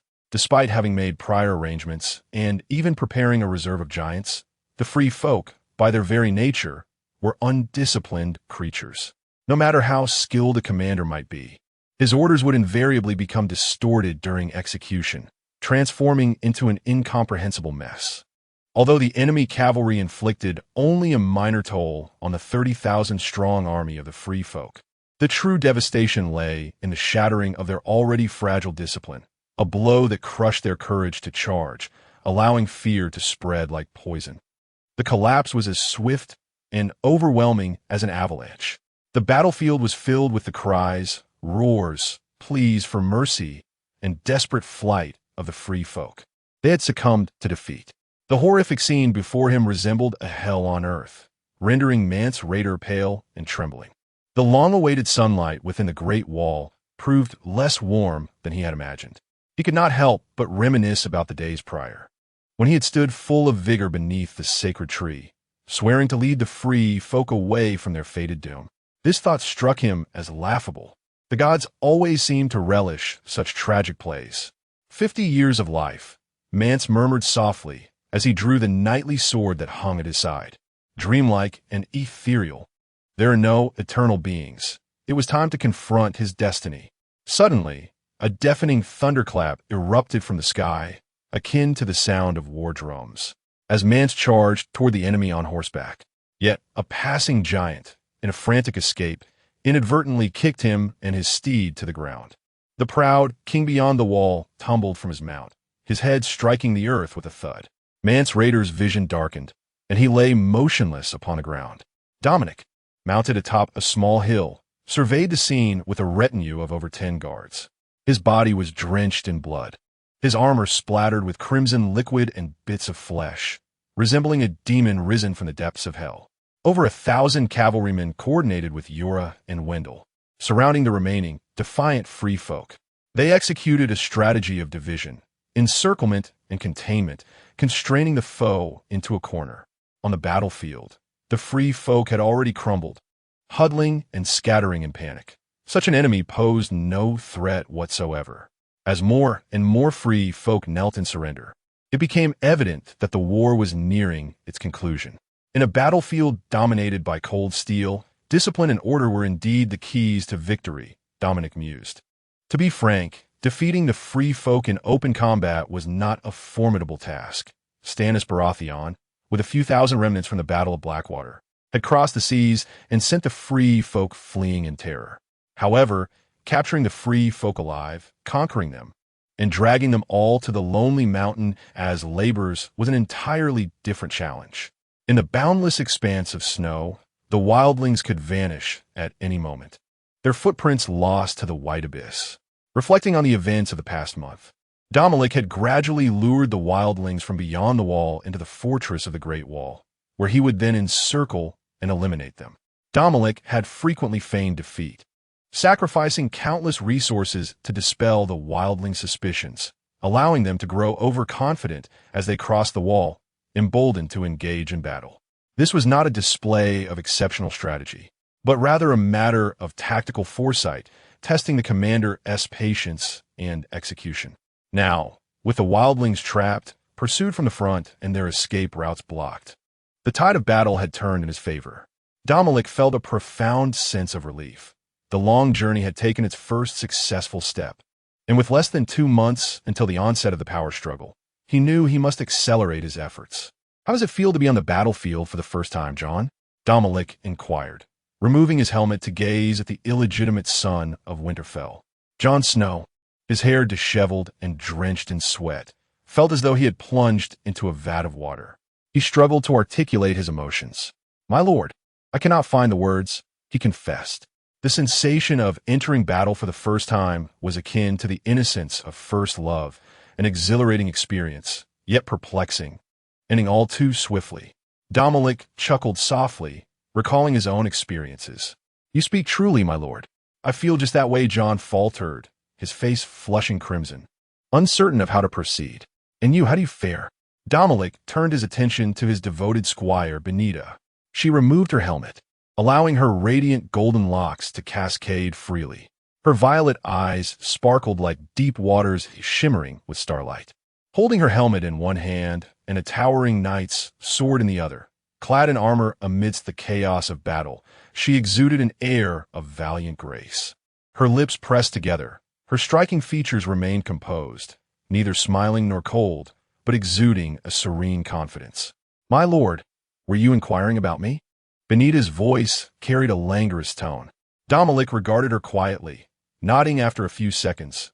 Indeed, he was. There was an odd sensation. The brutality of slaughter beneath the sun seemed to ignite a fervor within one's veins.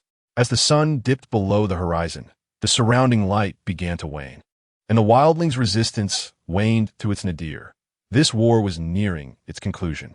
"Get off me!" Suddenly, a thunderous roar echoed, reminiscent of a tiger's cry. Domoric turned to see one of his guards launch from his steed as if struck by a colossal hammer, tumbling through the air before crashing to the ground, lifeless. The armor on his chest had caved inward, and blood gushed from his mouth, his shattered innards laid bare.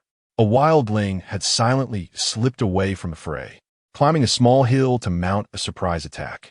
He was broad-shouldered, his thick arms adorned with heavy cuffs inscribed with ancient runes, the very embodiment of the giant slayer, Tormund. Tormund wielded his hammer, cutting through the throngs with the ferocity of tiger, unstoppable in his onslaught. "Stop him!" cried Benita, her voice laced with urgency. With a resounding crash, Tormund's powerful arm struck, shattering the shield before him and sending the knight behind it flying, blood and flesh scattering. Witnessing this, Jon Snow spurred his steed forward without hesitation, channeling the horse's momentum for a swift charge, his long sword swinging fiercely. The clash of metal rang out. Jon's sword slipped from his grasp, and he was unceremoniously thrown from his mount, hurtling backward, a sharp pain in his chest nearly robbing him of breath. "This wildling is formidable." Jon spat out blood before succumbing to unconsciousness. Tormund roared with laughter, charging toward Domoric. Over a dozen royal guards were effortlessly toppled from their horses, their fates uncertain. As Tormund drew nearer to Domoric, he quickened his pace, akin to a rampaging bull. Benita, undeterred, positioned herself in his path, only to be met with a heavy blow, the foul winds of death swirling around her. In a moment of desperation, she evaded at an astonishing angle. The hammer struck the horse's head with a sickening thud, a heart-wrenching whinny escaping as Benita was thrown to the ground, shards of bone and flesh splattering across her face, leaving bloody streaks. She had narrowly escaped a fatal blow. Yet the peril was far from over. "Get up," Tormund sneered, raising his hammer once more. With nowhere to hide, Benita found herself staring into the ever-enlarging shadow of the massive hammerhead in her vision. What a pity. Chapter 55 The curtain falls. The threat of death cast a haunting shadow over Benita's mind as fleeting fragments of memory danced before her eyes. She hailed from the illustrious Italian family of Bravos, a lineage steeped in tradition and grandeur. The Italian family traces its roots back to the very inception of Braavos. 800 years ago, when a faction of slaves aboard a Valyrian fleet, unwilling to endure their servitude, instigated a formidable uprising to seize command of the fleet. Faced with the formidable might of Valyrian dragons, they opted to forsake their captors and fled across the narrow sea to the mist-shrouded islands of Braavos. The ancestors of the Italian family included a Valyrian noble who, moved by the plight of the slaves, joined their rebellion and settled in Braavos. In those bygone days, Valyrian sorcery was unparalleled, with powerful sorcerers accompanying armies in a battle, wielding whips, magical horns, and arcane arts to command dragons. Such sorcery and wizardry solidified the Italian family status. Alas, as time wore on, the tide of magic waned, and the potency of their spells diminished, relegating the Italian family to obscurity. Reduced to the status of an ordinary house, gradually ousted from the epicenter of Braavosi power, the ancestors of Benita remained haunted by this decline, dedicating themselves to the study of ancient magical tomes, vowing to restore their family's former glory. This relentless pursuit, however, only squandered the energies of several generations, as they failed to grasp the reality that magic and sorcery had long since faded. Although they had not penetrated the corridors of power, the Italian family still wielded considerable influence in Braavos, thanks to the remnants of their ancestors' legacy. However, during a struggle for power, a misstep led to their downfall, resulting in the family's utter ruin. Benita's grandparents and parents perished in the conflict. Her only brother was exiled overseas, while she herself narrowly escaped death, thanks to the intervention of a loyal retainer. Nurtured by the spirit of family honor from a young age, Benita's greatest aspiration became the revival of the Italian family. Thus, she resolutely joined the House of Black and White, seeking to undergo trials and become a faceless one. It was during one such trial that she encountered Domoric, the heir of House Bolton, within whom she glimpsed the hope for her family's resurgence. Regrettably, she would not witness the day of their restoration. Just as Benita prepared to surrender to her fate and close her eyes to welcome death, a sudden gust of wind rushed past her ears. 1 second prior, with a swift motion, Domoric flipped his right hand, presenting a razor-sharp spear, its black tip emanating an icy chill. He pointed with his left hand towards the distant Tommen, steeling himself and summoning every ounce of his strength. In the blink of an eye, as Domoric launched his throw, the black spear soared into the air. In that fleeting moment, Benita, lying on the ground, mistook the spear for a bolt of black lightning. With a sharp whoosh, the spear whistled past Benita's startled face, severing several strands of her hair. The piercing strike penetrated the leather armor of Tommen, striking his left shoulder and emerging from his back. The tremendous force overturned Tommen completely, pinning him to the desolate earth. In agony, he clutched the spear, twisting incessantly in a futile attempt to extract it, yet the supine position rendered him powerless. "Protect the Lord." The surrounding soldiers swiftly responded, brandishing an array of spears, swords, and shields. Tommen, already immobilized by the spear, found himself besieged by dozens of weapons that came crashing down upon him. He struggled desperately, but soon his body was riddled with wounds, leaving him in a pitiful state.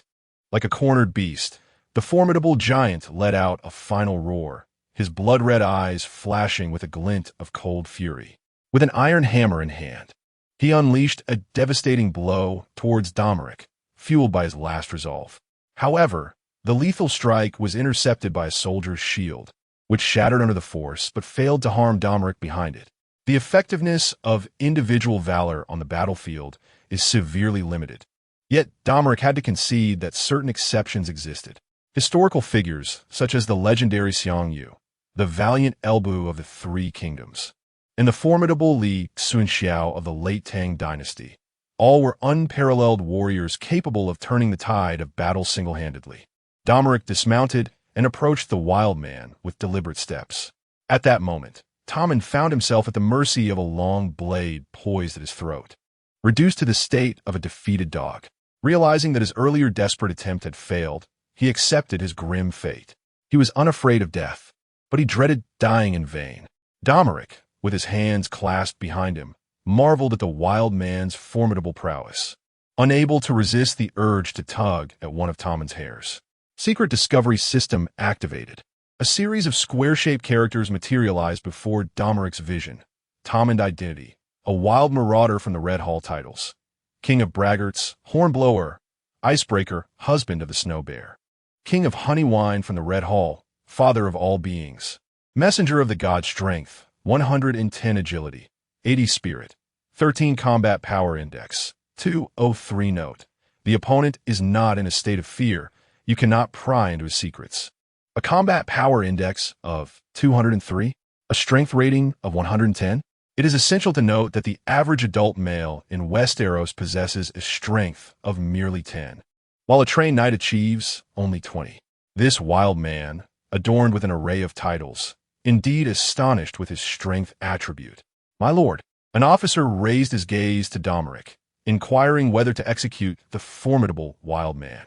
Domoric shook his head, ordering, "Take him away, bind him, and do not mistreat him." "Yes, my lord." Subsequently, Domoric examined Jon Snow, who lay on the ground, finding that he had merely suffered a few broken ribs and was not gravely injured. He commanded the soldiers to lift him for treatment. Then he mounted his steed and called out, "Come forth." Domoric extended his hand towards Benita, who stood dazed, her horse having fallen victim to Tommen's iron hammer. Benita grasped his hand and, using his strength, leaped gracefully to settle comfortably before Domoric. Her stature was considerably shorter than his, allowing her to curl up and rest peacefully against his chest. "You were quite brave just now. Weren't you afraid?" Domoric remarked, poking the face of his loyal guard. Benita murmured softly, her delicate brows knitting slightly. "I didn't think much of it then, but I must admit I'm a bit frightened now. Look, my heart is still racing." She withdrew her composed, knightly demeanor and began to tease playfully. "My lord, if you doubt me, you may feel my heartbeat. It truly is quite rapid." Domoric frowned slightly, surveying the heavy armor of his faithful guard and the innocent expression on her face, commanding coldly, "Sit still." With the crack of a whip, Domoric led the cavalry, charging towards the battlefield as the sun dipped low. The ground was soaked with blood, a scene of utter devastation, under the relentless assault of Domoric's forces from three sides. The wild men were left despondent, too weary to flee. Some simply sat weeping on the ground, while others remained motionless, appearing as if feigning death. The fierce northern winds billowed the banners behind Domoric, as the flayed figures danced in the breeze. "Surrender and live! Surrender and live!" echoed the cries of countless soldiers, marking the definitive conclusion of this war. Chapter 56. The ancient oath. A colossal fish towered above, casting an immense shadow over the land. Its bark, a pallid hue akin to bone, contrasted with the deep crimson of its leaves, resembling a multitude of bloodied palms.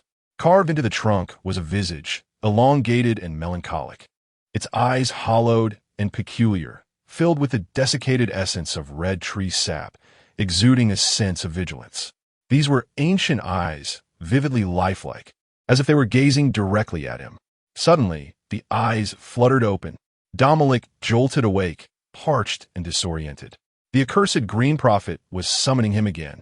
Ever since Domoric first set foot in the Black Castle, leading up to the clash with the wildlings, the Green Prophet had consistently invaded his dreams. In the realm of Game of Thrones, the Green Prophet was one of the enigmatic sages among the children of the forest, wielding mystical powers and serving as a leader capable of commanding nature, peering into the past, and foreseeing the future. The ancients believed that it was they who had etched faces into the trunk of the fish, allowing them to behold the world and influence both fauna and flora.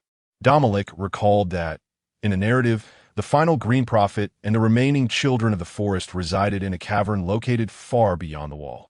It was likely that the Green Prophet had glimpsed Domoric's conquest over the wildling army through the eyes of the animals, thus beckoning him to confront the White Walkers. However, Domoric was utterly disinterested. Presently, over 100,000 wildlings had largely become his captives, destined to be escorted to Lonely Mountain Ridge as laborers. Without the wildlings to sustain them, the rise of the White Walker army would presumably not be as swift as depicted in the original tale. alleviating any immediate concerns. The impending War of the Five Kings was the true battle to which Domoric needed to devote his focus. In the Black Castle, within the King's Tower, the room was dimly lit. Domoric rose from his bed and pulled back the curtains. Blinding sunlight flooded in, illuminating the space. Judging by the sun's position, it was already well past midday. After dressing, Domoric made his way to the dining room, where his devoted attendant, Benita, donned an apron, placing 2 neatly prepared eggs and sausages on the table, followed by a cup of steaming milk. "Master, you are awake. Please wash your face before breakfast. I have prepared hot water for you," she said. Domoric acknowledged with a grunt, washed his face, and took a seat at the table. In addition to her remarkable massage skills, Benita was quite the adept cook. The eggs were exquisitely tender, the sausages fragrant, and the milk sweetened with honey. Yet Domoric found himself devoid of appetite. After all, he had been startled awake early in the morning by a decrepit old green prophet who had likely lived for countless years. Reluctantly finishing his meal, Benita cleared the table and laid a blanket on the floor by the window. Domoric settled onto it, picking up a hefty tome and aimlessly perusing its pages. "Master, you seem a bit unwell." Benita approached, loosening her hair, the damp ends cascading onto her attire. "How did you know?" Domoric asked, tilting his head slightly, his gaze flickering. The ability to read the nuances of others was indeed an essential skill for an assassin. Benita spoke softly as she settled beside Domoric, her hands resting gently on his shoulders. Seizing the moment, Domoric turned, resting his head upon her lap. Benita caressed his face, her fingers delicately pressing at the corners of his eyes, aiding him in relaxation. The expression on her master's face was not pleasant. Had he been plagued by nightmares? "How do you know this?" "I experienced similar terrors in the past. If you do not mind, sharing your thoughts might alleviate much of the burden," the girl murmured gently. After a brief silence, Domoric paused and inquired, "Are you familiar with the first men and the children of the forest?" "Certainly. A profound knowledge of history is an essential skill for an assassin," Benita replied, peeling an orange, meticulously removing the pith, and offering piece by piece to Domoric. "Over 12,000 years ago, the first men traversed the arm of Dorne from the eastern continent to the land of Westeros. Once settled, the first men, frightened by the fishbone trees carved by the children of the forest, commenced a campaign of widespread destruction against them. This ignited a war between the first men and the children. Despite the magical prowess of the children, the first men possessed greater stature and advanced metallurgy, leading to a stalemate. Ultimately, a peace accord known as the Pact was established at the Isle of Faces. The pact stipulated that the forest belonged to the children, while the first men vowed to cease the felling of fishbone trees, retaining the rest of Westeros as their own. This agreement ushered in an era of tranquility between the two factions, prompting the first men to forsake their original deities in favor of the nature gods of the children.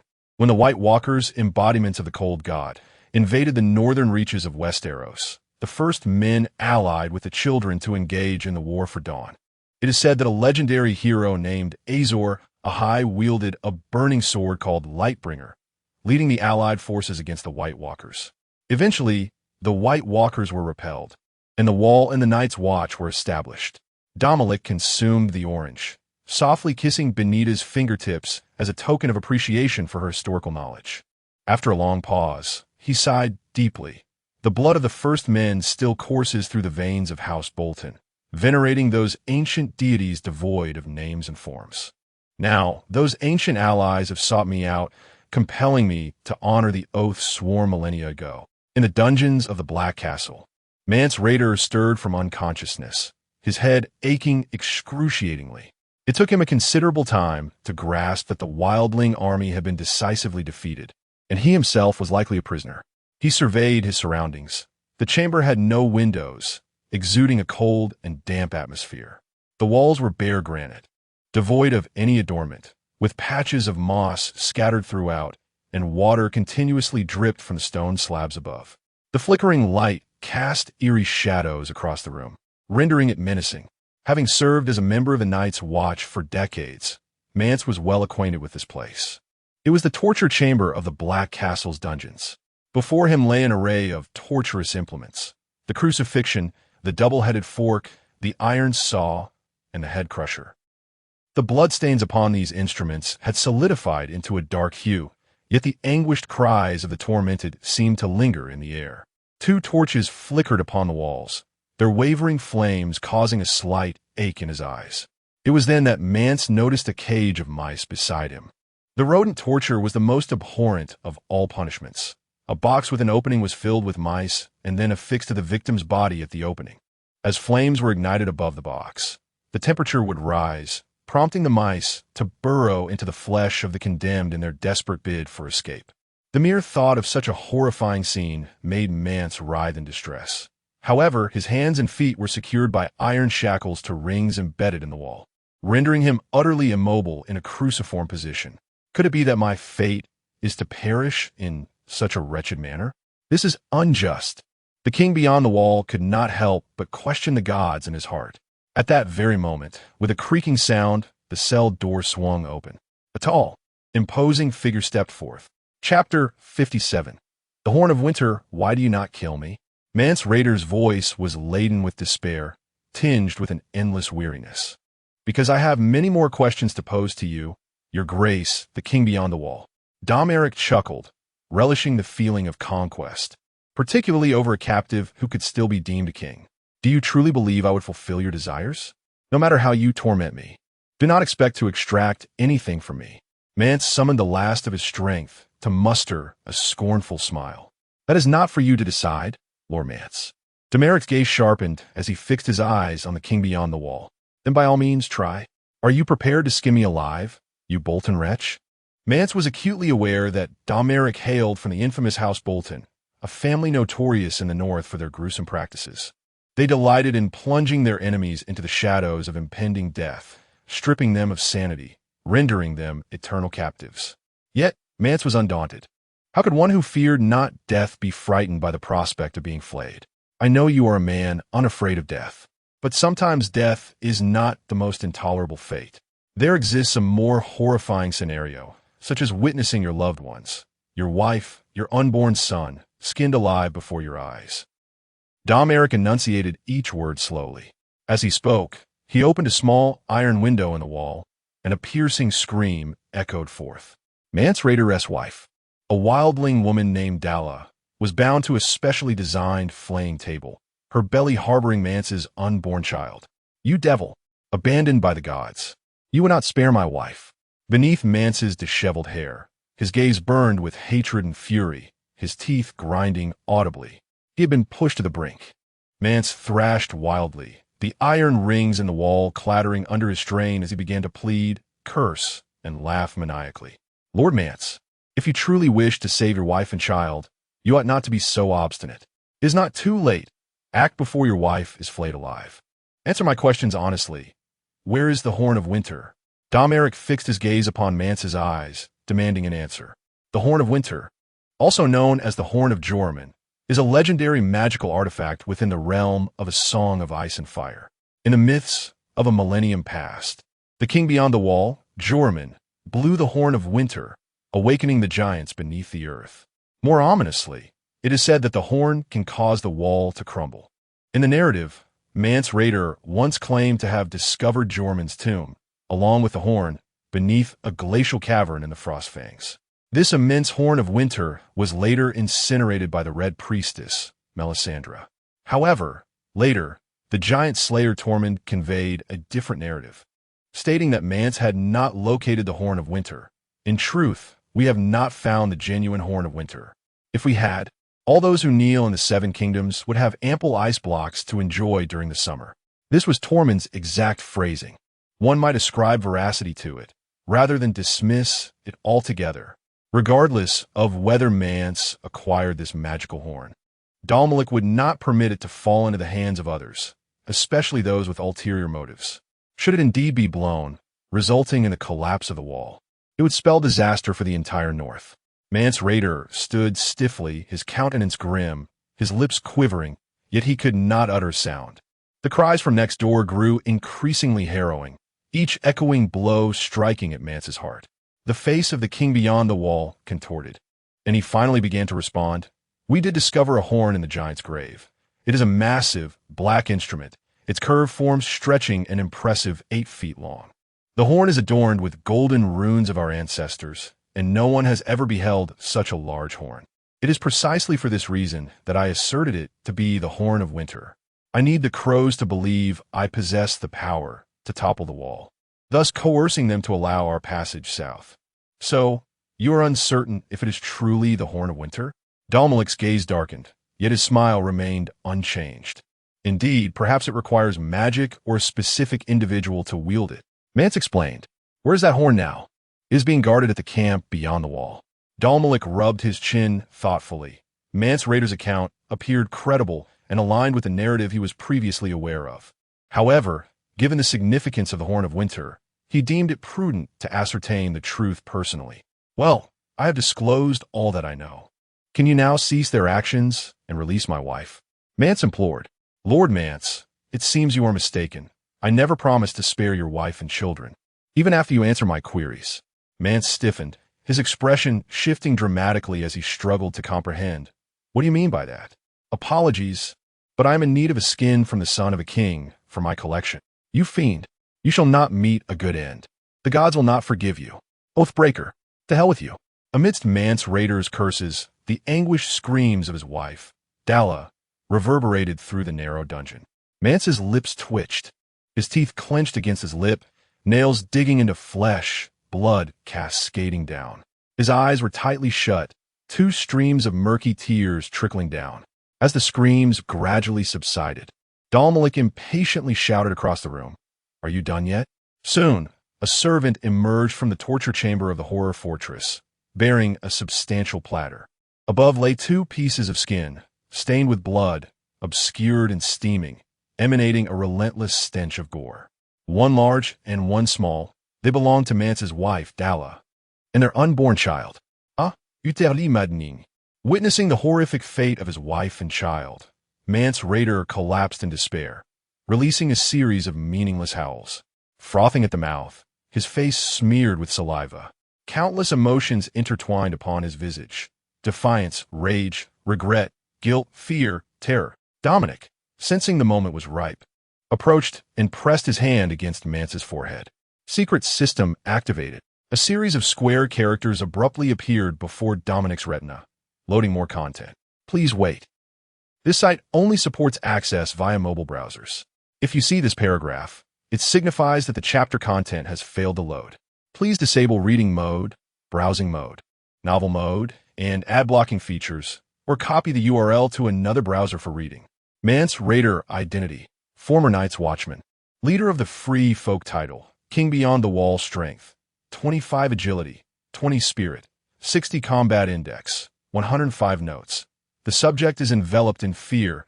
His secrets lie bare before your eyes. Fragments of countless memories flashed vividly in Domoric's mind, belonging to the King Beyond the Wall. The son of the Free Folk, a Night's Watchman at the wall, a tattered cloak. A gentle, wildling woman, scorned by his peers upon discovering his identity. In a fit of rage, he sought refuge among the wildlings, cunningly leading them southward to invade the 7 kingdoms. Amidst the chaotic fragments of memory, Domoric strove to unearth the information he sought. After a considerable time, Domoric glanced at the seemingly deranged King Beyond the Wall and slowly exited the dungeon. The boisterous, bald-headed knight, Wendell, approached, unable to suppress his grievances. Those sheepskins were quite tough. It wasn't easy to skin them whole. We agreed beforehand that the finest leg of lamb would be mine. Domoric nodded in agreement. No problem. And what about me? Inquired the personal attendant, Benita, as she edged closer, seemingly seeking praise. Well done. You even managed to make Mance unable to distinguish your voice from that of his wife. Sometimes, the power of imagination can torment one's spirit more than reality itself. Mance Rayder did not witness the skinning of his wife and child with his own eyes. Yet he was driven to madness by the horrifying scenes conjured in his mind. Mastery of mimicry is indeed an essential skill for an assassin. Benita could not help but wear a smirk of pride. Though Domoric was not a virtuous man, he was not devoid of morality. Employing such cruel methods against women and children starkly contradicted the chivalric spirit. However, the significance of the Horn of Winter left no room for negligence. prompting this grim stratagem of substituting sheepskin for human skin, which proved effective, not only shocking the king beyond the wall, but also uncovering the secrets hidden within his heart. As he stepped out of the dungeon, sunlight cascaded down, and Dominic felt an inexplicable thrill within, a sensation of having mastery over all. The vexation from being disturbed by the Green Prophet that morning evaporated completely. Chapter 58. The strange prophecy. The residence of Maester Aemon is situated within a sturdy wooden fortress, precisely beneath the crow's nest. The old scholar, frail and aged, is attended to by 2 aides responsible for his care and the management of his affairs. One of them, Clarice, is a diminutive, bald man with a round face that boasts almost no chin and a pair of diminutive pink eyes, resembling an upright mole. The other aide, Jite, bears a growth the size of a pigeon egg on his neck, his visage marred by sores and bumps. Thus, a jest circulates among the Night's Watch, claiming that the 2 most unattractive aides were assigned to Maester Aemon simply because he is blind, sparing him the agony of their countenances. However, at this moment, both aides are absent. A crackling fire blazes in the hearth. Clad in a robe, Maester Aemon wears a chain around his neck, signifying his status. "Maester, why are you not asleep at this late hour?" Jon Snow drapes a fur blanket over the scholar's feet. "I find that as one ages, the need for slumber diminishes. And I am indeed quite old. Often, I find myself in the company of phantoms from the past, reminiscing about events that transpired over 50 years ago, as if they were but yesterday." "Ah, continue reading, I am listening." "Very well." Jon Snow picks up a hefty tome and resumes reading as per Maester Aemon's request. In the land of Westeros, literacy is a privilege reserved for the nobility. Jon, a newly inducted brother of the Night's Watch, has been tasked with reading to the blind Maester Aemon. In the enveloping darkness, the White Walkers descend upon the realm. They despise light and warmth, riding upon colossal ice spiders and resurrected steeds from the farthest north. They raise the dead to fight on their behalf. No army can withstand their onslaught. Ancient texts of Ashai foretell the return of the White Walkers. After an extended summer, the stars shall bleed, and a frigid darkness will envelop the world. In this harrowing moment, a warrior shall emerge, drawing forth a burning sword from the flames, a blade known as Lightbringer, the Red Sword of Heroes. The bearer of this sword is the reincarnation of Azor Ahai, destined to dispel the darkness. Maester Aemon listens intently, his blind eyes directed toward the fire, yet his expression darkens with each word Jon reads. Could the reincarnation of Azor Ahai be Ser Damilk? Jon inquires curiously. Why do you think so? Maester Aemon asks. Because that is what everyone is saying lately. Jon recounts his observations from the past few days. Is that so? Maester Aemon extends his bony, wrinkled fingers to stroke his heavy collar. Since the recent defeat of the wildlings led by Ser Damilk, who overcame them completely and took them captive, this prophecy has circulated among the ranks of the Night's Watch. The infamous Ser Damilk of the Terror Castle is indeed the prophesied hero from Ashai, destined to lead all against the White Walkers and save the world. This prophecy not only spreads among the Night's Watch, but also resonates fervently among the wildling priests, echoing through the lips of countless wildlings. Despite his advanced age, Maester Aemon's mind remained remarkably sharp. He sensed an uncanny coincidence surrounding the emergence of this prophecy. Something felt amiss. Yet, he could not discern whether it was the will of the 7 gods or a deliberate rumor spread by certain individuals. Slowly, the old maester closed his eyes in contemplation. Jon sat silently in a chair near the hearth, basking in the warmth. The frigid black castle evoking memories of the hot springs in Winterfell, a sensation he deeply cherished. The two, one old, one young, sat in quietude as silence enveloped them. Maester Aemon, whose full name was Aemon Targaryen, was once the 3rd prince of the Targaryen dynasty and the elder brother of King Aegon, who was the grandfather of the Mad King. And the Mad King was Jon Snow's grandfather. Thus, Aemon was, in essence, Jon Snow's great-uncle. Yet, at that moment, neither was aware of their true identities. Even if they did, what would it matter? The Targaryen dynasty had long since fallen. Would the two, bearing the blood of the dragon, weep together over the past, and then deliberate on plans for restoration? Such a notion was evidently impractical. Aemon, now frail, had served the Night's Watch at the Black Castle for nearly a century, to the extent that the Seven Kingdoms had forgotten his Targaryen heritage. Jon Snow, on the other hand, harbored no ambitions for the crown or the Iron Throne. The acceptance of his family in Winterfell held far greater significance for him. In truth, Jon had chosen to journey to the Wall, becoming a Night's Watchman, in hopes of achieving something substantial at the Black Castle, striving to prove his worth to his father, Lord Eddard Stark, and to demonstrate that he, too, could be of value, even as a bastard. "Jon, how long have you been here?" The previously silent Maester Aemon suddenly inquired. "About a month," Jon replied. According to tradition, new recruits underwent training for 2 months before taking their vows, becoming true brothers of the Night's Watch. "Have you truly made up your mind?" Aemon asked, his voice gentle yet filled with significance, earning the esteem of many who listened. Although blind, Aemon could perceive the hesitation and conflict within the young man's heart, thus offering a kind reminder. He had witnessed too many who, upon reaching the Wall, abandoned their oaths. Each man who remained had faced the trial of their vows at least once, while Aemon himself had been tested thrice, the most arduous of which was learning of the Targaryen dynasty's demise during the War of Usurpers. Jon remained silent. With a smile, Aemon remarked, "Jon, do you know why I wear this necklace?" Despite its weight, the Maester S chain served as a reminder of the oath he had sworn. Jon pondered for a moment before responding, "Indeed. Correct. You're a clever boy. But you must understand that the oaths of every Night's Watchman carry far greater weight than the chain I bear.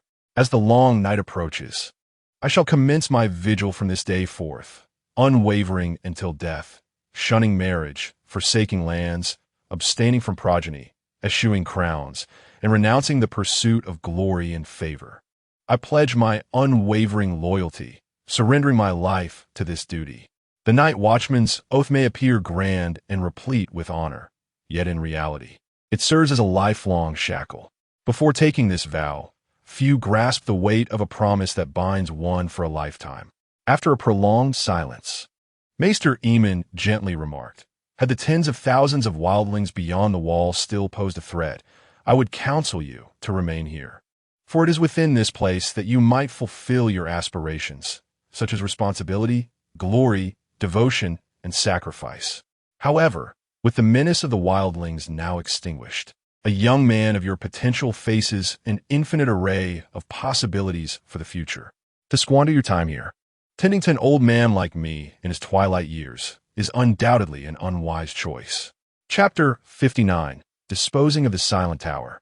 The Silent Tower, once a bustling hub for scribes within the Black Castle, now lay in utter quietude, bereft of its former scribes.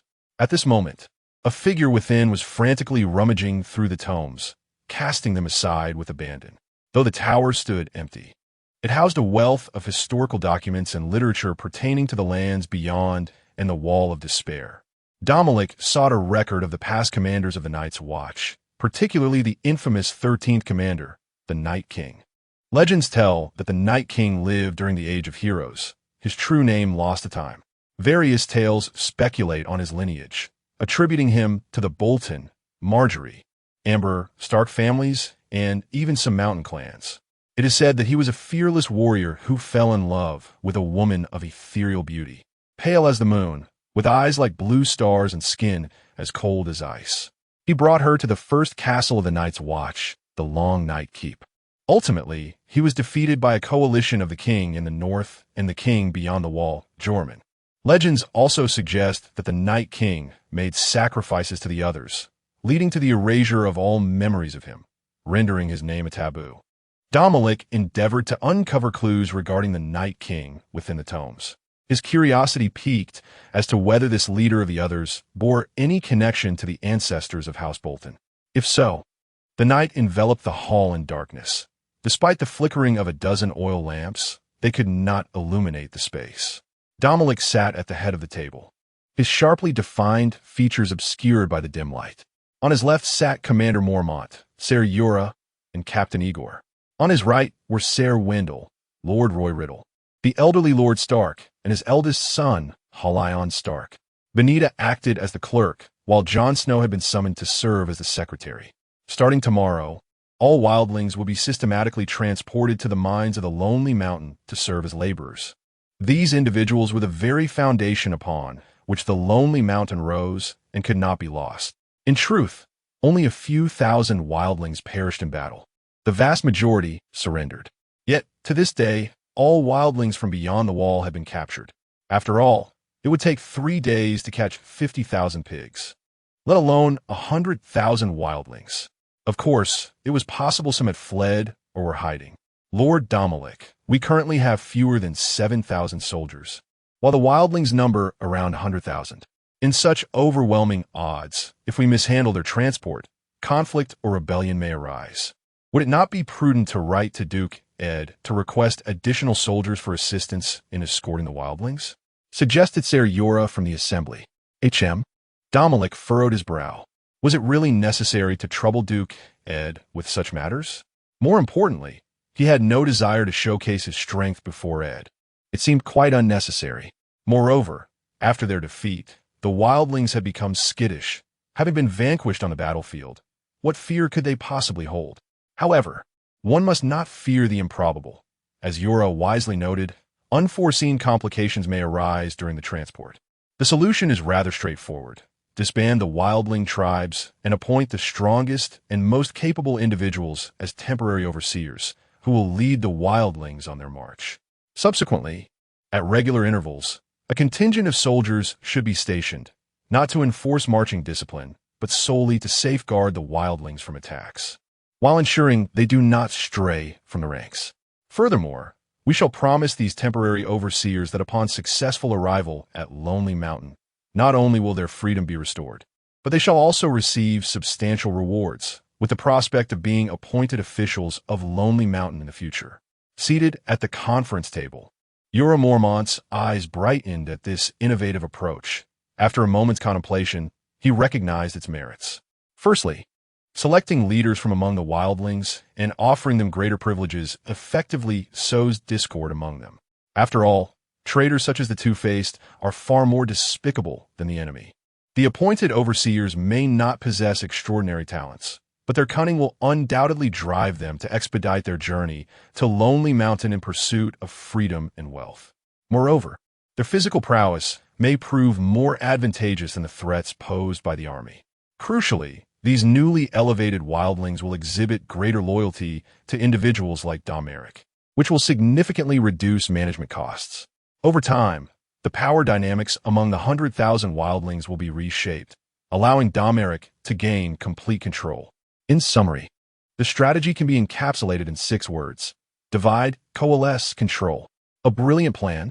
Jorah Mormont and Captain Igor exchanged contemplative glances with Domoric, deepening their sense of camaraderie. In contrast, Wendell and the two from House Castark were too narrow-minded to grasp such profound implications.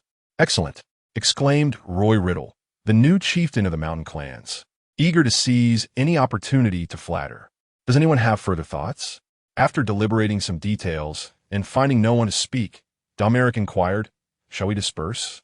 With a wave of his hand, he signaled the conclusion of the meeting, stating that they should proceed according to their prior agreements. Everyone rose to take their leave, except for Jon, who remained. "Sir Domoric," he called out suddenly, somewhat flustered as the temporary scribe. "I noticed you were watching me during the meeting. Did you have something to discuss?" Jon exhaled, seemingly having made a decision. "Does your domain still require assistance? Perhaps I could lend a hand." "It appears you've finally come to a realization," Domoric remarked, patting the young man's shoulder. "I mentioned during our time in Winterfell that my Lonely Mountain territory is in need of young talents like you." "Thank you, Sir Domoric." Upon receiving an affirmative response, Jon felt a slight relaxation in his previously tense body. With one hand resting on his chest, he solemnly performed a knightly bow, acknowledging, "I shall now address you as my lord." In the stillness of the night, Domoric pondered the specific measures for the settlement of these wildlings. In the realm of Westeros, slavery is abhorred and strictly prohibited, largely due to the influence of the faith of the Seven. 6 millennia ago, the Undulls invaded, introducing the worship of the Seven, which subsequently became the dominant religion across the Seven Kingdoms, explicitly forbidding the practice of slavery. A notable example is Jorah Mormont, the former Lord of Bear Island. who was sentenced to death by Lord Eddard Stark for selling poachers to a slaver in Tyrosh, ultimately forcing him to flee to the free city across the narrow sea. However, the North continues to uphold the faith of the old gods, resulting in a less thorough abolition of slavery. For instance, the practice of assigning new identities to enslaved individuals, dubbing them as bonded laborers. These laborers lack freedom and remain in a subservient position, unable to escape their fated servitude. Yet, they are not regarded as slaves, for they cannot be sold, nor can they purchase their own freedom. The wildlings captured by Domoric now hold the status of bonded laborers. Most bonded laborers in Westeros lead a life of mechanical numbness, driven not by passion, but by the whip and lassos wielded by their masters. In Domeric's view, the abysmally low productivity of these laborers represents a significant squandering of human resources. Nevertheless, he cannot simply wave his hand and grant these wildlings their freedom. The most prudent course of action at present is to provide them with a pathway, an ascending pathway, allowing them to glimpse the hope of a brighter future. Chapter 60. Territorial Development, half a month later, at Lonely Mountain Ridge. Following the course of the Mahjong River towards the mountain, the scenery along the river banks has undergone a remarkable transformation. Numerous rudimentary wooden shelters have been erected, and countless wildfolk are diligently laboring to enhance their abodes with bricks and tiles. Lord Domoric, along with 20 accounting apprentices, toiled for 3 nights to compile a roster of all the wildfolk, totaling 98,654 individuals, of which 63,900 are the elderly, weak, women, and children. The remainder consists of able-bodied youth. Should they all be dispatched to the mines or ironworks, the labor force at Lonely Mountain Ridge could potentially double. Jorah Mormont withdrew a scroll of parchment from his pocket and laid it meticulously before Domoric. He appeared somewhat fatigued, yet the smile upon his face was unapologetically radiant. The nearly 40-year-old bear now sported a few streaks of gray at his temples, and his skin had darkened considerably, yet his voice resonated with vigor. 2 years ago, the fugitive Jorah Mormont was a cautious and desperate man, striving to conceal his identity while fleeing to Essos. Now, not only has he been absolved of his crimes, but he has also garnered Domoric's trust and favor, regaining the poise befitting a former noble. The territory of Lonely Mountain is experiencing rapid growth, with its population soaring from approximately 150,000 to over 250,000. However, the scarcity of high-level managerial talent under Domoric's command necessitated Jorah's promotion to the position of Chief Administrative Officer, while the original role of steward was entrusted to the rotund Sir Wendell. Consequently, the burden on the bear has intensified, especially since he has been alone ever since his second wife from the Hightower family departed. As the Lord, Domoric felt compelled to address the familial arrangements of his subordinates, allowing them to focus on their work. Yet, considering Jorah Mormont's age, baldness, 2 marriages, and the loss of his title as Count of Bear Island, which noble maiden would deign to consider him? Domoric's thoughts were tumultuous as Jorah continued his meticulous report. As it stands, the housing originally designated for the populace is insufficient, and there is a shortage of essential supplies. I recommend expanding the urban area and constructing additional warehouses to accommodate more resources. Let it be as you suggest. I trust your judgment in this matter, Domoric acknowledged, retrieving a freshly drawn town planning map. In his vision, the entirety of Lonely Mountain Ridge was set for a comprehensive transformation. The thatched cottages, wooden houses, and mud structures would all be replaced with stone edifices, as the region is abundant in rocky materials. Simultaneously, the streets of the town would be widened to accommodate at least 2 rows of horse-drawn carriages side by side. Currently, Lonely Mountain Ridge lacks neither funds nor people. The constraints on development have dissipated. Domoric could finally unleash his ambitions to shape his territory as he envisioned. After all, what lord does not yearn to personally cultivate his domain? At present, there is one particular endeavor he has long desired to realize: a proper sanitation facility. Previously, Domoric was preoccupied with the production and manufacturing of minerals and ironware, as well as the expansion of his territory, addressing the threats posed by surrounding refugees, mountain clans, and wildlings, leaving him with little energy to focus on other matters. Now, He could no longer endure the situation. How splendid it would be to inhabit a world where one could roam without the fear of stepping on a landmine. Those who have not experienced it firsthand can hardly comprehend this reality. The nobility of Westeros is not as opulent as portrayed in the television series.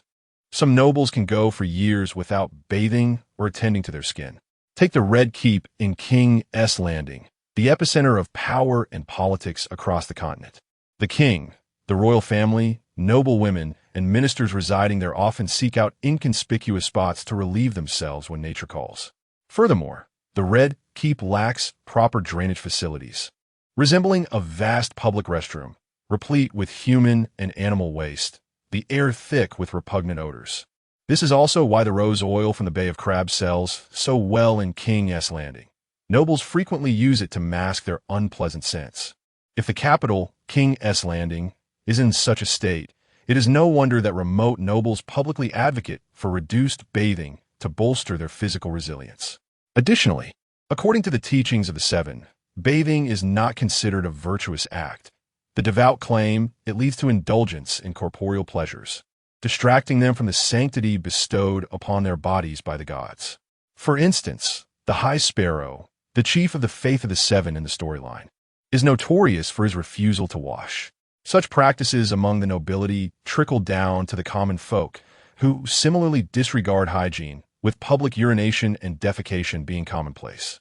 The deplorable state of public sanitation causes Domoric considerable concern.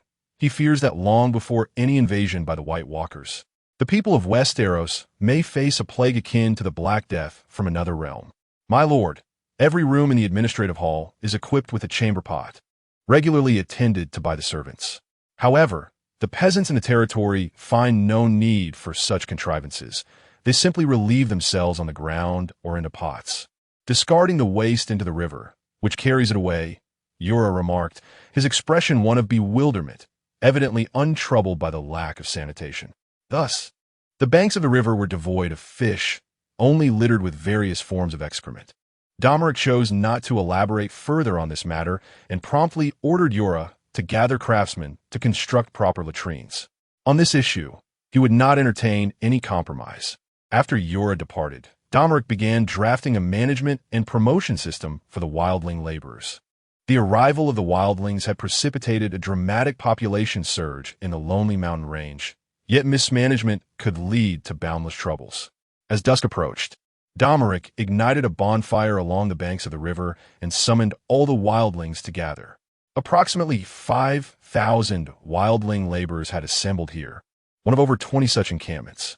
Among them were the Enser, the Hardfoot, the Cave Dwellers, the Walrus Folk, and the Cannibal Tribe. Their original tribal clans had been disrupted and subsequently reformed. A multitude of large pots filled with braised meat were transported to this place. Set upon newly constructed makeshift mud stoves, flames ignited, and the enticing aroma of braised meat wafted through the air.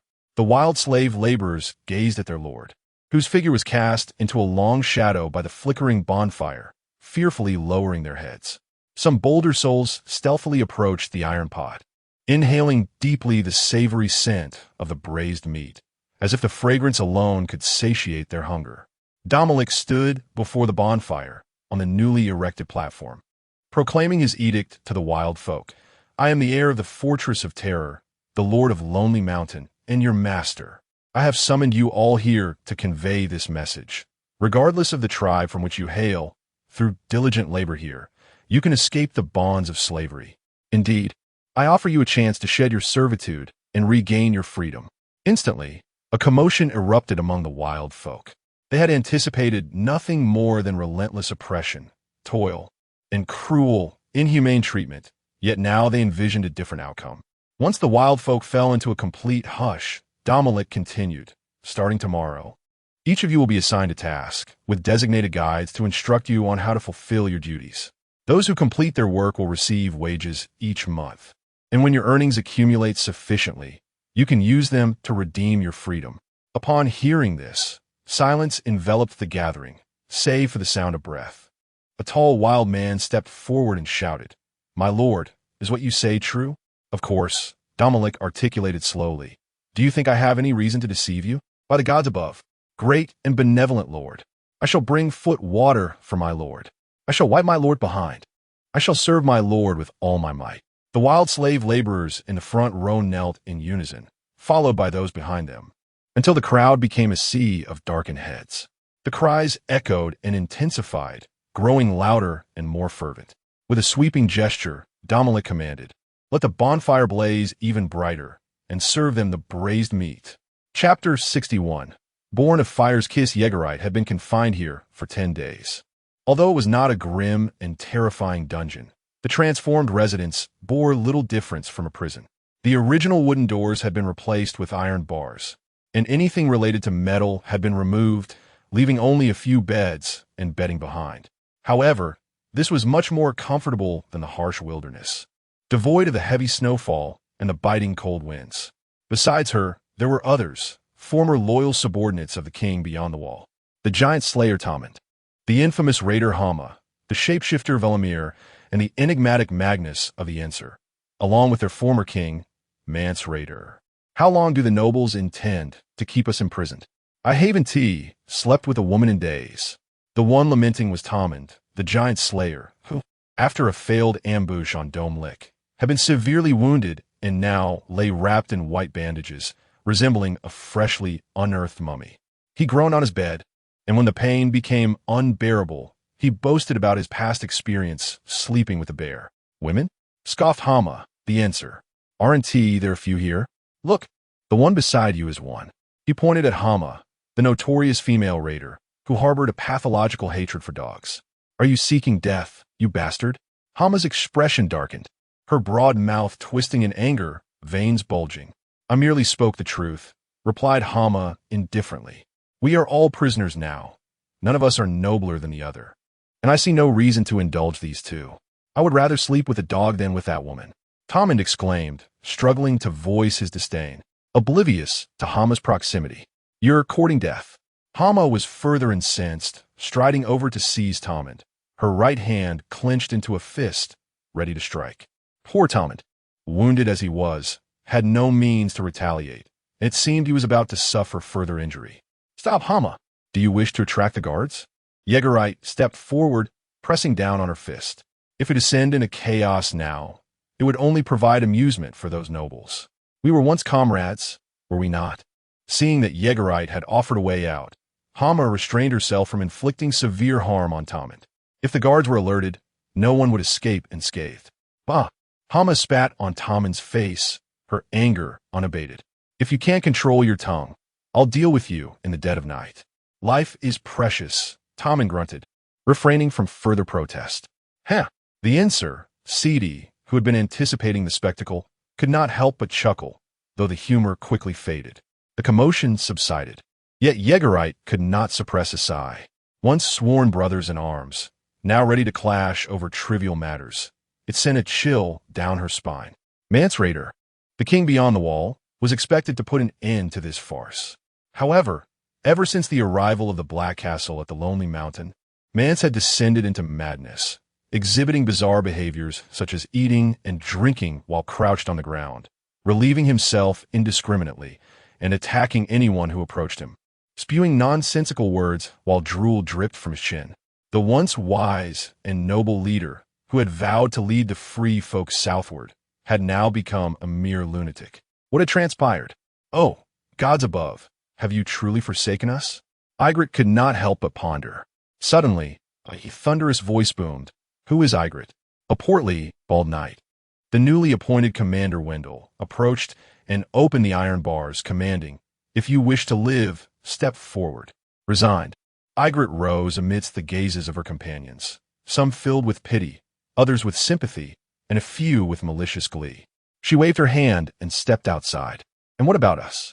The shapeshifter Velamir questioned, trailing to the doorway, only to be repelled by the guard's spear. Wendell turned, smirking coldly. Do not fret. Your turn will come soon enough. Once Wendell had departed with Ygritte, Velamir could no longer contain his curiosity and inquired of the guard, "What does your lord intend to do with Ygritte?" He peered anxiously towards the exit, his diminutive frame trembling involuntarily, harboring a flicker of hope that perhaps their lord was not as cruel as rumored and might show them mercy. Naturally, He intends to flay her. Our lord is the heir of the terrible castle, and such ancestral skills must not be lost, the soldier replied matter-of-factly. What? You mean to skin Ygritte alive?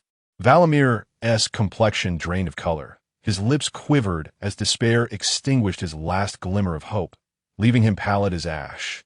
What else did you think? Ha ha ha! You wretched savages! The guard erupted into laughter.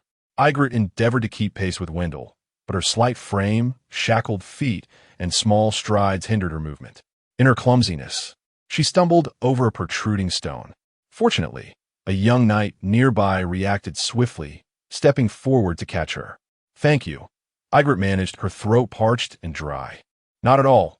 It was a mere trifling, the young knight replied, his voice steady and reassuring, easing Ygritte's anxious heart. It seems you find walking cumbersome. Shall I remove your shackles? Are you not afraid I might flee? I am a wildling, Ygritte said, blinking in curiosity. The young knight shook his head. Lord Domoric has stated that even wildlings who reside here are his subjects. Is that so? Ygritte regarded the young knight with renewed interest. He was lean, with an elongated face, brown hair, and gray eyes that seemed to hold secrets of amusement.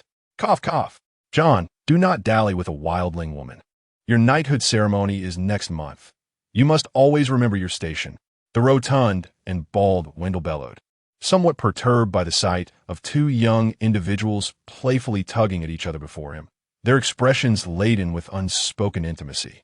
Indeed, Sir Wendell, John responded, hastily unshackling Ygritte and creating some distance between them. So, his name is John, Ygritte mused inwardly. She then engaged in a familiar conversation with John, inquiring, Where are you taking me? To meet Lord Merrilik? Is that noble from House Bolton planning to flay me?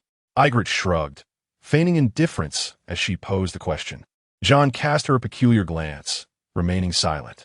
Before entering the administrative hall, Ygritte was subjected to a thorough search. This inspection was meticulous. Every conceivable hiding place for weapons was examined. Even the soles of her feet were not spared. The one conducting the search was the young knight named John, and seeing his flushed cheeks and frantic demeanor, Ygritte found herself inexplicably amused. What a peculiar fellow. Chapter 62. The shapeshifter before an office desk that exuded both antiquity and opulence.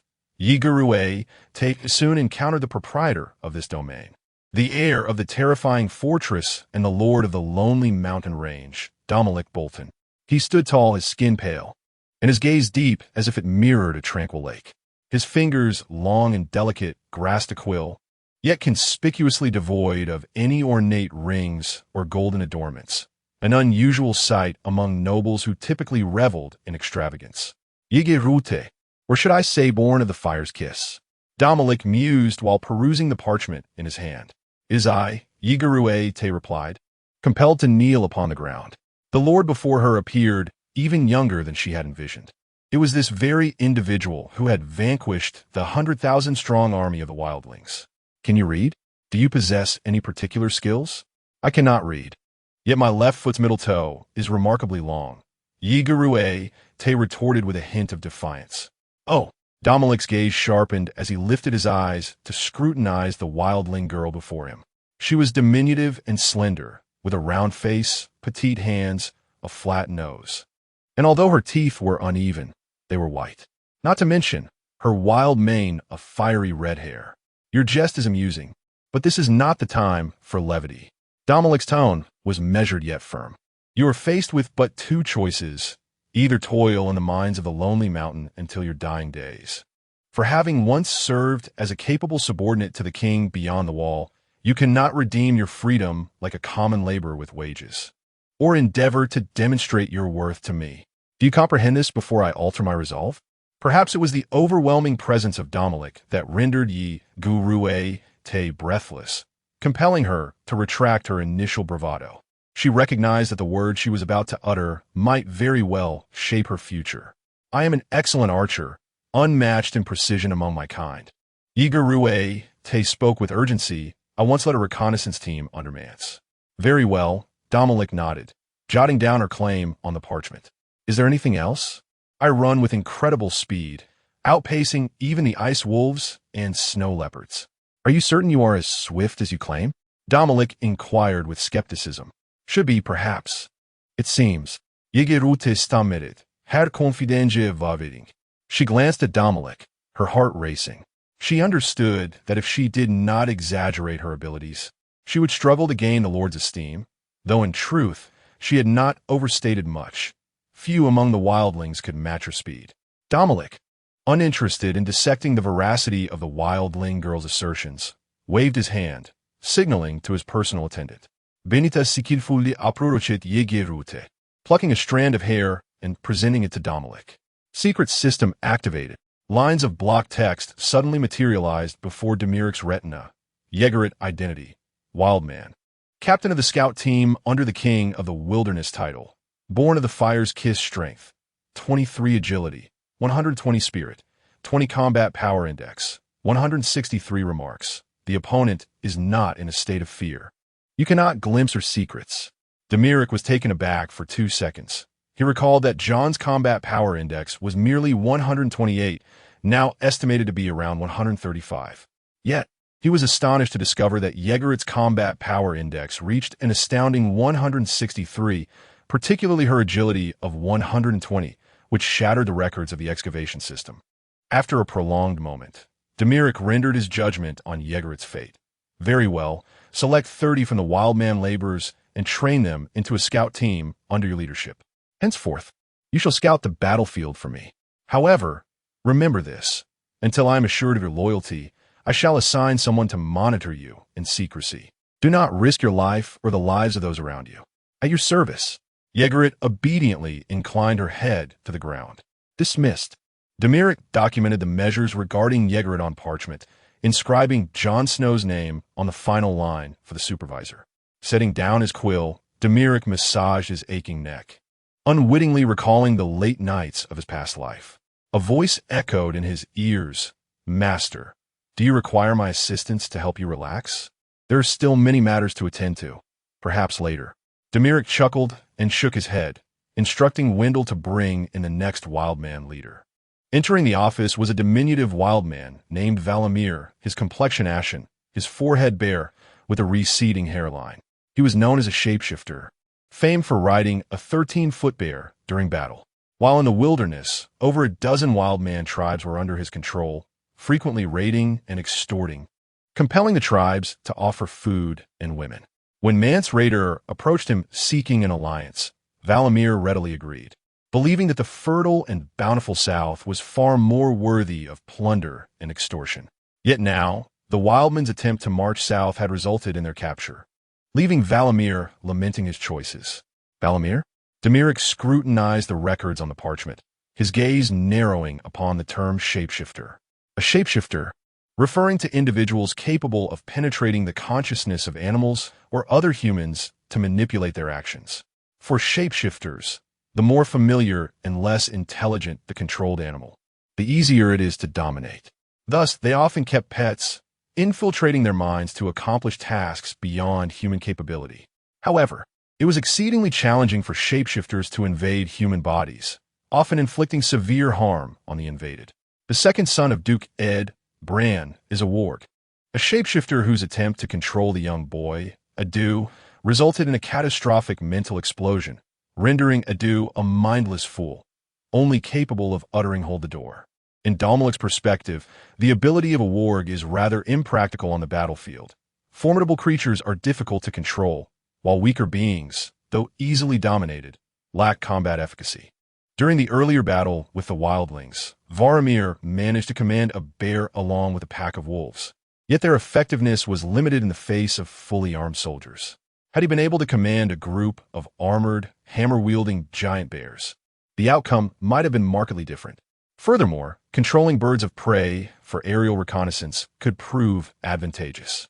However, wargs face grave dangers, as they often invade the consciousness of animals, leading to the erosion of their humanity over time, ultimately transforming them into grotesque hybrids of man and beast. Among 1,000 ancestors, one may be a warg, and among 1,000 wargs, one may be a green seer. In the realm of Westeros, only those of the north, who share the blood of the ancients and worship the old gods like the children of the forest, possess the potential for shape-shifting, Yet wargs of Varamir's caliber are rare. I am Varamir, he implored. Please, my lord, show mercy. I am willing to serve you as a slave for life. As he spoke, he prostrated himself, repeatedly striking his head against the floor, paralyzed by the guard's earlier remarks. The mere thought of being flayed sent his body into spasms of agony, making breathing laborious. Despite the ward's ability to preserve a fragment of their consciousness within an animal's body after death, living such a meager existence raises questions about the meaning of life. Thus, he chose to submit, for yielding to the powerful is the inherent nature of the wildlings. Secret system activated. Before Domoric's eyes appeared a series of square texts. Varamir identity, wildling warg title, 6 skin strength, 30 agility, 24 spirit, 135 combat index, 189 note. The subject is in a state of fear. You may extract secrets from his mind at will. A combat index of 189, an impressive spirit rating of 135. For context, an ordinary adult man possesses a combat index of merely 30 and a spirit of 10. Domoric suddenly realized that most of these wildling leaders possess a unique skill. For instance, the giant-slaying Tormund boasts a strength of 110. The Fireborn Ygritte has an agility of 120, and this 6-skin Varamir possesses a spirit of 135. It is no surprise, considering the harsh survival conditions of the wilderness. One cannot endure without considerable prowess. Soon, fragments of Varamir's memories flickered before Domoric's eyes. This wildling warg, Varamir, was evidently no virtuous soul. In his youth, he invaded the mind of a dog and caused it to kill his own brother, later intentionally leading to the demise of his mentor to seize their possessions. Undoubtedly, this wildling's loyalty is highly suspect. However, since he has resolved to pursue the Iron Throne as his ultimate objective, Domoric understands that he cannot afford to possess a moral scruple. Knights, who hold honor as their lifeblood, must make use of individuals like Valamir, the cunning and malevolent traitor. Nevertheless, for such a rabid dog, it is imperative to place a sturdy chain around his neck to prevent the vicious beast from turning against its master. As you wish. After a considerable pause, Domoric raised a finger and spoke. Just as he was preparing to deal with the next wildling chief, the chief knight and acting constable, Wendell, strode in with purpose. Lord Count Luz is here. What? Domoric exclaimed, his astonishment evident. This renowned Lord Bloodleech has always preferred to remain within the confines of Terror Castle, indulging in bloodletting for his sustenance, rarely venturing outside. What could possibly warrant such a grand appearance? With less than 2 months until the onset of the power struggle, what significant event could transpire? Domoric felt a disconcerting sense of losing control over the situation. Could it be? Chapter 63. A shift in circumstances. The next encounter with the esteemed Lord Luss was in the reception hall of the administrative building. The Earl appeared to have traveled a considerable distance, appearing somewhat disheveled. However, his countenance bore no trace of exhaustion, though his eyes were tinged with red. "Father," Dominic said as he entered the reception area, where the Earl was gently polishing a long sword with a silk cloth. This sword had accompanied him for many years, and it was with this very weapon that he had slain countless foes during the War of Usurpers over a decade ago. Lord Luss solemnly sheathed the sword and placed it on a nearby rack before turning his gaze upon his son. His eyes were profound, and he suddenly inquired, "Dominic, do you remember the ancestral language of the Bolton family?" "I remember. Our blade is ever sharp," Dominic replied without hesitation. "Excellent. I hope you never forget this phrase. However, I have come to convey some news." Lord Luss paused momentarily before continuing. "What news?" A twitch at the corner of Dominic's eye betrayed his growing unease, though he quickly composed himself. "Do not be so anxious," Lord Luss sighed. "In truth, this is rather good news. It pertains to your marriage." "Indeed?" Dominic was aware of the intentions of both the Manderley family and Lady Catelyn to forge a union with him, yet he was reluctant to make any decisions prematurely. After all, with the unfolding of the Game of Thrones imminent, the subsequent developments among the families were exceedingly unpredictable. A misstep in such alliances could bring about unforeseen consequences, and thus he wished to tread carefully. The Earl's renewed mention of this matter suggested that there might be unexpected developments.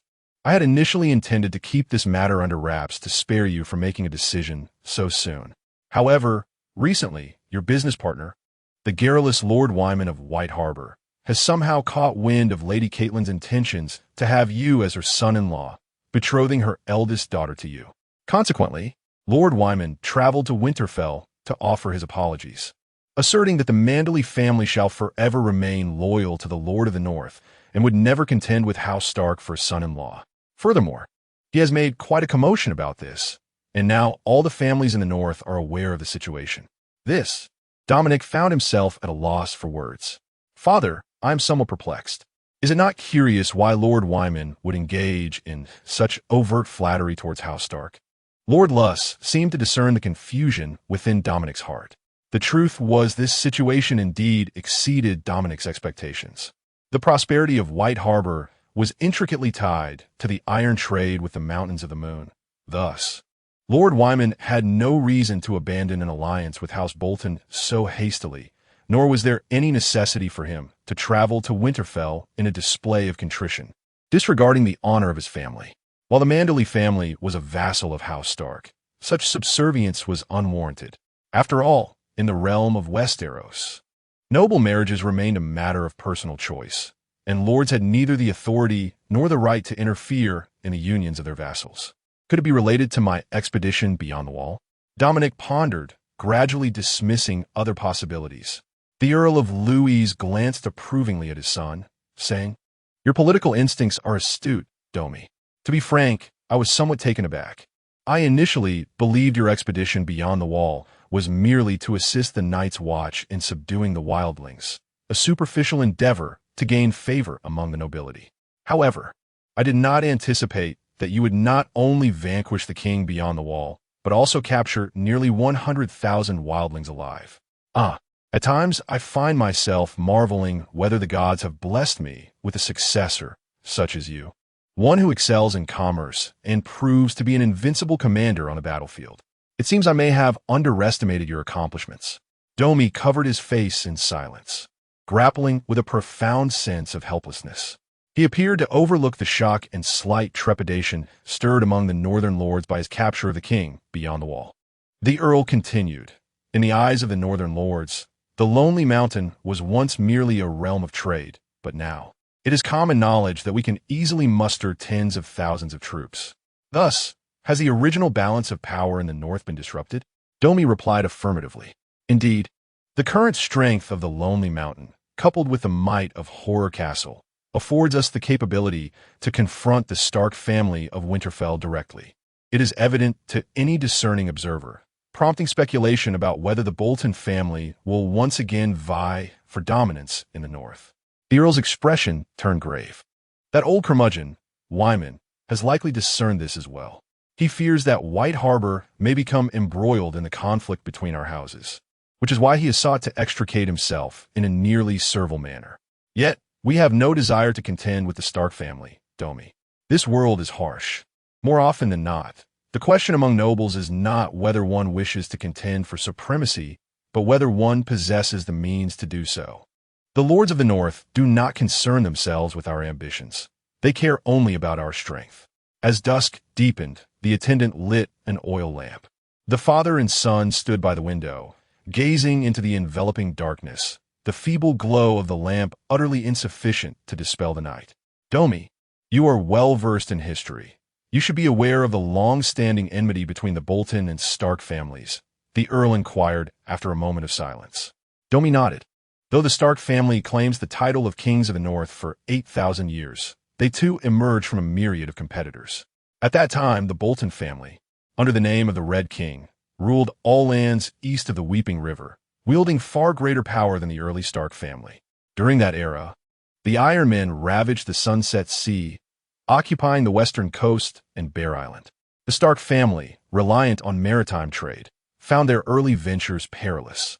In contrast, the Bolton family, bordering the narrow sea, enjoyed a more stable existence, facilitating trade with the flourishing continent of Essos to the south.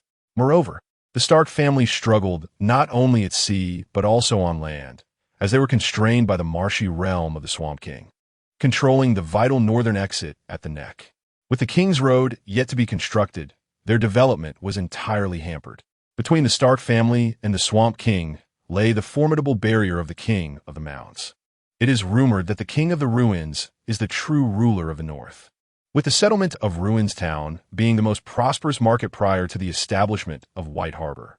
Even the Wolfwood adjacent to Winterfell was subordinate to other kings back then, and at that time, Winterfell had yet to be constructed. Moreover, the North can trace back to approximately 7 or 8 kingdoms. Consequently, the Stark family's original territory was not only small, but also poorly located, making development exceedingly challenging. Eventually, it was the opposition to the King of the Ruins that enabled the Stark family to ascend as the Lords of the North. It was not until around 6,000 years ago, under the immense pressure from the invading Undulls, that the beleaguered Bolton family chose to kneel before the Starks. In retrospect, the Stark family took nearly 2 millennia to establish dominance over the Boltons. During the War of the Two Kings, the Bolton family twice laid waste to Winterfell, while the Starks never managed to breach the Dreadfort. Once the crisis from the Undulls was alleviated, the Boltons immediately raised their banners in rebellion, allying with the Grey Starks of Wolf's Den to launch a fierce assault on the Starks, culminating in the annihilation of the Grey Starks. It was not until over 300 years ago that the Stark Wolf King, Halon Stark, besieged the Dreadfort for 2 years, forcing its surrender when the supplies within ran dry. Consequently, the Bolton family ceded vast tracts of land north of the last river, allowing the formation of House Karstark, which later became known as Karhold. With additional elevations and transfers of lesser fiefs, the Bolton family's territory was reduced by more than half, significantly diminishing their power. In the eyes of the Stark family, this shift in balance no longer posed a threat. Furthermore, despite the North's seemingly isolated geography, which appears conducive to a quiet existence, it is, in reality, fraught with peril. The lengthy and winding coastlines to the east and west attract countless pirates. The wildlings from the north invade across walls and seas, and the Undull adventurers in the south are ever eager to establish new kingdoms. Thus, it is hardly the time for internal strife in such a frigid expanse. Henceforth, the Boltons were diligent and loyal, serving as a steadfast pillar of the North.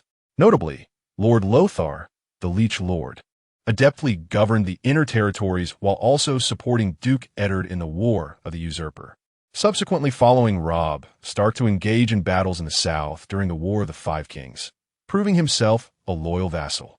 Dominic, meanwhile, was sent to serve at the side of Lady Dustin as a cupbearer, aligning perfectly with Duke Eddard's preferences, and was nurtured into a knight who valued honor. Father, what shall we do now? To be frank, I have yet to devise a plan. Your impressive campaign against the wildlings has prematurely revealed our Bolton strength. But such matters are now of little consequence. At present, there is but one thing you must do. What is it? Domoric inquired. A strategic marriage, wed Sansa Stark, the eldest daughter of House Stark. Lord Lothar explained, given that Lady Catelyn wishes for you to become her son-in-law, this critical moment demands careful maneuvering. Should we refuse the Stark family's offer of alliance, it may raise suspicions regarding our loyalties. As for the union, our family and the Stark lineage will at least enjoy a period of bliss together. As for what follows, we shall address that in due course. Chapter 64. The Smoky Tavern on the journey to Winterfell for the purpose of an alliance. The clouds at the edge of the horizon were illuminated a deep crimson by the sun, yet they bestowed little warmth. The sun in the north is perpetually tepid. A procession of over a dozen carriages, laden with a variety of exquisite gifts, ambled along the main road, filled with luxurious silks, jewels, ceremonial vessels, and crates of spices and wine. Nearly 100 knights clad in light armor rode gallantly on their steeds, their polished armor gleaming, swords hanging at their sides. Most striking was the four-wheeled carriage at the center of the entourage, crafted from the finest materials, with a heavy yet noble black exterior, adorned with intricate carvings and gilded patterns, a clear testament to the craftsmanship of artisans from the Southern Bay, signifying the noble status of its owner. Benita lounged at the driver's seat, lazily leaning against the carriage. She hummed an unfamiliar tune, her long fingers unconsciously twisting a piece of grass she had plucked, breaking it into countless segments, fashioning it into bows, then untangling and readying them. The assassin repetitively engaged in this process until the grass was thoroughly crushed and rendered useless, at which point she discarded the remnants with a sigh, displaying a demeanor of utter boredom. She turned to tap on the carriage window. "My lord, should we not find a place to set up camp?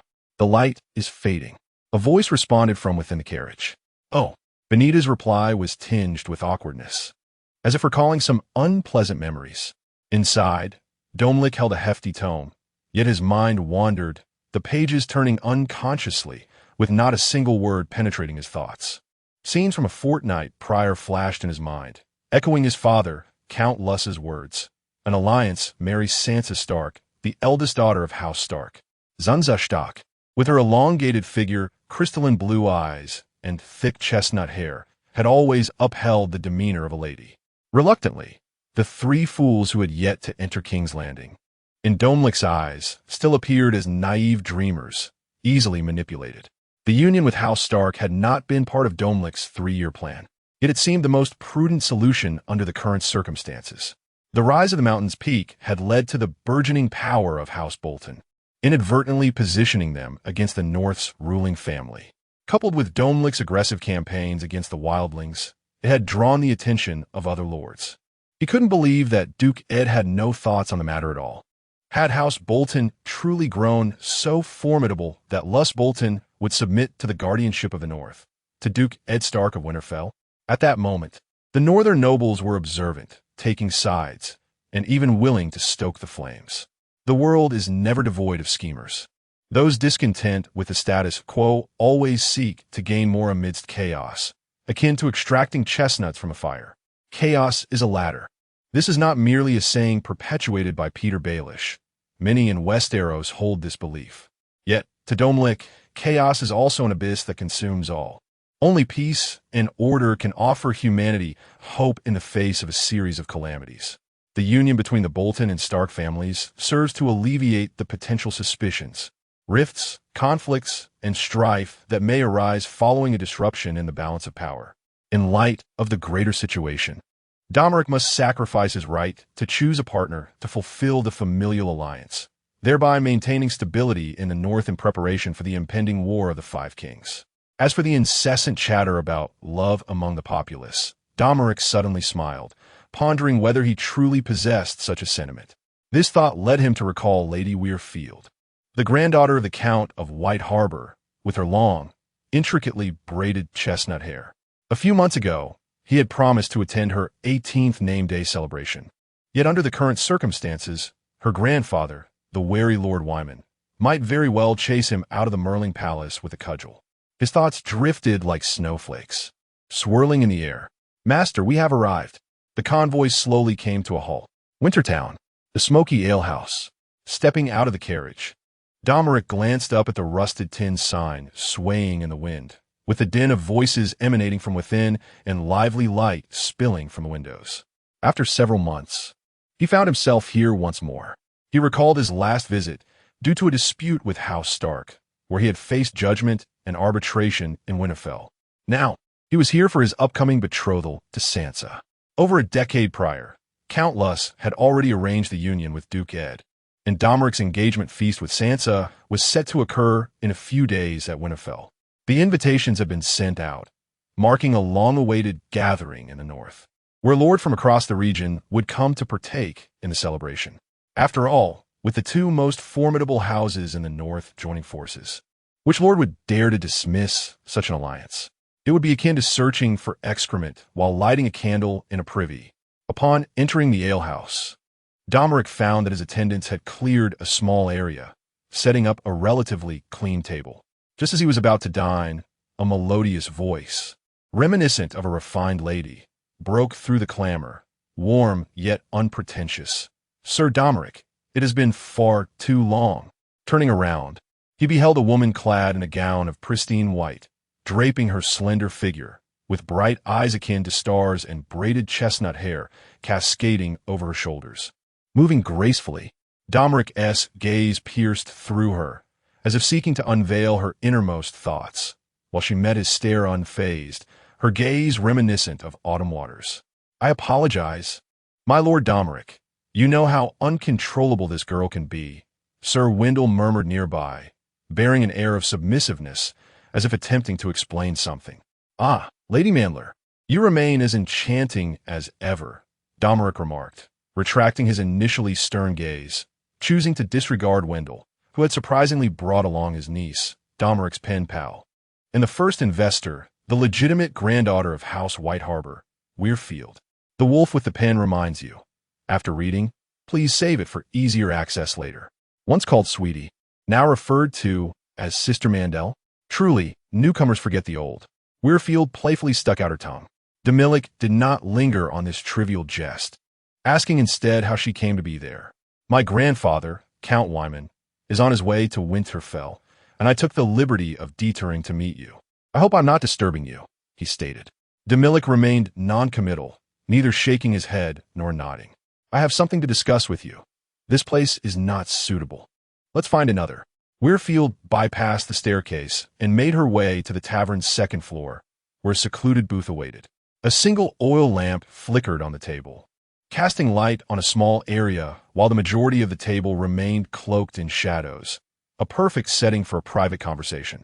"Sister Weirfield, given our friendship, please feel free to speak candidly," Domoric said in a gentlemanly manner. Weirfield blinked her glistening eyes and spoke in a hushed tone. "Let us elope." "What do you mean?" Domoric inquired, perplexed. "I mean, let us elope. You are my favorite person, and it seems perfectly reasonable to run away with someone you love," Weirfield asserted earnestly. It certainly sounded plausible. Domoric felt a sense of helplessness, pressing his forehead and letting out a gentle sigh, thinking to himself, "You traveled all this way just for this?" On the tavern stage, a bard sang loudly. The lively music flowed softly in the narrow space. The intricate melodies revealed the musician's remarkable skill, yet the performer remained unseen. Unless one were blind, who could play music in such darkness? A few scantily clad maidens, with agile steps, danced fervently, their half-naked forms swaying.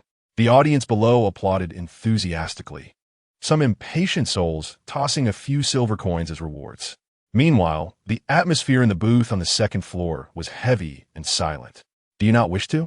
Weirfield's eyes glistened with unshed tears as she choked out the words. Domoric remained silent, unable to decipher the true intent behind her proposal. Had such words come from Sansa, he would have had no doubts, but Weirfield was no love-struck fool. This seemingly genuine woman was, in fact, shrewd and cunning, rivaling her grandfather, Count Wyman, in intellect. 3 years prior, when Domoric established his domain at the Footstone Ridge, the support from Count Luss was insufficient for the expansion of their territories. Thus, he traversed the north seeking sponsorship and investment, yet returned empty-handed, met with scornful ridicule from many. More content loading. Please wait. This site only supports mobile browser access. If you see this paragraph, it means the chapter content has failed to load. Please disable reading mode, novel mode, and ad blocking features, or copy the URL into another browser to read. In White Harbor, Weirfield was his first investor. Domoric vividly recalls 3 years ago at the harbor. As the sun descended and the waves crashed, time slipped through his fingers. He and the 15-year-old Weirfield locked eyes. "Sir Domoric, I must confess, I do not truly believe this venture will yield profit.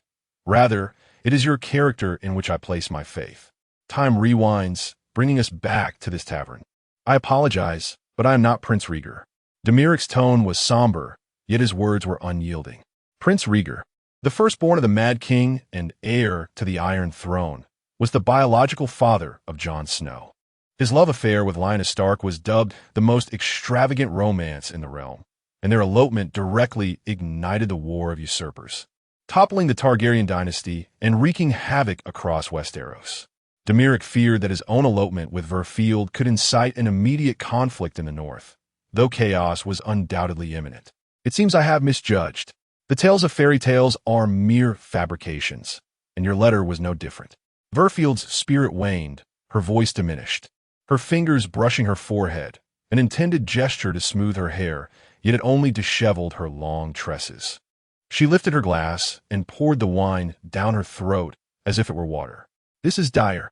Domoric recalled something. He could not allow this woman to drink. Weirfield possessed the worst tolerance for alcohol he had ever seen.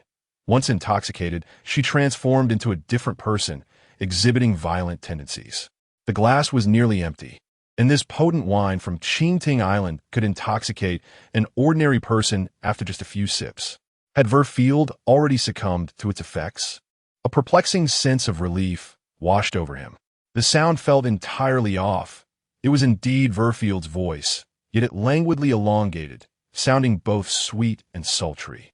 As she brushed aside her bangs, her enchanting eyes glistened with a hint of moisture. Suddenly, Verfield leaped onto the stage below, tugging at the side seam of her pristine gown, tearing it to create a slit that extended to her knee. She merely raised a finger toward the musicians, as if in greeting. Gradually, she rose onto her toes, swaying her waist and arms with the music, moving with the elegance of willows swaying in the breeze, dancing with a captivating grace. A profound silence enveloped the tavern, like ripples across a tranquil sea, swiftly spreading throughout the smoky establishment. The patrons, entranced by Verfield's feminine dance, were spellbound, halting their movements and conversations.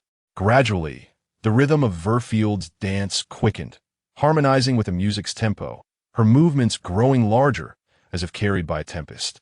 Soaring through the air, each person appeared hypnotized, gazing intently at her as she danced with abandon upon the stage. Nearby, Domoric stroked his chin, lost in thought. Was this merely the result of intoxication, or was this the true essence of Verfield? Chapter 65. The flickering flame. The performance was nearing its climax. The music surged to a crescendo, abruptly escalating in pitch. Veilfied spun with fervor, resembling a rapidly whirling cloud, her pace quickening with each rotation. As the audience became entranced, the music ceased and Veilfied executed a graceful slide to conclude, flawlessly transitioning from frenetic motion to serene stillness. The dance was over. With a soft thud, she seemed to expend every ounce of her energy, collapsing onto the floor. Bravo! What a magnificent dance! My lady, I am here. I come bearing riches. I shall go first. The patrons of the tavern, roused from their stupor, erupted into frenzied shouts, rushing towards the stage. However, they were thwarted by Domoric and several guards stationed beside Veilfied. Faced with a near-mad crowd, Domoric felt a chill run down his spine, silently lamenting. Truly, women are the source of chaos. Suddenly, amidst the tumult, several figures took advantage of the confusion, deliberately overturning tables and extinguishing the lights. In the ensuing darkness, the crowd became disoriented, plunging into utter chaos. Clang! The sound of a crossbow string echoed, and several guards beside Domoric fell in response. Immediately afterward, crack! Splinters flew as a massive, wheel-like axe burst forth from beneath the stage with the force of tempest. In the dim light of the moon, Domoric discerned the intruder. Cloaked and masked, the figure wielded a colossal axe, their imposing stature accentuated by a tuft of coarse hair on their chest, resembling a thick, tangled blanket. Muscles rippled across their form, rendering them more formidable than 3 ordinary men combined. The masked giant charged through the swirling debris like a ferocious tiger, and in an instant, the tavern erupted in screams. Blood flowed across the floor like a gushing spring, and the spilled oil ignited, engulfing the establishment in flames. Enemy attack. Engage. The bellowing voice of Chief Knight Wendell quelled the tumultuous crowd. It was a futile endeavor as chaos reigned supreme. Then came a thunderous crash. A nearby bard, along with his harp, was cleaved in two, blood spraying forth. Under the flickering flames, he collapsed, his body splayed apart, innards spilling onto the ground. Amidst the growing inferno, a pair of blood-red, ravenous eyes peered forth. Domoric realized with a chilling certainty that this assailant was targeting him. 2 guards charged forward, but they were pitifully weak against the terrifying giant wielding the colossal axe. The clash of weapons resonated, sparks and metal shards flying. Following was the sickening sound of the blade slicing through flesh, grinding against bone. The nightmarish cacophony nearly froze Domoric's blood. With a single swing, the masked giant dispatched 1 guard, cleaving both man and shield asunder. The sheer brutality, savagery, and violence were palpable. Domoric quickly assessed the situation. Their opponent was formidable. Perhaps we can negotiate. Who sent you? I am willing to offer triple the price. Surely, you know no one in the north possesses greater wealth than I. Domoric resorted to verbal cunning. Bring your head here, and we shall converse, intoned the masked giant, his voice chilling and hoarse, devoid of any emotion. The words dimmed the light in Domoric's eyes, and with a soft sigh, he replied, I harbor little interest in serving a corpse. Let it be. No sooner had he spoken than Domoric surged forward, his speed akin to lightning, leaving behind but a fleeting shadow. From the outset, Domoric exerted every ounce of his strength. He understood that such an adversary could not be faced with even a modicum of laxity. Those well-versed in swordsmanship possess a common understanding. A right-handed fighter's lower right side is often the most vulnerable, for the grip on the weapon constrains the ability to redirect attacks, necessitating an expenditure of time and effort. Domoric initiated his assault from the right, deftly evading the giant's axe strike with a lunging motion, and, as he glided past his opponent, his blade was poised horizontally, the hilt crashing forcefully against the giant's eye socket. Yet the strike proved futile. The masked giant, though robust in stature, exhibited remarkable agility, effortlessly dodging the blow. There exists a prevalent misconception that those with imposing physiques lack grace. In truth, some are even more nimble. Domoric pressed the attack once more, and the giant swung his massive axe in a violent arc, intent on pulverizing the foe before him. A flurry of light and shadow ensued, and suddenly, Domoric vanished from the giant's sight. As the flames rekindled around him, a resounding dragon's roar erupted. The sword was drawn from its sheath, its blade gleaming with crystalline clarity.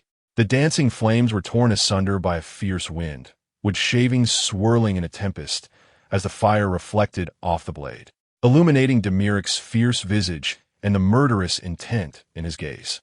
The masked giant had yet to comprehend the unfolding events. Everything transpired in a heartbeat. In an instant, the giant's right arm, still gripping the colossal axe, was severed, blood soaring into the air amidst a searing pain. Another slash followed, and the giant raised his remaining left arm in a desperate defense. Yet the blade swept through like a whirlwind. He felt a constriction in his throat, and then the world inverted before him. He beheld his headless body kneeling on the ground, his vision rapidly blurring, until he succumbed to the depths of darkness. Domoric casually swung his blade, its arc forming a flawless semicircle, blood spraying forth in a fan-like display. Withdrawing the blade, he sheathed it, the flickering flames momentarily stilled, leaving only Domoric standing by, his hair disheveled from the charge, his deep-set eyes resembling the abyss of the ocean. Domoric approached the giant's side, seizing a lock of his hair while he still clung to life. Secret system activated. Before Domoric's eyes materialized a series of square characters. Hercules' identity, Eroso's mercenary title, Berserker strength, 95 agility, 62 spirit, 40 combat power index, 197 note. The target is deceased. You cannot pry into his secrets. A mercenary from Eroso's with a combat prowess of 197. Such a skilled warrior, formidable in strength, is a rarity in Eroso's. It seems someone has invested heavily in acquiring Domoric's life. Domoric fell into deep contemplation, subsequently retrieving a dagger and a sealed letter from the embrace of the giant.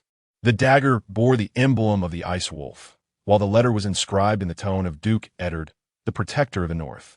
How intriguing! It appeared that the North was not as tranquil as it seemed. Undoubtedly, there were those who opposed the union between House Bolton and House Stark, orchestrating this assassination attempt, even intending to frame Duke Eddard of Winterfell. Should the assassination succeed, Dominic's demise would naturally shatter the alliance, potentially inciting enmity between the two houses. Even if it failed, the dagger and letter left by the assailant would unequivocally point the finger at Duke Eddard, plunging both the Bolton and Stark families into a maelstrom of suspicion and strife. A clever stratagem. Such a maneuver would be regarded as masterful in the realm of political intrigue. Domoric concealed the dagger and letter, a sardonic smile creeping upon his lips. He was not one to adhere to the notion of delayed vengeance. He subscribed to the belief that grievances should be avenged promptly, or else he would feel disquieted. At that moment, the tavern was engulfed in flames, the exits barricaded. Domoric hoisted the intoxicated Weirfield upon his shoulder, ascending the stairs with utmost urgency. Upon encountering a locked door on the upper floor, he swiftly severed the lock with his blade, kicking the door open with force. Reaching the tavern's rooftop, he was greeted by the refreshing evening breeze, the night air howling around him. Amidst the flickering flames, a pure white moon hung high above. Though it was not a full moon, the moonlight appeared exceptionally bright due to the moisture in the air. Gazing at the luminous orb, the chill of the evening breeze seemed to dissipate all his anxieties, leaving Domoric feeling oddly at ease. The perilous assault felt like a distant memory. As Domoric descended from the rope with Weirfield near the tavern's entrance, two smooth, delicate arms encircled his neck, accompanied by a soft, teasing voice whispering in his ear, "Did you ever like me?" Weirfield, having regained consciousness from her inebriation, posed the question. "What?" Domoric feigned ignorance, claiming the wind was too strong to hear. "I have a foolish question for you." Weirfield tilted her head slightly, looking into Domoric's eyes, and asked again, "Did you ever like me?" Noticing the dimming light in Domoric's gaze, Weirfield felt a strange intrigue. His reaction did not elicit anger, but rather suggested there was more hidden within his eyes, beckoning her to explore. "Why don't you deceive me, like you used to?" Weirfield could not help but inquire. "I don't know why, but I feel that someone like me can never be pure, always too greedy. I would like to deceive you, but your eyes are just so beautiful." Domoric raised his chin slightly, his gaze intensifying. "Moreover, I cannot discern the origin of my feelings. Your question is exceedingly difficult to answer. I do not even know the answer myself. Honestly, you could just deceive me," Weirfield chuckled. Chapter 66. Is it really so simple? Wendell and his entourage arrived belatedly. Yet fortunately, Domoric had never entrusted his safety to the corpulent chief knight. After entrusting the inebriated Wilfred to Benita's care, Domoric led his guards to continue the pursuit of the assailants amidst the chaos. However, their efforts yielded little, capturing only a handful of cloaked figures. Upon interrogation, Domoric discerned that the masked giant roasting meat over the fire was the orchestrator of the assassination attempt and the sole individual privy to the plot, while the others were mere transient ruffians, common thieves, and scoundrels. The trail ended there. "Execute them," Domoric commanded, and the kneeling black-clad figures immediately lost their heads, their severed necks spraying blood like a fountain. As darkness enveloped the land, the smoky tavern was set ablaze, leaving no other tavern within a radius of several dozen miles. Consequently, Domoric had no choice but to pitch a tent for the night. As night deepened, the firewood in the campfire dwindled, leaving only a faint flicker of flame casting dim shadows around. Inside the tent, Domoric lay restlessly, hands clasped behind his head, unable to find sleep. He toyed with a dagger etched with the image of an ice wolf, lost in contemplation. He recalled Lady Catelyn from the narrative, who, armed with a dagger left by an assassin and unverified hearsay, had bound the demon Tyrion, igniting a conflict between House Lannister and House Stark, ultimately leading to the demise of her husband and son. Domoric was far too astute to emulate Catelyn's folly by brandishing a dagger and recklessly confronting Winterfell. Such actions would merely expose the rifts among the northern nobility, proving counterproductive to uncovering the truth and instead muddying the waters. But which family had orchestrated this assassination? Clearly, they were opposed to the union between House Bolton and House Stark. Several figures flickered in Domoric's mind. Lady Dustin of the Dreadfort, the Tully family of Torrhen Square, the Karstarks of Carhold, all were potential culprits. Yet, until he gathered sufficient evidence, Domoric deemed it unwise to leap to conclusions.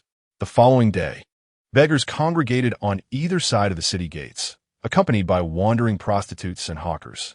The morning air resonated with the sound of hammers, as numerous illegal structures clung to the city walls, resembling barnacles on a ship's hull.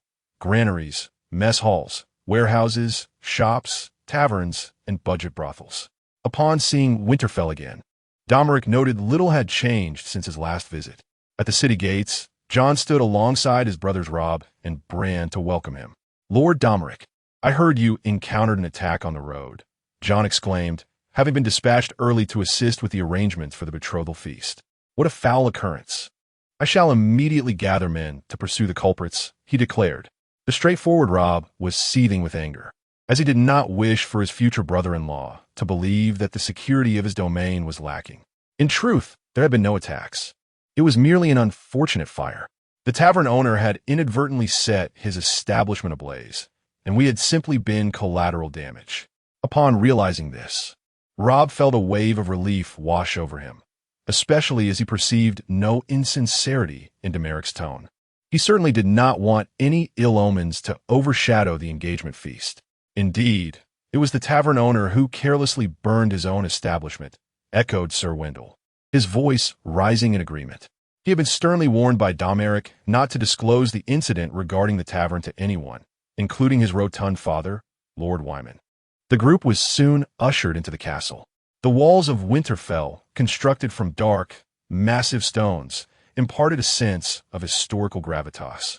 Countless ages had left their mark upon these stones. Perhaps every block and crack concealed a fragment of time long forgotten.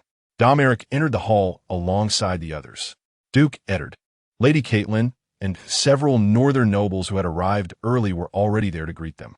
Domoric paid his respects to Duke Eddard, then approached Lady Catelyn to kiss the back of her hand. The Duchess, Catelyn Tully, though in her 30s, still bore the remnants of her former beauty. Her chestnut hair, blue eyes, and slender fingers were a testament to her allure.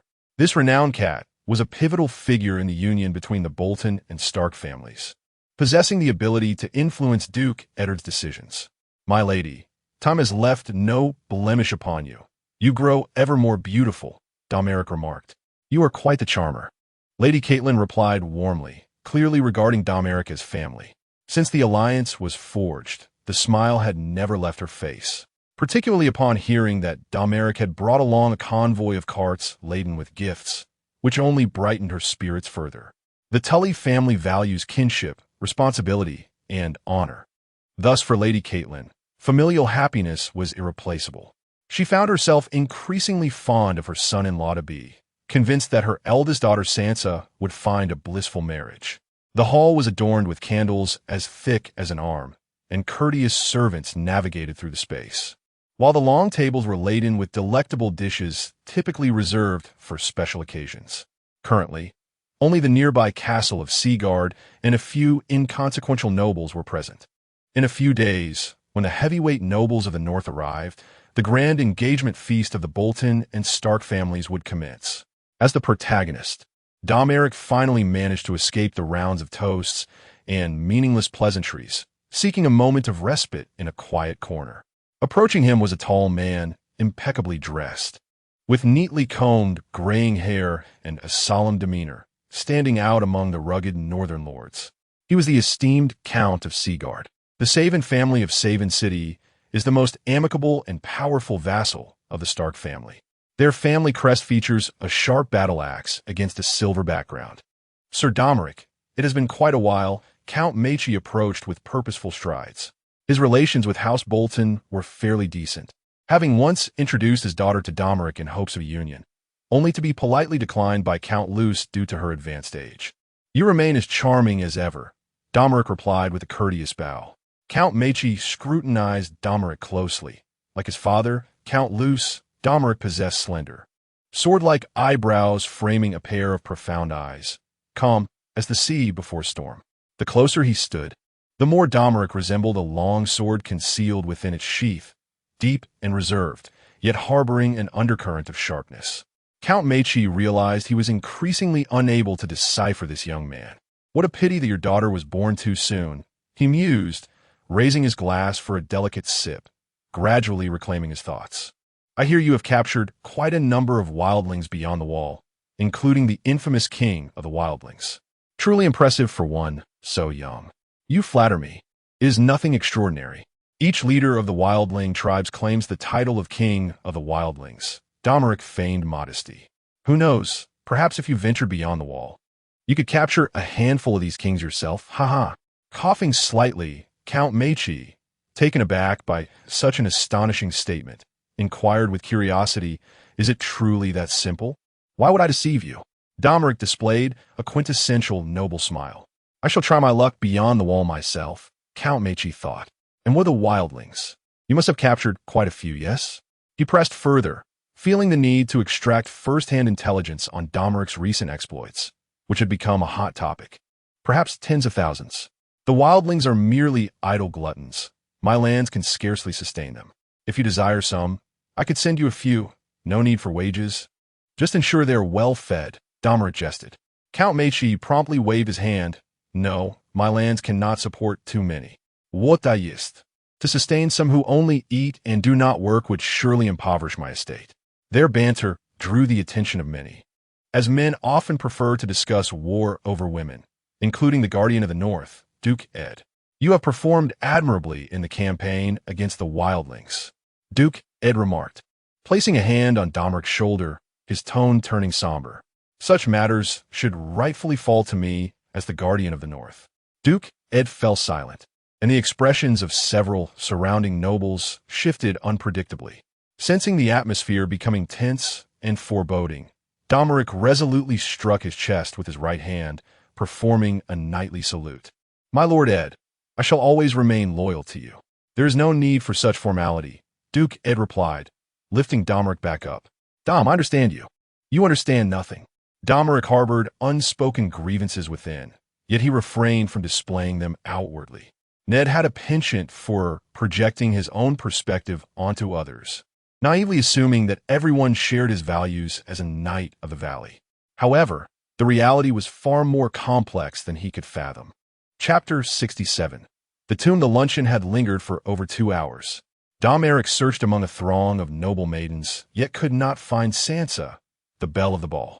He inquired of the inebriated Robb, only to discover that Sansa and Arya were attending a lesson in the tower's sewing room. It appeared that the daily lives of noble women were not as carefree as one might assume. In the sewing room, Arya pointed to the object in Sansa's hands, a large, warm woolen scarf embroidered with the image of a flayed man in a pale hue. The proportions of the figure seemed somewhat askew, rendering it adorably rotund. The sigil of House Bolton. It is a gift for Sir Domoric. Sansa blushed as she explained. Since it is a gift from you, why not embroider our family's direwolf as well? Arya jested, her eyes twinkling with mischief. Sansa chuckled. Sister, if you master the needlework, you might as well adorn your garments with the emblems of House Tully and House Stark. A wolf with a fish in its mouth. Arya mused, finding the notion amusing. That would look utterly foolish. In her laughter, Arya's sewing needle slipped from her grasp.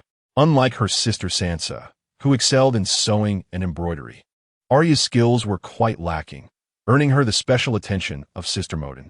Sister Moten, with her gaunt features, sharp eyes, and lips so thin they were nearly imperceptible, approached to inspect Arya's work. Arya, this will not do, she exclaimed. As her voice rose, Arya felt the gazes of the other girls upon her, a stinging embarrassment washing over her. Had she not been a struggling student at times? The daughter of the steward, who often mocked Arya's horse-like visage, snickered nearby, and even Sansa wore a look of pity. Arya felt that this place was far from welcoming. Suddenly, she leaped from her chair and dashed towards the door. Sister Moten called after her, Arya, come back. How will you marry if you act this way? Why must I marry at all? I could live my entire life without it. Arya laughed heartily, turning back with a carefree demeanor. I'm off to shoe the horses.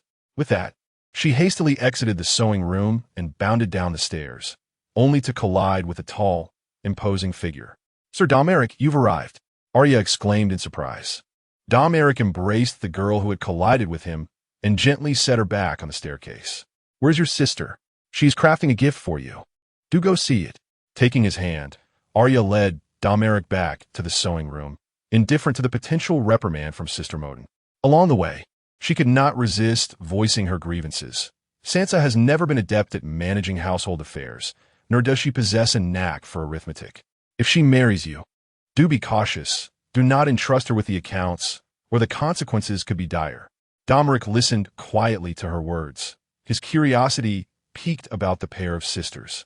Upon entering the sewing room, Sister Moten promptly led a group of girls in greeting him. After all, everyone knew he was the son-in-law of Duke Ed and the illustrious heir of the fearsome Bolton family.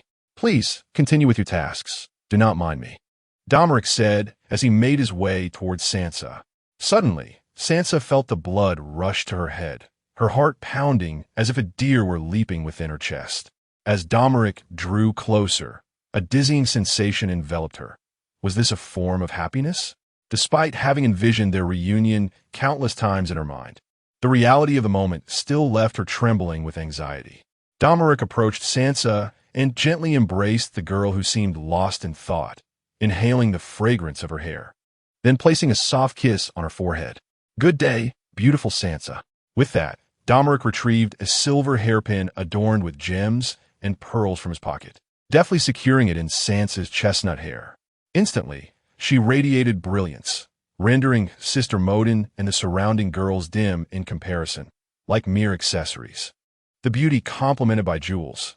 Was it the jewels that enhanced the beauty, or the beauty that gave the jewels purpose? Sansa could not help but close her eyes, relishing the warmth of Domoric's embrace, wishing this moment could last forever. Meanwhile, Arya, witnessing this overt display of affection, could hardly contain her impatience. Rolling her eyes and pouting, she remarked, "Everyone knows you two will marry. Is it necessary to be so intimate?" Sansa, unable to suppress her irritation at her sister's rudeness, feared that Domoric might perceive her as uncultured. "By the way, Sir Domoric, this is a gift for you." Sansa presented a knitted piece, her face tinged with shyness. Although their engagement was imminent and their relationship established, Sansa, being the romantic that she was, still felt inexplicably bashful.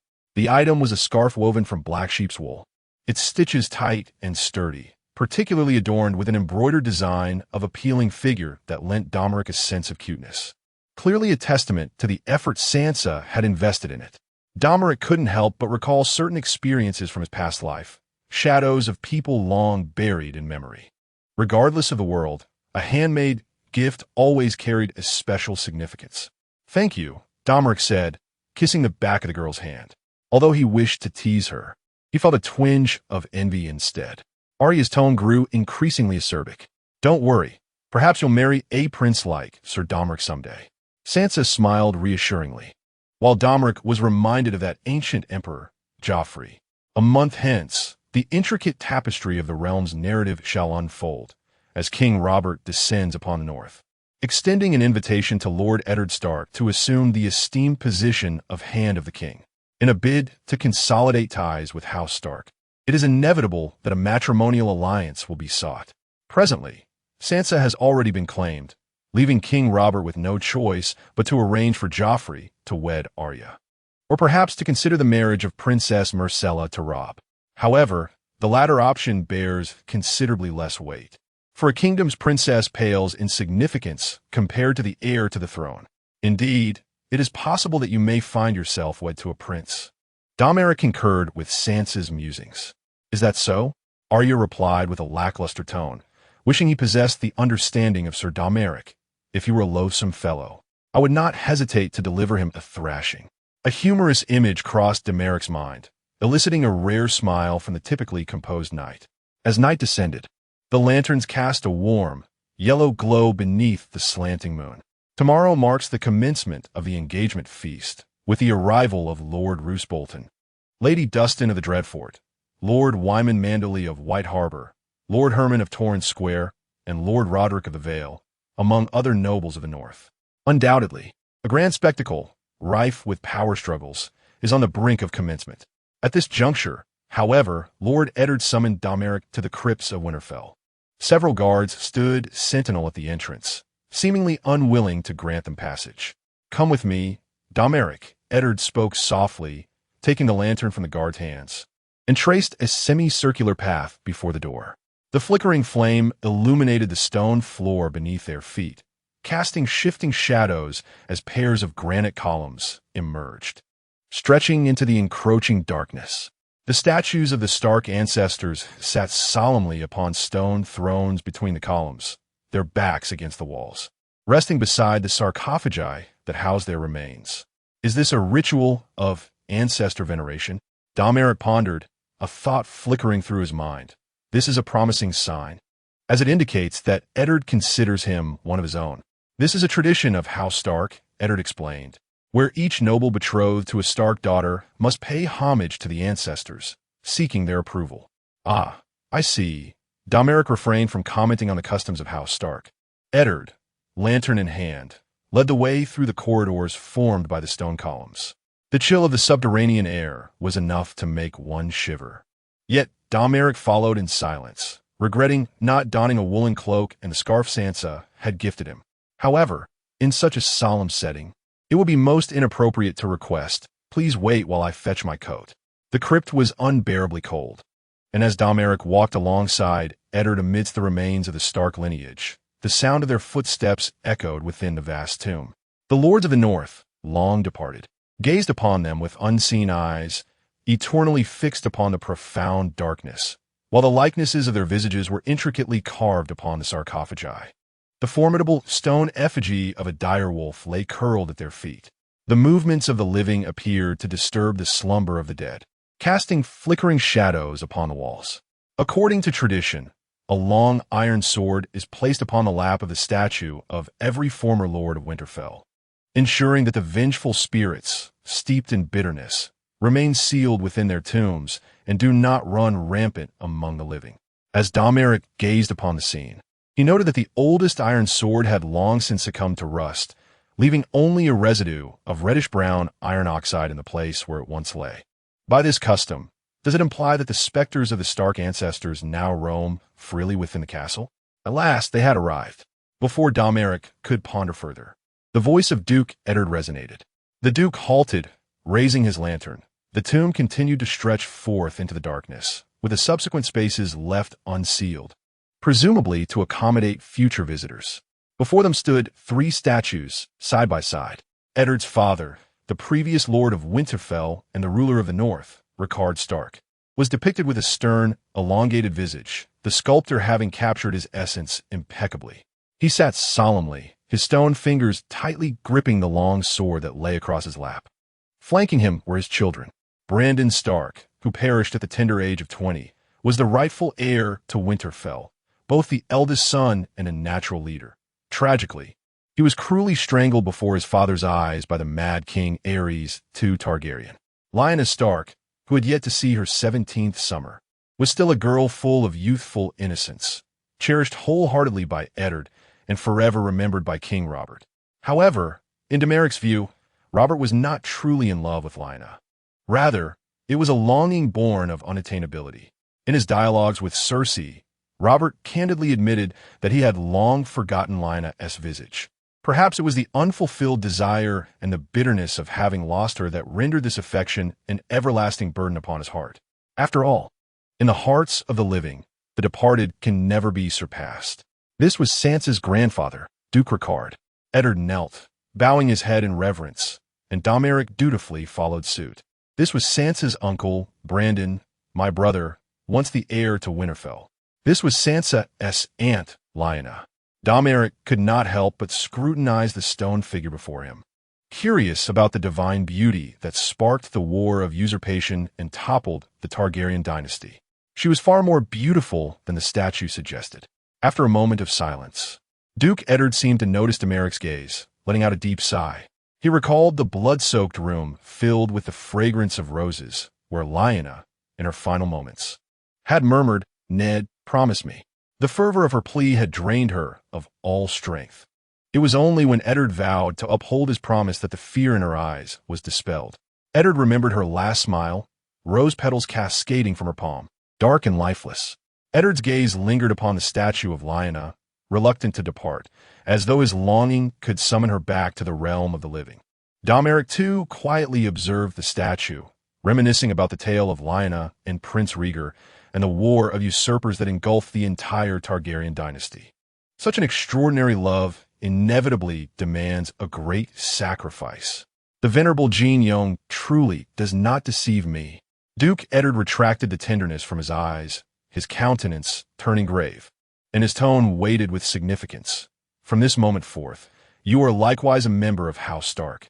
The peace and glory of the North now rest upon your shoulders. His words resonated with authority. Indeed, my lord, Domoric replied, seemingly having received the recognition of the ancestors of House Stark. Chapter 68.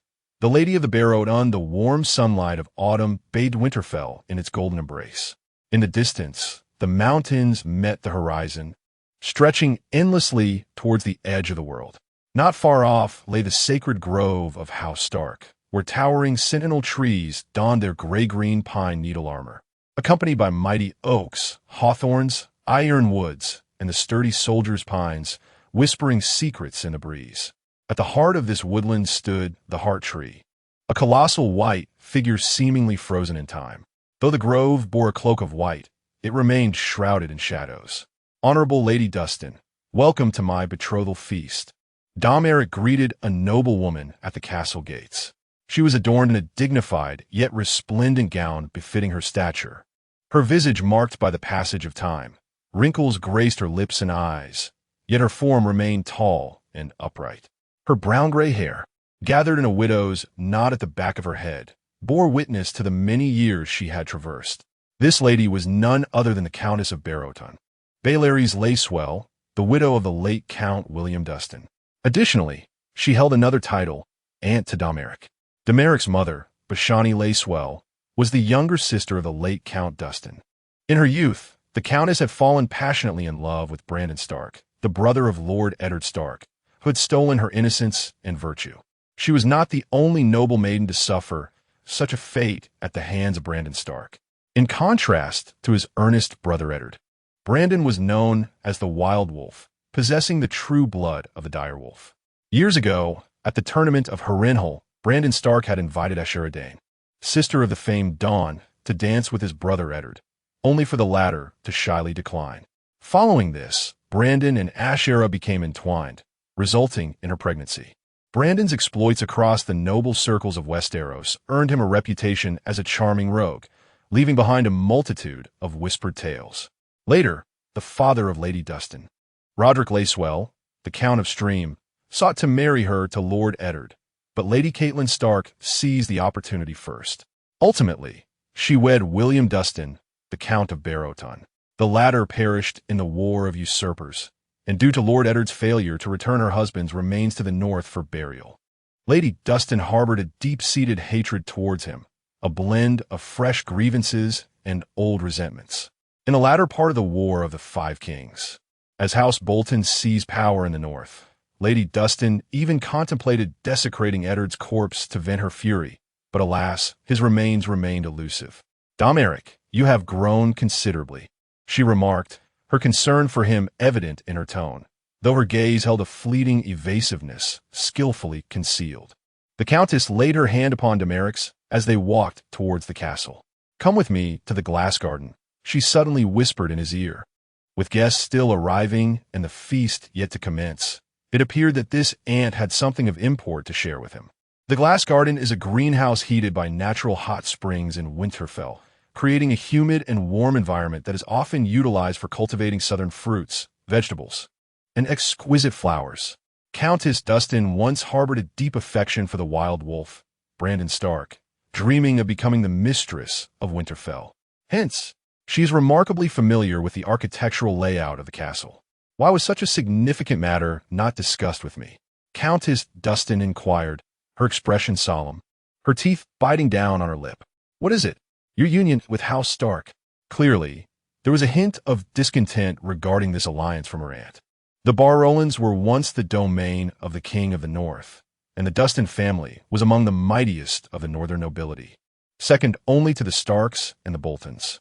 However, following the War of Usurpation where Count William perished, the family dwindled in power, leaving them without a capable heir.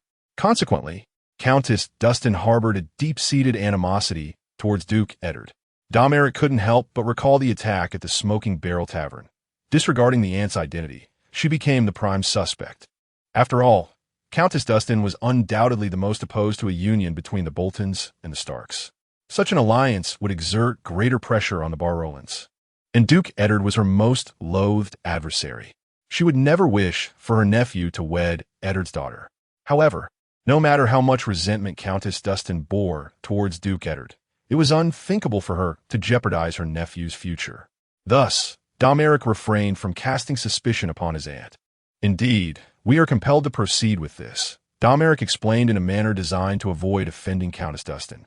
For the sake of self-preservation, Count Wyman of White Harbor wishes to remain uninvolved in the impending strife between the Bolton and Stark families. He has made Lady Catelyn's intentions for an alliance widely known throughout the North. My father had no choice but to acquiesce to this union. After all, Lady Catelyn is the Duchess, the matriarch of the North, and we cannot afford to alienate her. There's nothing to fear, Countess Dustin exclaimed hysterically, revealing her profound animosity towards the Duchess, who had once usurped her position as the betrothed of Brandon. Realizing her outburst, Countess Dustin regained her composure and continued, Domoric, I have heard of your victories beyond the wall, and I am aware of the developments in your domain, the Lonely Mountain. The Bolton family is no longer what it once was. You also know that William and I have no children, and the Dustin lineage is thin and lacking heirs. The future can indeed be entrusted to your hands, especially with the support of your grandfather, Lord Roderick. The voice of Countess Dustin grew low, yet her tone sharpened.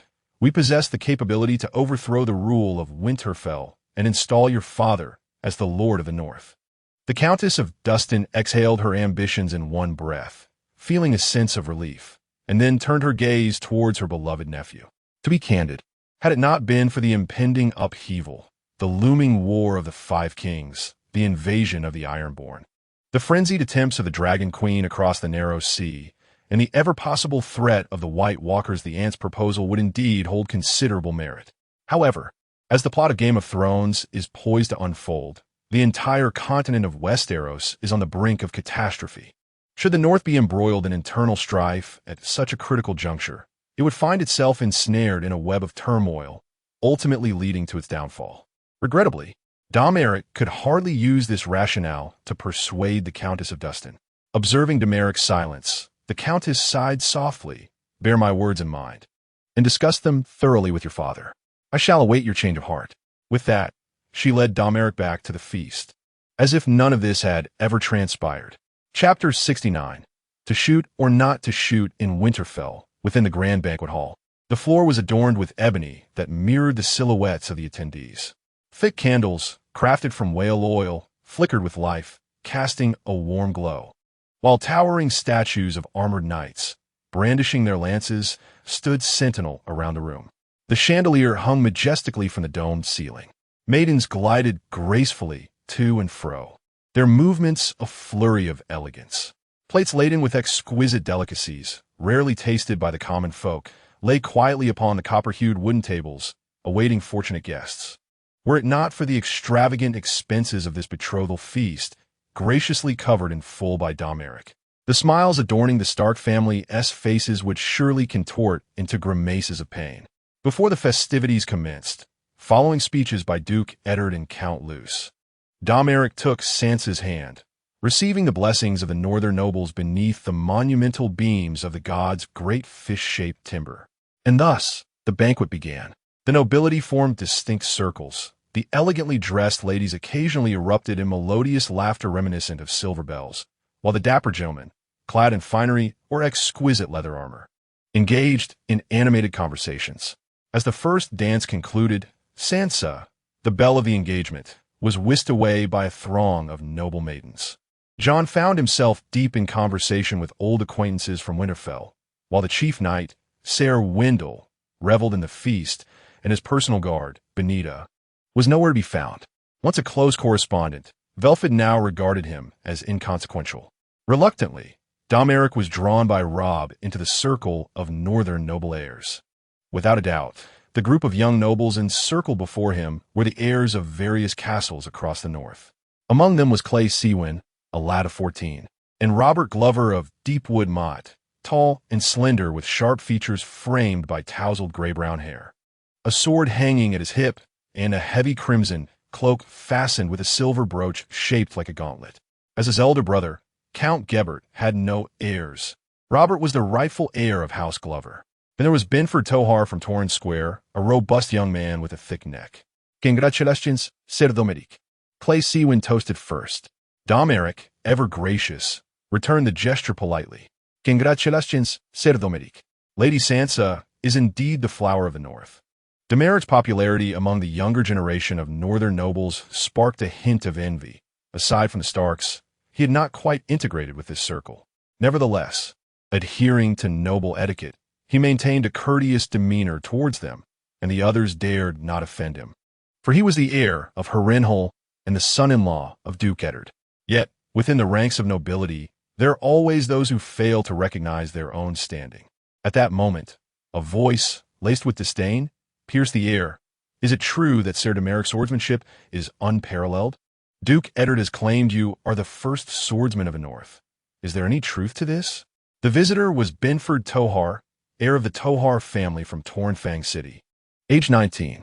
He possessed a stout physique, with a long face typical of the North, a thick neck, and an intimidating demeanor that suggested a fierce disposition. His words carried a hint of bitterness, revealing his status as a devoted admirer of Sansa, the flower of the North, whom he aspired to wed. Regrettably, the Tohar family was too feeble to even propose, relegated instead to the role of mere servants to House Stark. Out of jealousy, Benford's disdain for me was almost palpable, as if it were etched upon his countenance. Indeed, this was no mere conjecture. Duke Eddard was conversing in the hall with his father-in-law, Count Luther, and other lords. If Domoric were to deny this matter, it would be tantamount to slapping Duke Eddard in the face. Benford, unperturbed, pointed to the stone pillar outside the hall.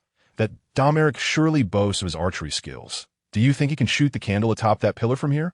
While archery is an essential skill among the nobility, it was rather peculiar for Benford to assume that the North's premier swordsman must also excel in archery. Moreover, the distance to the pillar at the hall's entrance was considerable, at least 150 paces. Hitting the candle would be nearly as challenging as striking a target at the gate. Apologies, but my archery skills are lacking. I struggle to hit armor 100 meters, let alone from such a distance. Domoric politely declined. Robert Glover from Deepwood, Mott chimed in. Come now. Isn't it normal for Duke Eddard to boast about his son-in-law? Today is Ser Domeric's engagement feast. Let us not put him in a difficult position. If he cannot even dare to shoot, then this so-called sword of the North is surely undeserving of the title. It would be better to bestow it upon another. Benford retorted through gritted teeth. What do you mean by that? Robert asked, his irritation evident. At such a distance, who could possibly hit the target? Domoric began to comprehend that these two were playing their parts, one the villain, the other the hero, in a bid to corner him. Faced with such provocation, one could either ignore it or strike back decisively. Otherwise, he would become like a fly, buzzing around and merely annoying. Noticing Domeric's contemplative silence, Benford continued to stoke the flames. Why not have Duke Eddard retract his words? It seems this sword of the North is nothing but a coward. Ah. You appear to be all bark and no bite. Robert joined in the mockery. This is not a matter of unwillingness, but rather a lack of a suitable bow. Domoric expressed, feigning frustration, his face betraying a reluctant anger. I have one, Benford proclaimed, striding forth with confidence. When he returned, he bore a longbow, evidently prepared for the challenge. The bow was pitch black, clearly a fine iron bow, and the string shimmered with a faint red light. Its material unknown, but undoubtedly of high quality. Well, even if I were to hit it, what advantage would I gain? If I miss, I would lose face, no? I cannot do it, Domoric muttered, retreating with a sip of wine. Dominic's words were loud enough for the group of affluent young heirs beside him to hear. Upon noticing Dominic standing behind a pillar, Benford instinctively attempted to conceal himself and hurriedly position himself in front of him. Does Sir Dominic feel that the spectacle is lacking? Nearby, Robert Glover, with the predatory gaze of a shark sensing blood, remarked, in that case, I shall wager 200 golden dragons, should you hit your mark. The coin shall be yours. However, if you miss, I implore you to relinquish the title of the so-called Sword Master of the North in front of Duke Ed and the esteemed lords. At this proclamation, the surrounding heirs of nobility became keenly interested and gathered around. They were not particularly intent on witnessing Dominic's downfall, but the allure of the spectacle was irresistible, prompting them to cheer. I wager 100 golden dragons. I wager 50 golden dragons. I wager 150 golden dragons. I wager 200 golden dragons. Since the commencement of the banquet, Benford had been consumed by jealousy and resentment, as his beloved Sansa had been claimed by another. Now, having finally found an opportunity to humiliate Dominic, he was unwilling to let it slip away. I shall wager, too, 100 golden dragons. After some hesitation, Benford recalled his meager funds and thus spoke. Sir Robert has wagered 200 golden dragons, and you initiated this challenge, yet offer but 100. Domoric appeared particularly attentive to his words. But I only possess 100 golden dragons, Benford retorted, his neck thickening with indignation at Domoric's taunt. That fine steed of yours looks impressive, and your leather armor must surely be crafted by artisans from the southern court. It seems to be worth quite a sum. Very well. Let the horse and armor be included, Benford declared loudly. He harbored no concern. Given the distance, Domoric was certain to miss, and thus the wagered items would never need to be surrendered. Merely a verbal exchange that would enhance his stature. As the stakes from various families accumulated, Domoric, caught in a bind, slowly approached. He extended his goblet to Benford, speaking as if to a servant. Please hold my goblet for me. Though reluctant, Benford endured the moment, envisioning the impending spectacle of Domoric's embarrassment. He accepted the goblet, unwittingly assuming the role of the cupbearer. The archery wager swiftly captivated the attention of all present at the banquet, including a throng of elegantly adorned noble maidens and gallant gentlemen. Among them were the Lord of Winterfell, Duke Ed, Lady Catelyn, as well as Lords Roose, Wyman, and the Lady Dustin. Even Sansa, Arya, and Wilfrid cast curious glances. Several knights and retainers, seasoned warriors skilled in combat, also gathered. For hitting a candle atop a stone pillar from such a distance would require the precision of a master marksman. Sir Wendell, with grease smeared across his lips from feasting, sensed the gravity of the situation. Chapter 70. I am guilty. Benedict and Robert basked in their triumph, believing their cunning plan had succeeded, eagerly anticipating the moment when Domoric would be humiliated before the crowd, losing his title as the foremost swordsman of the North.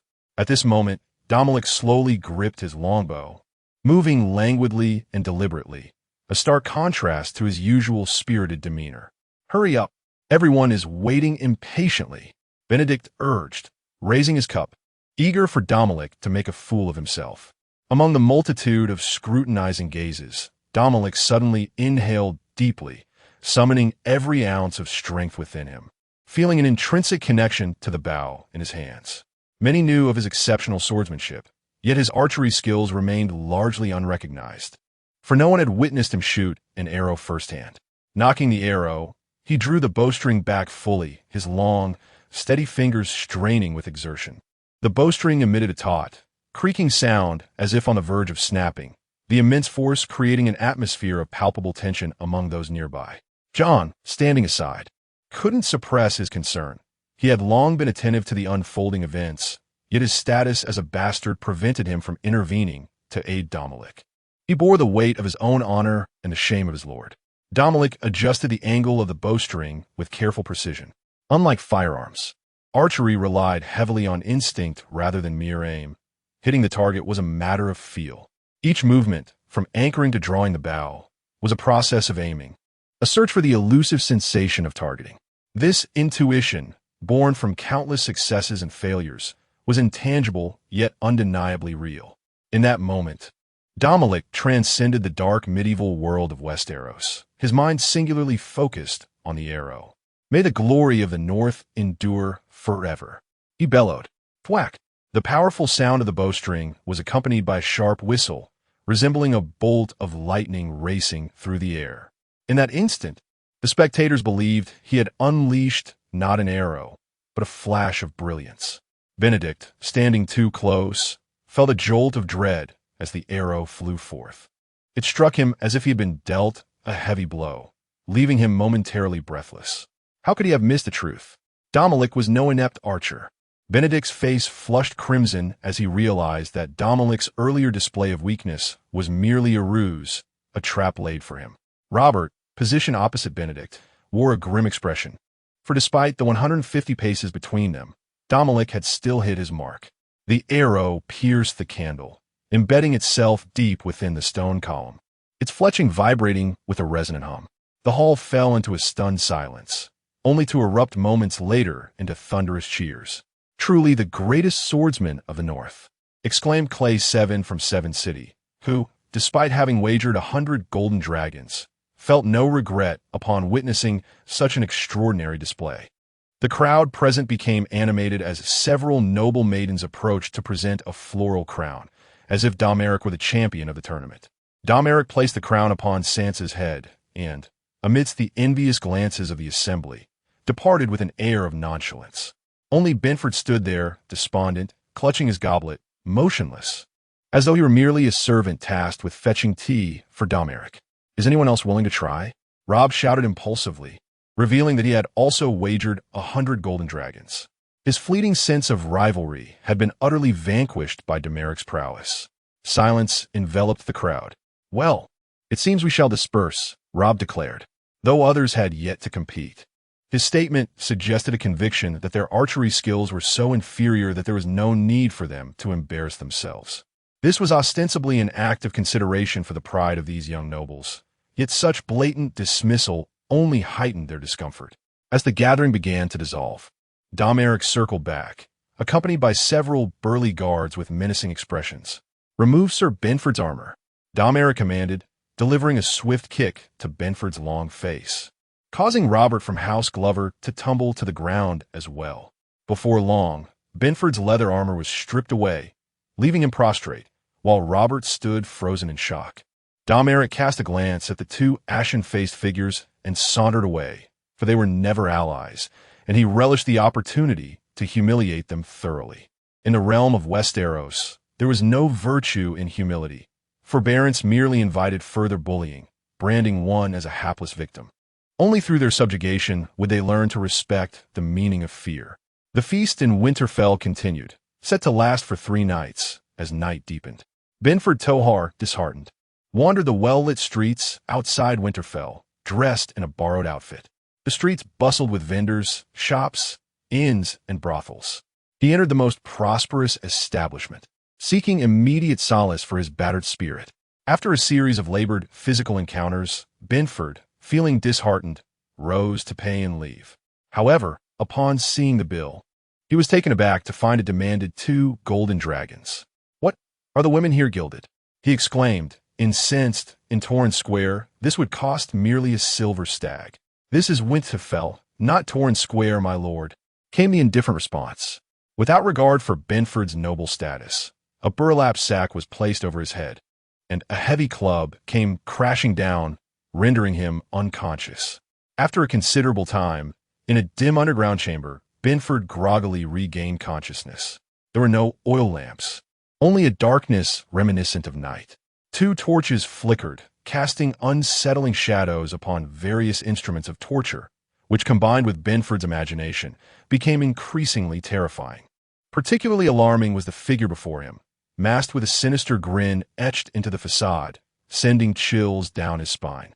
Bewildered, he thought, "Is it really so severe just because I didn't bring enough money for a dalliance? Spare me, noble sir. I am the heir of the Tohar family from Torrhen City. Please let me go. You may seek financial recompense from my father, Count Tohar. My lord, this is not merely a matter of wealth. Under the witness of the gods, confess the transgressions you have committed." "Transgressions? What sins have I committed? I am unaware," protested Benford. The masked figure's gaze turned perilous. Licking his lips, he inquired, "Are you certain of this?" The sound of a metal brush scraping against flesh revealed the stark whiteness of bone. A quarter of an hour later, a wretched wail erupted. "When I was 7, I spied on the maid while she bathed. At 8, I pilfered my father's short sword.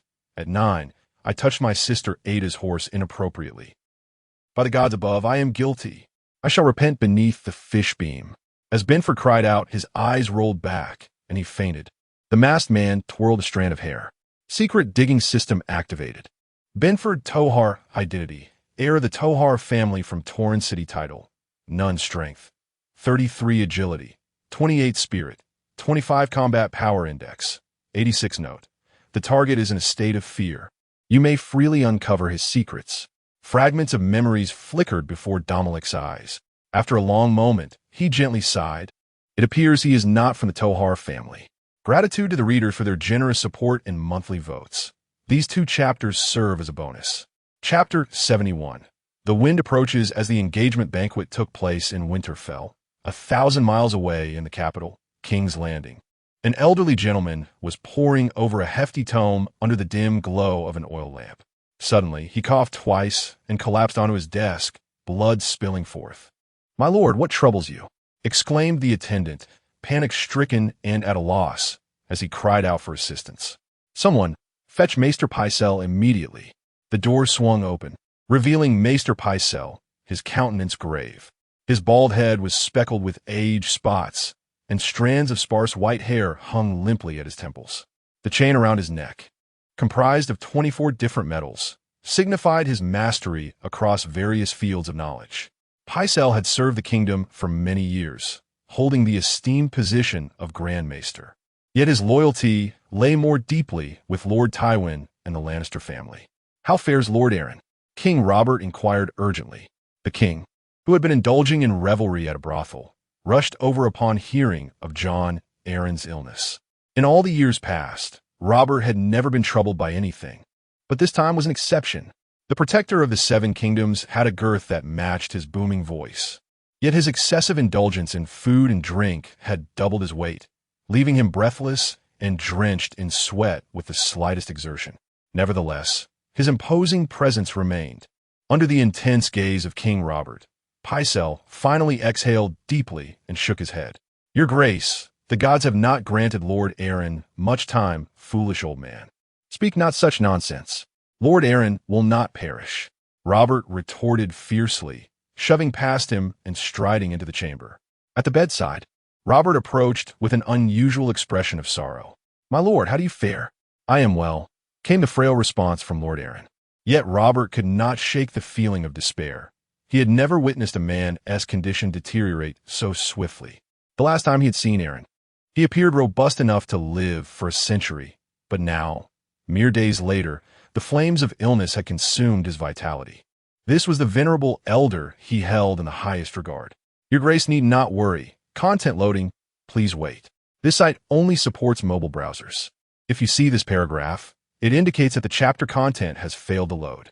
Please disable reading modes, novel modes, and ad blocking features, or copy the URL into another browser to continue reading. The Duke of Aelin may have already perceived something. He has become entangled in a potential conspiracy. Yet, he remains remarkably composed, for he understands that panic will not alter the course of events. "I am over 70 years old. A man like me is akin to straw in the field, easily toppled by the wind, or even faltering without it. Now the wind has come." Gazing at his adopted son, the corpulent and almost unrecognizable King Robert, old Aelin repeatedly contemplated revealing the secrets that burdened his heart, yet ultimately refrained. What would it change? To utterly tear away the veil shrouding the West, with Robert's volatile temperament, how could he endure the humiliation? He would surely slay Queen Cersei and their 3 illegitimate offspring, perhaps even march against the West as Casterly Rock. The Duke Tywin Lannister of the West has long been preparing his forces. Would he simply sit idly by? It could easily ignite another war of usurpers. In the end, old Aelin chose silence. That night, King Robert reminisced with old Aelin about many cherished moments from the past, hoping to uplift his spirits. Yet, scarcely 2 days later, Duke Aelin passed away, murmuring the phrase racial resilience in his final moments. However, King Robert never grasped its meaning. Damn it, these political affairs are truly infuriating. The echoes of King Robert's roar reverberated through the council chamber of the Red Keep in King's Landing. It had been countless years since Robert had attended a royal meeting. Yet today he appeared, remarkably rare as it was. However, his condition seemed far from optimal. With the king's hand, Duke Aelin gone, Robert was compelled to confront the affairs of state, but the sight of the densely packed sheepskin parchments made his head throb. "You bastards, why don't you just die? Why did it have to be old Aelin? Gods, are you mocking me? Damn it, gods." His thick, dark beard obscured Robert's double chin. Yet nothing could conceal his protruding belly and the deep shadows under his eyes. Once, this king was a towering figure of might, a paragon of martial prowess. Undefeated on the battlefield, clad in armor, adorned with a horned helm, and wielding a war hammer, he was unmatched. But now, time has rendered him a complete tragedy. Under Robert's complaints and inquiries, the assembled courtiers fell into a profound silence. "Pycelle, King Robert bellowed, slamming his palm, reminiscent of a bear's paw, onto the table, directly addressing the Grand Maester of the realm. Why did it have to be old Aelin? How could he die? Maester Pycelle, reluctantly rising, stammered perhaps. Perhaps it was due to the Duke's advanced age. After all, as one grows older, health deteriorates. Then why don't you go die? Robert retorted sharply. You are quite old yourself. I still have not had enough of life. Pycelle grumbled inwardly, yet dared not voice it. In his wrath, Robert's authority was unassailable. Varys, at your service, your majesty. The information overseer, known as Varys, often referred to as the Spider, trembled under the weight of his own flesh and hastily rose to respond. To ascertain the truth behind old Lord Aeron's demise, this perhaps signifies the onset of age. Varys lamented, his face a portrait of despair. Although the available intelligence indicated that the Duke of Aeron's death was suspicious, he lacked definitive evidence and was reluctant to offend anyone. You worthless fool. You know nothing. What use are you to me? What use? Robert's anger erupted, spittle flying from his mouth to splatter Varys, who dared not wipe it away. Once he had vented his fury, Robert regained his composure, unable to suppress his frustration at being surrounded by either charlatans or fools, with not a single individual capable of alleviating his burdens. As Robert fell into silence, the council chamber was engulfed in a heavy stillness. Eventually, the Minister of Finance, Peter Baelish, broke the silence, addressing the king. Your Majesty, with the passing of the old Duke of Aeron, the kingdom's affairs are piling up like a mountain. It is imperative that we appoint the next hand of the king. Indeed, this matter is of utmost significance. Robert's gaze slowly traversed the faces of those present.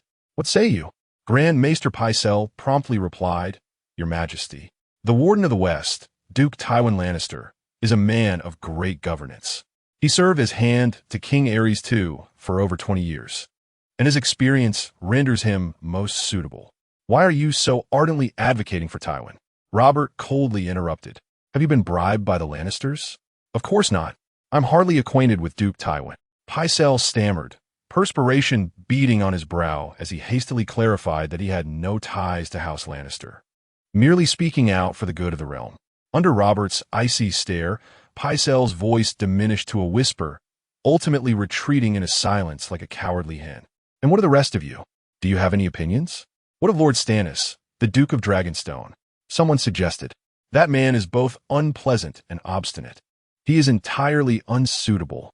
Robert dismissed without hesitation. Stannis, Robert's younger brother, had valiantly defended the ancestral seat of House Baratheon, Storm's End, during the War of Usurpation, earning tremendous merit. However, following the war, Robert granted Storm's End to his youngest brother, Renly Baratheon, while relegating Stannis to the desolate Dragonstone. Robert's disdain for his brother Stannis was evident. Continue. Are there any further opinions?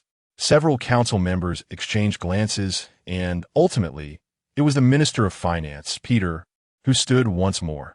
Your Majesty, the hand of the king must be someone you trust implicitly to assist you in managing the realm's affairs. Might I inquire if you have a candidate in mind? The council unanimously decided to shift the responsibility back to Robert, suggesting that since no one was satisfactory, he should choose himself. Upon hearing this, Robert fell into deep contemplation, though disinterested in governance. He was not foolish and was acutely aware of the significant political factions at play in King's Landing. The younger brother Stannis Baratheon, alongside old Lord Aeron, forged an alliance known as the Eyrie Alliance, standing resolutely against the Lannister forces led by Queen Cersei, who is backed by Tywin. Furthermore, the younger sibling Renly Baratheon, with the support of the Reach and the Rose family, lurks in the shadows, eyeing power for himself. In this precarious balance of power, King Robert, the ruler of the Seven Kingdoms, finds himself isolated and alone, indifferent to the intricacies of political maneuvers. Robert is disinterested in untangling the web of disputes among the noble houses. He seeks merely to be a carefree sovereign, indulging in feasting, revelry, hunting, and carousing, content with a life of leisure.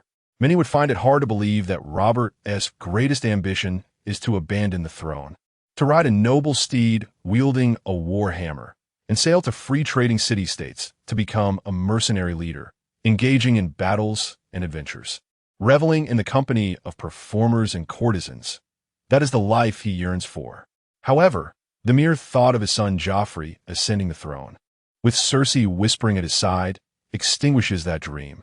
Thus, Robert seeks a confidant upon whom he can rely completely, allowing him the freedom to indulge in his pleasures.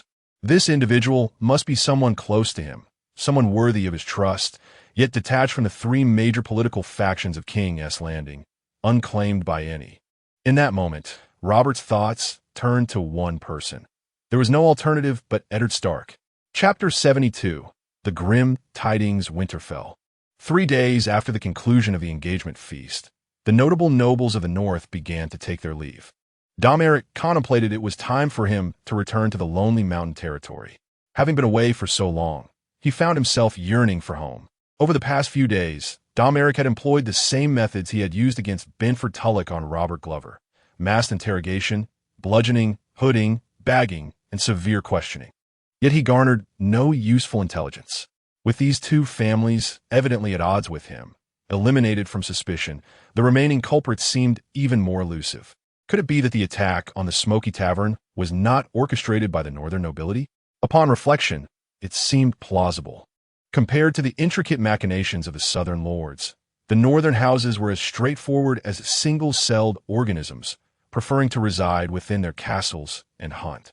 The notion of a two-pronged strategy, such as the attack on the Smoky Tavern being devised by them, was indeed difficult to fathom.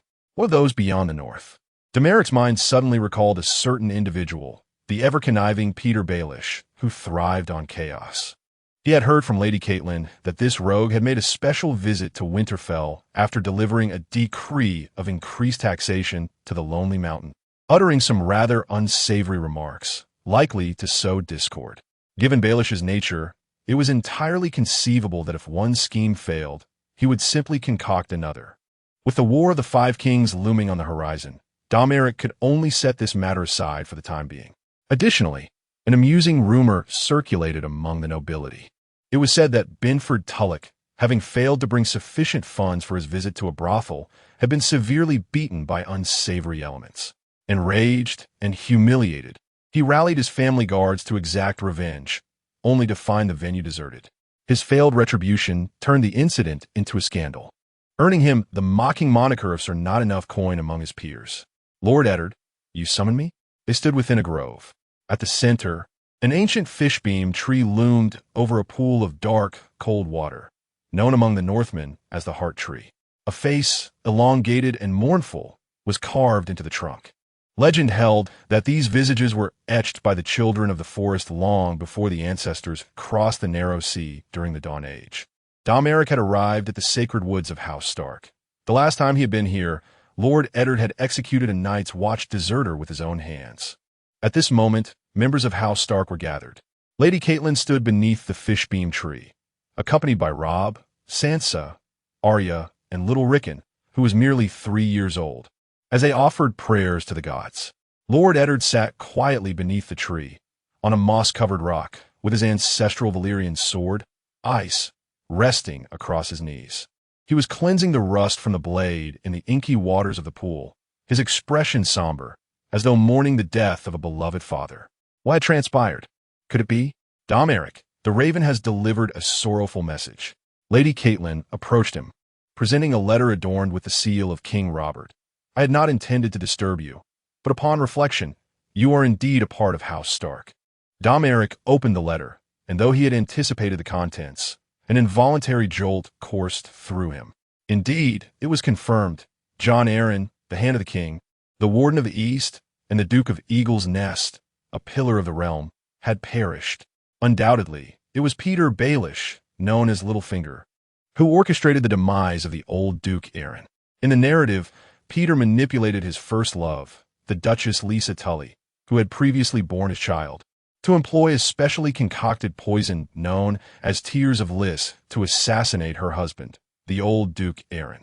At that time, the old Duke had recently uncovered evidence of Queen Cersei's infidelity from a substantial tome chronicling the lineage of the noble houses of the Seven Kingdoms.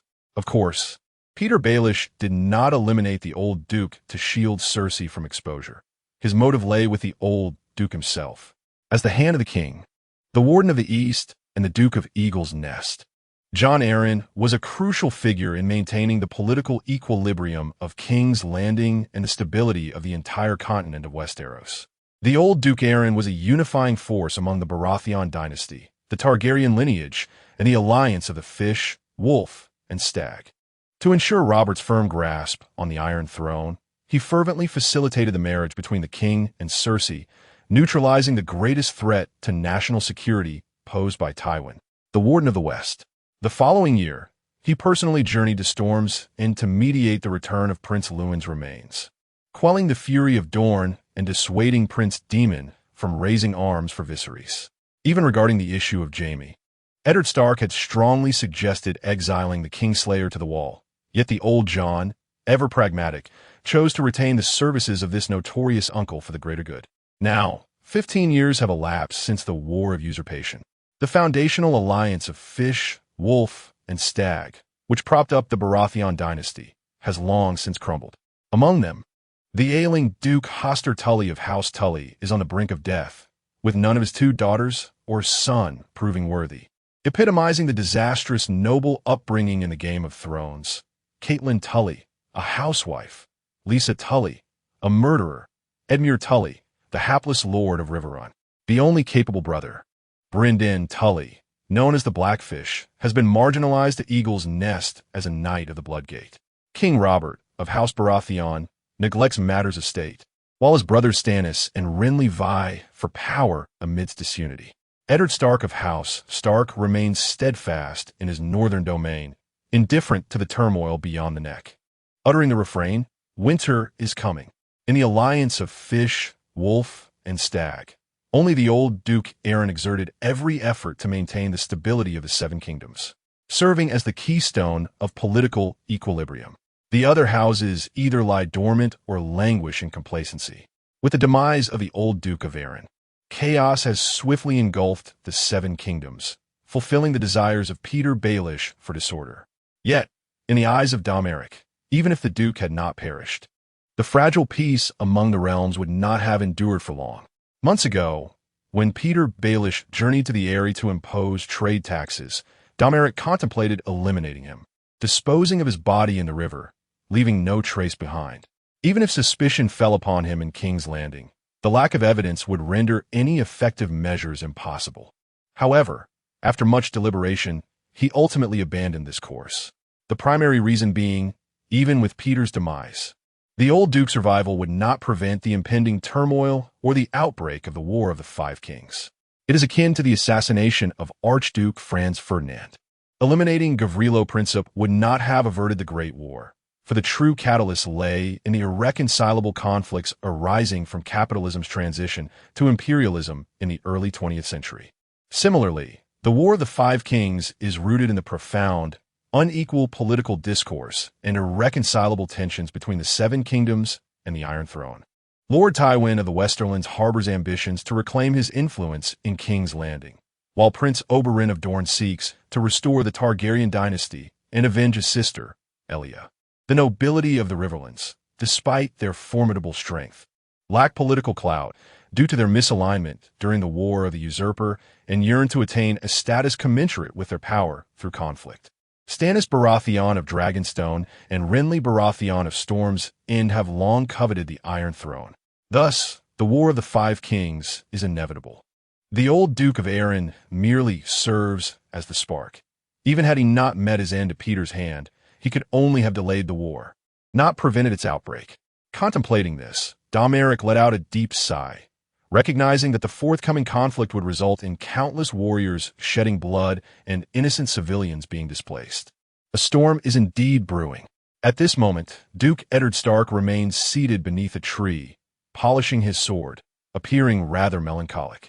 In his youth, he was raised as a ward by Jon Arryn in the Eyrie, where the childless old Duke treated him and his fellow ward, Robert Baratheon, as his own sons. When the Mad King Aerys too sought to execute his 2 wards, the Duke of the Eyrie chose to rebel, raising his sigil of the Crescent Moon and Falcon rather than betray his oath to protect them. Lady Catelyn, Domoric exclaimed in astonishment. Is this news true? The letter bore the king's seal and was penned by Robert himself. The Duke of Eyre, having left in haste, found even the Grand Maester Pycelle at a loss, although he did manage to provide him with poppy milk, thus sparing the old duke from excessive torment. Furthermore, Lady Catelyn paused for a moment.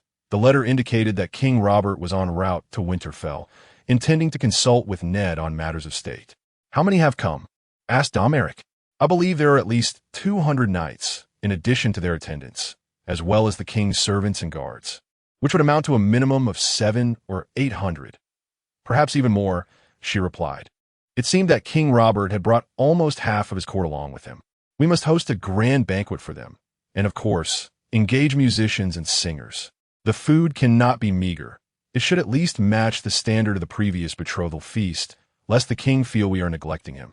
I understand, Domoric replied, realizing that Lady Catelyn was concerned about Winterfell's ability to adequately accommodate the king and his retinue, thus enlisting his assistance, especially given his son-in-law's considerable wealth.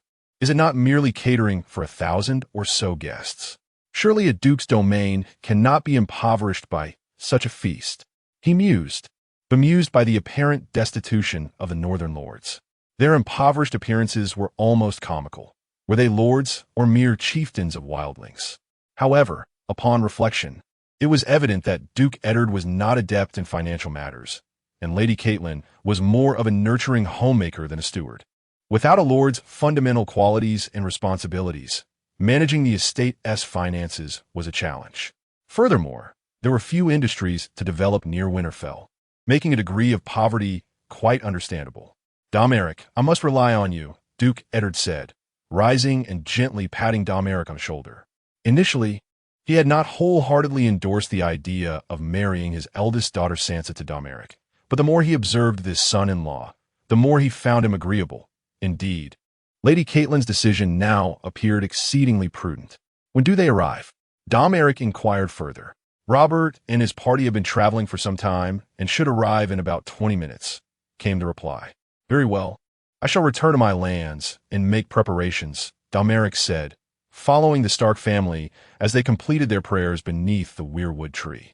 The following day, Domoric set forth on the road back to the Eyrie, accompanied by the chief knight Wendell, his personal guard Benita, the newly knighted Jon Snow, and a substantial retinue of guards, bidding farewell to the Stark family. As for his betrothed, Sansa Stark, she remained in Winterfell, for at merely 13 years of age. She would not wed Domoric for another 2 years, as dictated by noble customs.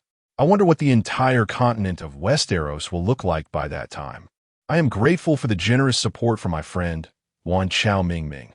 Chapter 73, The Wildman Reconnaissance Team at Lonely Mountain. The Wildman Training Camp. Yeagerite opened her eyes, greeted by an unfamiliar ceiling, a wooden beam adorned with cobwebs, gray stone floor tiles, and an oil lamp that had long since run dry. The hazy scene gradually sharpened into clarity, revealing every intricate detail. This was neither a frigid rocky cave nor a narrow, beastly-smelling sheepskin tent. It dawned upon Yeagerite that she was no longer in the wilderness. After the Wildman's failed southern expedition, she had been captured and brought to this territory. Now serving the Lord, Domoric, she inhaled deeply.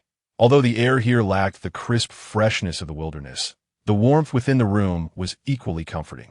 She was enveloped in a soft, odor-free wool blanket, resting atop several layers of cotton padding that cradled her body in a gentle embrace.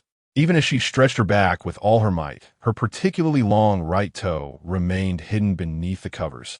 The temptation to indulge in laziness felt oddly unfamiliar to the exceedingly disciplined Yeagerite. In less than 2 months since her arrival, she had experienced a long-lost sense of peace, a feeling she had only known during her mother's lifetime. Here, no matter how late she rose, she was free from disturbance. For instance, as she turned her head toward the window, the gray-white sky was somewhat blinding. It was likely already morning. During her days in the wilderness, restful sleep was a rare luxury. The slightest rustle would jolt her awake, fearing foes, beasts, or perhaps the cannibalistic tribe. Even before dawn, she was compelled to prepare food. And while hunting, there were no guarantees of returning alive. leading her to gorge herself at each meal until she could eat no more.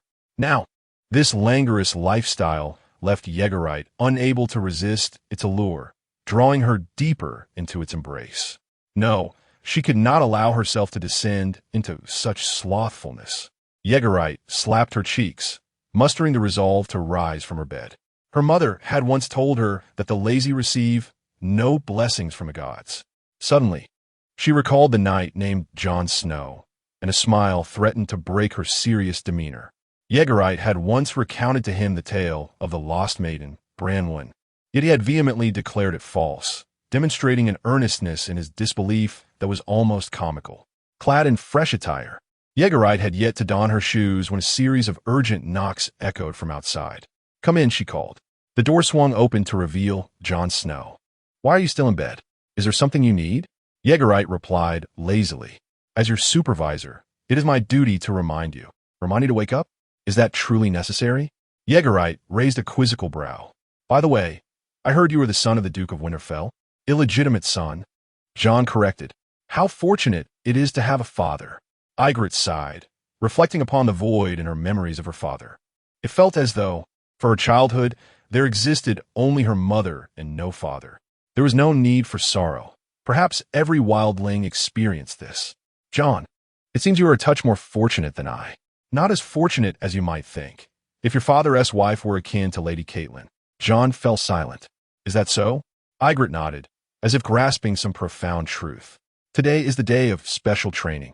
Have you not forgotten?" "Of course not." Ygritte was well aware of the significance. Today was the moment to showcase their training results to the Lord. It was also to be a pivotal moment in determining her fate. If she could gain the Lord's favor, she would receive clemency, leading a life indistinguishable from that of common folk. No longer would she endure the existence of a wild dog scavenging for scraps. Yet curiously, why did Jon Snow appear to care about this more than she did? Was he truly concerned for her? But Jon Snow was a noble knight, while she was merely a wildling. In the training grounds stood over 30 wildlings, all short and slender, members of Ygritte's scouting team. She had meticulously selected them based on her own likeness from among the wildlings. They possessed no remarkable skills, yet were agile and swift, akin to rabbits in the wilderness, disappearing without a trace if one were not vigilant. Each wore a gray fur cloak, blending seamlessly with the nearby mountains and stones, making them harder to detect by enemies. When entering the forest, they would don cloaks painted in vibrant green. Their current mission was to venture to a camp 10 miles distant, acquiring enemy intelligence without being detected. Information on enemy banners, numbers, weaponry, and food supplies, all vital and accurate data. At the sound of a horn, Jon, acting as the overseer, called out. All the wildlings turned their gaze toward their commander, Ygritte. She spoke slowly, her voice steady yet powerful. "Let us set forth." This special training proved highly successful. Ygritte's team, after paying a considerable price, accomplished their mission with distinction. Moreover, she was granted an audience with Lord Domoric, who first praised her efforts, then announced the pardon of her past transgressions, allowing her to become a true soldier of House Bolton. The Lord seemed to have much to say. However, Ygritte scarcely paid attention to his words. Her thoughts were consumed by what to have for dinner that evening. At last, the hour for dinner arrived, and Ygritte made her way to the wildling camp's mess hall. The feast was bountiful, featuring steaming bread, butter, honey, and blackberry jam, along with bacon, boiled eggs, cheese, and a pot of mint tea. What truly captivates Yi Guru Tea's anticipation is a substantial, steaming platter of braised pig trotters generously drenched in rich gravy, a new culinary creation by Lord Domoric. As she savors a hearty bite of the succulent trotters, she feels that even death would hold no regrets in this moment. While Yi Guru Te indulges in her feast, numerous familiar faces pass by. Those who were once her companions, the giant-slaying Tommen, the dog-headed Hama, the leader of the Unsullied, Magnus, and the shapeshifter, Valamir. Were it not for their attire adorned with the sigil of the Flayed man, she might have thought she had returned to the days when Mance led the free folk southward beyond the wall. Now, Tommen has risen to become the captain of a sword-and-shield infantry, while Lord Domoric must lead 10 charges on the battlefield to atone for his transgressions. The Unsullied's leader, Magnus, commands a unit of spearmen, while Hama directs nearly all the wildling female soldiers. Valamir, the shapeshifter, now serves as the instructor of the beast training camp, tasked with training falcons, hounds, and even some rodents. Everything seems to have changed, yet somehow remains the same. Having satisfied her hunger, Yigurue Te lets out a few contented burps and falls into contemplation. However, the former king beyond the wall, Mance, still appears deranged, perhaps even more so than before, spitting at passers-by, urinating indiscriminately, and smearing strange substances on the faces of others. No one dares approach him. Once loyal followers of Mance have abandoned him, save for his wife, Dalla, who tends to him with utmost care as one might look after a large child. It is said that Lord Domoric once personally visited Mance, departing with the remark, "He puts on quite the show." Is it possible that Mance Rayder's madness is merely an act? If so, what could be his motive? Yigurue Te remains in the dark. Since that day, however, Mance Rayder's madness has only intensified. Chapter 74. The armorer's workshop. Benita bathed within the confines of her chamber before donning a newly fashioned guard uniform. The exquisite high boots, complemented by deep-hued trousers that clung to her long legs, accentuated her statuesque figure, while the fitted uniform, with its soft underlay at the chest, highlighted her poised silhouette, exuding an air of dynamic elegance. She bore a striking resemblance to a covert operative from a silver screen, particularly with the addition of sunglasses. Dominic mused idly as he reclined on a bench, legs stretched out, relishing a languorous stretch. The midday breeze, tinged with warmth, dispelled the oppressive air around him. Sunlight filtered through the leaves, casting a mosaic of light and shadow upon the bench. Benita approached, resting her leg against Dominic's side, her hands gently pressing into his shoulders, gradually applying more pressure. Her soft, golden strands danced in the wind, the fresh fragrance of her recently bathed skin wafting through the air. This sensation was delightful, with the sun high above, a gentle breeze wafting by, and a compliant personal guard by his side. The blissful moment nearly allowed Dominic to forget the chaotic battlefield of the 7 kingdoms that lay ahead, where a cataclysmic upheaval was imminent. Alas, such moments are fleeting. King Robert was soon to arrive at Winterfell with his court, seeking to persuade his old friend, Eddard Stark, to serve as the new hand of the king. In Dominic's eyes, regardless of whether Duke Eddard chose to travel to King's Landing or remain steadfast in the north, he was prepared with a strategy. Should Duke Eddard, as in the tales, venture south to uncover the truth behind the late Lord Aaron's demise, Dominic would undoubtedly present himself as a suitor, eager to accompany him. Currently, in King's Landing, following the death of the late Lord Aaron, Stannis Baratheon, the second son of House Baratheon, had already retreated to Dragonstone, leaving the capital with 2 prevailing political factions. Queen Cersei, bolstered by the Lannister name, wielded a degree of power as queen, while Gendry Baratheon, aligned with Storm's End and House Tyrell, also held significant influence within the city. Although Gendry could not single-handedly contest the Lannisters, an alliance with Duke Eddard might provide him with a fighting chance. Duke Eddard's downfall in the narratives stemmed from 2 critical missteps: his overly cautious nature, as he foolishly arrived in King's Landing with merely 50 guards, and his inherent kindness, which blinded him to the brutal realities of political strife, compounded by a lack of experience in courtly intrigue. Dominic could seamlessly assume the role of son-in-law, compensating for these fatal shortcomings. In Dominic's perspective, seizing control of King's Landing held immense strategic significance. Aside from the Battle of Blackwater, the capital had remained largely absent from the Five Kings' War. Nonetheless, the strategic value of King's Landing was profound. Whoever commanded the city wielded the initiative in the war. Lord Tywin Lannister's dominance during the conflict stemmed from his mastery over the capital, ultimately allowing him to emerge victorious amidst the chaos. One of the most significant reasons is the firm control over the capital, King's Landing. Not only is King's Landing the largest port and the most prosperous city on the continent of Westeros, but it also symbolizes the highest authority among the 7 kingdoms. During the War of the Five Kings, the young wolf Lord Robb Stark ultimately met his demise, executed at the infamous Red Wedding, where his head was severed and sewn onto a wolf's pelt, his limbs similarly adorned with wolf's claws. This tragic fate was not solely due to the treachery of the Freys of the twins. More critically, Robb found himself in a position of extreme disadvantage in the latter stages of the conflict. His campaign into the Westerlands faltered. His ancestral home of Winterfell was seized by House Greyjoy, and his retreat route through the Neck was cut off, leaving him surrounded and besieged. The betrayals of the Freys and Lord Roose Bolton were anticipated, yet there were numerous reasons for Robb's calamitous defeat. Analyzing the situation from a strategic perspective, his decision to abandon the assault on the symbol of legitimacy, King's Landing, in favor of raiding the Westerlands and engaging in difficult sieges was his greatest folly. Despite achieving tactical victories on the battlefield, the initial strategic error led to a tragic outcome. In Domeric's vision, had he secured King's Landing from the outset, leveraging his position to command the lords, he could have taken the initiative in the War of the Five Kings.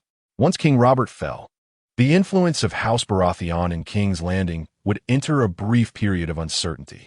At that time, Tywin Lannister was still engaged in the campaign against the Greyjoys and the Riverlands, and Queen Cersei's reliance was limited to the city's gold-cloaked guards and a scant contingent of Lannister forces, barely 6,000 in total. Thus, Domoric believed it prudent to approach King's Landing and attempt to seize the initiative. Of course, unlike Lord Eddard Stark, who foolishly ventured forth with only 50 guards to his doom, Domoric had already secured the rights to a woodland area just outside the city, where he had established a camp capable of concealing thousands of soldiers. When the time for a court coup arose, his forces would emerge to capture the city. The outcome of such a contest was uncertain. However, no matter how meticulously a plan is crafted, the course of events may not unfold as Domoric hopes. Plans are devised to navigate unforeseen contingencies. Nevertheless, it is undoubtedly worth a try. "My lord, why must I be dressed in this manner?" Benita inquired, pointing to her new uniform, feeling somewhat awkward. "If I continue to wear that same hooded robe, I shall suffer from aesthetic fatigue," Domoric replied with a hint of exasperation. Aesthetic fatigue? Benita pondered, unfamiliar with the term. Domoric, uninterested in elaborating, suddenly handed her a cloth bag. "Try this, see what you think." Benita extracted a dark, unappealing object from the bag, scrutinizing it for a considerable time before parting her lips to take a tentative bite, only to furrow her brow in confusion. "What is this?" "Military rations," Domoric chuckled. "Chew a bit more and guess what ingredients it contains." After a moment of chewing, Benita remarked salt, fat, sesame, minced meat, and cooked flour. "Quite right," Domoric replied with a smile. The so-called military rations bear a resemblance to the compressed biscuits of a bygone era, rich in salt, oil, and calories. Consuming a single ball can sustain one for an entire meal, proving invaluable during times of war. Imagine, while the enemy is still laboriously preparing their meal, you can stealthily advance with one of these morsels in your mouth. What a scene that would be! "It sounds rather intriguing," remarked Benita with a playful smile. "The sun shines splendidly today," she added, attempting to make small talk. "Indeed, such splendid weather is a rarity in the north," agreed Domoric. Rising from a bench, he stretched languidly and declared, "Since the weather is so fine, allow me to show you something amusing. Let us hasten. The place I wish to show you lies just ahead." Domoric gestured towards the distance, where several mountains came into view. The master and servant quickened their horses' pace, galloping towards the mountains. Upon ascending a hill, the air was filled with a cacophony of clanging sounds, an unmistakable din of iron being forged. This was the armory workshop of Lonely Mountain Ridge. Gazing ahead, they beheld a vast expanse of orderly structures, the source of the clamor emanating from this architectural ensemble. These buildings rose like a city from the earth, rugged and unrefined, yet exuding a sense of power that inspired awe. Suddenly, Benita's eyes were drawn to a broad water canal, carved from the river, flowing into a nearby valley. The water cascaded down like a waterfall. Beneath the waterfall, she observed a large water wheel turning slowly, though its construction was rather crude, producing a loud grinding noise as it rotated.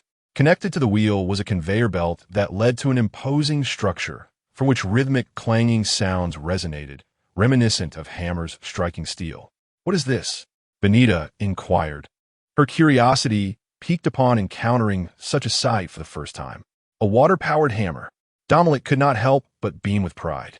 The renowned water-powered hammer was indeed the result of his ingenuity. The components of the hammer were not dissimilar to the ordinary, save for the transformation of the power source from animal to water, resulting in a rougher design. However, for Domoric, as long as he could forge quality metal blocks, that was sufficient. After all, he was not an engineer, and many intricate details were crafted from mere common sense. The water wheel powered the mechanism, turning slowly while the internal will spun rapidly. "Master, did you create all of this?" Benita gazed at him with admiration. "No, I merely provided the design concept. Those who constructed it deserve the credit," he replied modestly. At that moment, a boisterous shout echoed from afar. It was the chief blacksmith, Noi, accompanied by several apprentices, who approached with a grin. "I built all of this according to the Lord's instructions. Indeed, you have done remarkably well." Domoric encouraged him as the Lord. "This is simply my duty," Noi humbly responded. Several months prior, the blacksmith Noi had conversed with Domoric, who insisted that in order for him to continue his service, assistance was required in eliminating the wild men beyond the Black Castle. Now, over 100,000 wild men had been captured and brought to Lonely Mountain as laborers. Naturally, blacksmith Noi was bound to honor his commitment and continue serving Domoric. Under the guidance of the chief blacksmith, Domoric entered a warehouse filled with various armors. Among them, on a wooden rack, hung a new style of armor. The helmet was constructed from two plates connected by rivets, with the upper plate pressing down on the lower, allowing for breathability in the center, while the joints featured a double layer, making it resistant to weapon penetration. Atop the helmet, a feather was affixed, enhancing its defensive allure. The chainmail at the articulated joints was thickened and integrated with the plate armor, enabling soldiers to don it directly without the cumbersome inner and outer layers, thus reducing weight. This armor exemplified the highest level of defense in the realm of Westeros, primarily composed of plate armor, with chainmail supporting the joints and less critical areas. As for the cumbersome full plate armor, current manufacturing capabilities in Westeros rendered it exceedingly difficult to produce, with costs soaring as well. The new armor boasted excellent protection. Previous leather and chainmail armors offered scant defense against arrows, while this plate armor provided formidable resistance against sharp weapons, as blacksmith Noi elaborated. In contrast to the Lion family of the West and the Rose family of the Riverlands, the North was economically disadvantaged, enduring harsh winters. Most soldiers were primarily clad in leather and chainmail, with iron plate armor being a rarity even among nobles. Although Robb Stark achieved numerous battlefield advantages during the War of the Five Kings, these victories stemmed from tactical acumen and the fierce martial prowess of the Northmen. After all, those who lived in such unforgiving environments tended to be more savage and unyielding in the face of death, with a single northern soldier often capable of besting several southern soldiers, particularly those from the Rose family of the Riverlands. In the narrative of the Battle of Green Fork, Lord House Bolton led the Northern Army in a nighttime assault against Tywin's forces from the west, only to suffer a crushing defeat, with Lord Bolton losing nearly 6,000 men. Why did this night raid fail during the initial clash between the North and the West?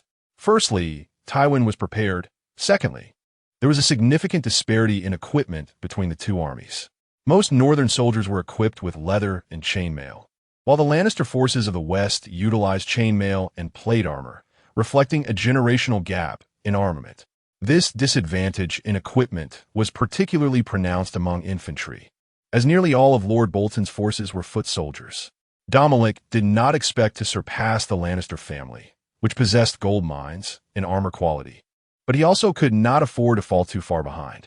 Observing the samples before him, Domoric nodded in satisfaction, inquiring about the monthly production rate. "If we exert our full effort, we can manage approximately 80 sets. That is insufficient. We must double our scale. A monthly production of at least 150 sets is imperative." The numerous workshops above were all dedicated to armor crafting. If sufficient manpower was available, expansion was entirely feasible, as blacksmith Noi agreed with a nod. Having examined the new armor, Domoric and Benita rode away from the armory, soon coming upon a marketplace devoid of walls. From a distance, it resembled a military encampment, with clusters of rudimentary structures. However, As Domoric approached, he discovered the dirt road bustling with activity, vendors selling wine, bread, and an array of goods. The throng of stalls was lively, and street performers entertained the crowd, eliciting cheers of approval amid the cacophony. In an age of agriculture, concentrated marketplaces were a rarity, often overshadowed by the noble castles, as the populace was largely dispersed, with most earning their livelihood from farming. Benita gazed around with great interest, her spirits lifted by the unexpected sight of the marketplace. Domoric, leading the horse alongside her, casually remarked that this area had once been barren land, and the marketplace had sprung up unexpectedly over the past few months. The armory employed numerous blacksmiths and apprentices who did not engage in agriculture, thus necessitating the use of currency for their sustenance, which in turn stimulated the emergence of the marketplace. Chapter 75. The king's arrival. Half a month later, the royal guard of King Robert finally arrived. The visiting entourage flowed into Winterfell like a grand river of gold, silver, and steel, resplendently overwhelming the landscape. The frigid northern winds battered the dozens of golden banners held aloft, each emblazoned with the crowned stag emblem of House Baratheon. Clad in vivid armor, their standards blotted out the sun, and their weapons formed a formidable forest. The sight was nothing short of spectacular. The royal guard's imposing presence left many unaccustomed villagers by the roadside, trembling in awe, kneeling and proclaiming, "Long live the king." Domoric stood beside the Stark family, scrutinizing the newcomers.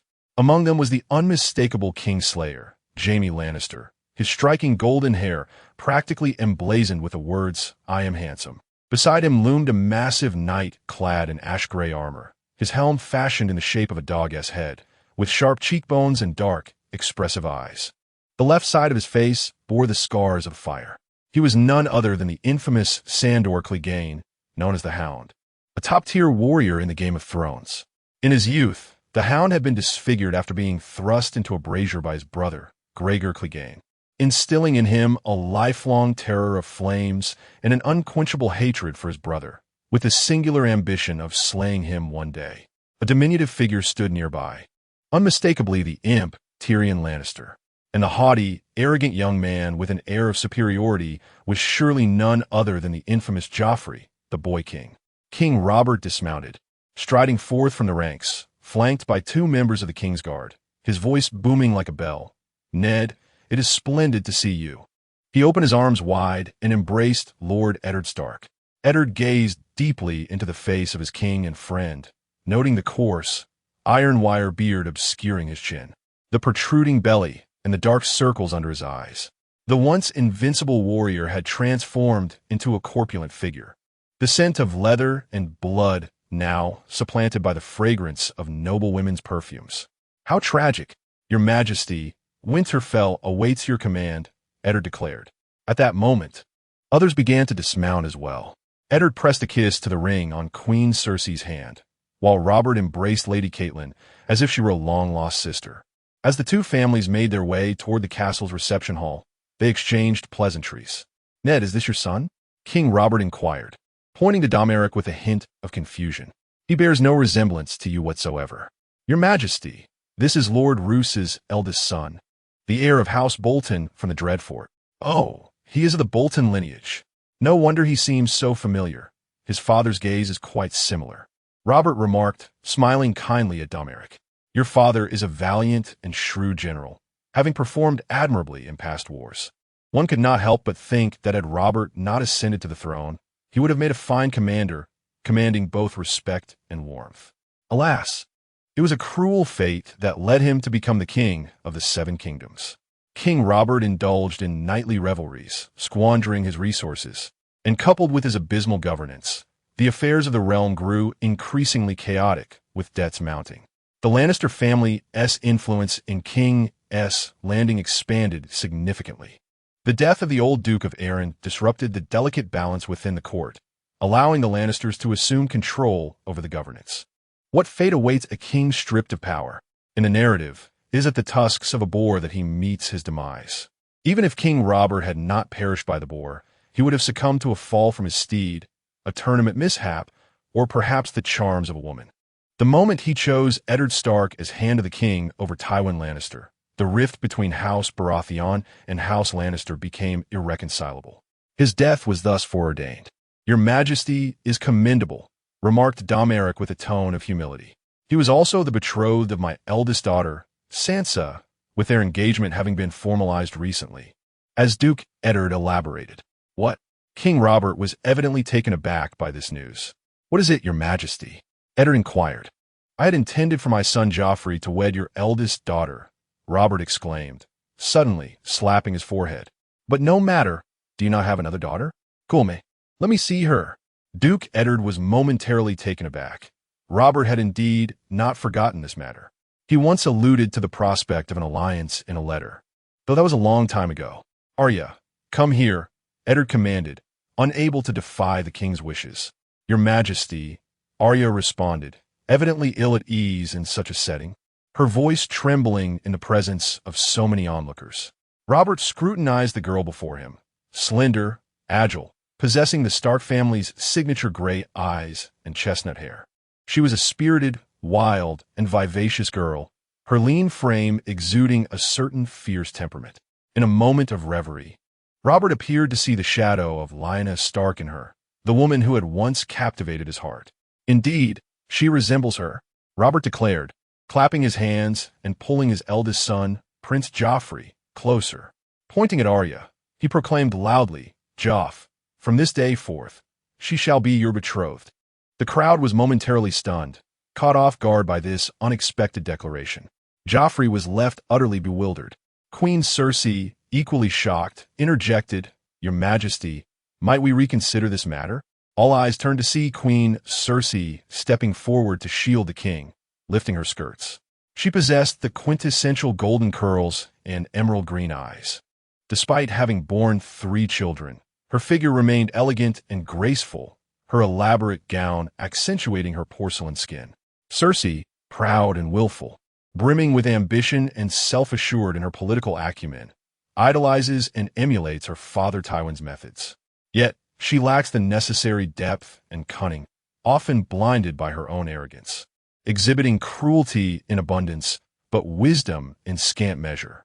"Step aside, woman," King Robert barked, irritation evident in his tone. "Is there a place for your words here? Your Majesty, I am Joffrey's mother, and I possess the right to inquire about his marriage," she retorted. "Silence. Do you not comprehend my words?" Robert replied, his impatience palpable. "This matter is settled. No one can alter it." Cersei yearned to persist in her protests, but under Robert's frigid gaze, her body trembled slightly. Her eyes bore into her husband, a culmination of prolonged neglect and emotional cruelty, threatening to unleash her pent-up fury. At that moment, her brother Jaime Lannister grasped her hand, signaling her to refrain from rash actions. Ultimately, Cersei withdrew her skirts along with her pride. King Robert, undeterred, strode forward, continuing to lead Lord Eddard along their path.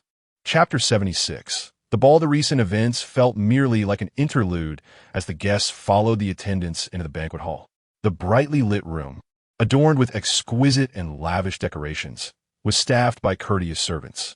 The soft, melodious music flowed like a gentle stream, while an oak-long table was laden with a plethora of delectable dishes. Before them lay a scene befitting the grandest of noble feasts. "Brother, it appears that Winterfell is far wealthier than I had imagined. I expected they would serve us wild greens and gruel," exclaimed Tyrion, the so-called demon, with unabashed astonishment. His diminutive stature, reminiscent of gnome, was marked by a grotesque and misshapen head, with an exceptionally prominent forehead and a cascade of platinum straight hair. His mismatched eyes, one dark and the other a striking green, were complemented by a scruffy beard of intermingled brown and gold. His appearance was such that it would silence a wailing child. No wonder he was dubbed a demon. "I, too, am taken aback," agreed Jaime, nodding in concurrence, though his gaze remained fixated on his sister, Cersei. The banquet commenced swiftly, despite Tyrion being the second son of House Lannister. His noble status did not engender any willingness among the crowd to engage with him. The gods had blessed his siblings, Cersei and Jaime, with remarkable beauty, akin to the most exquisite sculptures of the realm. When it came to Tyrion, however, it seemed as if the gods had merely pinched him, and rather forcefully at that. Yet, when the divine close one door, they inevitably open another. This physically deformed demon possessed a rare wisdom and kindness, embodying the true political acumen inherited from Tywin.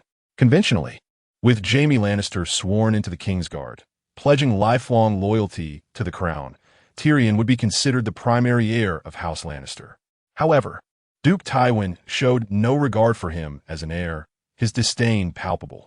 Were it not for the consideration of the Lannister family's reputation and the potential wrath of the gods incited by fratricide, it is likely that Tywin would have dispatched his own son long ago. Rumors swirled in the streets, claiming that Tyrion was the offspring of the mad King Aerys II. This gossip was not without basis. Firstly, Aerys had expressed his regret over the abolition of the First Knight's right on Tywin's wedding night, hinting at his inappropriate interest in his brother's wife. Secondly, during the 10th anniversary of Aerys' coronation, he had kept Joanna alone in the palace, and the events of that night could be surmised with little difficulty. A year later, Tyrion was born, resulting in Joanna's tragic death during childbirth. It was common knowledge that the traditional appearance of House Lannister was golden hair and blue eyes, while the Targaryens were known for their silver hair and purple eyes. Tyrion's hair was platinum, and his eyes bore the duality of one dark and one light, embodying traits of both lion and dragon. From a purely aesthetic analysis, it was highly plausible that Tyrion was the product of the Mad King and Joanna. Tywin's profound hatred for Tyrion stemmed not only from his dwarfism, but also from the fact that he symbolized Tywin's humiliation. In the narrative, Tywin had once uttered these words to the demon: "The laws of the realm compel you to bear my name and don my garments, for I cannot prove you are not my blood." In an effort to impart the lesson of humility, the gods compelled me to witness you flaunting the lion's crest, a symbol belonging to my father, my grandfather, and the House Lannister. This brazen display nearly conveys the stark truth: you are not of my blood. Subsequently, the hand of the king, Tywin, fell out with his friend, King Aerys II, a conflict that should have significant ties to this sordid affair. Had Tywin, as the protector of the West, resolutely aligned his house with the mad King Aerys during the War of the Usurper, bolstered by the support from the Rivellins and Dorne, he could have easily quelled the alliance of the Starks, Baratheons, and Arryns. The catastrophic conflict that engulfed all of Westeros might have unfolded differently. Alas, reality bears no resemblance to such musings. Reflecting on this, Domoric sighed. Aerys and Prince Rhaegar truly were a father-son duo, willing to obliterate the entire Targaryen dynasty for the sake of a woman. It is a pleasure to meet you. Might you be Ser Tyrion? Domoric approached with a goblet in hand, bowing politely. I am, good Ser Domoric, Tyrion replied, lifting his gaze with a smile, as Lord Eddard introduced Domoric to Robert. With the imp lingering nearby, the two soon engaged in conversation. Ser Domoric, I hear you have ventured beyond the wall. What is the scenery like there? Tyrion inquired. His curiosity piqued. Indeed, to speak frankly, there is little to behold, just icy wasteland cold enough to freeze one solid, Domoric replied, shaking his head. I have heard that the wall is one of the wonders of the continent. I plan to relieve myself atop it as a form of commemoration. Do not even think of attempting such a thing, Domoric interjected, for the temperature would likely render your appendage frozen solid. If you find yourself in need later, you may give a try. So, Ser Domoric, have you already partaken in that experience? I trust you must have had quite the adventure upon a wall. Tyrion seized upon the essence of the inquiry. In a manner of speaking, Domoric replied with a wry smile. How fare the Night's Watch? I hear they are now merely a band of thieves, rogues, and murderers. Such words may provoke my ire. Domoric's expression darkened. They are all heroes. It seems I have offended you, Tyrion quickly responded, apologizing. The imp is notoriously poor at reading the room, for we dwarfs have always been entertainers, dressed casually and speaking without restraint. With that, he revealed a hint of a rueful smile. The physicality of a dwarf has never been a weakness. If one possesses a steadfast spirit, they can stand as tall as giants. Domoric asserted with conviction. Is that so? A glimmer of interest sparked in Tyrion's eyes. The two continued their discourse for a while. Domoric held a deep admiration for the imp, secretly hoping they might not find themselves adversaries in the future. "Forgive me. My fiancé is calling for me," Domoric said, taking his leave. "Very well." At this moment, the dance floor in the center of the hall was alive with activity. Sansa adorned herself in an exquisitely intricate pleated gown, its golden threads and silver linings accentuating her flawless figure. Her deep auburn hair cascaded gracefully down her back, and her gentle, watery eyes were fixed upon Domoric, rendering her the most resplendent figure at the entire soirée. Though merely 13, the beauty of this flower from the north was utterly captivating, rivaling even the luminescence of Cersei Lannister, the light of the west, who loomed above in the grand hall. "My apologies for keeping you waiting. I was engaged in conversation," she stated, a hint of nervousness in her voice. "No matter," Sansa replied with a slight nod. "Sir Domoric, shall we begin?" She then placed her alabaster hand delicately into his palm. Their movements were remarkably harmonious. She reveled in showcasing her femininity within Domeric's embrace. As they danced with buoyant grace, the pair radiated the vigor of youth across the dance floor. The tall, statuesque figure of the man complemented the girl's striking beauty, their union drawing the gaze of all present. In stark contrast, Joffrey and Arya observed from the sidelines. The future emperor, with an arrogance that eclipsed all, was inherently rebellious, yet harbored a profound fear of his father, King Robert. Before Robert's untimely demise, Joffrey's cruel and foolish nature had yet to fully manifest. Under Robert's command, he was compelled to invite his betrothed, Arya, to dance. However, Arya was evidently reluctant to comply, feigning an inability to dance. Before the dance was half finished, the ornate high boots of Joffrey were already marred with countless imprints. Observing the future emperor as he grimaced in pain while striving to complete the dance, Domoric found amusement in the scene. Indeed, mischief brings forth the strongest of warriors. Meanwhile, at the head of the hall, Queen Cersei sat regally, engaged in conversation with several noblewomen. Tyrion, with his short legs, ambled toward her. "Hey, sister, congratulations on your forthcoming daughter-in-law." Cersei, accustomed to regarding others with disdainful superiority, particularly toward her loathsome brother, retorted, "Tyrion, should you wish to speak, do so sparingly, lest I have your tongue removed. Just a jest, dear sister. Consider it my way of breaking wind." Tyrion was unfazed by her venomous words, gesturing toward the dance floor where the future Emperor Joffrey struggled. "However, it seems your future daughter-in-law has inherited the bloodline of the dire wolf. Observe her wild, untamed steps and Joffrey's pained expression. Alas, I find myself worrying about your future in-law dynamics." Witnessing Cersei's teeth-gritting fury, it was clear she was on the brink of eruption.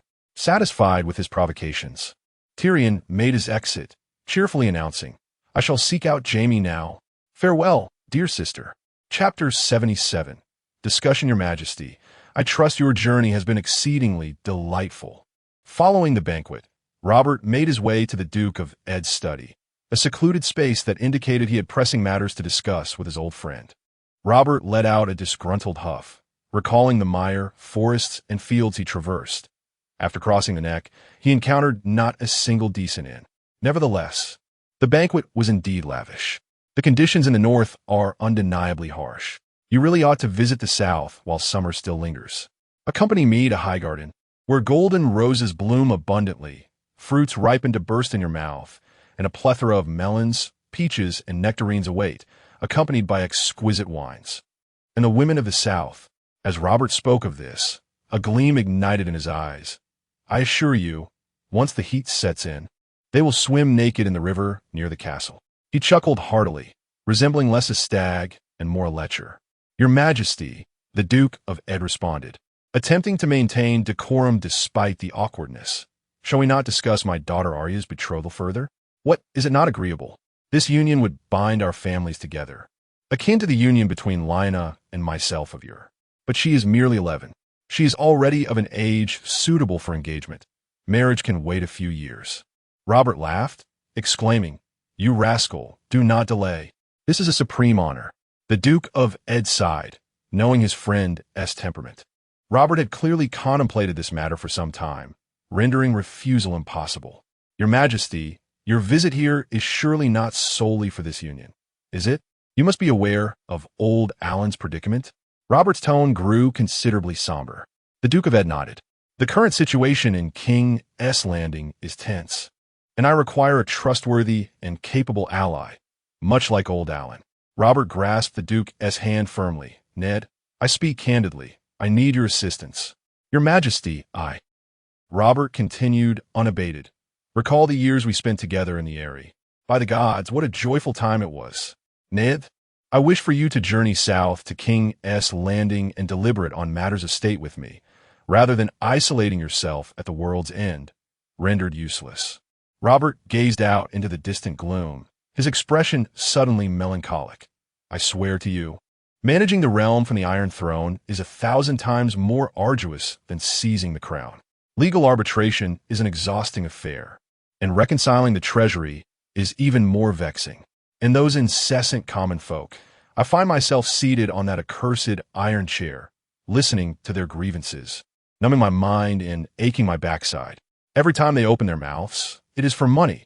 If not that, then land or legal arbitration. They are all a bunch of nonsensical fools, and regrettably, my ministers are no better. I am surrounded by imbeciles and charlatans. Ned, it truly drives one to madness. They are either utterly confused or willfully deceitful. At times, I awaken from slumber, wishing fervently that we had met defeat at the Trident River in years gone by. I comprende your predicament. Lord Eddard spoke softly. Rob gazed at him. Old friend, I believe you alone can truly understand my plight thus. The king smiled. Eddard Stark, I hereby appoint you as the new hand of the king. Lord Eddard knelt on one knee. He was not taken aback. What other reason could Rob have for traveling so far north? The hand of the king serves as the royal prime minister, a position of immense prestige, second only to the king within the Seven Kingdoms. He shall issue commands on behalf of the king, wielding authority, commanding the armies, and overseeing the judiciary. In the king's absence, illness, or other unforeseen events, he may even ascend the Iron Throne and govern the realm directly. Rob was effectively entrusting the kingdom to him, a burden that Lord Eddard least desired. Your Majesty, Eddard replied with resignation, I fear my capabilities may fall short for such a crucial role. Rob feigned impatience with a grunt. I am not considering your interests. I intend for you to govern the realm and lead the armies, while I indulge in merriment and revelry. He patted his belly. Yet this is rather overwhelming. May I have some time to deliberate? I wish to confer with my family. Very well. Take your time to ponder. Rob King extended his hand, patting Lord Eddard before helping him to rise. Eddard, just don't keep me waiting too long. You know I possess little patience. In that moment, a sense of foreboding filled Eddard's heart, for the cold north was his true homeland. Historically, wolves departing from the north met with ill fate, just as his father and elder brother had. The former consumed by wildfire, the latter hanged by a noose. Winterfell, the September. This sacred edifice was constructed by Lord Eddard to accommodate Lady Catelyn's faith in the Seven. Lord Eddard, Lady Catelyn, Domoric, and Rob now stood before the statues of the Seven, each representing the various aspects of the divine. The father, the mother, the warrior, the maiden, the smith, the crone, and the stranger. Should I acquiesce to Rob's request? Lord Eddard turned to face the trio, his gaze clouded with uncertainty, his tone laced with doubt. Lady Catelyn spoke first. He is the king, you cannot refuse. But my duties lie here in the north. I have no desire to assume the role of hand of the king. The king has journeyed a great distance to see you. Should you reject him, it would be akin to publicly slapping him across the face, and he will undoubtedly question your loyalty, suspecting you of harboring ulterior motives, Lady Catelyn argued. Rob would never think such a thing. He treats me better than a brother. The couple debated for quite some time, neither yielding to the other, at which point they turned their attention to Domoric, their son-in-law, and Rob. Is this not a fortuitous opportunity? With the father becoming the hand of the king and Arya marrying the crown prince, our Stark family stands poised to attain unparalleled power and glory in King's Landing. Rob's face radiated excitement. After years of rigorous sword training, his aspirations extended beyond merely surpassing Domoric. More importantly, he yearned to establish a formidable reputation in the Grand City. He envisioned himself as a legendary figure akin to Ser Jorah Mormont, Prince Aemon Targaryen, Ser Gerald Hightower, Sir Arthur Dayne, and the indomitable Ser Barristan Selmy. This was the culmination of Robb's dreams and his life's greatest pursuit, without exception. Domi, what do you think? Eddard cast a pleading glance towards his son-in-law. My lord Eddard, whatever choice you make, I shall unwaveringly support you. In Domeric's view, heading to King's Landing to seize control before the outbreak of the War of the Five Kings was undoubtedly a prudent decision. Yet, remaining in the north, observing the unfolding conflict from a distance, was not without merit. After all, the geographical advantage of the north made it a bastion that was difficult to assail. However, Domoric leaned towards the former option, opting to venture to King's Landing and take action. The Bolton and Stark families would unite, should any misfortune befall Eddard or Robb. He could still wield power over the north through Sansa. Conversely, should they choose to stay in the north, the rising strength of House Bolton would inevitably expose the growing rift with House Stark, leading to a fierce struggle for dominance in the north. Domoric and Sansa's union would merely delay the inevitable conflict. One option presented unity against external threats, while the other fostered internal strife. Regardless of the choice made, one strength remained the key to victory. This was why Domoric had devoted the majority of his efforts to the development of his lands. Only through personal strength could one stand tall among rivals, adaptable to the shifting tides of fate. He possessed the confidence to vanquish the mighty Lannister family and the fierce Stark clan. As Eddard hesitated, Lady Catelyn produced her final trump card. This letter has just arrived from my sister Lisa. You might want to read it before making your decision. Lady Catelyn handed Eddard a letter sealed with a drop of blue wax, bearing the sigil of House Arryn, a crescent moon and falcon. It had evidently been opened, suggesting that Lady Catelyn had already perused its contents. Eddard silently opened the letter, his brow furrowing, his expression darkening. What does it say? Robb inquired with curiosity. The old Lord Jon Arryn has been murdered. By the Lannisters? Eddard's face reflected profound sorrow, disbelief etched upon his features. Father, we have no choice now. You must become the hand of the king. Only then can we uncover the truth behind Lord Arryn's death and seek justice for the old lord. Robb's tone was resolute. Domoric let out a deep sigh, realizing that events were indeed unfolding as per the original narrative. Indeed, Lord Eddard, the hand of the king wields considerable power, sufficient to uncover the true cause of the late Duke of Arryn's demise and bring the perpetrator to justice. Even if circumstances prove dire, we can still prepare ourselves for a strategic retreat. In light of this, Domoric felt compelled to express his opinion. His words became the proverbial last straw that solidified Duke Eddard's resolve to journey south. Very well, but the situation in King's Landing is exceedingly complex. I cannot manage it alone and require a capable ally. I shall accompany you, father. I am certain I can be of assistance. Robb eagerly volunteered. No, according to tradition. Once I depart from the north, you must assume responsibility for the affairs of the north, commanding from Winterfell. You and your mother shall remain in Winterfell. Duke Eddard turned his gaze towards Domoric. Domoric, are you willing to accompany me on this journey? At your service, my lord. Chapter 78. The essence of strength. The gentle light of dawn enveloped the entire courtyard, where the towering oak trees swayed gracefully in the breeze. Beneath one such tree, a wolf lay contentedly, enthusiastically gnawing on half a roasted chicken. Meanwhile, a black female dog with large yellow eyes caught the enticing aroma of the chicken and approached, seemingly eager to partake in the feast. The dog circled the wolf a few times, wagging her tail flirtatiously, nearly nuzzling the wolf's face. Yet, the wolf remained utterly unfazed, merely turning its head to continue its meal. Frustrated by her failed seduction, the female dog bared her sharp teeth and emitted a low growl, preparing for a bold attempt at theft. The wolf silently raised its head, coldly regarding her with its crimson eyes. Ultimately, the female dog, tail tucked between her legs, retreated, barking haughtily as she departed, as if to preserve her meager pride. How obedient! Arya chuckled to herself, reaching out to stroke the wolf's fluffy white fur. The wolf lifted its head to gaze at her, gently nipping her hand before returning to its feast. Is this the renowned Ice Wolf? A familiar voice chimed in beside her. "Sir Domoric, you have arrived," Arya exclaimed joyfully, tilting her head upwards. Domoric placed his hand atop her head, mirroring her earlier actions of petting the wolf. "Is this your pet?" "Yes, her name is Nymeria," Arya replied, a genuine smile illuminating her face. Nymeria is named after the legendary Queen Nymeria, who, over a millennium ago, united the fractured lands of Dorne alongside Mors Martell, and is an ancestor of the current Dornish royal line. What a splendid name. Domoric chuckled awkwardly, pondering how Queen Nymeria would feel about a girl naming her wolf after her. Domoric gazed at Nymeria with keen interest, remarking on her lively demeanor. "Naturally, a pet reflects its owner's character," Arya explained with a smile. "Sansa has a wolf as well. Her name is Lady, and she is just as serene." "Lady?" That name certainly suits the temperament of the Stark sisters. "By the way, Sir Domoric, could you teach me the art of swordsmanship?" Arya inquired suddenly. "Why?" "Because you are the finest swordsman in the North." Arya's eyes sparkled with admiration. Domoric patted her head, bemused. "I am.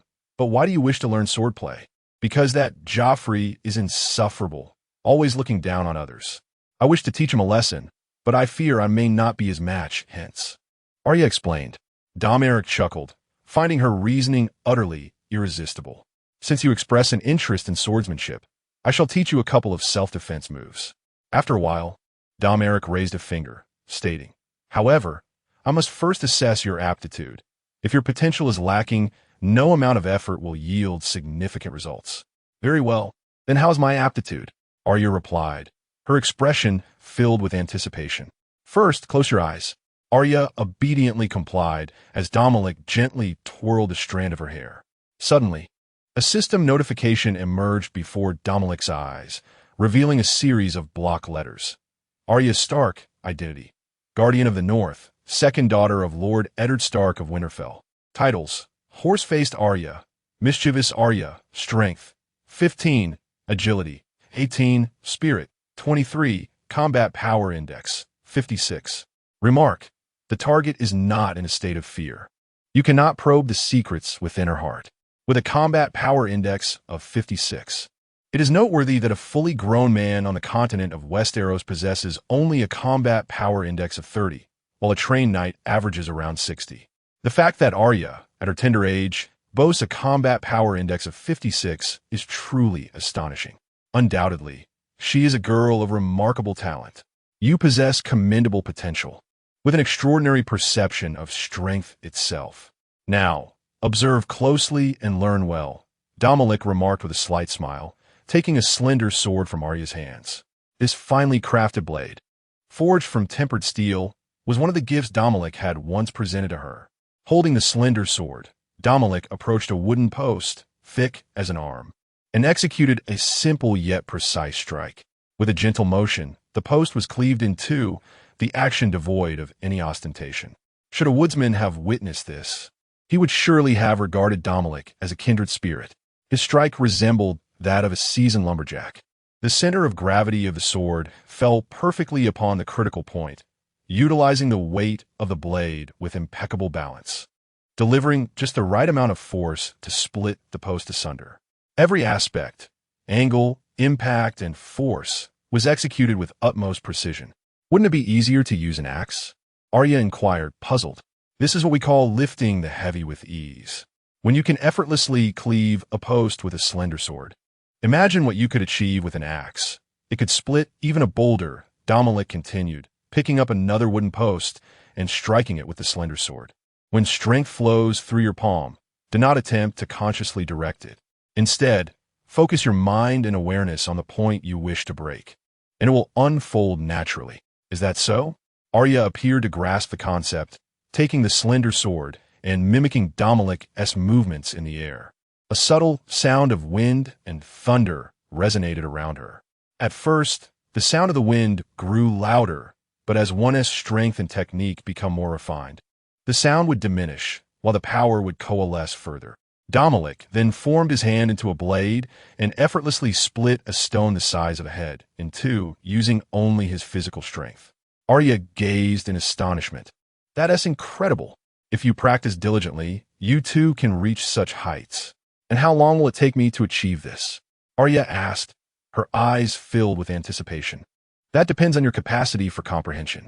It could take a few months at best, or perhaps several years, even decades, or you may spend your entire life striving to attain such proficiency.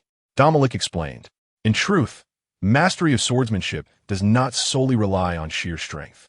Exquisite control is equally vital, allowing one to triumph over brute force and achieve victory through finesse. When one possesses a profound understanding of power itself, one can naturally wield it with perfection. This is the essence of power. While Arya continues her practice, Domoric ventures deep into the woods alone, suddenly drawing his long blade and executing a swift, fierce strike. Before him, a tree of considerable girth is instantly cleaved in two, its surface remarkably smooth, akin to a mirror. System activated. A series of blocky characters materialize before Domeric's eyes. Domoric Bolton identity. Lord of the Lonely Mountain, scion of House Bolton. Heir of the Dreadfort. Loyal vassal to Wendell Manderly, Jorah Mormont, Benjen Stark, Jon Snow, and Roy Reed. Regarded as the foremost swordsman of the North in the eyes of Eddard Stark, a favored son-in-law, beloved brother-in-arms to Robb Stark, first love, betrothed, and cherished one in the heart of Sansa Stark, object of admiration for Arya Stark, the man whose footsteps she shall forever pursue, secretly adored by Wilfred Manderly, an unfulfilled yearning, seen as a hellish demon by the mountain clans and wildlings, the esteemed lord titles, the Flayer, the foremost swordsman of the North, a socialite. Strength, 86 agility, 91 spirit, 95 combat index, 272 note. The secrets within your heart are already known to you. Why then seek the counsel of this system? After experiencing the rebellion of the mountain clans, embarking on campaigns against the wildlings, and enduring a series of assassination attempts, Domeric's prowess has surged remarkably. In less than half a year, his combat index has escalated from 225 to an impressive 272. Indeed, extraordinary experiences serve as the finest remedy for enhancing strength. Had he remained sequestered within his domain, it is unlikely his abilities would have advanced so swiftly. At present, Domoric is earnestly seeking a worthy opponent to gauge his true capabilities, someone like the infamous Jaime Lannister, who, at the tender age of 15, joined the Kingsguard, becoming the youngest member in the annals of the legendary Knightly Order, and who slayed King Aerys II during the War of the Usurper. Chapter 79. Conflict, what a misfortune.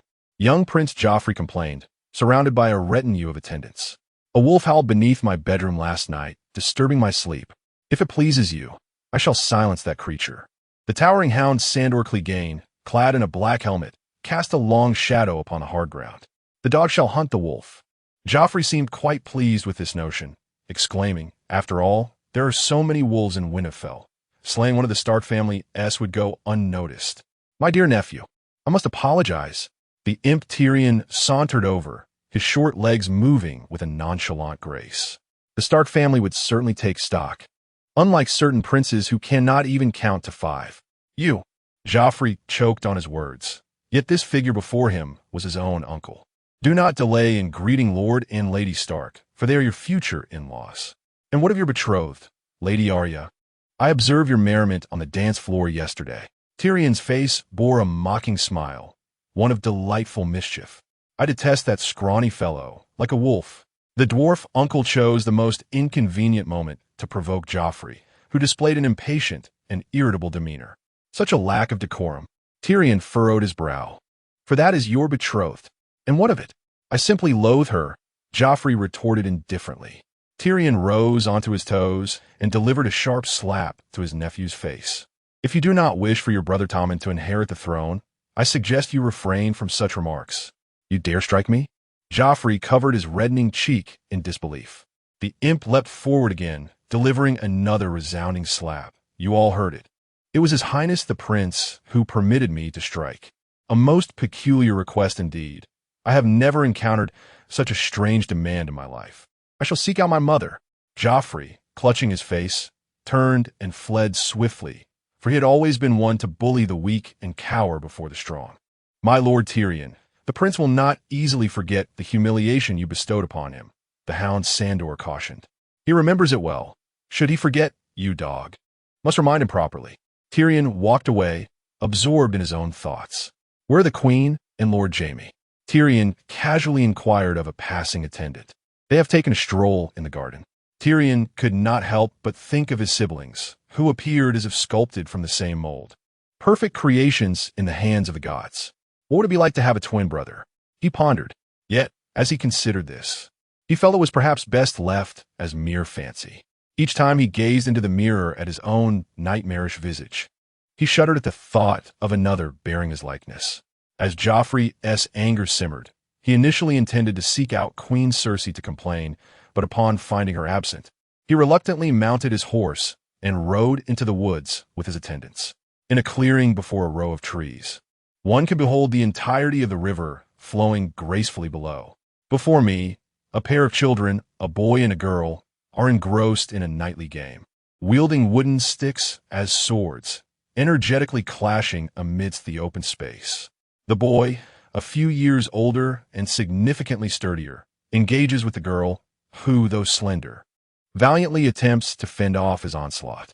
As she endeavors to retaliate, he deftly blocks her strike, landing a blow upon her fingers, causing her to drop her makeshift weapon and cry out in pain. Isn't that my betrothed? What a pitiful fall. Joffrey cannot help but burst into laughter. Mind your own business. Arya, clearly aware of Joffrey's presence nearby, retorts. How dare you be so insolent towards the prince? Prepare to be punished. Joffrey, drawing his sword from its sheath, is invigorated by the metallic rasp of leather against steel. My lord, she is your betrothed. A nearby attendant reminds him. Joffrey recalls the words of his uncle, Tyrion the Imp, warning him that should he harm Arya, his father Robert might strip him of his claim to the throne, favoring his brother Tommen instead. However, the indignation he feels is insurmountable. As a monarch of unparalleled legacy, Joffrey has never endured such humiliation. I know, Joffrey declares, pointing his sword at the freckled boy sparring with Arya. Who do you think you are? He dismounts, towering over the boy with a mocking tone. I am Mikey, the boy whispers, fully aware of Joffrey's noble lineage and unable to conceal the fact that he is merely a butcher's apprentice. Do butchers aspire to be knights? Joffrey taunts. Pick up your sword. Let me see if you are worthy. He steps down from his horse, sword in hand. Mikey stands frozen, recognizing that the weapon before him is merely a stick. Joffrey strides towards him, raising his sword, its tip resting menacingly against Mikey's face. A sharp movement, and a crimson spray erupts, a thin line of blood trickling down the boy's visage. The thrill of tormenting the weak intoxicates Joffrey, who revels in this sadistic pleasure. Joffrey possesses a sadistic streak. He once delighted in disemboweling a pregnant cat, playing with one of its unborn kittens. His notorious deeds, from the assassination of Bran to the beheading of Ned, are but a reflection of his tyrannical nature. Ultimately, Joffrey met his end at his own wedding feast, concluding a life marked by brutality and brevity. He is my friend. Release him. Arya cries out desperately. This matter is beyond your control, Joffrey retorts, an expression of cruelty glimmering in his eyes as he prepares to inflict further harm upon the butcher's apprentice, savoring the thought, if I cannot dominate you, I shall surely subjugate those around you. With words proving ineffective, Arya takes action, gripping her wooden stick tightly, seizing the moment while the attendant's attention wanes elsewhere. With a forceful strike to Joffrey's head, the stick cracked audibly. In that fleeting moment, Arya felt an indescribable exhilaration, as if she had inadvertently grasped the essence of the power wielded by Ser Domoric. Joffrey staggered and turned, his head drenched in blood, seemingly still reeling from the attack. Arya swung her stick again, delivering a satisfying blow to a cornered foe, relishing the moment. The attendants stood frozen, paralyzed by the presence of the prince, the future king, and the duke's daughter, the prospective queen. Neither dared to offend either party, opting instead to feign death. You dare strike me? Joffrey was utterly unhinged, swinging his longsword fiercely at Arya. The wooden stick in Arya's hands was no match for the steel blade, forcing her to retreat step by step. In that perilous moment, a shadow darted past Arya.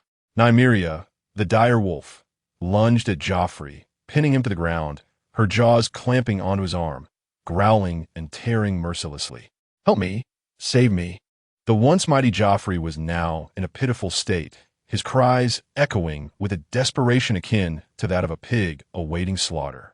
The glass garden, a greenhouse heated by hot springs in Winterfell, boasted a humid warmth that kept the soil from freezing, often utilized for cultivating southern fruits, vegetables, and exotic flowers. "The hand of the king should be you," a woman's voice rang out. "Spare me," James Lannister replied lazily. "Do I seem suited for such a role? Are you blind to the perils lurking behind this situation?" Cersei could not suppress her concern. "Robert will heed Eddard's counsel. Our plight will become even more dire. We are fortunate by the gods. If Stannis or Peter were to assume the role of hand, it would be far worse.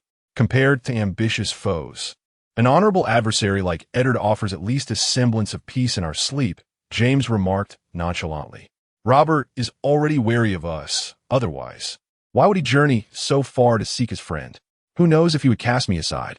Only his death would pave the way for Joffrey's ascension." A flicker of venomous resentment crossed Cersei's eyes, laced with a hint of frenzied madness. "Yes, the sooner Robert dies, the better. I'm afraid I cannot assist you in this matter. I swear I will not betray the king." "You have already betrayed a king. Have you forgotten?" Cersei's tone dripped with sarcasm. James sighed deeply. "Stop fretting over the future. Focus on the happiness before us." "Spare me your condescension," Cersei complained. "The thought of that fat, bloated barrel pressing down on me makes me nauseous. Dear sister, I am weary of such matters. Kindly close your mouth and come here." Two sentinel trees grew closely together, faint silhouettes visible behind the trunks. Cersei embraced the tree's trunk, her rounded thigh lifted, and suddenly her delicate, pale foot dangled in midair, tensing abruptly. The trunk began to sway gently. "Where are you, brother and sister?"